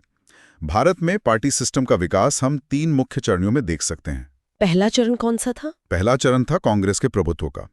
आजादी के बाद लगभग 1952 से 1977 तक कांग्रेस पार्टी स्वतंत्रता आंदोलन की विरासत लेकर आई थी।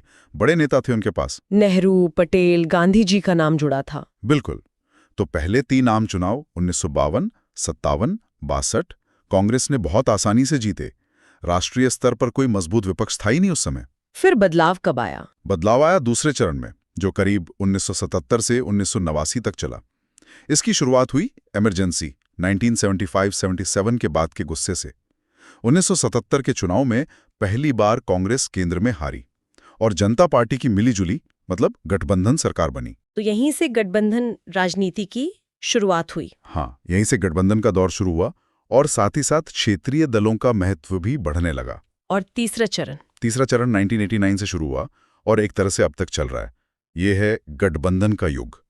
1989 के बाद से ज्यादातर समय किसी एक पार्टी को लोकसभा में अपने दम पर स्पष्ट बहुमत नहीं मिला है। तो राष्ट्रीय पार्टियों को सरकार बनाने के लिए क्षेत्रीय दलों के समर्थन की जरूरत पड़ने लगी। जी हाँ, राष्ट्रीय दलों को क्षेत्रीय दलों के साथ मिलकर सरकार बनानी पड़ी।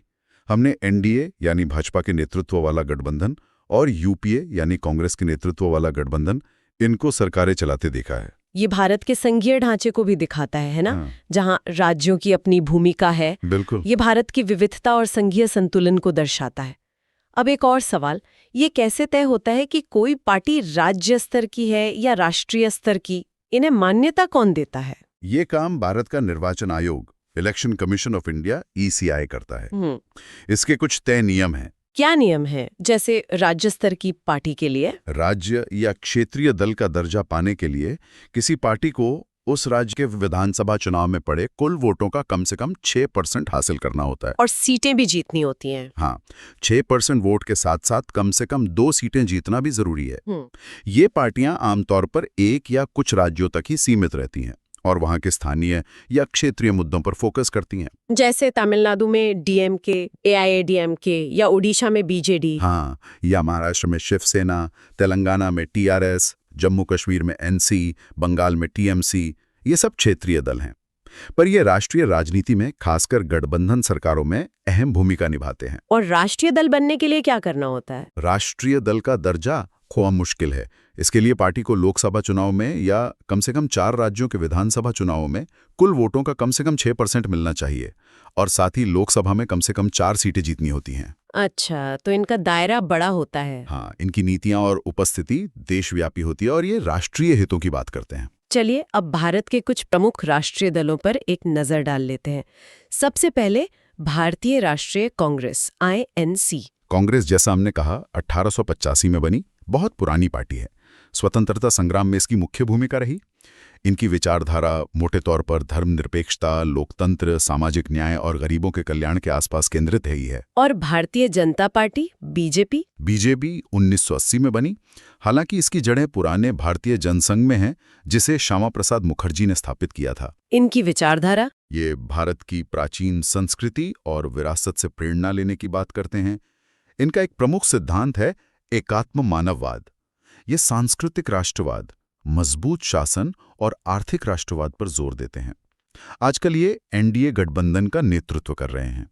एक और महत्वपूर्ण राष्ट्रीय दल है बहुजन समाज पार्टी, BSP। जी, BSP। इसकी स्थापना 1984 में कांशीराम जी ने की थी। ये मुख्य रूप से दलितों, आदिवासियों, अन्य पिछड़ा वर्गों, OBC और धार्मिक अल्पसंख्यकों, जिन्हें मिला के वो बहुजन समाज कहते हैं, उनके हितों का प्रतिनिधित्व करने का दावा करती है। इनकी प्रेरणा? इनकी प्रेरणा डॉक्टर BR अम्बेडकर की शिक्षाएं हैं। ये सामाजिक परिवर्तन और समानता पर जोर देती हैं। खासकर उत्तर प्रदेश की राजनीति में इनका अहम स्थान रहा है। तो हमने आज पार्टी प्रणालियों के प्रकार समझे, एक दलीय, 2 दलीय, बहुदलीय। फिर भारत की बहुदलीय प्रणाली और इसका विकास देखा, कांग्रेस के प्रभुत्व से गठबंधन योग तक। हाँ, और हमने ये भी जाना कि पार्टियों को राष्ट्रीय और राज्य स्तर पर मान्यता कैसे मिलती है और कुछ प्रमुख राष्ट्रीय दलों की विचारधारा क्या है। बिल्कुल। अब जाते जाते श्रोताओं के लिए एक विचार छोड़ जाते हैं। जरूर। गठबंधन सरकारों के इस दौर में क्षेत्रीय दलों का राष्ट्रीय नीतियों और फैसलों पर कितना असर होता है? क्या ये असर भारत के संघीय ढांचे यानी केंद्र राज्य संबंधों को मजबूत करता है या फिर कभी-कभी राष्ट्रीय एकता के लिए चुनौतियां भी पैदा करता है? इस पर सोचिएगा जरूर। कुछ मुख्य राष्ट्रीय राजनीतिक दलों पर बात की थी। हाँ, और आज हम उसी चर्चा को आगे बढ़ाएंगे। बिल्कुल। आज हम कुछ और राष्ट्रीय दलों, क्षेत्रीय पार्टियों के महत्व और राजनीतिक दलों के सामने जो चुनौतियां हैं उन पर बात करेंगे और हाँ, उनमें सुधार कैसे लाया जा सकता है ये भी देखेंगे। ये चर्चा खासकर कक्षा 10 और प्रतियोगी परीक्षाओं की तैयारी करने वाले विद्यार्थियों के लिए उपयोगी होगी। ठीक है, तो शुरुआत करते हैं बाकी के राष्ट्रीय दलों से। हाँ, सबसे पहले लेते हैं भारतीय कम्युनिस्ट पार्टी यानी CPI को। सुना ये काफी पुरानी पार्टी है? जी हाँ, 1925 में बनी थी, भारत की सबसे पुरानी पार्टियों में से एक। अच्छा, और इनकी विचारधारा? ये मार्क्सवाद लेनिनवाद पर आधारित है, मतलब समाजवाद, धर्मनिरपेक्षता और लोकतंत्र का समर्थन करते हैं। ये संपत्ति के एक जगह जमा होने और वर्ग शोषण के खिलाफ है। और इनका प्रभाव किन राज्यों में ज्यादा है?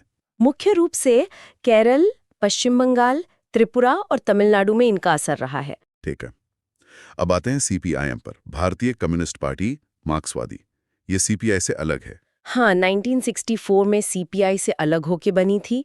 विचारधारा तो इनकी भी मार्क्सवाद लेनिनवादी है, पर समाजवादी लोकतंत्र की इनकी अपनी समझ है। और इनका मुख्य फोकस? इनका जोर मजदूरों, किसानों और गरीबों के हितों की रक्षा पर ज्यादा रहा है। पश्चिम बंगाल, केरल, त्रिपुरा में तो ये काफी मजबूत रही हैं, सरकारें भी बनाई हैं इन्होंने वाम मोर्चे के तहत। समझ गया। अब एक और राष्ट्रीय दल, अखिल भारतीय तृणमूल कांग्रेस, AITC। ये तो शायद थोड़ी नई पार्टी है। हाँ, 1998 में बनी, ममता बनर्जी ने कांग्रेस से अलग होकर इसे बनाया था। और इनकी विचारधारा क्या है? ये धर्मनिरपेक्षता, संघवाद, मतलब केंद्र राज्य संबंधों में राज्यों के अधिकार और सामाजिक न्याय पर केंद्रित है। इनका चुनाव चिन्ह फूल और घास है। और इनका प्रभाव? 2011 से पश्चिम बंगाल में सत्ता में है और अब तो राष्ट्रीय पार्टी का दर्जा भी मिल गया इन्हें। राष्ट्रीय पार्टियों के अलावा भारत में क्षेत्रीय या राज्य स्तरीय दलों का भी बहुत जिक्र होता है। इनका क्या महत्व है? अरे बहुत ज्यादा महत्व है। ये दल अपने अपने राज्यों या खास समुदायों की आवाज बनते हैं, जैसे स्थानीय विकास के मुद्दे, भाषा या संस्कृति की पहचान, संसाधनों का बंटवारा, ये सब। हाँ, मतलब ये स्थानीय जरूरतों को राष्ट्रीय स्तर पर उठाते हैं। बिल्कुल, और ये संघवाद को भी ताकत देते हैं। अक्सर राज्यों के लिए ज्यादा अधिकार और फंड्स की मांग करते हैं केंद्र से। और गठबंधन सरकारों के जमाने में तो इनकी भूमिका और बढ़ जाती होगी। निश्चित रूप से, खासकर 1989 के बाद से तो केंद्र में सरकार बनाने में अक्सर किंग मेकर की भूमिका में रहे हैं। शिवसेना, डीएमके, बीजेडी, टीडीपी, टीआरएस जैसी कितनी पार्टियां राष्ट्रीय गठबंधनों का हिस्सा रही हैं। लेकिन इन पार्टियों के सामने, चाहे राष्ट्रीय हो या क्षेत्रीय, कुछ चुनौतियां भी तो होंगी। अक्सर सुनते हैं कि पार्टियों के अंदर ही लोकतंत्र नहीं है। हाँ, ये एक बहुत बड़ी चुनौती है। कई पार्टियों में क्या होता है कि सारे बड़े फैसले बस ऊपर के कुछ नेता ही ले लेते हैं। मतलब आम कार्यकर्ताओं की ज्यादा चलती नहीं। बिल्कुल।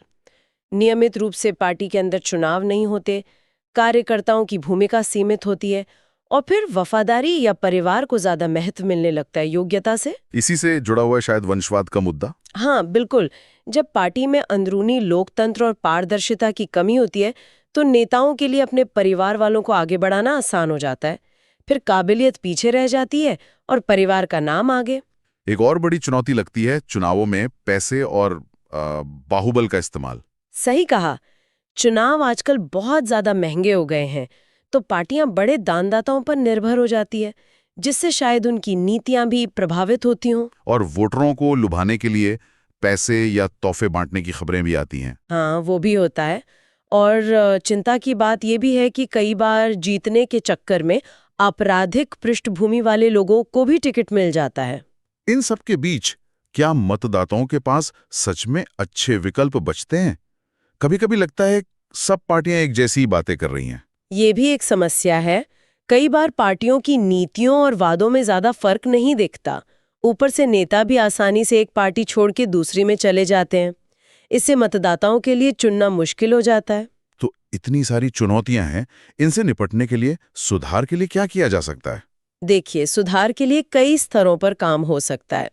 एक तो है कानूनी सुधार, जैसे उम्मीदवारों और पार्टियों के लिए अपनी आय और संपत्ति का ब्यौरा देना जरूरी करना, पार्टियों में नियमित आंतरिक चुनाव अनिवार्य करना, राजनीति में महिलाओं का प्रतिनिधित्व बढ़ाना।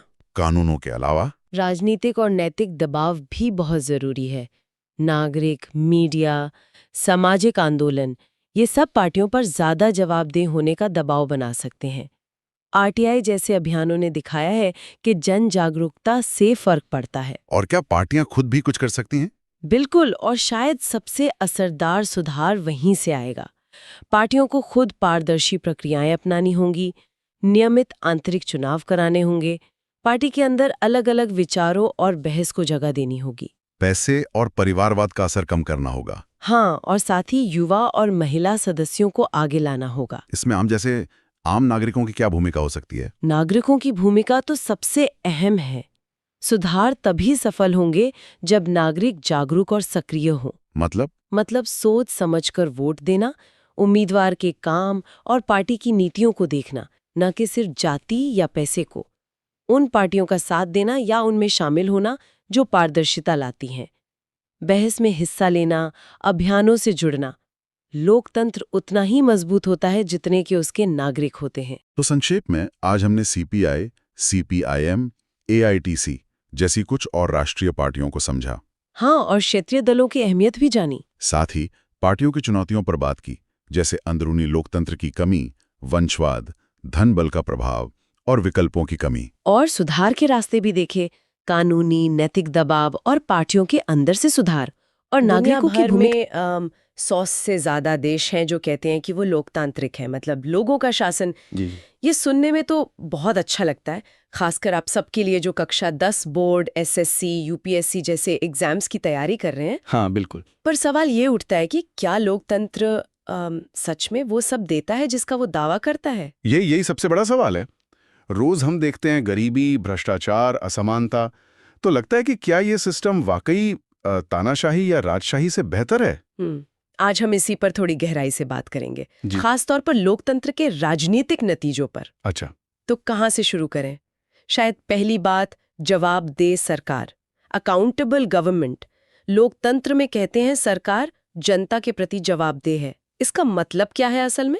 मतलब सीधा सा है, शासक कौन चुनता है? लोग। तो उन्हें जवाब भी लोगों को ही देना पड़ेगा, है ना? हाँ। अगर सरकार मान लीजिए ठीक काम नहीं कर रही तो नागरिक सवाल कर सकते हैं, विरोध कर सकते हैं, और सबसे बड़ी बात चुनाव। हाँ, स्वतंत्र और निष्पक्ष चुनाव, इनके जरिए सरकार बदली जा सकती है।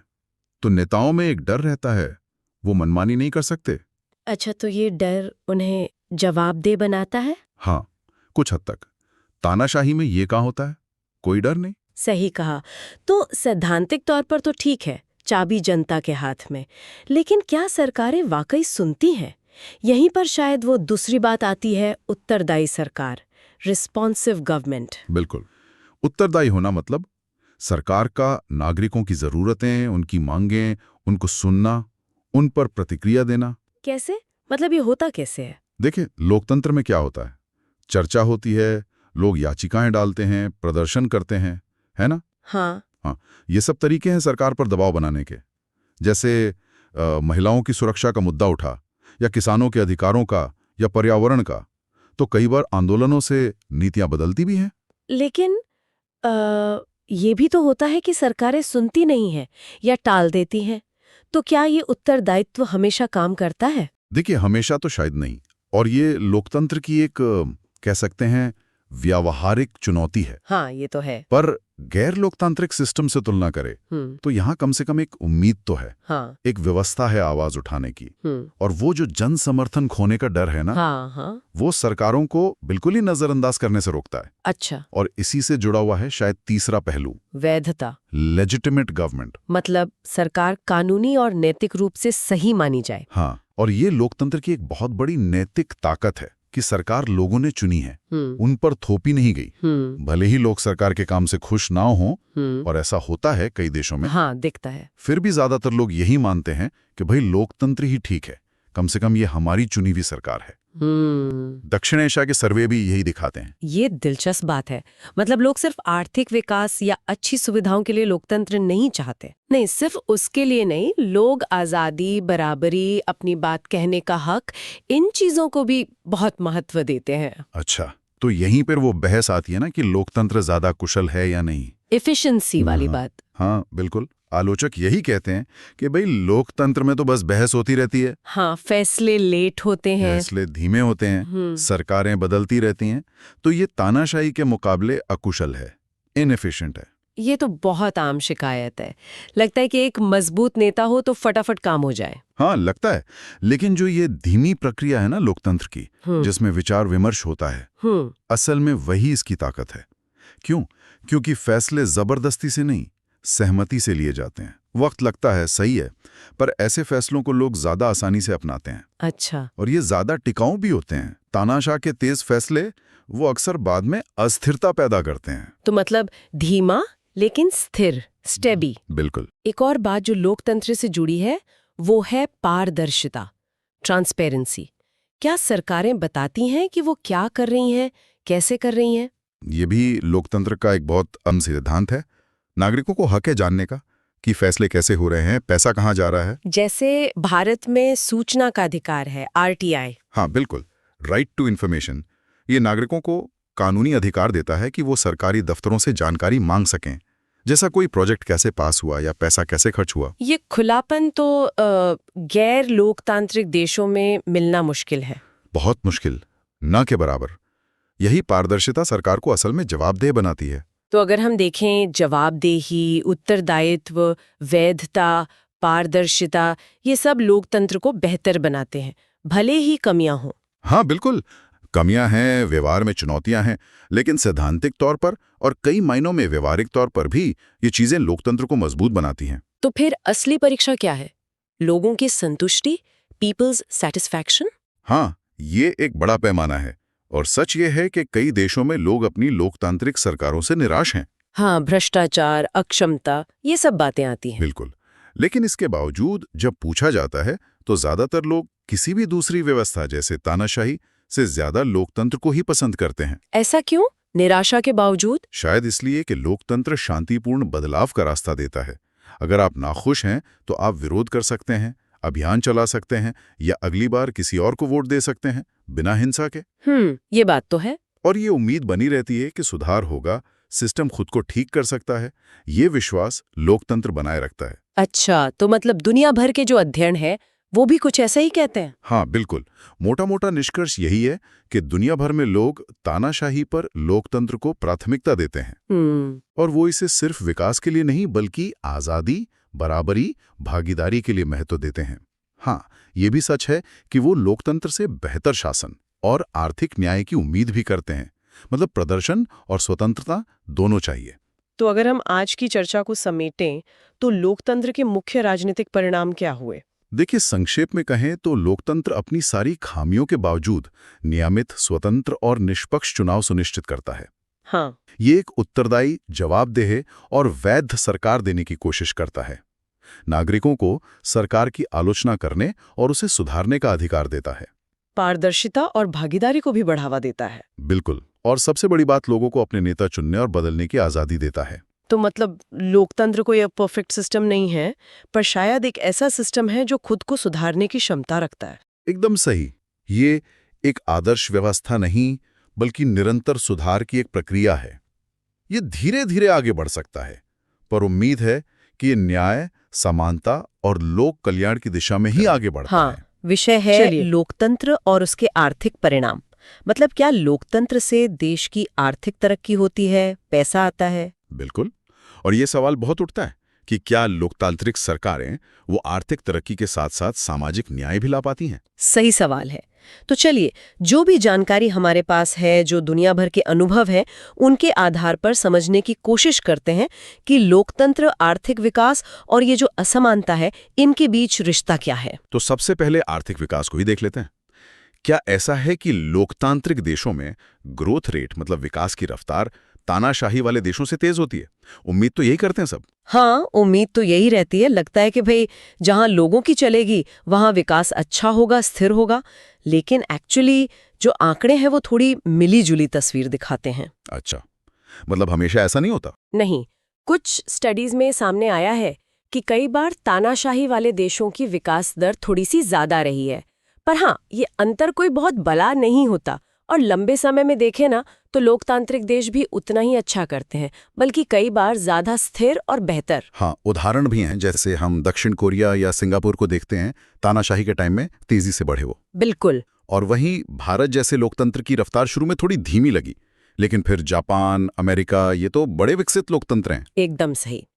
तो इससे क्या पता चलता है कि लोकतंत्र और आर्थिक विकास में कोई सीधा मतलब 1-to-1 कनेक्शन नहीं है। विकास तो कई और चीजों पर भी निर्भर करता है। जैसे देश के पास संसाधन कितने हैं, उसका अपना इतिहास कैसा रहा है, दुनिया में उसकी जगह कहाँ है, और सबसे जरूरी सरकार पॉलिसीज क्या बनाती है। अच्छा, तो फिर ये जो कभी-कभी लगता है कि लोकतंत्र में विकास धीमा है, ऐसा क्यों होता है? देखिए, तानाशाही में क्या है, फैसला ऊपर से आया, फटाक से लागू हो गया। हाँ, कोई पूछने वाला नहीं। बिल्कुल। लोकतंत्र में अरे भाई, पहले चर्चा होगी, बहस होगी, अलग अलग लोगों की, ग्रुप्स की राय ली जाएगी, तो इसमें टाइम तो लगता है। ये बात तो है। लेकिन ये जो धीमापन है ना, ये हमेशा कमजोरी नहीं है। लोकतंत्र का मकसद सिर्फ रफ्तार पकड़ना नहीं है, उसका मकसद है कि विकास ऐसा हो जो सबको साथ लेकर चले, टिकाऊ हो। हाँ, ये बहुत अहम पॉइंट है। मतलब तानाशाही में शायद सड़क जल्दी बन जाए, पर हो सकता है मजदूरों के हक मार लिए जाएं या पर्यावरण का ध्यान न रखा जाए। एग्जैक्टली। लोकतंत्र भले ही समय ले, पर नीतियां ज्यादा सबकी सहमति वाली, ज्यादा स्थायी होती हैं। जैसे अपने आप भारत में ही देख लीजिए, जमीन लेने के कानूनों पर कितनी बहस होती है। प्रोजेक्ट धीमे होते हैं, पर किसानों के हितों की भी तो सोचनी पड़ती है ना। सही बात है, बिल्कुल सही।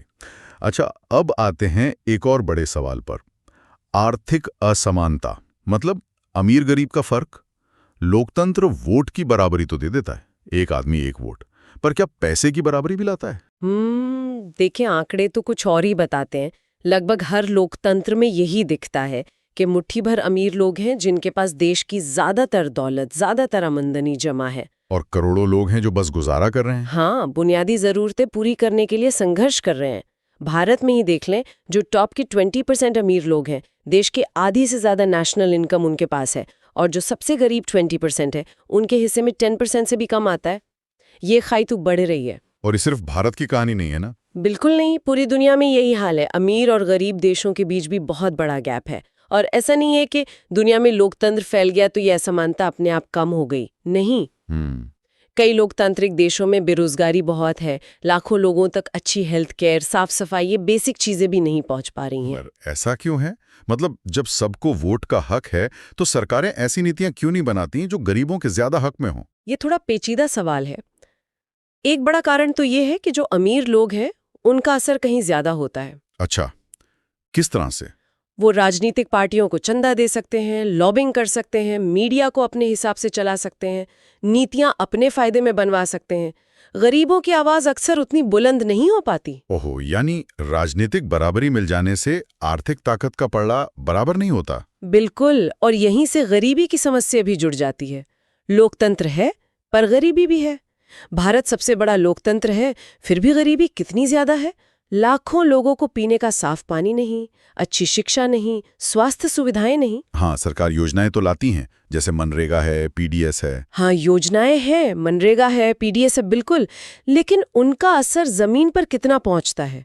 वादे और हकीकत में अक्सर फासला रह जाता है। और दूसरे विकासशील लोकतंत्रों में भी यही दिखता है, जैसे ब्राजील हो गया या दक्षिण अफ्रीका, वहां भी भुखमरी, बेरोजगारी बड़ी समस्याएं हैं। सही। कभी कभी ऐसा लगता है कि सरकारें शायद चुनाव जीतने पर ज्यादा फोकस करती हैं, शॉर्ट टर्म उपायों पर। जो असली गहरी समस्याएं हैं उन पर उतना ध्यान नहीं जा पाता। तो फिर लोकतंत्र इस असमानता से लगातार जूझता क्यों रहता है? एक कारण तो आपने बताया, अमीरों का असर। हाँ, दूसरा, जो कल्याणकारी योजनाएं बनती भी हैं वो ठीक से लागू नहीं हो पाती। करप्शन है, सरकारी लेट लतीफी है, जिसे लाल फीताशाही कहते हैं, ये सब गरीबों तक फायदा पहुंचने में रुकावट डालते हैं। और तीसरा शायद नेताओं की सोच, मतलब चुनाव जीतने के लिए सब्सिडी दे दी, कुछ और लुभावना वादा कर दिया, जो लंबे समय के सुधार हैं, जैसे शिक्षा, हेल्थ, रोजगार पैदा करना, उन पर शायद उतना जोर नहीं रहता। हाँ, ये भी एक एंगल है। दक्षिण अफ्रीका का उदाहरण बहुत सटीक है इस मामले में। रंग भेद खत्म हुआ, लोकतंत्र आ गया, सबको राजनीतिक बराबरी मिल गई, लेकिन आज भी देश की ज्यादातर दौलत और जमीन किसके हाथ में है? ज्यादातर श्वेत अल्पसंख्यकों के हाथ में।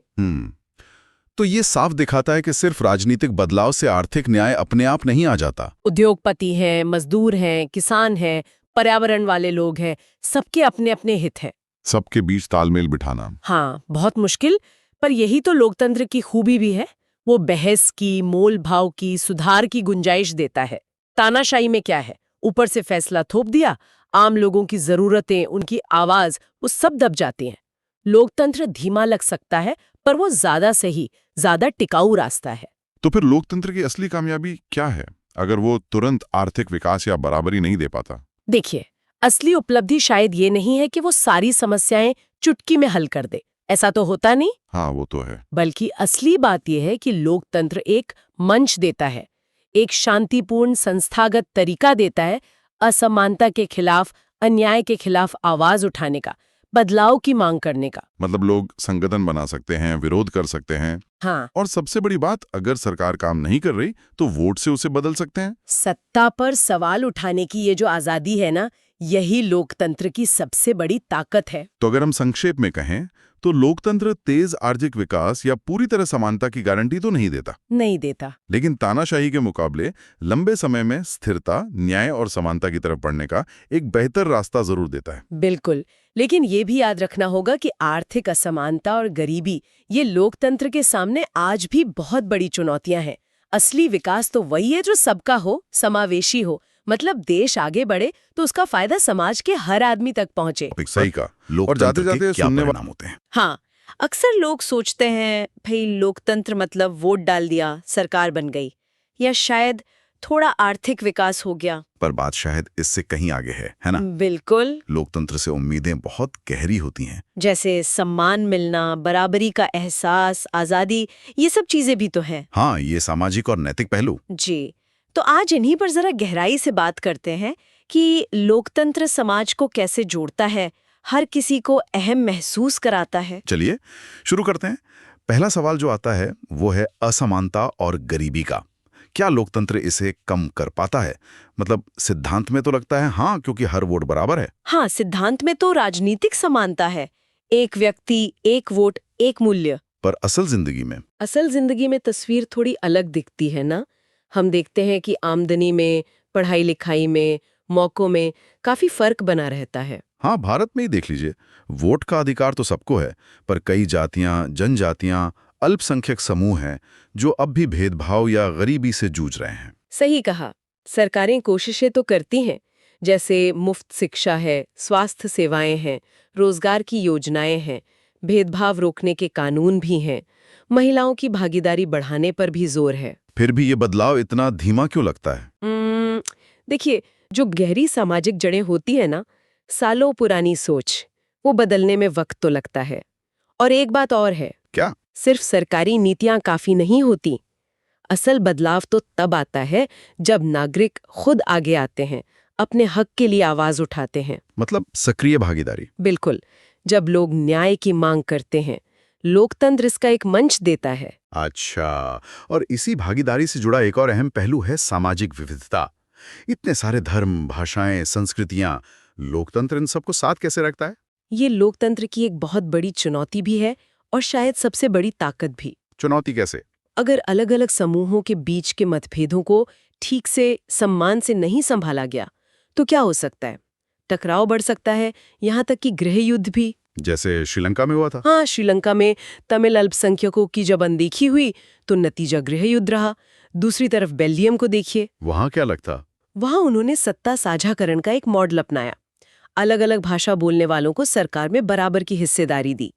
वो मॉडल काफी हद तक सफल रहा। तो लोकतांत्रिक सरकारें करती क्या हैं विविधता संभालने के लिए? देखिए, वो आमतौर पर मतभेदों को दबाने की कोशिश नहीं करती, बल्कि उन्हें पहचानती हैं, उन्हें इज्जत देती हैं। अच्छा। कोशिश ये होती है कि अलग-अलग समूहों के बीच बातचीत हो, समझौता हो, किसी एक का दबदबा ना रहे, संवाद हो।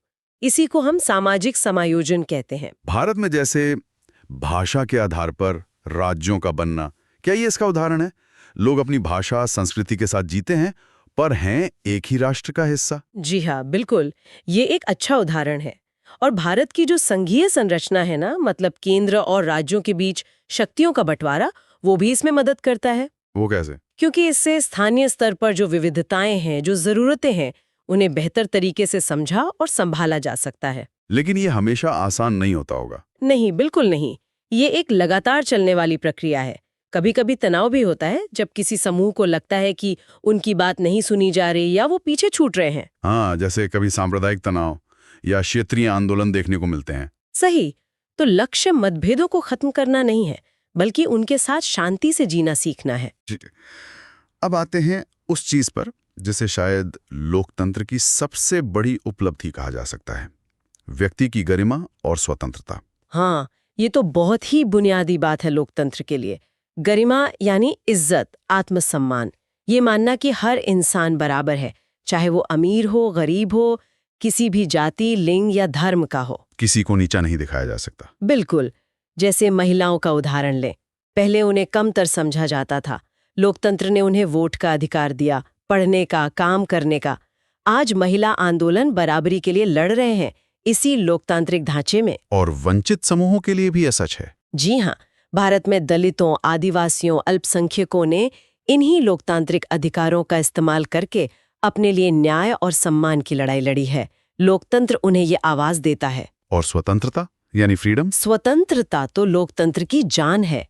अपने विचार रखने की आजादी, संगठन बनाने की आजादी, अपना धर्म मानने की आजादी, कहीं भी आने जाने, कोई भी काम करने की आजादी। तानाशाही में तो ये सब नहीं होता। बिल्कुल नहीं।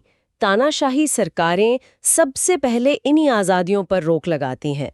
आप भारत में देखिए, मीडिया पर, सोशल मीडिया पर लोग खुलकर सरकार की नीतियों की आलोचना करते हैं, बहस करते हैं। हाँ, अदालतों में कानूनों को चुनौती दे सकते हैं, शांति से विरोध प्रदर्शन कर सकते हैं। ये सब लोकतांत्रिक स्वतंत्रता के वजह से ही मुमकिन है। पर यह भी याद रखना जरूरी है कि स्वतंत्रता के साथ जिम्मेदारी भी आती है। हाँ, ये बहुत अहम बात है। दूसरों के अधिकारों का सम्मान करना, कानून का पालन करना, ये भी जरूरी है। अच्छा, अब एक और पहलू पर आते हैं, लोगों की उम्मीदें। लोकतंत्र से उम्मीदें बहुत ज्यादा होती हैं, है ना? हाँ, बहुत ज्यादा। लोग चाहते हैं गरीबी खत्म हो जाए, भ्रष्टाचार मिट जाए, सबको नौकरी मिल जाए, अमन चैन हो, पूरी बराबरी आ जाए, सब कुछ, और वो भी जल्दी। और जब ये सब एकदम से नहीं होता तो फिर निराशा होती है, लोग लोकतंत्र की आलोचना करने लगते हैं। यही थोड़ा समझने की जरूरत है। देखिए, लोकतंत्र कोई जादू की छड़ी नहीं है। ये एक सिस्टम है, एक प्रक्रिया है, एक सफर है। मतलब ये रातों रात सब ठीक नहीं कर सकता। नहीं, लेकिन ये समस्याओं को पहचानने, उन पर खुलकर बहस करने और उन्हें शांति से सुलझाने के तरीके जरूर देता है। जैसे चुनाव हैं, विरोध प्रदर्शन हैं, अदालतें हैं, मीडिया है। हाँ, ये रास्ते तानाशाही में बंद होते हैं। बिल्कुल। अगर लोग सरकार के किसी फैसले से नाखुश हैं, तो वे अगले चुनाव में उसे बदल सकते हैं या अदालत जा सकते हैं। ये विकल्प होना ही बड़ी बात है। तो फिर लोकतंत्र का असली परिणाम, उसका आउटकम क्या माना जाए? सिर्फ सरकार का कामकाज? नहीं, सिर्फ उतना नहीं। हमें ये भी देखना होता है कि लोग यानी नागरिक लोकतंत्र में जी कैसे रहे हैं। क्या उनका अपनी जिंदगी पर कुछ नियंत्रण है? क्या वो अपनी बात बिना डरे कह पा रहे हैं? हाँ, क्या वो इज्जत और बराबरी के साथ जी पा रहे हैं? क्या उन्हें देश के, समाज के फैसलों में शामिल होने, अपनी राय रखने का मौका मिल रहा है? मतलब लोकतंत्र परफेक्ट नहीं है, पर इसमें सुधार की गुंजाइश हमेशा रहती है। बिल्कुल। ये अपनी गलतियों को पहचानने और उन्हें सुधारने की इजाजत देता है।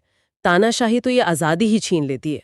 तो संक्षेप में कहें तो संक्षेप में, एक अच्छा लोकतंत्र वो है जहां सरकार वैध हो, लोगों के प्रति जवाबदेह हो, जहां लोगों को आज़ादी, बराबरी, न्याय मिले, जहां अलग अलग तरह के लोगों का सम्मान हो, हर व्यक्ति की गरिमा बनी रहे। और सबसे बड़ी बात, ये नागरिकों को ताकत देता है कि वो अपने समाज को और बेहतर बना सकें। जी।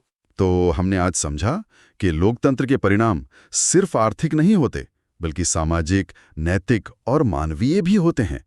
इसकी असली परख इसी में है कि वो लोगों की गरिमा, आज़ादी, बराबरी कैसे सुनिश्चित करता है और विविधता को कैसे संभालता है। और ये याद रखना बहुत जरूरी है कि लोकतंत्र कोई बनी बनाई मंजिल नहीं है। ये तो एक लगातार चलने वाला सफर है, जिसे हम नागरिक अपनी जागरूकता से, अपनी भागीदारी से ही बेहतर बनाते चलते हैं। बिल्कुल। तो अब जाते जाते एक सवाल सबके सोचने के लिए छोड़ जाते हैं। इस लोकतांत्रिक सफर को और बेहतर बनाने में एक नागरिक के तौर पर हम सबकी क्या भूमिका हो सकती है? सोचिएगा जरूर। विकास यानी डेवलपमेंट, ये शब्द बहुत सुनने को मिलता है। आज इसी पर थोड़ी गहराई से बात करते हैं। जी हाँ, और कोशिश यही रहेगी कि इसे सिर्फ किताबी न रखें, मतलब असल जिंदगी से जोड़कर देखें। विकास को सिर्फ पैसे या आय से हटकर थोड़ा और समझने की कोशिश करेंगे। बिल्कुल। तो सबसे पहले यही समझते हैं कि ये विकास आखिर है क्या चीज। सुनने में तो बहुत आता है, पर इसका सही मतलब क्या है? देखिए, बहुत सरल शब्दों में कहें तो विकास का मतलब है लोगों की जिंदगी का बेहतर होना। और ये बेहतरी सिर्फ ज्यादा पैसे कमाने तक ही नहीं है। अच्छा, तो फिर और क्या क्या आता है इसमें? इसमें अच्छी सेहत है, बेहतर शिक्षा है, अपनी बात कहने की आज़ादी, समाज में इज्जत, ये सब कुछ शामिल है। मतलब हर इंसान चाहता है कि उसकी जिंदगी पहले से अच्छी हो। जैसे गांव में किसान को शायद पानी ज्यादा चाहिए, शहर वाले को अच्छी नौकरी। आपने बिल्कुल सही पॉइंट पकड़ा। यहीं से अगली बात निकलती है कि अलग-अलग लोगों के लिए विकास के मायने और उनके लक्ष्य अलग-अलग क्यों होते हैं। जरा सोचिए, एक गांव का मजदूर है जिसके पास अपनी जमीन नहीं है, हाँ। और एक पंजाब का बड़ा अमीर किसान है, क्या दोनों के लिए विकास का मतलब एक ही होगा? नहीं नहीं, बिल्कुल नहीं। मजदूर तो शायद चाहेगा कि उसे रोज काम मिले, मजदूरी अच्छी मिले। हो सकता है वो सोचे कि बच्चे अच्छे स्कूल में पढ़ जाएं। बिल्कुल। और वो अमीर किसान, वो शायद सोचेगा कि फसल का दाम और अच्छा मिले, मजदूर सस्ते मिले और शायद बच्चे विदेश पढ़ने चले जाएं। सही बात है। तो मतलब जरूरतें और हालात तय करते हैं कि विकास का मतलब क्या है किसी के लिए। एकदम। एक शहर के बेरोजगार लड़के का लक्ष्य और मान लीजिए नर्मदा घाटी की किसी आदिवासी महिला का लक्ष्य, ये बिल्कुल अलग अलग होंगे। लेकिन इसमें एक और सवाल आता है, अगर सबके लक्ष्य इतने अलग हैं, तो क्या कभी ऐसा भी होता है कि एक का विकास दूसरे के लिए मतलब मुसीबत बन जाए। हाँ, अक्सर होता है। ये एक बहुत जरूरी बात है। इसे कहते हैं लक्ष्यों का टकराव या कन्फ्लिक्टिंग गोल्स। कोई उदाहरण दे सकते हैं इसका? सबसे आम उदाहरण है बड़े बांध, डैम्स। अब देखिए, बांध बनने से उद्योगों को बिजली मिलती है, शहरों को पानी मिलता है, कुछ खेतों को सिंचाई भी मिल जाती है, तो उनके लिए तो ये विकास हुआ। हाँ, ये तो फायदा है। पर उसी बांध के कारण हजारों लोग, अक्सर गांव वाले या आदिवासी, उनकी जमीन चली जाती है, जंगल डूब जाते हैं, घर-बार छिन जाता है, उनकी तो पूरी दुनिया ही उजड़ जाती है। ओह, हाँ, ये तो है। उनके लिए तो ये विकास नहीं बल्कि विनाश हो गया। बिल्कुल। तो इससे क्या पता चलता है कि जो एक के लिए विकास है, जरूरी नहीं कि वो दूसरे के लिए भी विकास हो, बल्कि वो उसके लिए नुकसानदायक भी हो सकता है। ये टकराव बहुत अहम है। ये बात सोचने वाली है। अच्छा, अब एक और आम सोच पर आते हैं। ज्यादातर लोग समझते हैं विकास मतलब ज्यादा पैसा, ज्यादा आमदनी। क्या बस इतना ही काफी है? ये बड़ा सवाल है। सोचिए आपको एक नौकरी मिले जहां तनख्वाह तो बहुत अच्छी है, मान लीजिए शहर में, पर वहां हवा इतनी खराब है कि सांस लेना मुश्किल, ना सुरक्षा है, ना साफ पानी। क्या आप उसे एक विकसित जीवन कहेंगे? शायद नहीं। मैं तो शायद ऐसी जगह रहना पसंद करूंगी जहां तनख्वाह थोड़ी कम भी हो, पर हवा साफ हो, माहौल अच्छा हो, सुरक्षा हो। ज्यादातर लोग यही चुनेंगे। पैसा जरूरी है, इसमें कोई शक नहीं, पर जीवन की क्वालिटी सिर्फ पैसे से नहीं आती। आजादी, बराबरी का बर्ताव, सुरक्षा, इज्जत, अच्छी सेहत, बच्चों के लिए अच्छी शिक्षा, साफ माहौल, ये सब भी तो चाहिए। ये सब भी विकास का हिस्सा है। ये तो हुई एक व्यक्ति की बात, पर जब हम पूरे देश के लेवल पर सोचते हैं, राष्ट्रीय विकास की बात करते हैं, तो उसका क्या मतलब होता है? राष्ट्रीय विकास का मतलब है पूरे देश के सभी लोगों के जीवन स्तर में सुधार लाना। ये एक बड़ा कॉन्सेप्ट है, लेकिन यहाँ भी क्या रास्ता अपनाया जाए, इस पर अलग-अलग राय हो सकती है। जैसे कुछ लोग कह सकते हैं कि भाई बड़े-बड़े कारखाने लगाओ, खूब सड़कें बनाओ, यही असली विकास है, इससे देश की कमाई बढ़ेगी। वहीं कुछ और लोग शायद कहेंगे कि नहीं, जब तक देश के हर बच्चे को अच्छी शिक्षा और हर बीमार को अच्छा इलाज नहीं मिलता, तब तक कैसा विकास? सही। और जो पर्यावरण की चिंता करते हैं, वो कहेंगे कि अगर तरक्की के लिए हमने अपने जंगल, नदी, हवाई खराब कर दिए, तो ये कैसा विकास? ये तो टिकाऊ नहीं है। तो राष्ट्रीय विकास पर भी अलग अलग नजरिए हैं। सबको साथ लेकर चलना शायद मुश्किल होता होगा। बिल्कुल, एक बैलेंस बनाना पड़ता है। आर्थिक तरक्की भी हो, पर समाज में बराबरी भी बढ़े और पर्यावरण भी सुरक्षित रहे। अच्छा, तो अगर हमें अलग अलग देशों या राज्यों की तुलना करनी हो कि कौन ज्यादा विकसित है, तो उसका कोई तरीका है? कैसे नापते हैं इसे? एक बहुत कॉमन तरीका है प्रति व्यक्ति आय, यानी पर कैपिटा इनकम, जिसे पीसीआई भी कहते हैं, उसकी तुलना करना। प्रति व्यक्ति आय, इसका क्या मतलब हुआ? इसका मतलब है कि औसतन उस देश या राज्य का हर एक इंसान साल में कितना कमाता है। और ये निकालते कैसे? इसका फॉर्मूला सीधा है। देश की जो कुल राष्ट्रीय आय है, उसे देश की कुल जनसंख्या से भाग दे दीजिए। PCI = total national income upon total population. अच्छा। विश्व बैंक जैसी संस्थाएं इसी PCI के बेस पर देशों को अलग अलग ग्रुप में रखती हैं, जैसे high income, middle income, low income. Bharat अभी लोअर मिडिल इनकम वाले ग्रुप में आता है। लेकिन क्या सिर्फ ये औसत आय देख लेना ही काफी है? मुझे इसमें थोड़ा शक हो रहा है। हो सकता है औसत तो अच्छा हो, पर असल में पैसा कुछ ही लोगों के पास हो। आप बिल्कुल सही सोच रही हैं। यही PCI की सबसे बड़ी कमी है। ये आय का बंटवारा कैसा है, यानी देश में अमीरी गरीबी का फासला कितना है, ये बिल्कुल नहीं दिखाता। मतलब हो सकता है एक देश का औसत PCI बहुत ज्यादा हो, पर वहां चंद लोग तो बेहिसाब अमीर हों और ज्यादातर जनता बहुत गरीब हो। औसत तो फिर भी ज्यादा दिखेगा। हाँ, ये तो गड़बड़ है। कोई उदाहरण है इसका? बिल्कुल। मान लीजिए 2 देश हैं, देश क और देश ख। दोनों में 5-5 लोग रहते हैं, और मान लीजिए दोनों की औसत आय 50,000 रुपए है। ठीक है। देश क में हर कोई करीब 50,000 रुपए कमाता है। किसी का 48,000, किसी का 52,000। लेकिन देश ख में 4 लोग सिर्फ 5,000 रुपए कमाते हैं और एक अकेला आदमी 2,30,000 रुपए कमाता है। औसत निकालेंगे तो यहां भी 50,000 रुपए आएगा। अरे, पर देश ख में तो ज्यादातर लोग बहुत कम कमा रहे हैं। औसत ने तो सारी कहानी ही छुपा दी। एग्जैक्टली, यही पॉइंट है। औसत आय जो है वो असमानता को, इनइक्वालिटी को छुपा लेती है। इसीलिए सिर्फ PCI के आधार पर विकास को मापना वो अधूरा है। पूरी तस्वीर नहीं देता। तो फिर अगर पीसीआई अधूरा है तो क्या कोई बेहतर तरीका भी है विकास को समझने या मापने का? हाँ बिल्कुल। इसी कमी को पूरा करने के लिए एक ज्यादा बेहतर कॉन्सेप्ट आया, मानव विकास यानी ह्यूमन डेवलपमेंट। मानव विकास, ये क्या है? ये नजरिया सिर्फ आय या पैसे को नहीं देखता। ये कहता है कि विकास का असली मतलब है लोगों की क्षमताओं को बढ़ाना, उन्हें विकल्प देना, और इसके लिए शिक्षा और स्वास्थ्य सबसे जरूरी है। अच्छा, मैंने वो यूएनडीपी की रिपोर्ट के बारे में सुना है, ह्यूमन डेवलपमेंट रिपोर्ट। क्या वो इसी से जुड़ी है? जी हाँ बिल्कुल। यूएनडीपी यानी यूनाइटेड नेशंस डेवलपमेंट प्रोग्राम, ये संस्था हर साल ह्यूमन डेवलपमेंट रिपोर्ट निकालती है। इसमें देशों की रैंकिंग होती है ह्यूमन डेवलपमेंट इंडेक्स यानी एचडीआई के आधार पर। एचडीआई ये कैसे बनता है? एचडीआई 3 मुख्य चीजों को मिलाकर बनता है। पहला, जन्म के समय जीवन प्रत्याशा यानी लोग औसतन कितना जीते हैं, जो सेहत का संकेत है। ठीक है। दूसरा, शिक्षा का स्तर यानी कितने साल लोग स्कूल गए और कितने साल जाने की उम्मीद है, ये ज्ञान का संकेत है। और तीसरा? इसमें आय भी है, पर साथ में स्वास्थ्य और शिक्षा को भी बराबर वजन दिया गया है। अच्छा, तो ये ज्यादा बैलेंस लगता है। इसमें सिर्फ पैसा नहीं, बल्कि सेहत और पढ़ाई लिखाई भी शामिल है। बिल्कुल। नॉर्वे जैसा देश अक्सर इसमें टॉप पर रहते हैं। एचडीआई हमें याद दिलाता है कि विकास का असली मकसद लोगों को एक लंबा, स्वस्थ और क्रिएटिव जीवन जीने लायक बनाना है।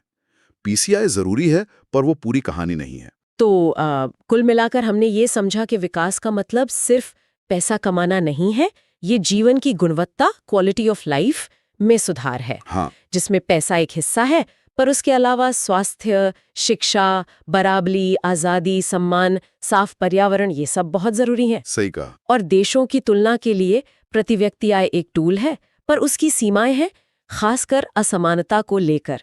मानव विकास सूचकांक एचडीआई एक ज्यादा कह सकते हैं होलिस्टिक या पूरी तस्वीर दिखाता है। एकदम सही। विकास को हमेशा इसी मल्टीडायमेंशनल नजरिए से देखना चाहिए, सिर्फ एक पैमाने से नहीं। चलिए, तो आज की ये चर्चा यहीं रोकते हैं, लेकिन श्रोताओं के लिए एक सवाल जरूर छोड़ जाते हैं। सोचिएगा कि कोई भी देश या समाज ये कैसे पक्का कर सकता है कि जो आर्थिक तरक्की हो रही है उसका फायदा सिर्फ कुछ ऊपर के लोगों को ही ना मिले, बल्कि समाज के हर तबके तक पहुंचे और सबकी जिंदगी सवाल वही सच है, में बेहतर हो। अगर पैसा ही इस सब पर- कुछ नहीं, तो देश की असली तरक्की कैसे मापें? यहीं पर 3 नाम आते हैं, एचडीआई यानी मानव विकास सूचकांक, फिर सार्वजनिक सुविधाएं, और हाँ, टिकाऊ विकास। इम्तिहान के लिए ये बहुत जरूरी हैं। बिल्कुल सही कहा आपने। और ये तीनों मतलब अलग अलग नहीं है, ये एक दूसरे से जुड़े हुए हैं। तो चलिए आज कोशिश करते हैं इन्हें एकदम आसान भाषा में समझने की, ताकि एग्जाम में फटाक से याद आ जाएं। बढ़िया। तो शुरू करते हैं एचडीआई से। बिल्कुल। क्या है ये एचडीआई और क्यों इतना जरूरी है? हाँ, तो एचडीआई यानी ह्यूमन डेवलपमेंट इंडेक्स, इसे 1990 में यूएनडीपी मतलब संयुक्त राष्ट्र विकास कार्यक्रम ने शुरू किया था। उनका मकसद बड़ा साफ था कि विकास को सिर्फ कमाई से नहीं, बल्कि लोगों की पूरी जिंदगी के हिसाब से देखो। मतलब उनकी सेहत, उनकी पढ़ाई लिखाई और हाँ, आमदनी भी। अच्छा, तो इसके मुख्य पैमाने वो क्या हैं? देखिए, 3 मुख्य चीजें हैं। पहला है जन्म के समय जीवन प्रत्याशा। ये क्या दिखाता है? सेहत। मतलब कोई बच्चा जब पैदा होता है तो वो औसतन कितने साल जिएगा। जहां स्वास्थ्य सेवाएं अच्छी हैं, जैसे जापान, वहां ये 84 साल से भी ज्यादा है। दूसरा है शिक्षा। अब शिक्षा को कैसे मापते हैं? 2 चीजों से।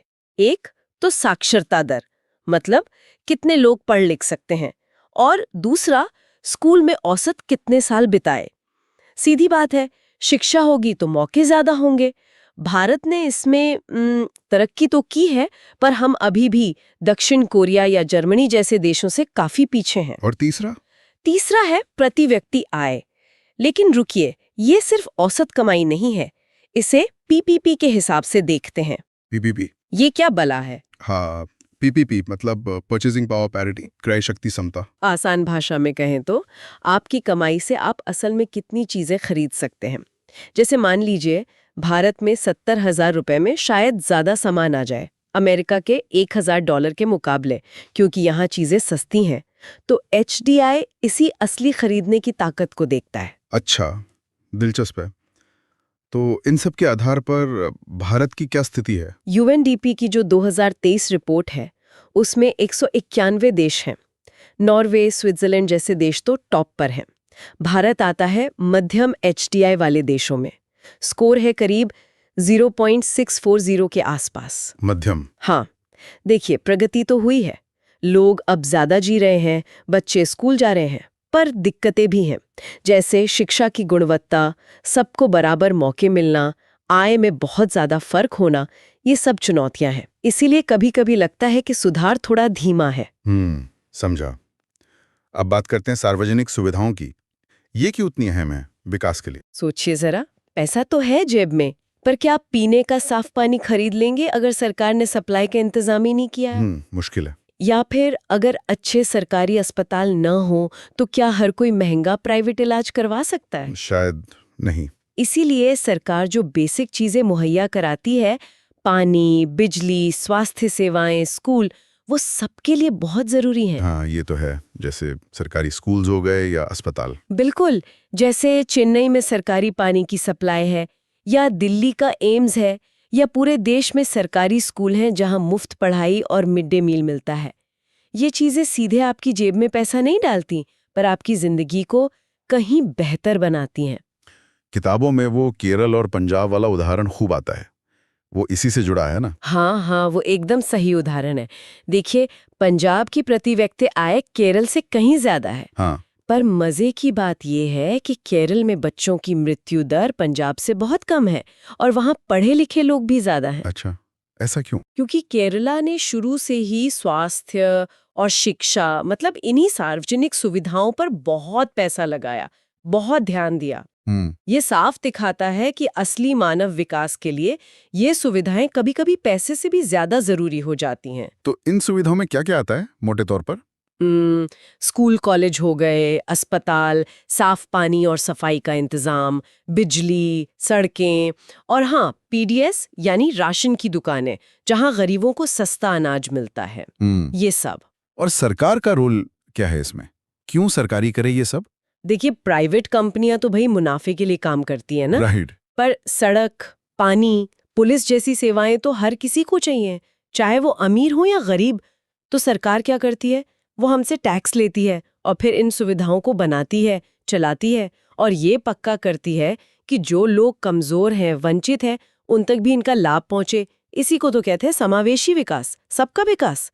तो अब शायद ये तस्वीर साफ हो रही है कि विकास का मतलब सिर्फ एक चीज नहीं है। इसमें आर्थिक तरक्की तो है ही, आमदनी, रोजगार वगैरह, पर साथ ही सामाजिक तरक्की भी है, शिक्षा, स्वास्थ्य, बराबरी और राजनीतिक मजबूती भी, मतलब आजादी, अपनी बात कह पाने का हक। मतलब ऐसा नहीं कि बस बड़े-बड़े शहर बना दिए, फैक्ट्रियां लगा दी और हो गया विकास। अगर गांव में पानी नहीं, स्कूल नहीं, तो वो विकास अधूरा है। बिल्कुल अधूरा है। असली विकास तो संतुलित होता है, हर इलाके के लिए, हर इंसान के लिए। ठीक है, विकास समझ लिया, उस तक पहुंचने के रास्ते भी देख लिए। पर एक सवाल और है, क्या ये तरक्की हमेशा ऐसी ही चलती रह सकती है? यहीं पर शायद वो टिकाऊ विकास वाली बात आती है, सस्टेनेबल डेवलपमेंट। ये क्या है? हाँ, टिकाऊ विकास, इसका मतलब बहुत सीधा सा है। आज अपनी जरूरतें ऐसे पूरी करो कि हमारी आने वाली पीढ़ियों को, मतलब हमारे बच्चों, पोते पोतियों को अपनी जरूरतें पूरी करने में कोई दिक्कत ना आए। यानी हम प्रकृति से, अपने पर्यावरण से उतना ही लें जितना वो फिर से बना सके, भविष्य का भी ख्याल रखें। जैसे वो जमीन के नीचे का पानी, हाँ। अगर हम आज ही सारा खींच लेंगे तो कल क्या होगा? बिल्कुल सही पकड़ा आपने। भारत में ही देख लीजिए, पंजाब और हरियाणा जैसे राज्यों में खेती के लिए ट्यूबवेल से इतना पानी निकाला गया है कि जमीन के नीचे पानी का लेवल खतरनाक रूप से नीचे चला गया है। ये टिकाऊ विकास नहीं है, ये तो भविष्य के लिए खतरा है। और इसका पर्यावरण पे क्या असर होता है? अरे, विकास और पर्यावरण तो गहरे जुड़े हुए हैं। जब हम बिना सोचे समझे पेड़ काटते हैं, नदियां गंदी करते हैं, हवा में धुआं फैलाते हैं, तो फिर क्या होता है? प्रदूषण, बाढ़, सूखा, जलवायु परिवर्तन, ये सब उसी के नतीजे हैं। इसीलिए हमें ऐसे तरीके अपनाने होंगे जो पर्यावरण को नुकसान न पहुंचाएं। जैसे सौर ऊर्जा, पवन ऊर्जा का इस्तेमाल करना, कचरे को रिसाइकिल करना, जंगल बचाना, पानी बचाना, ये सब जरूरी है। क्या दुनिया भर में भी इसे लेकर कुछ हो रहा है? हाँ, बिल्कुल हो रहा है। 1992 में रियो डी जेनेरियो में एक बहुत बड़ा सम्मेलन हुआ था, पृथ्वी शिखर सम्मेलन कहते हैं उसे। फिर बाद में संयुक्त राष्ट्र ने सतत विकास लक्ष्य यानी SDGs तय किए। कुल 17 लक्ष्य हैं ये, जिन्हें 2030 तक पूरी दुनिया को मिलकर हासिल करना है, जैसे गरीबी मिटाना, भूखमरी खत्म करना, धरती को बचाना। और भारत क्या कर रहा है इस दिशा में? भारत भी कोशिश कर रहा है। आपने सुना होगा स्वच्छ भारत अभियान के बारे में? हाँ, सुना है। फिर सौर ऊर्जा और दूसरी रिन्यूएबल एनर्जी पर बहुत जोर दिया जा रहा है। गंगा को साफ करने के लिए नमामि गंगे कार्यक्रम है, पेड़ लगाने के कार्यक्रम है। ये सब उसी दिशा में कदम है। देखिए, भारत जैसे जो विकासशील देश है ना, उनके लिए सबसे बड़ी चुनौती यही है। एक तरफ तो आर्थिक तरक्की करनी है, उद्योग लगाने हैं, लोगों को रोजगार देना है, और दूसरी तरफ अपने पर्यावरण को भी बचाना है। हवा, पानी, जंगल, इन सबको भी तो बचाना है। बस इसी संतुलन को साधना सबसे मुश्किल काम है। यानी प्रगति ऐसी हो जो हमारी धरती को ही खत्म न कर दे, बल्कि आने वाली पीढ़ियों के लिए उसे और बेहतर बनाए। तो आज हमने काफी कुछ समझा। HDI के वो 3 स्तंभ, स्वास्थ्य, शिक्षा और आय, फिर सार्वजनिक सुविधाओं का महत्व, और वो केरल पंजाब वाला बढ़िया उदाहरण, और आखिर में टिकाऊ विकास का मतलब, यानी ऐसी तरक्की जो आज के साथ साथ कल का भी सोचे। बिल्कुल, यही सारे पहलू जब मिलते हैं तब जाकर असली संतुलित विकास की तस्वीर पूरी होती है। सही कहा। सोचने वाली बात अब यह है कि हम अपने आसपास, अपने मोहल्ले में, अपने शहर या गांव में विकास और पर्यावरण के इस तालमेल को बेहतर बनाने के लिए क्या कर सकते हैं। नहीं होता है ना? सोचिएगा जरूर। जीवन की गुणवत्ता, मतलब क्वालिटी ऑफ लाइफ बेहतर होनी चाहिए। हाँ, और ये भी कि विकास ऐसा हो जो टिकाऊ हो, सस्टेनेबल, मतलब भविष्य की पीढ़ियों को दिक्कत ना हो और हमारी आज की जरूरतें भी पूरी हों। सही। तो अब सवाल ये है कि संसाधन, पर्यावरण का संतुलन और सही नीतियां, ये सब मिलकर विकास का भविष्य कैसे तय करते हैं, खासकर भारत जैसे देश में। चलिए इसी को समझते हैं आज। हाँ, तो सबसे पहले ये समझना बहुत जरूरी है कि ये स्थिरता, मतलब सस्टेनेबिलिटी, आखिर क्यों इतनी मायने रखती है। सोचिए, हवा, पानी, मिट्टी, ये सब प्रकृति से मिले हैं, लेकिन ये असीमित नहीं है, लिमिटेड हैं। सही बात है। अगर हम इन्हें लापरवाही से इस्तेमाल करेंगे तो क्या होगा? नदियां सूख सकती हैं, जंगल खत्म हो सकते हैं, और फिर आने वाली पीढ़ियों के लिए जीना ही मुश्किल हो जाएगा। हाँ, बिल्कुल। इसलिए स्थिरता, मतलब सस्टेनेबिलिटी, ये कोई शौकिया चीज नहीं है, ये एक जरूरत है, अनिवार्य जरूरत। और ये बात वाकई सोचने वाली है कि संसाधन सचमुच में सीमित हैं। पानी, जंगल, खनिज, तेल सब एक तय मात्रा में ही हैं। जी। जैसे पेट्रोलियम को बनने में लाखों साल लग जाते हैं। जमीन का पानी अगर हम ज्यादा निकाल लें तो उसे वापस भरने में कई दशक लग सकते हैं। जंगल उगने में सदियां। बिल्कुल। इसका एक बहुत सीधा उदाहरण हमारे देश में ही है।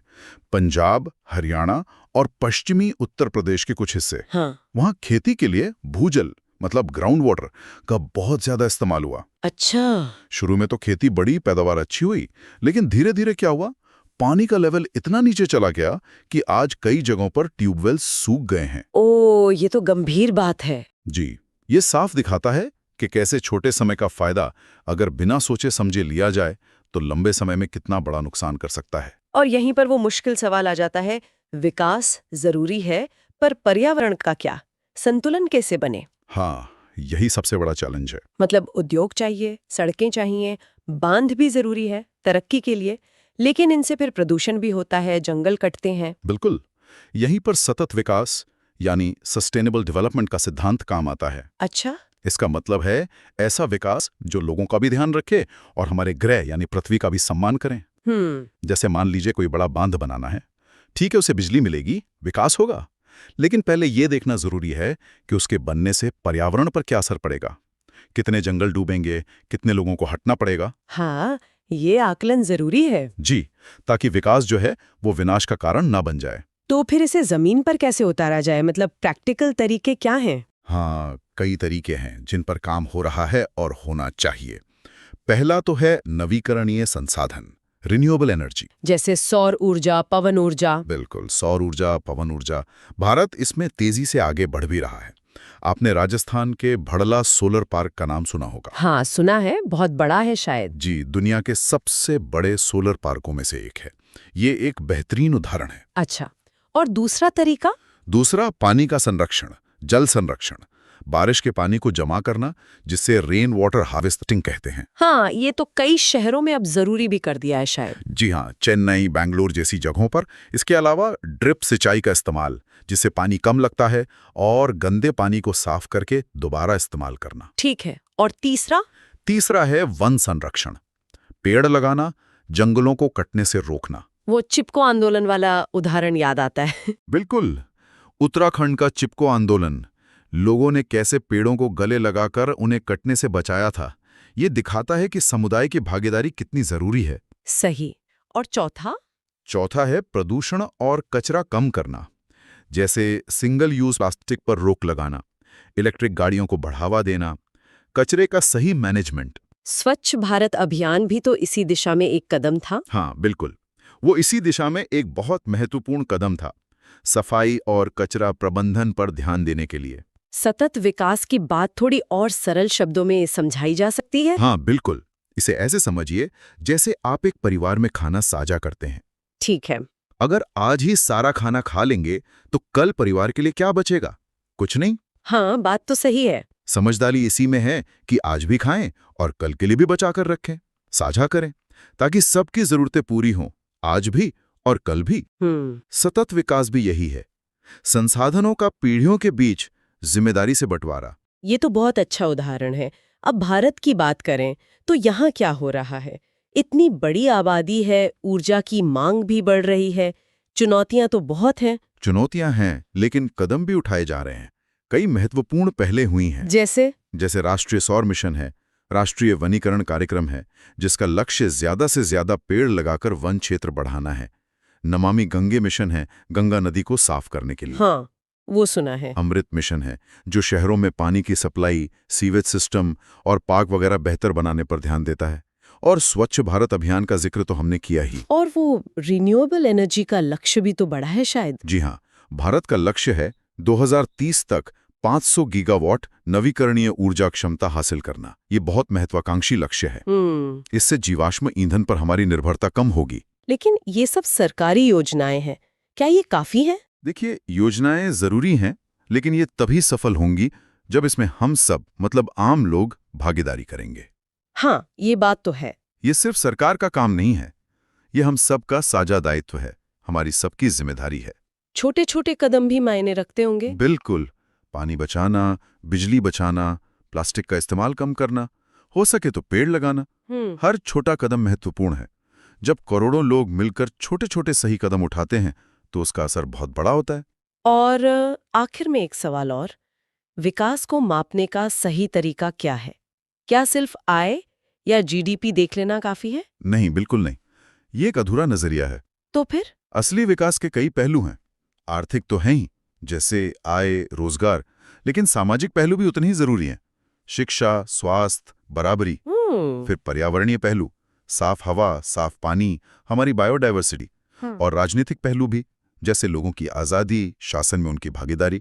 मतलब एक पूरा होलिस्टिक व्यू चाहिए। बिल्कुल, जी हाँ। एक सही मायने में विकसित राष्ट्र इन सभी पैमानों पर अच्छा प्रदर्शन करता है। भारत ने प्रगति की है, इसमें कोई शक नहीं, लेकिन असली चुनौती अब भी है असमानता को कम करना, पर्यावरण को बचाना और हर नागरिक के लिए न्याय सुनिश्चित करना। तो आज की इस पूरी चर्चा का सार क्या निकलता है? हाँ, सार यही है कि विकास तभी सार्थक है, तभी मीनिंगफुल है, जब वो इंसानी जिंदगी को सच में बेहतर बनाए, सिर्फ आज के लिए नहीं बल्कि आने वाली पीढ़ियों के लिए भी। बिल्कुल सही कहा।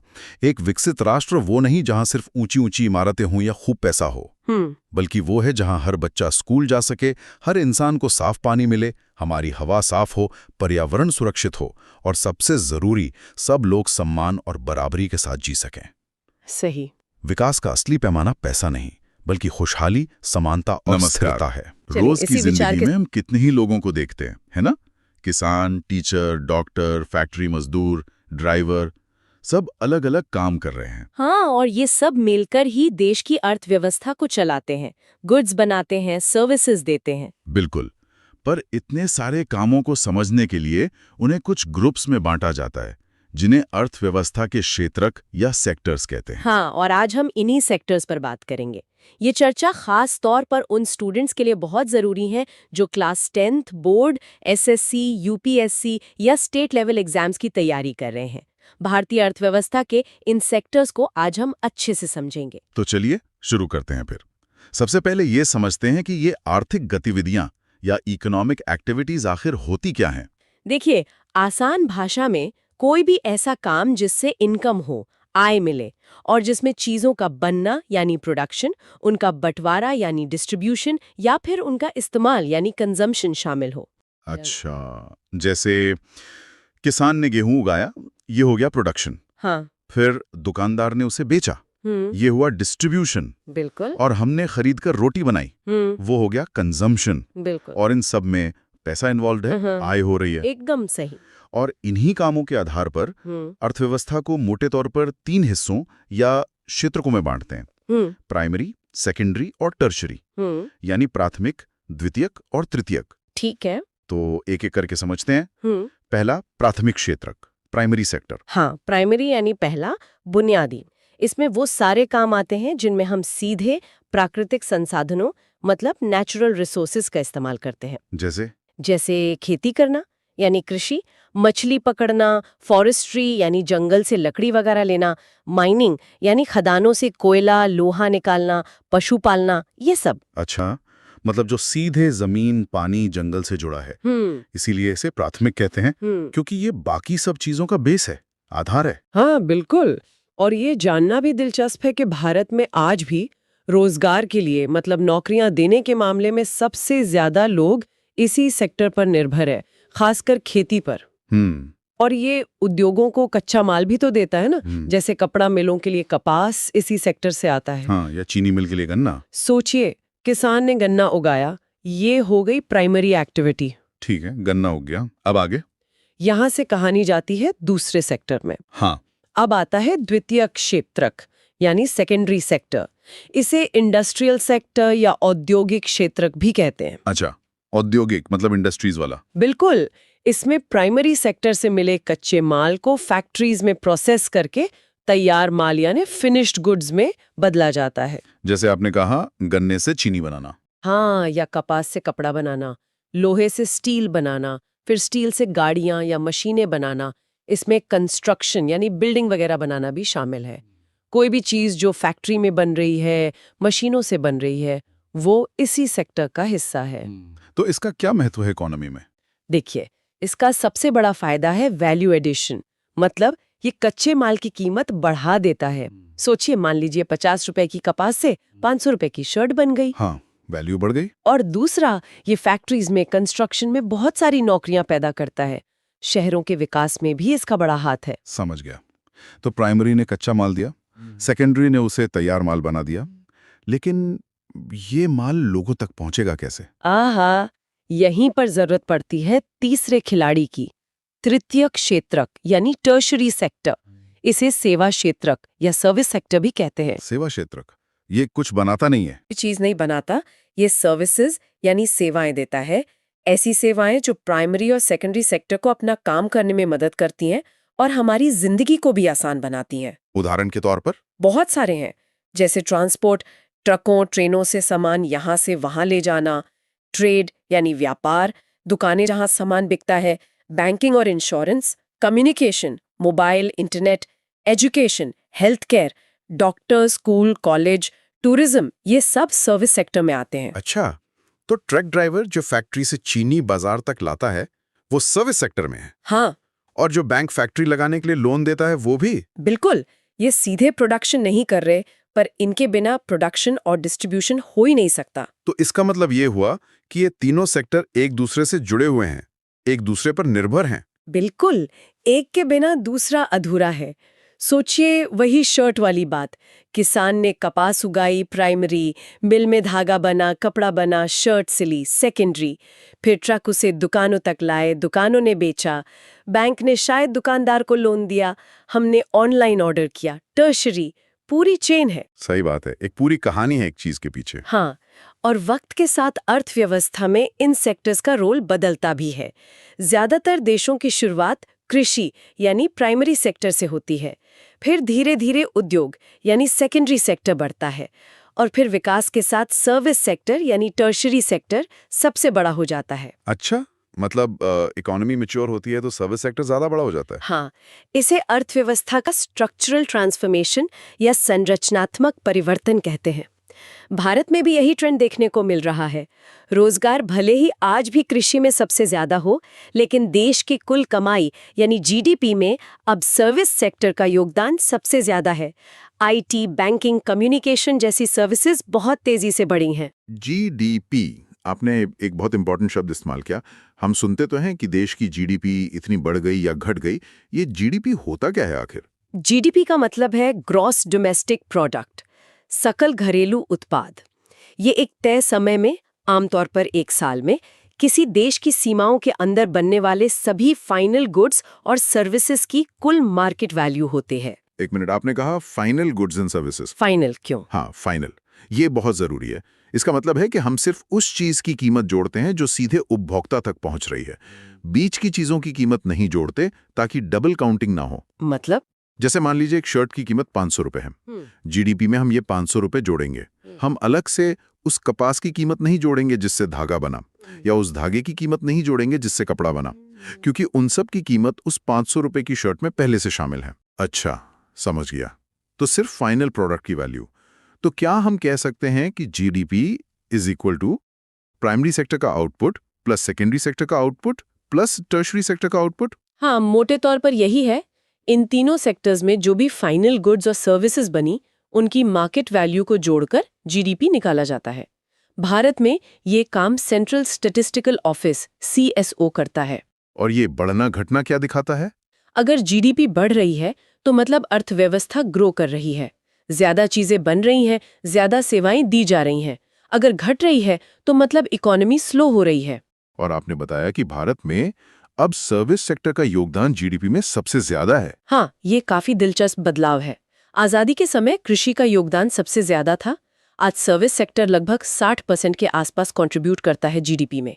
ये दिखाता है कि भारत की अर्थव्यवस्था कैसे एक कृषि आधारित इकोनॉमी से धीरे धीरे सेवा आधारित इकोनॉमी की तरफ बढ़ी है। बहुत बढ़िया। तो आज हमने काफी कुछ समझा। संक्षेप में कहें तो अर्थव्यवस्था के 3 मुख्य क्षेत्रक हैं। प्राइमरी, जो प्रकृति पर आधारित है, खेती, खनन आदि। सेकेंडरी, जो इंडस्ट्री पर आधारित है, मैन्युफैक्चरिंग, कंस्ट्रक्शन। और टर्शरी, जो सेवाओं पर आधारित है, ट्रांसपोर्ट, बैंकिंग, शिक्षा। और ये तीनों एक दूसरे पर निर्भर हैं, इंटरडिपेंडेंट हैं। हाँ, और समय के साथ अर्थव्यवस्था का फोकस प्राइमरी से सेकेंडरी और फिर टर्शरी की तरफ शिफ्ट होता है। जीडीपी देश के कुल उत्पादन को मापता है और भारत की जीडीपी में अब सर्विस सेक्टर का कौन सा दबदबा सवाल? बिल्कुल। सवाल ये है कि भाई जीडीपी में सबसे बड़ा हिस्सा तो सेवा क्षेत्र यानी टर्शरी सेक्टर का है, तो फिर ऐसा क्यों है कि सबसे ज्यादा लोग आज भी कृषि यानी प्राइमरी सेक्टर में ही काम कर रहे हैं? अच्छा, हाँ, ये वाकई एक अहम मुद्दा है। तो चलिए इसी गुत्थी को सुलझाते हैं और रोजगार और अर्थव्यवस्था से जुड़े कुछ और पहलुओं को भी समझते हैं। तो देखिए, आजादी के बाद ज्यादातर लोग तो खेती में ही थे। बिल्कुल, कृषि ही मुख्य आधार था। फिर धीरे धीरे उद्योग लगे, सेवा क्षेत्र बढ़ा। लेकिन अजीब बात यह है कि आज भी जहां देश की कमाई यानी जीडीपी का बड़ा हिस्सा सेवाओं से आता है, हाँ, 50% से भी ज्यादा। बिल्कुल, पर काम करने वाले लोगों की सबसे बड़ी तादाद अब भी खेती में ही है। ये कैसे हो रहा है? हाँ, यहीं पर आंकड़े तस्वीर को और साफ करते हैं। देखिए, प्राथमिक क्षेत्र मतलब खेती और उससे जुड़े काम, ये जीडीपी में देते हैं करीब 15 से 20%। सिर्फ 15-20%? जी, पर इसमें हमारे देश के 40% से ज्यादा कामगार लगे हुए हैं। बाप रे, 40% लोग सिर्फ 15-20% जीडीपी बना रहे हैं। हाँ, वहीं दूसरी तरफ द्वितीय क्षेत्र यानी उद्योग, वो जीडीपी और रोजगार दोनों में लगभग 25-30% का हिस्सा रखता है। अच्छा, ये तो संतुलित लगता है। और फिर आता है सबसे बड़ा तृतीय क्षेत्र, सेवाएं।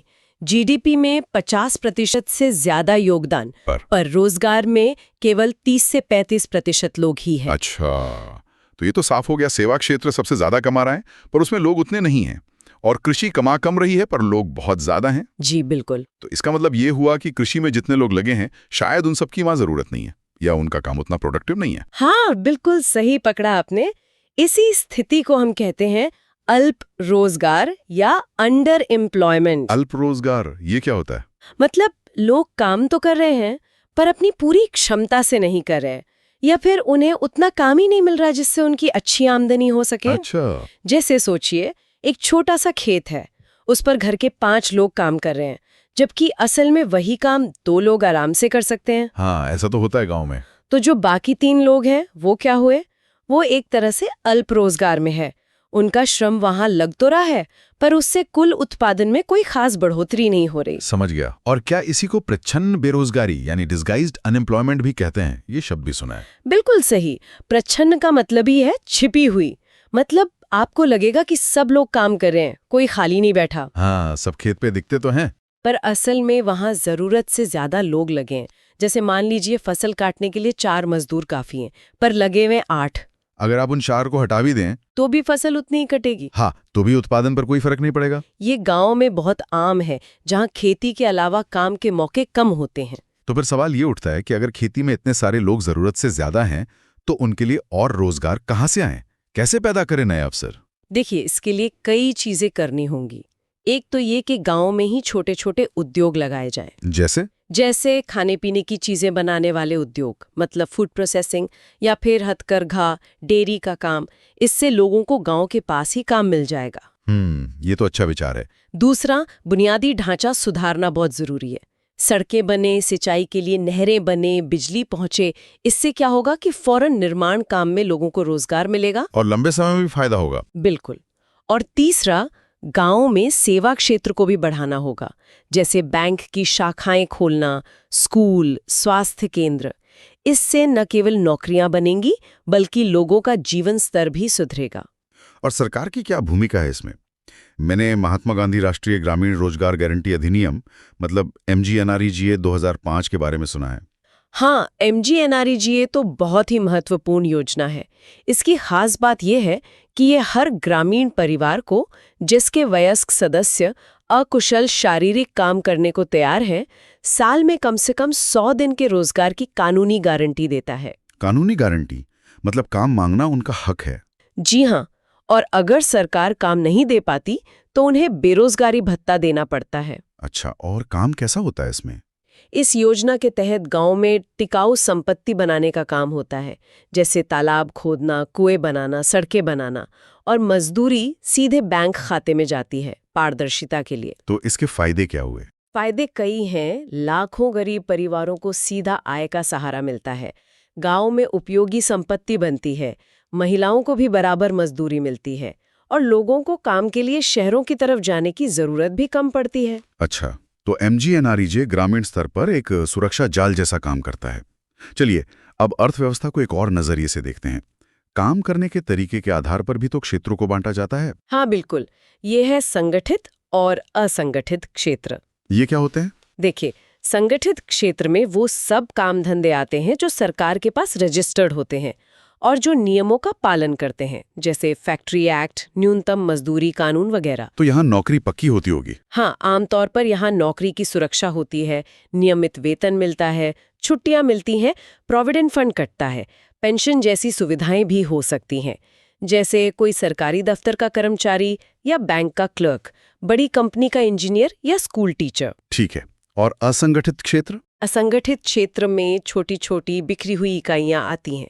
ये ज्यादातर सरकार के पास रजिस्टर्ड नहीं होती और नियमों का पालन भी कड़ाई से नहीं होता। जैसे कौन लोग आते हैं इसमें? जैसे छोटे दुकानदार, सड़क किनारे ठेला लगाने वाले, रिक्शा चलाने वाले, खेतों में काम करने वाले मजदूर, घरों में काम करने वाले लोग, कंस्ट्रक्शन साइट पर दिहाड़ी मजदूर। अच्छा, तो यहाँ तो काम की शर्तें बहुत अलग होंगी? बिल्कुल।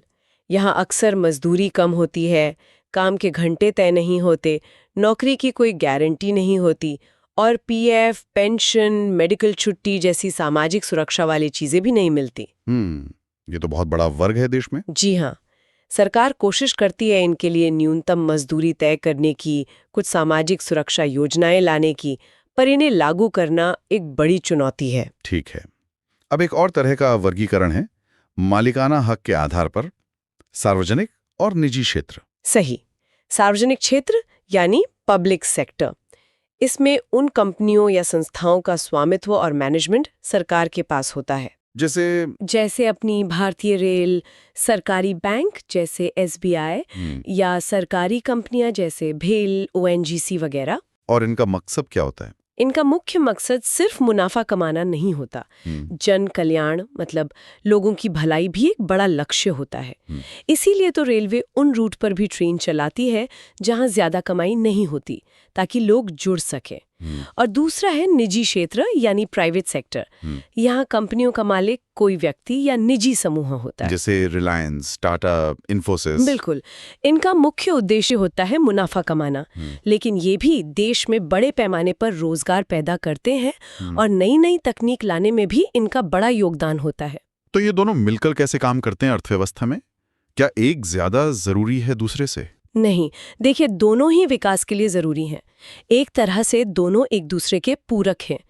सार्वजनिक क्षेत्र अक्सर वो जरूरी बुनियादी ढांचा बनाता है, जैसे सड़कें, बिजली, बंदरगाह, जिसका इस्तेमाल फिर निजी क्षेत्र करता है। हाँ, जिसका इस्तेमाल करके निजी क्षेत्र अपनी फैक्ट्री लगाता है, सामान बनाता है, सेवाएं देता है। तो एक अच्छी अर्थव्यवस्था के लिए दोनों के बीच संतुलन और सहयोग बहुत जरूरी है। तो आज हमने काफी कुछ समझा। हमने देखा कि कैसे भारत की ज्यादातर काम करने वाली आबादी अभी भी कृषि पर निर्भर है, जिससे अल्प रोजगार और प्रच्छन्न बेरोजगारी जैसी समस्याएं हैं। जी, MGNRGA जैसी सरकारी योजनाएं कुछ हद तक राहत पहुंचाती हैं। हाँ, एक सहारा देती हैं। फिर हमने काम की शर्तों के हिसाब से संगठित और असंगठित क्षेत्रों का अंतर समझा और मालिकाना हक के आधार पर सार्वजनिक और निजी क्षेत्रों की भूमिका को भी जाना। ये सारे पॉइंट्स परीक्षाओं के लिए बहुत जुड़ता है कि महत्वपूर्ण भाई है। अर्थव्यवस्था में सरकार की भूमिका आखिर है क्या? मतलब सरकार को दखल देने की जरूरत क्यों पड़ती है? आज इसी गुत्थी को सुलझाने की कोशिश करेंगे कि कैसे सरकार ये पक्का करती है कि विकास सब तक पहुंचे और सबके साथ न्याय भी हो। हाँ, ये सवाल तो दिमाग में आता है। पहला सवाल यही लेते हैं, आखिर सरकार को इकोनॉमी में मतलब इंटरफेयर करने की जरूरत ही क्या है? प्राइवेट कंपनियां तो हैं ही, वो अपना काम कर रही हैं, तो फिर सरकार क्यों? देखिए, इसके मोटे तौर पर 3 बड़े कारण समझ सकते हैं। पहला, ऐसी जरूरी चीजें और सेवाएं देना जो शायद प्राइवेट कंपनियां मतलब मुनाफे के चक्कर में ना दें, या दें तो बहुत महंगी दें। दूसरा, मजदूरों और ग्राहकों को शोषण से बचाना। और तीसरा, समाज में जो असमानता बढ़ रही है उस खाई को कम करना और सामाजिक न्याय को बढ़ावा देना, मतलब बराबरी और हक सबको मिले। चलिए एक एक करके इनको थोड़ा खोलते हैं। ठीक है। तो पहली बात, जरूरी सामान और सेवाएं। जैसे आपने कहा, जो प्राइवेट शायद ना दें। मतलब क्या? सड़कें, बिजली, पानी। हाँ, वो तो है ही, पर उससे भी ज्यादा सोचिए, जैसे साफ सफाई की व्यवस्था, सरकारी स्कूल, सरकारी हॉस्पिटल। प्राइवेट कंपनियां तो अक्सर वहीं पैसा लगाती हैं जहां उनको अच्छा रिटर्न दिखे, है ना? लेकिन कोई गरीब आदमी है या कोई बहुत दूर दराज का गांव है, वहां शायद वो सस्ता इलाज या अच्छी शिक्षा ना पहुंचा पाए। यहीं पर आप कह सकते हैं सरकार की भूमिका आती है। वो कम कीमत पर या कई बार बिल्कुल मुफ्त में ये सेवाएं देती है। अच्छा, हाँ, जैसे सरकारी अस्पताल में इलाज प्राइवेट के मुकाबले काफी सस्ता होता है, और जो बड़े बड़े प्रोजेक्ट्स होते हैं जैसे हाईवे बनाना, रेलवे का नेटवर्क, एयरपोर्ट्स, इनमें तो बहुत पैसा लगता है। बिल्कुल, बहुत भारी निवेश और लंबी प्लानिंग लगती है इनमें। भारतीय रेलवे को ही देख लीजिए, रोज लाखों लोग सफर करते हैं। हो सकता है रेलवे बहुत मुनाफा ना कमाती हो हमेशा, पर ये पूरे देश को जोड़ती है। ये काम अक्सर सरकारी कर सकती है। अच्छा, अब देखिए, ये सब करने के साथ साथ सरकार का एक और बहुत बड़ा काम है, वो है लोगों को शोषण से बचाना, खासकर उन लोगों को जो असंगठित क्षेत्र में काम करते हैं। हाँ, ये बहुत जरूरी मुद्दा है। हमने पढ़ा भी था कि असंगठित क्षेत्र मतलब जैसे छोटे दुकानदार, खेतिहर मजदूर, घरों में काम करने वाले लोग, इनके साथ दिक्कतें बहुत हैं। ना नौकरी की गारंटी, ना काम के घंटे तय, अक्सर तनख्वाह भी कम, माहौल भी सुरक्षित नहीं होता कई बार। मंत्री श्रम योगी मानधन योजना, इससे असंगठित क्षेत्र के कर्मियों को 60 साल के बाद पेंशन मिलती है। सरकार ये भी पक्का करने की कोशिश करती है कि जो श्रम कानून बने हैं वो लागू हों। हालांकि ये भी मानना पड़ेगा कि इनको लागू करवाना जमीन पर एक चुनौती है। कभी जागरूकता की कमी, कभी सिस्टम की सुस्ती। हाँ, ये बात तो है। पर गांवों में मनरेगा का नाम बहुत सुना है, महात्मा गांधी राष्ट्रीय ग्रामीण रोजगार गारंटी अधिनियम। वो साल में 100 दिन काम की गारंटी देता है ना, और शायद महिलाओं पुरुषों को बराबर मजदूरी भी। जी हाँ, बिल्कुल। मनरेगा एक बड़ा उदाहरण है। ये न सिर्फ बेरोजगारी के समय सहारा देता है, बल्कि गांवों में स्थायी संपत्ति भी बनाता है, जैसे तालाब खोदना, सड़क बनाना। तो रोजगार भी मिला और गांव के लिए सुविधा भी बन गई। चलिए अब आते हैं तीसरे बड़े कारण पर, समाज में बराबरी लाना और असमानता को कम करना। ये क्यों जरूरी लगता है? सीधी सी बात है, अगर कुछ लोग बहुत अमीर होते जाएं और ज्यादातर लोग अपनी बुनियादी जरूरतें भी पूरी न कर पाएं, तो समाज में असंतोष बढ़ेगा, अस्थिरता आ सकती है। ये देश के लिए अच्छा नहीं है। एकदम सही कहा। इसी बढ़ती खाई को पाटने के लिए, मतलब कम करने के लिए, सरकार कई तरह के उपाय करती है, जैसे टैक्स सिस्टम, अमीरों पर ज्यादा टैक्स लगाना, जिसे प्रगतिशील टैक्स कहते हैं। गरीबों को जरूरी चीजों पर सब्सिडी देना, जैसे अनाज पर, खाद पर, रसोई गैस पर छूट। राशन की दुकानें आपने देखी होंगी, पब्लिक डिस्ट्रीब्यूशन सिस्टम पीडीएस, वहां से सस्ता अनाज मिलता है। मुफ्त या बहुत सस्ती शिक्षा और स्वास्थ्य सेवाएं देना भी इसी का हिस्सा है। स्कूलों में जो मिड डे मील योजना चलती है वो भी तो शायद इसी सोच का हिस्सा है।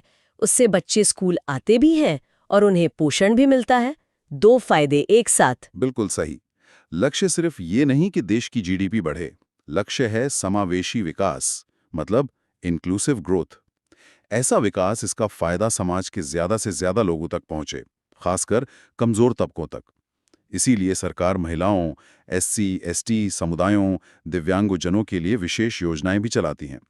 असल तरक्की तो तभी मानी जाएगी जब ज्यादा से ज्यादा लोगों के पास अच्छा काम हो, शिक्षा हो और जीने के लिए जरूरी सुविधाएं हों। तो इसका मतलब ये हुआ कि अर्थव्यवस्था में पब्लिक सेक्टर यानी सरकारी कंपनियां और प्राइवेट सेक्टर दोनों का एक बैलेंस, एक संतुलन जरूरी है। हाँ बिल्कुल। आप ये कह सकते हैं कि दोनों के अपने अपने रोल हैं। प्राइवेट सेक्टर अक्सर नई टेक्नोलॉजी, कुशलता, इनोवेशन लाता है, तो पब्लिक सेक्टर सामाजिक जिम्मेदारी निभाता है, बुनियादी जरूरतें पूरी करता है और उन जगहों पर पहुंचता है जहां प्राइवेट शायद न जाए। जैसे प्राइवेट अस्पताल भी हैं, सरकारी भी, प्राइवेट स्कूल भी हैं, सरकारी भी, दोनों की अपनी जगह है। लेकिन हाँ, सरकार प्राइवेट सेक्टर को रेगुलेट भी करती है, नियम कानून बनाती है, ताकि वो ग्राहकों के साथ धोखा ना करें, सामान की क्वालिटी में गड़बड़ ना हो और पर्यावरण को नुकसान ना पहुंचाएं। जैसे कंज्यूमर प्रोटेक्शन एक्ट है या पर्यावरण से जुड़े कानून हैं। अच्छा, आपने पर्यावरण की बात की। आजकल एक टर्म बहुत सुनने में आता है, सतत विकास, सस्टेनेबल डेवलपमेंट। इसका क्या मतलब है आसान भाषा में? देखिए, सतत विकास का सीधा सा मतलब है कि हम आज अपनी जरूरतें इस तरह से पूरी करें कि आने वाली पीढ़ियों के लिए संसाधन कम ना पड़ जाएं। मतलब हम विकास तो करें, फैक्ट्रियां लगाएं, शहर बसाएं, लेकिन पर्यावरण को इतना नुकसान ना पहुंचा दें कि भविष्य में लोगों के लिए दिक्कत हो जाए। आज की तरक्की कल की बर्बादी का कारण ना बने। अच्छा, तो इसके लिए सरकार क्या कदम उठाती है? सरकार कई तरह से कोशिश करती है, जैसे पर्यावरण कानूनों को सख्त बनाना और उन्हें लागू करवाना, रिन्यूएबल एनर्जी मतलब सौर ऊर्जा, पवन ऊर्जा, इनको बढ़ावा देना, पेड़ लगाने के कार्यक्रम चलाना, नदियों को साफ करना जैसे नमामि गंगे प्रोजेक्ट, पानी बचाने पर जोर देना, प्लास्टिक जैसी चीजों पर बैन लगाना। स्वच्छ भारत अभियान भी कहीं ना कहीं इसी बड़ी सोच का हिस्सा है, अपने आसपास के पर्यावरण को बेहतर बनाना। समझ गए। तो कुल मिलाकर देखें तो सरकार का रोल एक तरह से बैलेंस बनाने वाले का है। वो जरूरी सेवाएं भी देती है, कमजोर लोगों को सहारा भी देती है, अमीर गरीब की खाई भी कम करने की कोशिश करती है और भविष्य के पर्यावरण का भी ध्यान रखती है। एकदम सही। असली मजबूती सिर्फ कुछ लोगों के बहुत अमीर हो जाने में नहीं है। असली मजबूती इस बात में है कि देश के कितने नागरिक इज्जत के साथ, बराबरी के साथ और अवसरों के साथ जी पा रहे हैं। जब अर्थव्यवस्था के सभी क्षेत्र, चाहे वो खेती हो, उद्योग हो या सेवा क्षेत्र हो, सब मिलकर न्याय और स्थिरता के साथ आगे बढ़ते हैं, तभी देश सही मायनों में विकसित होता वाले है। हैं। ये तो बहुत अच्छे से। और विविधता मतलब डेमोक्रेसी एंड डाइवर्सिटी। बिल्कुल। देखिए, दुनिया का हर समाज, उसमें भाषा, धर्म, जाति, नस्ल, ऐसे कई आधारों पर लोग बटे होते हैं, है ना? इसी को हम सामाजिक अंतर कहते हैं। और ये अंतर होना लोकतंत्र में बहुत स्वाभाविक है। असल में ये हमारी संस्कृति को ज्यादा रिच, ज्यादा समृद्ध बनाते हैं। हाँ, पर इसमें एक पेच भी है। अगर इन अंतरों को ठीक से मैनेज ना किया जाए तो यही फिर तनाव और झगड़े की वजह बन जाते हैं। सही कहा। तो सवाल यही उठता है कि भाई लोकतंत्र में इतनी सारी अलग अलग पहचानों को, इस विविधता को शांति से कैसे संभाला जाता है? इसे समझने के लिए मेरे ख्याल से कहानी से शुरू करना अच्छा रहेगा। अमेरिका की कहानी। हाँ बिल्कुल, 1950s के दशक की बात है। अमेरिका में तब नस्लीय भेदभाव मतलब रेशियल डिस्क्रिमिनेशन कानूनी तौर पर मान्य था। सोचिए, मतलब अश्वेत यानी ब्लैक लोगों के लिए और श्वेत यानी व्हाइट लोगों के लिए स्कूल, बसें, यहाँ तक कि पानी पीने की जगह भी अलग थीं। इसे ही नस्लीय अलगाव या रेशियल सेग्रीगेशन कहा जाता था। और फिर दिसंबर 1955 में एक छोटी सी घटना हुई जिसने सब बदल दिया। रोजा पार्क्स नाम की एक अश्वेत महिला थीं। उन्होंने बस में अपनी सीट एक श्वेत यात्री को देने से इनकार कर दिया और उन्हें गिरफ्तार कर लिया गया। हाँ, और इसी गिरफ्तारी ने एक बहुत बड़े विरोध को जन्म दिया, मॉन्टगोमरी बस बॉयकॉट। अश्वेत समुदाय ने बसों का पूरी तरह बहिष्कार कर दिया। और ये कोई छोटा मोटा विरोध नहीं था, 1 साल से भी ज्यादा चला ये, है ना? 1955 से 56 तक। बिल्कुल। इसका नेतृत्व कर रहे थे doctor Martin Luther king junior. वो महात्मा गांधी के विचारों से बहुत प्रभावित थे, मतलब अहिंसा और समानता। अच्छा, और नतीजा क्या निकला इसका? स्थानिक है। तो ये बस बॉयकॉट एक बड़ी लड़ाई का हिस्सा था। हाँ, ये असल में एक बहुत बड़े आंदोलन का हिस्सा था, जिसे हम नागरिक अधिकार आंदोलन या सिविल राइट्स मूवमेंट 1954-1968 कहते हैं। मांगे सीधी और साफ थीं, नस्लीय भेदभाव खत्म करो, सबको बराबर राजनीतिक अधिकार दो, वोट का हक दो, शिक्षा और बाकी सुविधाओं में बराबरी लाओ। और इस आंदोलन से कुछ ठोस हासिल भी हुआ। बिल्कुल हुआ। 2 बड़े कानून बने। एक तो 1964 का नागरिक अधिकार अधिनियम, जिसने पब्लिक लाइफ में नस्लीय भेदभाव पर रोक लगा दी, और दूसरा 1965 का वोटिंग अधिकार अधिनियम, जिसने सभी नागरिकों को वोट डालने का समान अधिकार पक्का किया। इससे एक बहुत बड़ी सीख मिलती है ना? हाँ। कि लोकतंत्र कोई ऐसी चीज नहीं जो बस मिल गई। सही। लोकतंत्र तो लोगों के संघर्षों से, उनकी आवाज उठाने से ही विकसित होता है और ज्यादा सम्मान बनता है। चलिए, अब जरा इन सामाजिक अंतरों को थोड़ा और समझते हैं। ये अंतर आते कहाँ से हैं? ज्यादातर तो जन्म से जुड़े होते हैं, जैसे अलग परिवार में पैदा होना, अलग भाषा बोलना, अलग धर्म मानना, अलग संस्कृति होना, ये सब तो सामान्य है। हाँ, ये सामान्य है और स्वस्थ भी है, जब तक इनमें कोई ऊंच नीच वाली भावना न जुड़ जाए। लेकिन समाज पर इनका असर कैसा होगा, ये इस बात पर निर्भर करता है कि ये अंतर ओवरलैपिंग है या क्रॉस कटिंग। अच्छा, ये ओवरलैपिंग और क्रॉस कटिंग क्या है? पहले ओवरलैपिंग समझते हैं।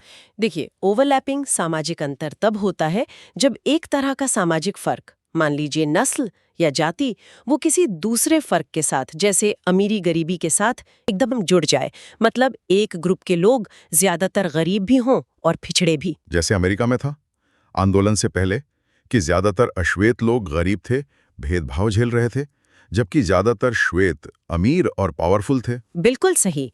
यहाँ नस्ल और आर्थिक स्थिति, ये दोनों अंतर एक दूसरे के ऊपर आ गए, ओवरलैप कर गए।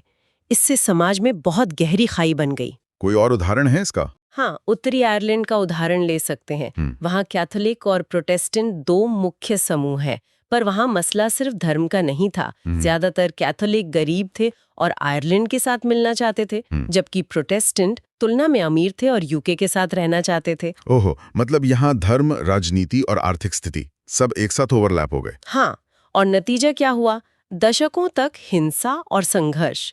तो सीधा सा सबक है, जब अंतर एक दूसरे को मजबूत करने लगते हैं, ओवरलैप करते हैं, तो सामाजिक टकराव का खतरा बहुत बढ़ जाता है। समझ गया। तो ये तो हुई ओवरलैपिंग की बात, जो समाज को बांटती है।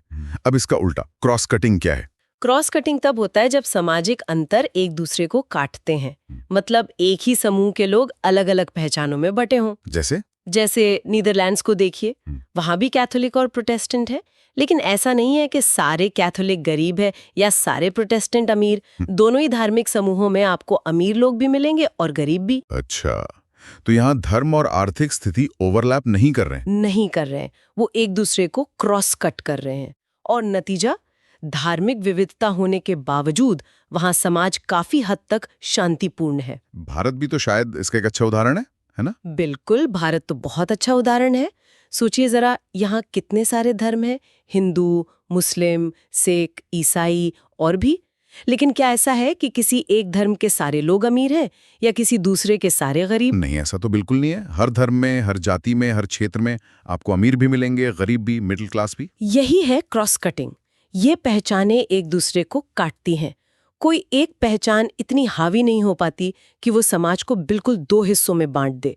ये क्रॉस कटिंग अंतर असल में समाज को जोड़ने का काम करते हैं, पुल बनाते हैं, जबकि ओवरलैपिंग वाले दीवारें खड़ी करते हैं। तो फिर लोकतंत्र और ये जो सामाजिक विभाजन है, इनका रिश्ता क्या बनता है?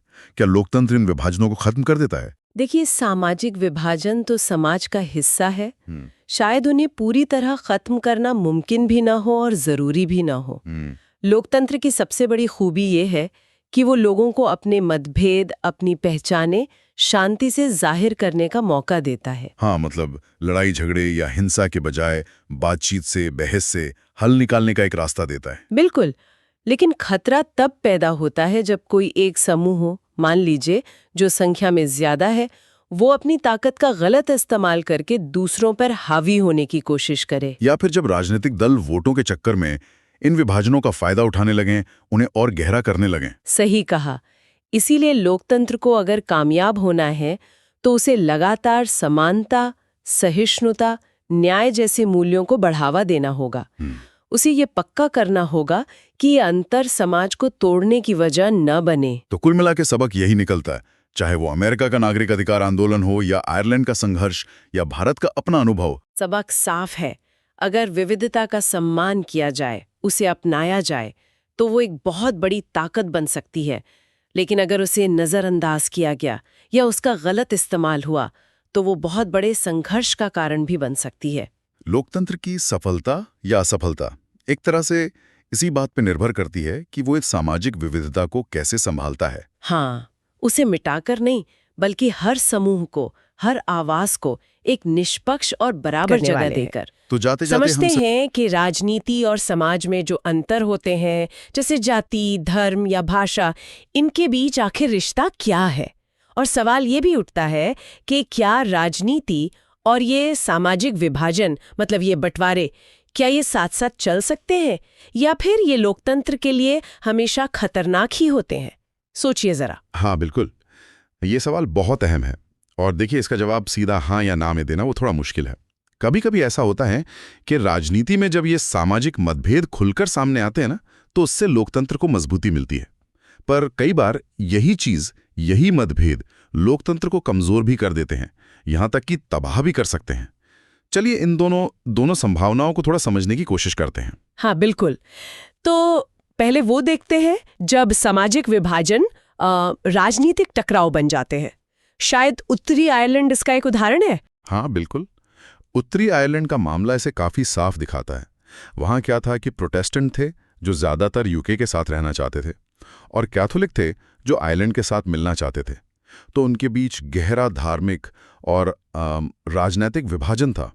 और ये सिर्फ धर्म की बात नहीं थी, इसमें आर्थिक असमानता भी थी। मतलब कैथोलिक ज्यादा गरीब थे और उन्हें लगता था कि उनके साथ भेदभाव हो रहा है।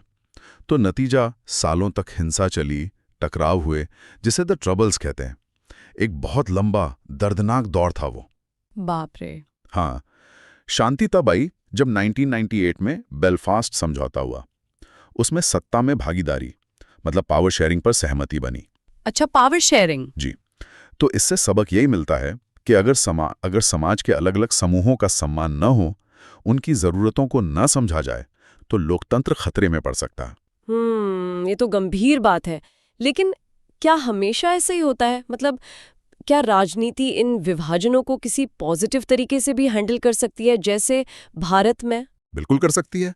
भारत तो इसका एक बहुत अच्छा उदाहरण है। आप देखिए, यहाँ कितने सारे सामाजिक विभाजन है, जाति है, धर्म है, भाषा है, क्षेत्र है, क्या नहीं है? सही बात है। लेकिन भारत के लोकतंत्र की खूबी ये है कि वो लगभग हर समूह को अपनी बात रखने का, अपनी आवाज उठाने का मौका देता है, चाहे वो चुनावों के जरिए हो या राजनीतिक पार्टियों के जरिए या फिर आंदोलनों से। आप देखिए ना, दलित समुदाय है, वो समानता की मांग करता है। हाँ। भाषाई समूह अपनी भाषाओं की मान्यता चाहते हैं। किसान हैं, महिलाएं हैं, मजदूर हैं, सब अपने अधिकारों के लिए संगठन बनाते हैं, आवाज उठाते हैं। और इस राजनीतिक कंपटीशन से होता क्या है कि सरकारें भी विभिन्न समूहों के प्रति ज्यादा जवाबदेह बनती हैं। उन्हें सुनना पड़ता है, अच्छा, हाँ, ये तो है। तो यहाँ सीखने वाली बात यह है कि अगर नेता और नागरिक दोनों ही इन मतभेदों का सम्मान करें और शांति से बातचीत करें, तो यही विविधता देश की ताकत बन जाती है। तो फिर ये कैसे तय होता है कि परिणाम अच्छा निकलेगा या बुरा? मतलब कौन सी बातें हैं जो ये डिसाइड करती हैं? हाँ, देखिए, इसमें 3 मुख्य बातें, 3 फैक्टर्स कह सकते हैं। पहला और शायद सबसे जरूरी कि लोग अपनी पहचान को देखते कैसे हैं। पहचान को कैसे देखते हैं मतलब क्या वो उसे अपनी एकमात्र सबसे बड़ी पहचान मानते हैं? जैसे कोई कहे कि मैं सिर्फ इसी धर्म का हूं या सिर्फ इस जाति का, बाकी सब बाद में। अगर लोग ऐसा सोचते हैं, इसे कहते हैं अनन्य पहचान या एक्सक्लूसिव आइडेंटिटी, तो फिर टकराव की आशंका बढ़ जाती है। अच्छा। लेकिन अगर लोग अपनी कई पहचानों को एक साथ मानते हैं, स्वीकार करते हैं, इसे कहते हैं मल्टीपल आइडेंटिटीज। जैसे कोई व्यक्ति तमिल भी है, भारतीय भी है और मान लीजिए शिक्षक भी है, हाँ। तो जब ऐसी सोच होती है तो लोकतंत्र इस विविधता को, इस डाइवर्सिटी को बेहतर ढंग से संभाल पाता है। भारत में ज्यादातर लोग ऐसे ही हैं, उनकी कई पहचानें होती हैं। शायद इसीलिए यहाँ इतनी विविधता के बावजूद आमतौर पर शांति बनी रहती है। आते कैसे हैं? बिल्कुल, बहुत बड़ा रोल है। ये दूसरा मुख्य कारक है। देखिए, जब नेता वोट के चक्कर में समाज के बंटवारे का फायदा उठाते हैं, जी। लोगों को हम और वो में बांटने लगते हैं, हाँ, ये तो होता है। या फिर जो अल्पसंख्यक समूह हैं, जी। उनकी चिंताओं को नजरअंदाज करते हैं, हाँ। तो फिर ये सामाजिक विभाजन वो विस्फोटक हो सकते हैं। लेकिन जब नेता अलग अलग समुदायों की मांगों को जिम्मेदारी से उठाते हैं, उनके बीच एक तरह से पुल बनाने का काम करते हैं, जी। तो लोकतंत्र मजबूत होता है। जी। भारत में ही देख लीजिए, दलितों, आदिवासियों या भाषाई अल्पसंख्यकों की बात करने वाली पार्टियों ने इन समुदायों को एक आवाज दी है, उन्हें सिस्टम में जगह दिलाई है। सही है। लेकिन वहीं दूसरी तरफ जो पार्टियां धर्म या जाति के नाम पर नफरत फैलाती हैं, बंटवारा करती हैं, वो जाहिर है लोकतंत्र को कमजोर करती हैं। और तीसरा फैक्टर क्या है? शायद सरकार कैसे रिएक्ट करती है। अब अगर सरकार किसी समूह की जायज मांगों को ताकत से दबाने की कोशिश करती है, तो क्या होगा? गुस्सा बढ़ेगा, अलगाव पैदा होगा और ये आगे चलकर बड़े संघर्ष का कारण बन सकता है। लेकिन अगर सरकार समझदारी दिखाती है, अलग अलग समूहों की मांगों को सुनती है, उन्हें सत्ता में, व्यवस्था में उचित हिस्सेदारी देती है, तो देश में स्थिरता आती है। बेल्जियम का उदाहरण लीजिए। उन्होंने अपने भाषाई समूहों को बराबरी का दर्जा दिया, प्रतिनिधित्व दिया, तो वहां टकराव टल गया। अच्छा। और दूसरी तरफ श्रीलंका को देखिए, वहां सिंगली समुदाय के वर्चस्व वाली नीतियां अपनाई गईं, तमिल अल्पसंख्यकों को अलग थलग कर दिया गया। नतीजा क्या हुआ? एक भयानक गृह युद्ध। तो हाँ, सरकार विविधता को कैसे संभालती है, ये लोकतंत्र के भविष्य के लिए बहुत बहुत निर्णायक होता है। इन सब बातों को सुनकर तो ऐसा लग रहा है कि लोकतंत्र शायद इन सामाजिक विभाजनों को संभालने का सबसे अच्छा तरीका है। क्या ये कह सकते हैं? हाँ, काफी हद तक कह सकते हैं। देखिए, लोकतंत्र कोई जादू की छड़ी तो है नहीं कि समाज की सारी असमानताएं या पूर्वाग्रह एक झटके में खत्म कर दे। लेकिन हाँ, ये लोगों को इन बुराइयों के खिलाफ लड़ने के लिए सबसे मजबूत साधन जरूर देता है। जैसे अपनी बात कहने की आज़ादी है, अभिव्यक्ति की स्वतंत्रता, शांति से विरोध करने का अधिकार है, अपने संगठन बनाने की आज़ादी है, हर नागरिक का एक वोट है, समान अधिकार है, और सबसे बड़ी बात, लोकतंत्र झगड़ों को सुलझाने के लिए हिंसा की जगह बातचीत, कानून, चुनावों का रास्ता दिखाता है। भारत में ही देख लीजिए, महिला अधिकार हों, किसानों के मुद्दे हों, सामाजिक बराबरी के आंदोलन हों, इन सब ने इन्हीं लोकतांत्रिक तरीकों से धीरे धीरे सही पर बदलाव तो लाया है। सही बात है। लेकिन इसका उल्टा भी तो हो सकता है। मतलब अगर लोकतंत्र में विविधता को ठीक से संभाला नहीं गया तो नतीजे बहुत बुरे भी हो सकते हैं, जैसे युगोस्लाविया में हुआ था शायद। बिल्कुल सही याद दिलाया आपने। युगोस्लाविया एक ऐसा ही देश था जहां कई अलग अलग जातीय समूह थे, सर्ब, क्रोएट, बosniयाई और भी कई। हाँ। सब साथ रहते थे। लेकिन 1980 और 90 के दशक में जब वहां के नेताओं ने सत्ता पाने के लिए इन्हीं जातीय पहचानों को भड़काना शुरू किया, हाँ, लोगों को एक दूसरे के खिलाफ खड़ा किया, तो नतीजा क्या हुआ? एक बहुत ही क्रूर गृहयुद्ध हुआ और देश कई छोटे छोटे टुकड़ों में बढ़ गया। सबक एकदम साफ है, जब नेता विविधता का इस्तेमाल लोगों को जोड़ने के बजाय तोड़ने के लिए करते हैं, तो वो पूरे देश को तबाही की तरफ ले जाते हैं। तो फिर आखिर में, संक्षेप में कहें तो, हम ये कैसे पक्का कर सकते हैं कि लोकतंत्र में ये जो विविधता है, ये कमजोरी न बने बल्कि ताकत बने? देखिए, लोकतंत्र विविधता को ताकत तब बनाता है जब कुछ चीजें हों, जैसे नेता नफरत की बजाय संवाद और समझौते को बढ़ावा दें। सरकारें वो सभी समूहों के बीच सत्ता का सही बंटवारा करें, सबको साथ लेकर चलें। नागरिक खुद, मतलब हम सब लोग, समानता, न्याय, सबकी भागीदारी, इन मूल्यों को महत्व दें। और राजनीतिक दल वो धर्म या जाति जैसी पहचानों पर लड़ने की बजाय शिक्षा, स्वास्थ्य, रोजगार जैसे असली मुद्दों पर मुकाबला करें। तब लोकतंत्र क्या बनता है? अलग अलग समूहों के बीच युद्ध का मैदान नहीं, बल्कि एक पुल बन जाता है। तो आज की इस चर्चा से हमने यही समझा कि राजनीति और सामाजिक विभाजन का ये जो रिश्ता है, ये बड़ा नाजुक है, जटिल है। नतीजा अच्छा होगा या बुरा, ये कई बातों पर निर्भर करता है। लोग अपनी पहचान कैसे देखते हैं, नेता कैसा व्यवहार करते हैं, सरकारें कैसे प्रतिक्रिया देती हैं। लोकतंत्र बेशक इन चुनौतियों से निपटने का सबसे अच्छा ढांचा तो देता है, पर इसकी कामयाबी के लिए लगातार कोशिश करनी पड़ती है, समावेश की, आपसी सम्मान की और बातचीत की। बिल्कुल। और जाते जाते एक सवाल हम सबके सोचने के लिए छोड़ जाते हैं। अपने देश में लोकतंत्र को मजबूत बनाने और इस विविधता को ताकत में बदलने के लिए एक नागरिक के तौर पर हमारी क्या भूमिका हो सकती है, इस पर जरूर सोचिए। जी हाँ। आज हम एक बहुत जरूरी मुद्दे पर बात करेंगे। देखिए, हमारे समाज में कितनी तरह की पहचानें हैं ना, भाषा, धर्म, जाति, बहुत कुछ। तो ये जो सामाजिक विभाजन है, इनका राजनीति पर क्या असर पड़ता है? खासकर क्लास 10 इतिहास के लिहाज से ये समझना बहुत जरूरी है। बिल्कुल। और ये जानना भी कि ये विविधता कभी देश को जोड़ती है तो कभी मुश्किल भी खड़ी कर देती है। हाँ, तो आज इसी को समझने की कोशिश करते हैं कि कैसे ये अलग-अलग समूह राजनीति में अपनी बात रखते हैं और फिर उसका नतीजा क्या होता है, अच्छा या बुरा। देखिए, शुरुआत तो बहुत स्वाभाविक है। हर समाज में अलग पहचान वाले समूह तो होते ही हैं, धर्म के आधार पर, भाषा के, जाति के, वगैरह वगैरह। हाँ, ये तो है। और जाहिर है उनकी जरूरतें, उनकी सोच, उनकी राजनीतिक राय भी अलग अलग होती है। अच्छा। तो पहला कदम क्या होता है? ये समूह अपनी मांगे उठाते हैं। जैसे मान लीजिए किसान है, वो अच्छी कीमतों की मांग कर सकते हैं। ठीक। मजदूर बेहतर वेतन की, या कोई भाषाई समूह है, वो अपनी पहचान, अपनी भाषा को बचाने की बात कर सकता है। तो ये मुद्दे राजनीति में आ जाते हैं। और देखिए, अगर ये मांगे शांतिपूर्ण तरीके से, मतलब लोकतांत्रिक ढंग से रखी जाए, तो इससे सरकार को भी मदद मिलती है। उन्हें पता चलता है कि भाई अलग अलग समुदायों को क्या चाहिए। लोग असल में इंसाफ, बराबरी या अपनी पहचान के लिए ही तो संगठित होते हैं। अच्छा, तो मतलब ये समूह अपनी मांगे लेकर सामने आ गए। अब यहाँ से राजनीति का रोल शुरू होता होगा, है ना? फिर पार्टियां क्या करती हैं? हाँ, यहीं से असली राजनीतिक मुकाबला शुरू होता है। अब राजनीतिक दल मैदान में आते हैं। अच्छा। वो इन समूहों का समर्थन, यानी वोट पाना चाहते हैं, तो वो कोशिश करते हैं। कैसे? मतलब उदाहरण के तौर पर? जैसे कोई पार्टी शायद कहे कि हम अल्पसंख्यकों के लिए या पिछड़े समुदायों के लिए ये खास योजनाएं लाएंगे।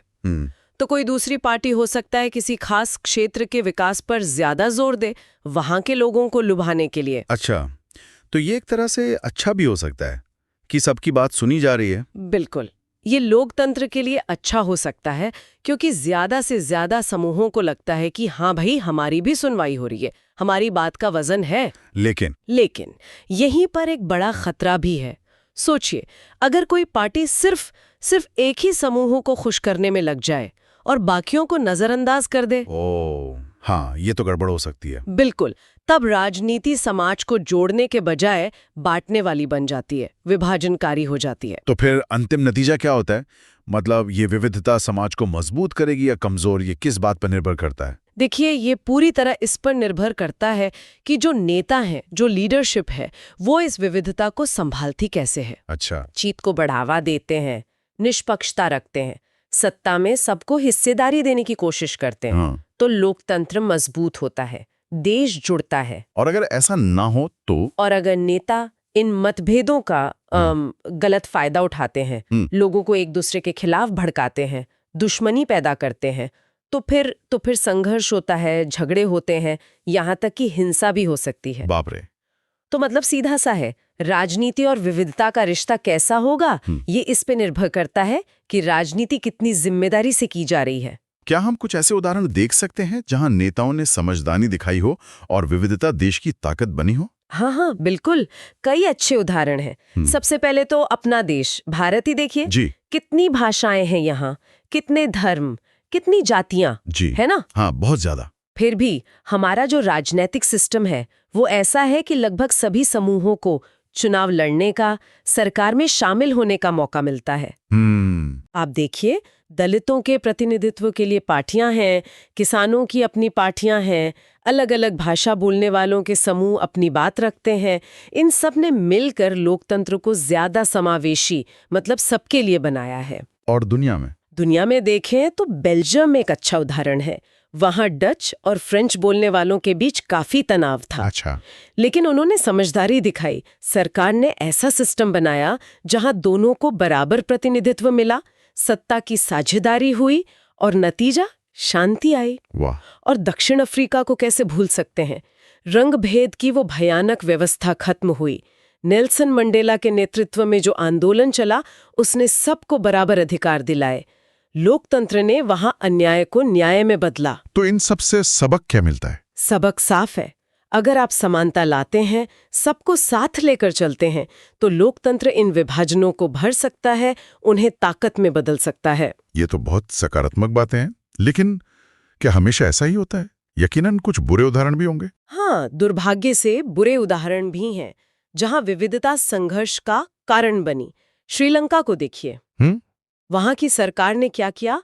उन्होंने सिंघली बहुमत का पक्ष लिया और जो तमिल अल्पसंख्यक थे उनकी अनदेखी की। भाषा में, नौकरियों में, हर जगह भेदभाव हुआ। तो फिर क्या हुआ? नतीजा, सालों तक गृह युद्ध चला, देश तबाह हुआ। ये क्या दिखाता है? ये दिखाता है कि जब बहुमत वाला समुदाय अपनी दादागिरी चलाने लगता है तो वो लोकतंत्र नहीं रहता, वो बहुसंख्यकवाद बन जाता है। और कोई उदाहरण? एक और दुखद उदाहरण युगोस्लाविया का है। वहां नेताओं ने क्या किया? अपने राजनीतिक फायदे के लिए जातीय राष्ट्रवाद को हवा दी। मतलब हर जातीय समूह को भड़काया कि तुम अलग हो, तुम्हारा अपना देश होना चाहिए। नतीजा ये हुआ कि हर समूह अलग देश मांगने लगा और फिर भयानक लड़ाइयां हुई, देश टुकड़े टुकड़े हो गया। ओह, ये तो बहुत डरावना है। हाँ, ये सबक है कि राजनीतिक लाभ के लिए विविधता का दुरुपयोग पूरे राष्ट्र को तोड़ सकता है। तो फिर इन सब खतरों को देखते हुए इन मतभेदों को संभालने का सही लोकतांत्रिक तरीका क्या होना चाहिए? देखिए, लोकतंत्र ही इसका सबसे अच्छा रास्ता देता है। कैसे? शांतिपूर्ण बातचीत और सत्ता की साझेदारी के जरिए। वो कैसे काम करता है? मतलब प्रैक्टिकली? इसके कुछ तरीके हैं। पहला, सत्ता की साझेदारी, यानी शक्ति किसी एक व्यक्ति या समूह के हाथ में न हो, वो सरकार के अलग अलग स्तरों जैसे केंद्र, राज्य, स्थानीय और अलग अलग सामाजिक समूहों में बंटी हो। ठीक है। और दूसरा, कानून का शासन और समान अधिकार, मतलब कानून से ऊपर कोई नहीं और देश के सभी नागरिकों को बराबर अधिकार मिले। तीसरा, संवाद और सहिष्णुता, यानी मुद्दों को लड़ाई झगड़े से नहीं बल्कि बातचीत से हल करने की कोशिश हो। एक दूसरे के विचारों को समझने और बर्दाश्त करने की भावना हो। और अल्पसंख्यकों के लिए? हाँ, ये बहुत जरूरी है। अल्पसंख्यकों की सुरक्षा। हमारा संविधान उन्हें कानूनी सुरक्षा देता है, जैसे आरक्षण की व्यवस्था या अपनी भाषा और संस्कृति को बनाए रखने का अधिकार। तो अगर ये सब होता है तो विविधता देश की कमजोरी नहीं बल्कि उसकी अनोखी ताकत बन जाती है। लेकिन फिर ये राजनीति खतरनाक कब बन जाती है? हमें किन चीजों से सावधान रहना चाहिए? खतरा तब पैदा होता है जब नेता जानबूझकर अपने फायदे के लिए इन सामाजिक विभाजनों का गलत इस्तेमाल करते हैं। जैसे धर्म या जाति के नाम पर लोगों में डर पैदा करना, किसी एक समूह से झूठे वादे करना सिर्फ वोट लेने के लिए, और देश की जो भी समस्याएं हैं उनके लिए किसी एक अल्पसंख्यक समूह को जिम्मेदार ठहरा देना, बलि का बकरा बनाना। हाँ, ये तो देखा है। या फिर नफरत फैलाने वाले भाषण देना, हिंसा के लिए उकसाना। तो इसका नतीजा क्या होता है? नतीजा ये होता है कि चुनाव फिर मुद्दों पर नहीं लड़े जाते, वो पहचान की लड़ाई बन जाती है, हम बनाम वो। ये लोकतंत्र की मूल भावना को ही कमजोर कर देता है। सच्ची लोकतांत्रिक राजनीति वो है जो लोगों की जरूरतों, समस्याओं, विकास के मुद्दों पर ध्यान दे, ना कि उनकी पहचान के आधार पर उन्हें बांटे। तो अगर हम पूरी दुनिया के अनुभवों को देखें तो क्या सार निकलता है विविधता और लोकतंत्र के बारे में? देखिए, पहली बात तो ये है कि दुनिया का कोई भी समाज ऐसा नहीं है जहां मतभेद ना हो। सही बात है। अमीर गरीब का भेद है, लिंग का भेद है, क्षेत्र का भेद है, ये सब तो हमेशा रहेंगे। हाँ, इसलिए इन मतभेदों से घबराने या इन्हें खत्म करने की कोशिश करने के बजाय लोकतंत्र को इन्हें अपनाना सीखना चाहिए। लेकिन कैसे? न्याय के साथ, संवाद के साथ और सम्मान के साथ। तो असली समस्या विविधता नहीं है। नहीं, असली समस्या विविधता नहीं है, बल्कि असमानता और अन्याय है। जब लोगों के साथ भेदभाव होता है तब दिक्कतें बढ़ती हैं। तो लोकतंत्र कब फलता फूलता है? लोकतंत्र तब कामयाब होता है जब लोग कुछ बातों पर यकीन करते हैं, जैसे ये मानना कि हमारी एक नहीं कई पहचानें हो सकती हैं, हम भारतीय भी हैं और साथ ही किसी खास भाषा या धर्म के अनुयायी भी हो सकते हैं। ये मानना कि मतभेदों का सम्मान करना एक साझे राष्ट्र का हिस्सा है। ये मानना कि राजनीति समस्याओं को सुलझाने का जरिया है, न कि पैदा करने का। और सबसे जरूरी, समानता, बातचीत और सहयोग में विश्वास रखना। तो चलिए आज की चर्चा को संक्षेप में समझते हैं। हमने देखा कि समाज में विभाजन होना स्वाभाविक है। बिल्कुल। राजनीति इसे या तो सकारात्मक दिशा दे सकती है, सबको जोड़ सकती है, या फिर नकारात्मक रूप से इस्तेमाल करके समाज को तोड़ सकती है। सही कहा। हमने भारत, बेल्जियम, दक्षिण अफ्रीका जैसे उदाहरण देखे जहां समावेशी राजनीति ने लोकतंत्र को मजबूत किया जी। और श्रीलंका, युगोस्लाविया जैसे उदाहरण भी देखे जहां बंटवारे की राजनीति ने तबाही मचाई। हाँ। तो मुख्य सिद्धांत क्या उभरे? समानता, संवाद, सत्ता में हिस्सेदारी, सहिष्णुता और न्याय। बिल्कुल सही। आपने एकदम सही सार बताया। देखिए, लोकतंत्र की असली ताकत या असली परीक्षा मतभेदों को मिटाने में नहीं है, बल्कि उनका सम्मान करने में, उन्हें सही ढंग से प्रबंधित करने में और एक तरह से उनका जश्न मनाने में है। भारत जैसा विविधतापूर्ण समाज ये दिखाता है कि अगर सबको आज़ादी मिले, बराबरी मिले और आगे बढ़ने के मौके मिले, तो यही विविधता रचनात्मकता, एकता और प्रगति का स्रोत बन सकती है। ये बहुत ही महत्वपूर्ण बात है और शायद हम सब के लिए सोचने का एक बिंदु भी। सोचिए, हमारे आसपास जो विविधता है, स्कूल में, कॉलेज में, मोहल्ले में, उसे हम लोकतंत्र की ताकत बनाने में अपना क्या योगदान दे सकते हैं? इस पर विचार जरूर कीजिएगा। आज की दुनिया मतलब कितनी ज्यादा जुड़ी हुई लगती है ना। कभी सोचा है कि ये जो फोन हमारे हाथ में है, इसके अलग अलग हिस्से शायद 10 अलग अलग देशों से आए हों? हाँ, या फिर जो हम शर्ट पहनते हैं, हो सकता है उसका कपास कहीं और उगा हो, धागा कहीं और बना हो, सिलाई कहीं और हुई हो। बिल्कुल। ये जो चीजें हैं, सेवाएं हैं, यहाँ तक कि आइडियाज भी, ये सब देशों की सीमाओं के आर पार इतनी तेजी से आ जा रहे हैं। और बाजारों का और चीजें बनाने के तरीकों का, मतलब उत्पादन का, देशों के बीच ये जो बढ़ता हुआ जुड़ाव है, इसी को हम आमतौर पर ग्लोबलाइजेशन या वैश्वीकरण कहते हैं। तो इसे और गहराई से समझने के लिए शायद पहले ये समझना जरूरी है कि ये उत्पादन होता कैसे है और ये कंपनियां पूरी दुनिया में फैली कैसे। हाँ, बिल्कुल सही पॉइंट है। देखिए, उत्पादन का सीधा सा मतलब है कि हम अलग अलग चीजों को, मतलब संसाधनों को मिलाकर कुछ उपयोगी बना रहे हैं। अच्छा। और इसके लिए 4 मुख्य चीजों की जरूरत होती है। एक तो जमीन और जो भी प्राकृतिक संसाधन है वो। ठीक है। दूसरा, वो लोग जो काम करेंगे, मतलब श्रम या लेबर।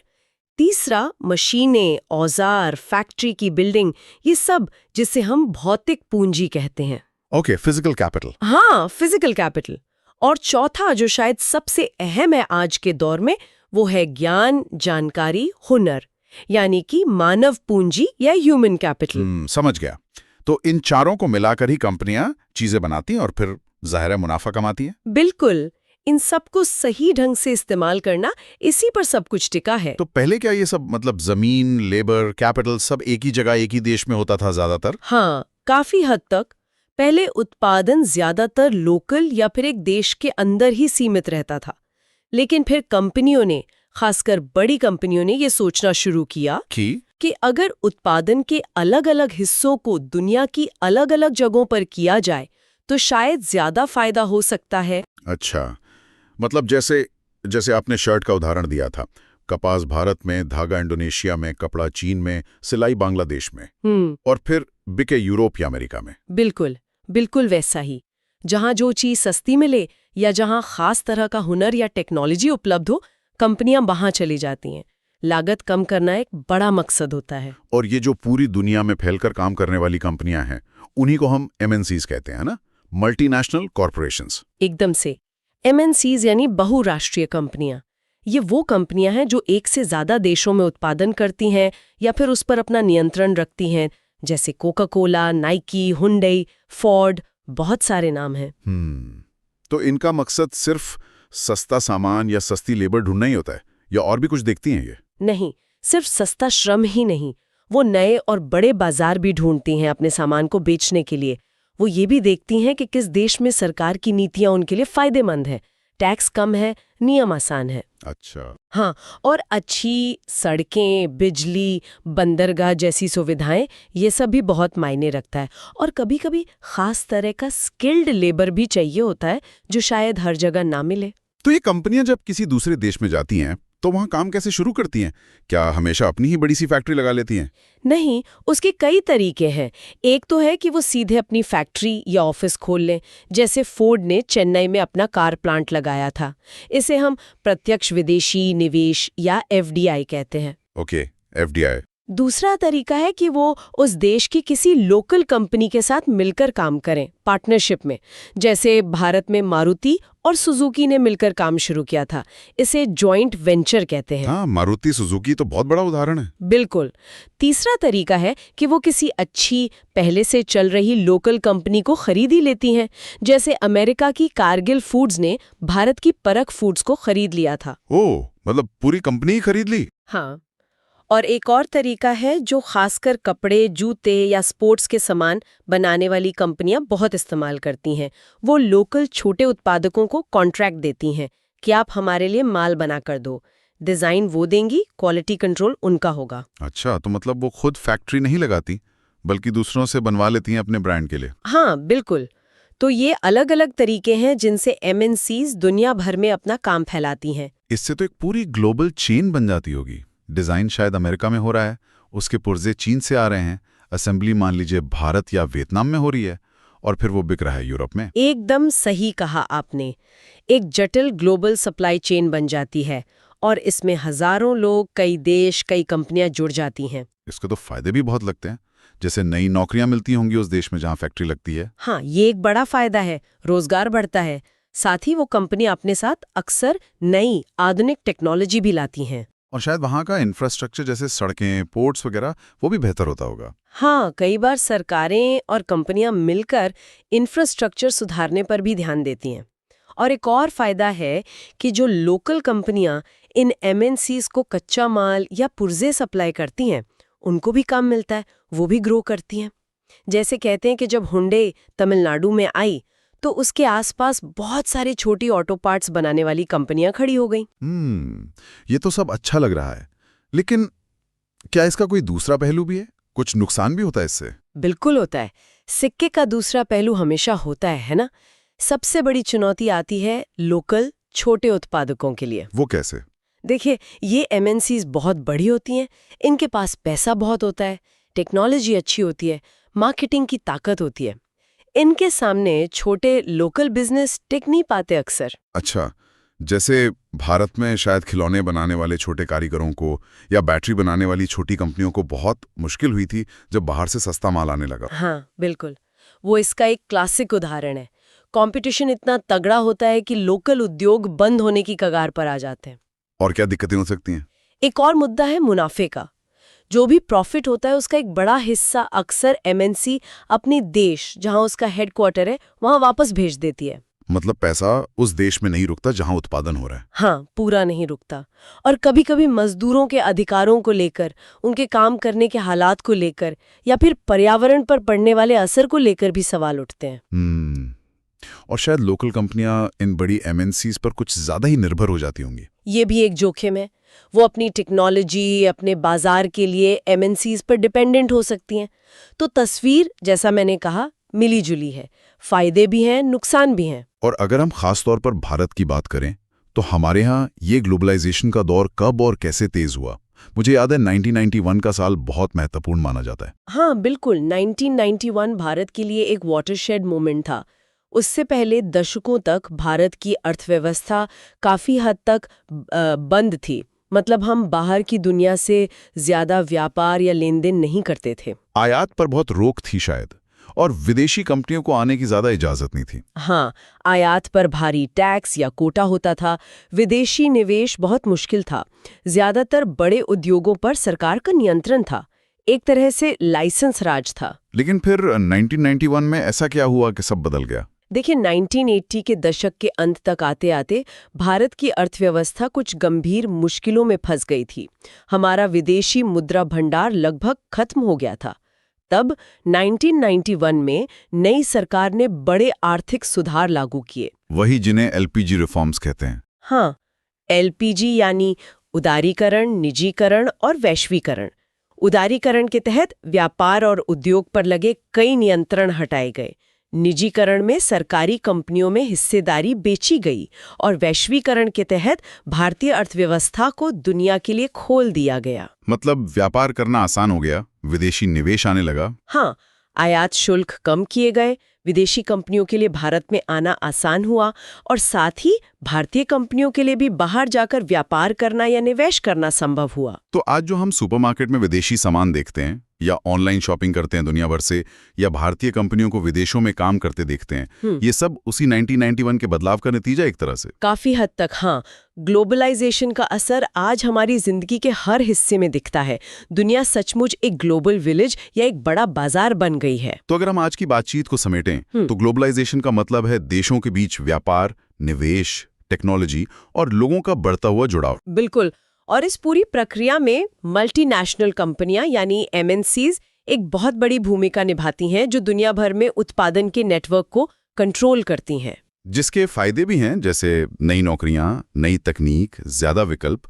लेकिन इसके साथ चुनौतियां भी जुड़ी हैं, जैसे लोकल उद्योगों पर असर, बढ़ती हुई असमानता और मुनाफे का बंटवारा। हाँ, और भारत ने 1991 के आर्थिक सुधारों के बाद खुद को इस ग्लोबल अर्थव्यवस्था से और मजबूती से जोड़ा है, जिसके अपने फायदे और नुकसान रहे हैं। यहाँ पर एक सवाल सोचने के लिए छोड़ सकते हैं शायद। ये जो पूरी ग्लोबल उत्पादन की चेन बनी है, जिसमें डिजाइन से लेकर पुर्जे बनने से लेकर असेंबली और फिर बिक्री तक अनगिनत लोग और कई देश जुड़े होते हैं, तो क्या कोई ऐसा तरीका हो सकता है या होना चाहिए जिससे इस पूरी प्रक्रिया से होने वाला जो फायदा है वो सिर्फ कुछ गिनी चुनी कंपनियों या कुछ मजबूत देशों तक ही सिमट कर ना रह जाए? कैसे ये सुनिश्चित किया जाए कि इस चेन की हर कड़ी, चाहे वो कितनी ही छोटी या कमजोर क्यों ना हो, उसे उसका वाजिब हक, उसका वाजिब हिस्सा मिले? इस पर शायद और सोचने की जरूरत है। नमस्कार। आज हम पड़ताल कर रहे हैं वैश्वीकरण की, मतलब ग्लोबलाइजेशन की, और भारतीय अर्थव्यवस्था पर इसके असर की। खास तौर पर 1991 के बाद क्या कुछ बदला, वो समझने की कोशिश करेंगे। हमारे पास जो सामग्री है वो बताती है कि वैश्वीकरण के दो मुख्य इंजन हैं। एक तो है विदेशी व्यापार और दूसरा विदेशी निवेश। बिल्कुल। विदेशी व्यापार तो देखिए सदियों से चला आ रहा है। एक देश का सामान दूसरे देश में जाता है, वहाँ का यहाँ आता है। जैसे भारत से चाय इंग्लैंड जाती थी, या हम मिडल ईस्ट से कच्चा तेल मंगाते हैं, ये आयात निर्यात। हाँ, इम्पोर्ट एक्सपोर्ट। जी। इससे होता क्या है कि बाजार जुड़ते हैं, ग्राहकों के लिए चीजें ज्यादा उपलब्ध होती हैं, मतलब ऑप्शंस बढ़ते हैं, और हाँ, जो स्थानीय उत्पादक हैं उनमें भी एक कंपटीशन की भावना आती है, क्वालिटी सुधारने का दबाव बनता है। ये तो हुई व्यापार की बात, लेकिन ये जो दूसरा पहलू है, विदेशी निवेश, ये कैसे काम करता है?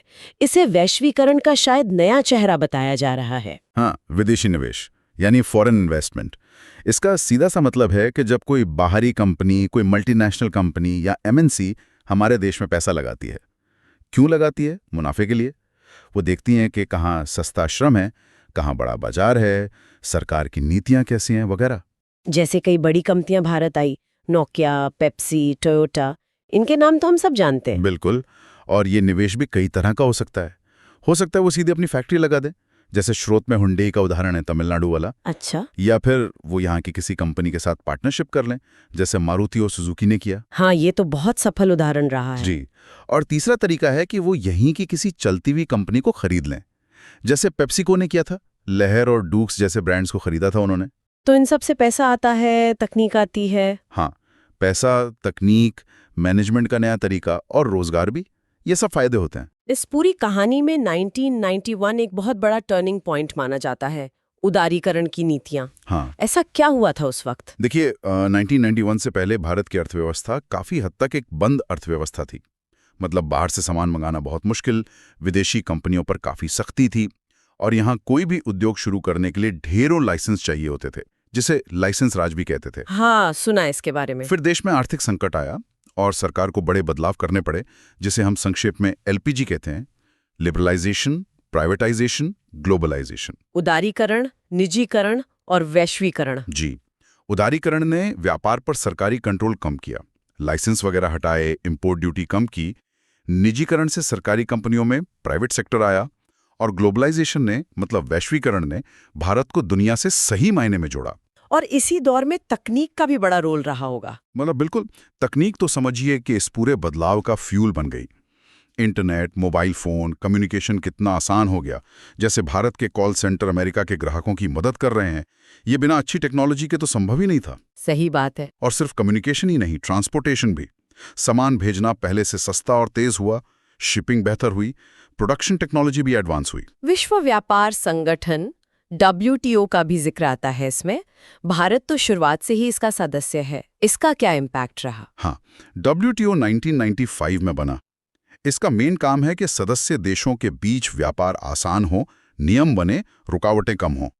तो भारत के लिए फायदा ये हुआ कि हमारे सामान को, हमारे एक्सपोर्टर्स को एक बड़ा इंटरनेशनल मार्केट मिला, नियमों के तहत व्यापार करने का मौका मिला। लेकिन इसमें कुछ चुनौतियां भी रहीं, जैसे विकसित देशों की सब्सिडी वगैरह का मुद्दा। जी, वो एक बड़ी चुनौती है।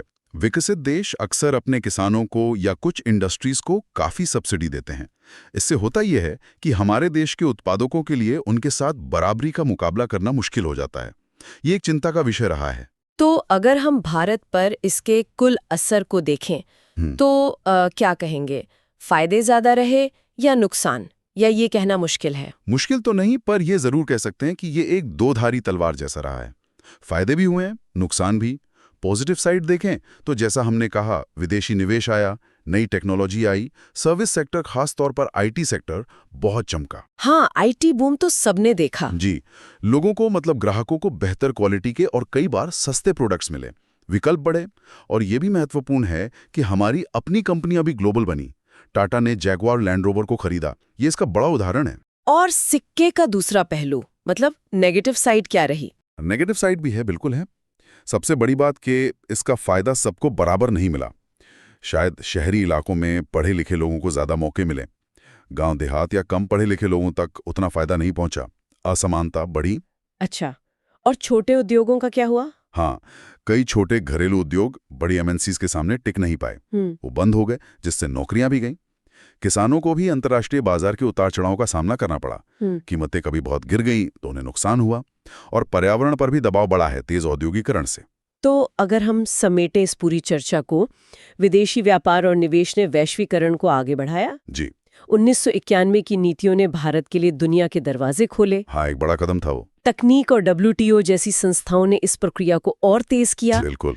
और नतीजतन भारत को आर्थिक तरक्की मिली, ग्राहकों को बेहतर सामान मिला और दुनिया में भारत की पहचान भी बनी। सही कहा। लेकिन इसके साथ ही असमानता बढ़ी, रोजगार को लेकर चिंताएं पैदा हुई, छोटे उत्पादकों पर दबाव बना। ये चुनौतियां भी उतनी ही सच हैं। वाकई। और ये सारी बातें हमें एक अहम सवाल पर लाकर खड़ा करती हैं, जिस पर शायद आगे और सोचने की जरूरत है।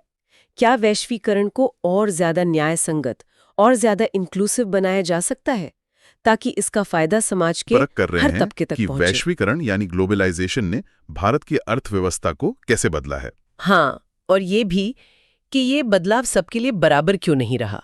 बिल्कुल। हमारे पास जो जानकारी है वो दिखाती है कि कैसे कुछ हिस्से तो काफी रफ्तार से आगे निकले, लेकिन कई पीछे छोड़ गए। सही। तो आइए इस मामले की तह तक जाते हैं और समझते हैं कि इस असमान विकास की बुनियाद क्या है, और जिसे फेयर ग्लोबलाइजेशन कहते हैं उसका असली मतलब क्या हो सकता है। ठीक है, तो इसको थोड़ा खोल कर देखते हैं।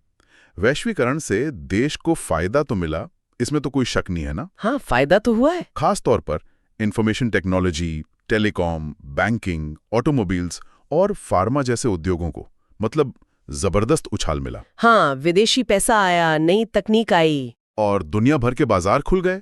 जैसे भारतीय IT कंपनीज आज पूरी दुनिया में अपनी सेवाएं दे रही हैं। बिल्कुल। और इसलिए शहरों में जो पढ़े लिखे लोग हैं उन्हें अच्छी तनख्वाह वाली नौकरियां भी मिली। हाँ, ये तो एक साइड है। लेकिन इस तस्वीर का एक दूसरा उतना ही अहम पहलू भी है। अच्छा, वो क्या है? वो ये कि जो छोटे कारोबार हैं, जो पारंपरिक चीजें बनाते हैं और गांव देहात में काम करने वाले लोग, हाँ, वो इस दौड़ में कहीं ना कहीं पिछड़ गए। कैसे? मतलब क्या वजह रही? वजह थी बड़ी बड़ी विदेशी कंपनियां यानी MNCs और बाहर से आने वाला सस्ता माल। अच्छा, इंपोर्ट्स। हाँ, चीप इंपोर्ट्स। इनसे मुकाबला करना छोटे कारोबारों के लिए बहुत मुश्किल साबित हुआ। जैसे वो चाइना के खिलौने वाला एग्जाम्पल है ना? बिल्कुल। हमने देखा कि कैसे चाइना से आए सस्ते खिलौनों ने भारतीय खिलौना उद्योग की कमर ही तोड़ दी। कई छोटे कारखाने बंद हो गए। और इससे तो फिर जॉब्स भी गई होंगी। जाहिर है, लोगों का रोजगार छिन गया। तो जहां एक तरफ कुछ लोगों ने तरक्की की, वहीं दूसरी तरफ एक बड़ी आबादी पीछे रह गई। और इससे देश में आर्थिक फासला बढ़ता चला गया। हाँ, इकोनॉमिक डिवाइड जिसे कहते हैं। तो ये जो छोटे उत्पादक हैं, जो जैसा आपने कहा लाखों लोगों को काम देते हैं, उनके लिए तो मार्केट में बने रहना ही एक चैलेंज बन गया होगा। बिल्कुल। एक तरफ सस्ते विदेशी माल का दबाव और दूसरी तरफ उनके पास बड़ी कंपनियों जैसी ना तो पूंजी होती है, ना ही रिसर्च और डेवलपमेंट R&D पर खर्च करने की ताकत। तो ये तो एक तरह से असमान मुकाबला हुआ ना। Unequal competition. बिल्कुल सही कहा आपने। सोचिए, एक 10 लोगों की छोटी सी फैक्ट्री उस हजारों लोगों वाली पूरी तरह ऑटोमेटेड MNC का सामना कैसे कर सकती है? मुश्किल है, बहुत मुश्किल। यही वो असंतुलित प्रतिस्पर्धा है जिसकी हम बात कर रहे हैं, और इसका सीधा असर काम करने वालों पर पड़ा, वर्कर्स पर। उन्हें कम तनख्वाह और टेम्परेरी जॉब्स से काम चलाना पड़ा होगा। एग्जैक्टली। हाँ, वैश्वीकरण ने नौकरियां पैदा की हैं, इसमें कोई दो राय नहीं, IT और सर्विस सेक्टर में खास तौर पर। लेकिन इनमें से ज्यादातर पक्की नहीं है, सिक्योर नहीं है। अक्सर शॉर्ट टर्म कॉन्ट्रैक्ट्स होते हैं। मतलब कंपनी जब चाहे ऑर्डर्स कम होने का बहाना करके निकाल सकती है। हाँ, और स्वास्थ्य बीमा, पेंशन जैसी सुविधाएं तो मतलब दूर की बात है। ये खासकर उन फैक्ट्री में होता होगा जो एक्सपोर्ट के लिए माल बनाती हैं, कपड़े, जूते। और मजदूरी कम, और इसमें महिला कर्मचारियों की संख्या काफी ज्यादा है। तो यहाँ एक जरूरी सवाल खड़ा होता है कि रोजगार तो मिला, पर उसके साथ इज्जत और सुरक्षा वो कहाँ गई? सही सवाल है। अब अगर किसानों की तरफ देखें, उनके लिए कैसा रहा ये सब? किसानों के लिए भी ये कह सकते हैं दो धारी तलवार जैसा था। अच्छा, मतलब फायदा भी नुकसान भी। हाँ, एक तरफ उन्हें अपने उत्पादों जैसे फल फूल को विदेशी बाजारों में बेचने का मौका मिला। ओके। लेकिन वहीं अंतर्राष्ट्रीय बाजार में दामों के उतार चढ़ावों का खतरा भी बढ़ गया। Price fluctuations. जैसे कपास या गन्ने के दाम जब ग्लोबल मार्केट में गिरते हैं तो यहाँ के किसानों को भारी नुकसान उठाना पड़ा। हमने ऐसे कई किस्से सुने हैं। और ऊपर से वो महंगे GM बीज का भी चक्कर था ना, BT कॉटन जैसे। हाँ, बिल्कुल। उन्हें खरीदने के लिए जो कर्ज लिया, उसने कई किसानों को कर्ज के जाल में उलझा दिया। Debt trap. इसको अगर हम थोड़ा और बड़े लेवल पर देखें तो वर्ल्ड ट्रेड ऑर्गेनाइजेशन WTO का क्या रोल रहा है इसमें? देखिए, WTO का गठन तो इस मकसद से हुआ था कि दुनिया भर में व्यापार आजाद और निष्पक्ष हो, फ्री एंड फेयर ट्रेड। लेकिन क्या ऐसा हुआ? हकीकत कुछ और है। अक्सर देखा गया है कि जो अमीर देश हैं, वो अपने किसानों और उद्योगों को भारी सब्सिडी यानी सरकारी मदद देकर प्रोटेक्ट करते हैं। अच्छा, एग्जाम्पल? मिसाल के तौर पर अमेरिका, वो अपने कपास किसानों को इतनी ज्यादा सब्सिडी देता है कि उनकी लागत से भी कम दाम पर वो दुनिया में बेच पाते हैं। तो फिर भारतीय किसान उनसे कैसे मुकाबला करेगा? उनकी कपास तो महंगी हो जाएगी। बिल्कुल, यही समस्या है। तो WTO के निष्पक्ष व्यापार के दावों के बावजूद मैदान सबके लिए बराबर नहीं है, प्लेइंग फील्ड लेवल नहीं है। तो ये जो नाइंसाफी है, इसके खिलाफ फिर आवाजें भी उठी होंगी। हाँ, बिल्कुल। दुनिया भर में लोग आवाज उठा रहे हैं। हमने मजदूरों के, किसानों के आंदोलन देखे हैं। कई NGOs फेयर ट्रेड यानी उचित व्यापार की वकालत करते हैं। फेयर ट्रेड मतलब ये कि छोटे उत्पादकों को उनकी मेहनत का सही दाम मिल सके। आपने शायद फेयर ट्रेड वाली कॉफी या हैंडीक्राफ्ट्स देखे होंगे। हाँ, देखे हैं। तो फेयर ग्लोबलाइजेशन का यही मतलब हुआ। हाँ, मोटा मोटा यही। एक ऐसा विकास जिसका लाभ सभी तक पहुंचे, बराबरी से। सिर्फ बड़े खिलाड़ी ही नहीं, बल्कि मजदूर, किसान, छोटे कारोबारी सब इसके हिस्सेदार हों। और इसके लिए करना क्या होगा? इसके लिए सरकारों को ठोस कदम उठाने होंगे, जैसे मजदूरों के कानूनों को सख्ती से लागू करना होगा।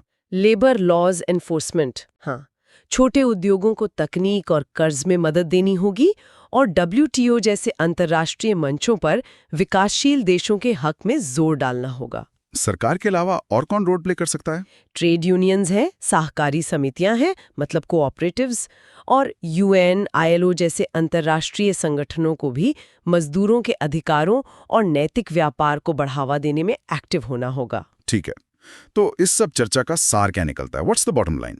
बॉटम लाइन ये है कि वैश्वीकरण एक जटिल, एक कॉम्प्लेक्स प्रोसेस है। हाँ, जिसके फायदे और नुकसान अलग अलग तबकों पर अलग अलग तरह से हुए हैं। बिल्कुल। 1991 के बाद भारत ने यकीनन तरक्की की है, भारतीय कंपनियां दुनिया में पहुंची हैं, विदेशी निवेश भी आया है। लेकिन चुनौतियां अभी भी बड़ी हैं। गांव और शहर का फासला, बढ़ती असमानता, रोजगार में सुरक्षा की कमी, ये सब असली मुद्दे हैं। तो सबसे जरूरी बात क्या है आगे के लिए? सबसे जरूरी बात शायद ये है कि वैश्वीकरण का असली मकसद सबको साथ लेकर आगे बढ़ना होना चाहिए। Inclusive growth. हाँ, ऐसा न हो कि सिर्फ ताकतवर ही और मजबूत होते जाएं और कमजोर पीछे रह जाएं। बिल्कुल, समावेशी विकास ही सही मायने में आगे का रास्ता है। बिल्कुल सही। हम सब बाजार से रोज कुछ ना कुछ खरीदते ही हैं, कभी खाने का सामान, कभी कपड़े, कभी फोन। बिल्कुल। जब भी हम अपनी जरूरत के लिए कोई चीज या सेवा खरीदते हैं, हम बन जाते हैं उपभोक्ता, है ना? हाँ, कंज्यूमर। पर क्या बाजार में हमारे साथ हमेशा सही होता है? अहम सवाल है ये। जी, चलिए इसे थोड़ा समझते हैं। बिल्कुल सही कहा। असलियत यह है कि बाजार में ना खरीदार और बेचने वाले हमेशा बराबरी के मैदान पर नहीं होते। अच्छा, कैसे? अक्सर ऐसा होता है कि विक्रेताओं के पास ज्यादा जानकारी होती है, ज्यादा ताकत होती है, और इसी वजह से कभी-कभी उपभोक्ताओं का शोषण होता है, मतलब उनके हितों को नुकसान पहुंचता है।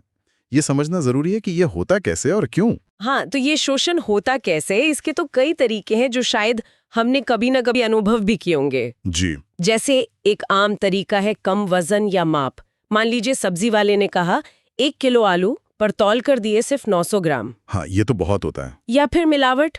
सोचिए जरा, मुनाफे के लिए दूध में पानी मिला देना, या मसालों में रंग या दूसरी सस्ती चीजें। अरे, घी में खराब तेल तक मिला देते हैं। ये सिर्फ धोखा नहीं है, ये तो सेहत के लिए सीधा खतरा है। बिल्कुल, और कई बार खराब या दोषपूर्ण सामान बेच दिया जाता है। हाँ, ये भी एक बड़ी समस्या है। जैसे मान लीजिए कोई नया मोबाइल खरीदा, बाहर से एकदम चमकता हुआ, पर अंदर से बैटरी खराब निकली या कोई और पुर्जा ठीक नहीं, और फिर दुकानदार सुनने को तैयार नहीं।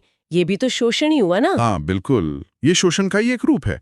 और विज्ञापनों की तो बात ही मत पूछिए। हाँ, भ्रामक विज्ञापन जो ऐसे दावे करते हैं कि बस 7 दिन में गोरी त्वचा या 1 महीने में वजन आधा। हाँ, क्या ये वाकई मुमकिन लगता है?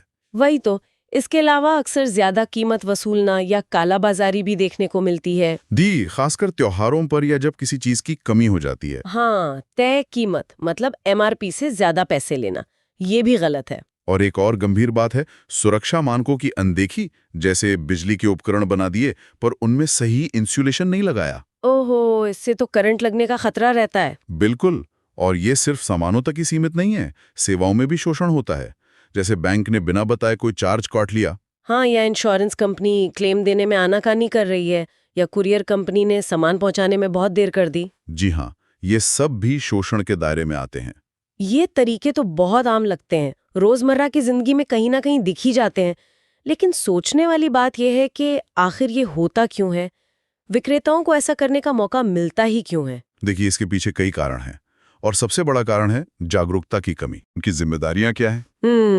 दूसरा, सीमित जानकारी। अब देखिए, बेचने वाले को तो अपने उत्पाद के बारे में सब पता होता है, अच्छा बुरा सब कुछ, पर खरीदार को उतनी जानकारी नहीं होती। सही बात है। तीसरा, सीमित प्रतिस्पर्धा। अगर बाजार में किसी चीज के गिने चुने ही विक्रेता हैं तो फिर खरीदार के पास ज्यादा विकल्प नहीं होते, उसे उन्हीं से लेना पड़ता है, चाहे जैसे भी दें। और शायद ये भी एक वजह है कि हम उपभोक्ता बिखरे हुए हैं। मतलब हम खरीदार तो अलग अलग हैं, पर बेचने वाले ज्यादातर संगठित होते हैं, उनकी अपनी यूनियन या एसोसिएशन होती है। बिल्कुल सही पकड़ा, ये भी एक बड़ा फैक्टर है। उपभोक्ता असंगठित हैं और इसके साथ जुड़ा है कमजोर कानून प्रवर्तन। मतलब कानून तो है पर लागू ठीक से नहीं होते। हाँ, कानून होने पर भी अगर उन्हें सख्ती से लागू न किया जाए तो फिर गलत काम करने वालों को डर नहीं रहता। इसीलिए कहा जाता है कि उपभोक्ता जागरूकता ही सबसे बड़ा हथियार है। अच्छा, अगर आपको पता है कि सही क्या है, आपके अधिकार क्या हैं, तो कोई आपको आसानी से धोखा नहीं दे सकता। ये बात बहुत जरूरी है। तो इसी धोखेबाजी और शोषण के खिलाफ भारत में एक आंदोलन खड़ा हुआ, जिसे हम उपभोक्ता आंदोलन यानी कंज्यूमर मूवमेंट कहते हैं। जी हाँ, ये बात है 1960 और 70 के दशक की। उस समय खाने पीने की चीजों में मिलावट, जमाखोरी, कालाबाजारी जैसी समस्याएं बहुत बढ़ गई थीं। और तब शायद कोई मजबूत कानून भी नहीं था उपभोक्ताओं के लिए। हाँ, उस समय उपभोक्ताओं की सुनवाई के लिए कोई खास कानूनी व्यवस्था नहीं थी, बहुत मुश्किल था। तो फिर क्या हुआ? तब धीरे धीरे लोगों ने आवाज उठानी शुरू की। कई उपभोक्ता संगठन बने, छोटे छोटे ग्रुप्स। अच्छा। इन संगठनों ने लोगों को जागरूक करने का काम शुरू किया, पत्रिकाएं निकाली, लेख लिखे, मीटिंग्स की। दिलचस्प बात यह है कि वो खुद उत्पादों की टेस्टिंग भी करते थे। जैसे बाजार से अलग अलग ब्रांड के तेल या साबुन खरीद लिए और उनकी गुणवत्ता जांची। अरे वाह! फिर लोगों को बताते थे कि कौन सा सही है, कौन सा नहीं। बिल्कुल, इससे लोगों में जागरूकता बढ़ी। और फिर 1980 के दशक तक आते आते ये आंदोलन काफी जोर पकड़ चुका था। जी हाँ, उपभोक्ता समूहों ने सरकार पर दबाव बनाना शुरू किया कि भाई खरीदारों के हितों की रक्षा के लिए एक मजबूत और समर्पित कानून बनाया जाए। और इसी जन दबाव का नतीजा था कि 1986 में भारत सरकार ने एक बहुत महत्वपूर्ण, एक ऐतिहासिक कानून पास किया। हाँ, उपभोक्ता संरक्षण अधिनियम यानी कंज्यूमर प्रोटेक्शन एक्ट, जिसे हम सब कॉपरा के नाम से जानते हैं। कॉपरा 1986। ये नाम और साल परीक्षाओं के लिहाज से भी याद रखना बहुत जरूरी है। बिल्कुल, कॉपरा का आना वाकई एक बहुत बड़ा कदम था।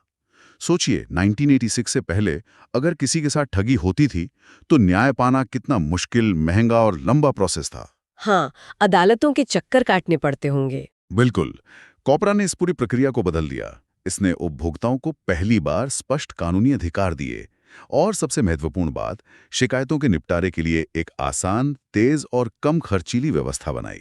वो त्रिस्तरीय व्यवस्था, जिला, राज्य और राष्ट्रीय स्तर पर। जी हाँ, डिस्ट्रिक्ट फोरम, स्टेट कमीशन और नेशनल कमीशन। इससे आम आदमी को एक मंच मिला अपनी शिकायत दर्ज कराने का। और इसका मकसद सिर्फ सजा दिलाना नहीं था, बल्कि बाजार को ज्यादा ईमानदार और भरोसेमंद बनाना भी था। इसने आम आदमी को ताकत दी। तो आज हमने काफी कुछ समझा कि उपभोक्ता कौन है, बाजार में उसे किन तरीकों से ठगा जा सकता है और इसके पीछे क्या कारण है। हाँ, हमने उपभोक्ता आंदोलन के उदय और 1986 के कॉपरा कानून की अहमियत को भी जाना।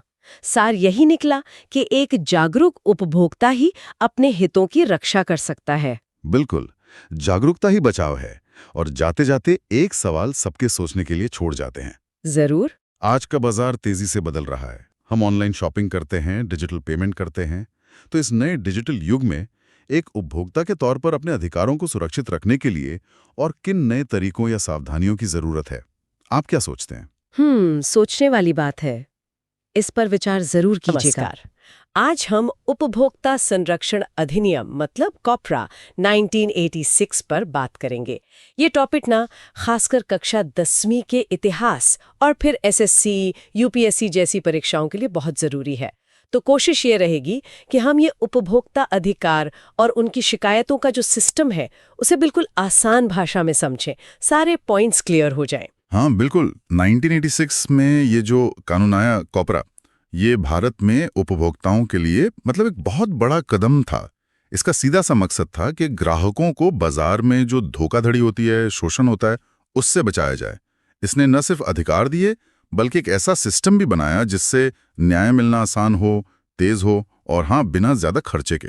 अच्छा, तो ये सवाल है कि इसकी जरूरत क्यों पड़ी, मतलब पहले क्या दिक्कत थी? देखिए, कॉपरा से पहले ना हालत काफी मुश्किल थी। अगर कोई ग्राहक ठगा जाता था तो उसे इंसाफ के लिए कहाँ जाना पड़ता था? Civil court. वो तो काफी लंबा और खर्चीला प्रोसेस होता होगा। और इससे हाँ, बेचने वालों पर भी एक दबाव बना कि भाई ग्राहकों के प्रति जवाबदेह बनो। हाँ, ये तो वाकई आम उपभोक्ता को ताकत देने वाली बात हुई। अच्छा, तो इस कानून में कौन-कौन से मुख्य अधिकार हैं? जरा इनको समझते हैं। हाँ, तो कॉपरा में 6 मुख्य अधिकार हैं। पहला है सुरक्षा का अधिकार, मतलब ऐसी चीजों या सेवाओं से सुरक्षा जो हमारी सेहत या जान के लिए खतरनाक हो सकती हैं। जैसे कोई उदाहरण? जैसे मान लीजिए कोई बिजली का सामान है, उसकी वायरिंग खराब है और उससे आग लग जाए, तो बनाने वाली कंपनी जिम्मेदार होगी।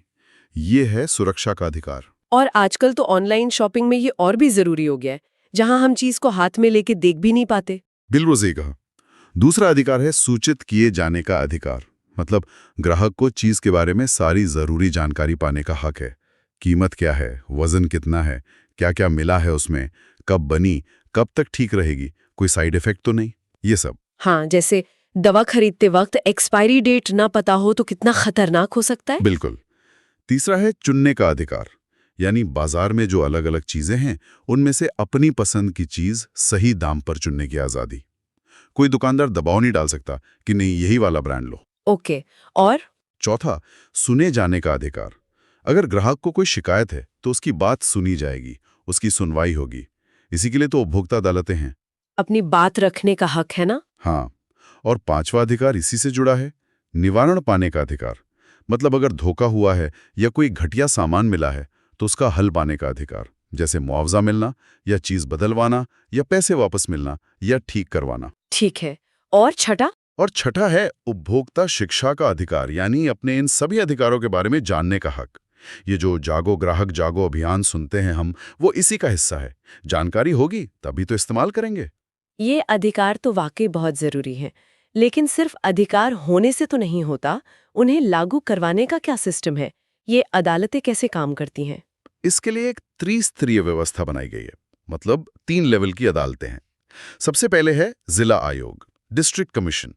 ये 1 करोड़ रुपए तक के जो मामले होते हैं उनको देखता है, और अगर कोई इनके फैसले से खुश नहीं है तो वो राज्य आयोग में अपील कर सकता है। अच्छा, फिर दूसरा लेवल? दूसरा है राज्य आयोग, स्टेट कमीशन। ये 1 करोड़ से 10 करोड़ रुपए तक के मामले देखता है, और जिला आयोग के फैसलों के खिलाफ अपील भी सुनता है। और सबसे ऊपर? सबसे ऊपर है राष्ट्रीय आयोग, नेशनल कमीशन। ये नई दिल्ली में है। ये 10 करोड़ से ज्यादा के मामले और राज्य आयोग के फैसलों के खिलाफ अपील सुनता है। और हाँ, अगर यहाँ के फैसले से भी संतुष्टि ना हो तो फिर सुप्रीम कोर्ट जाने का रास्ता खुला है।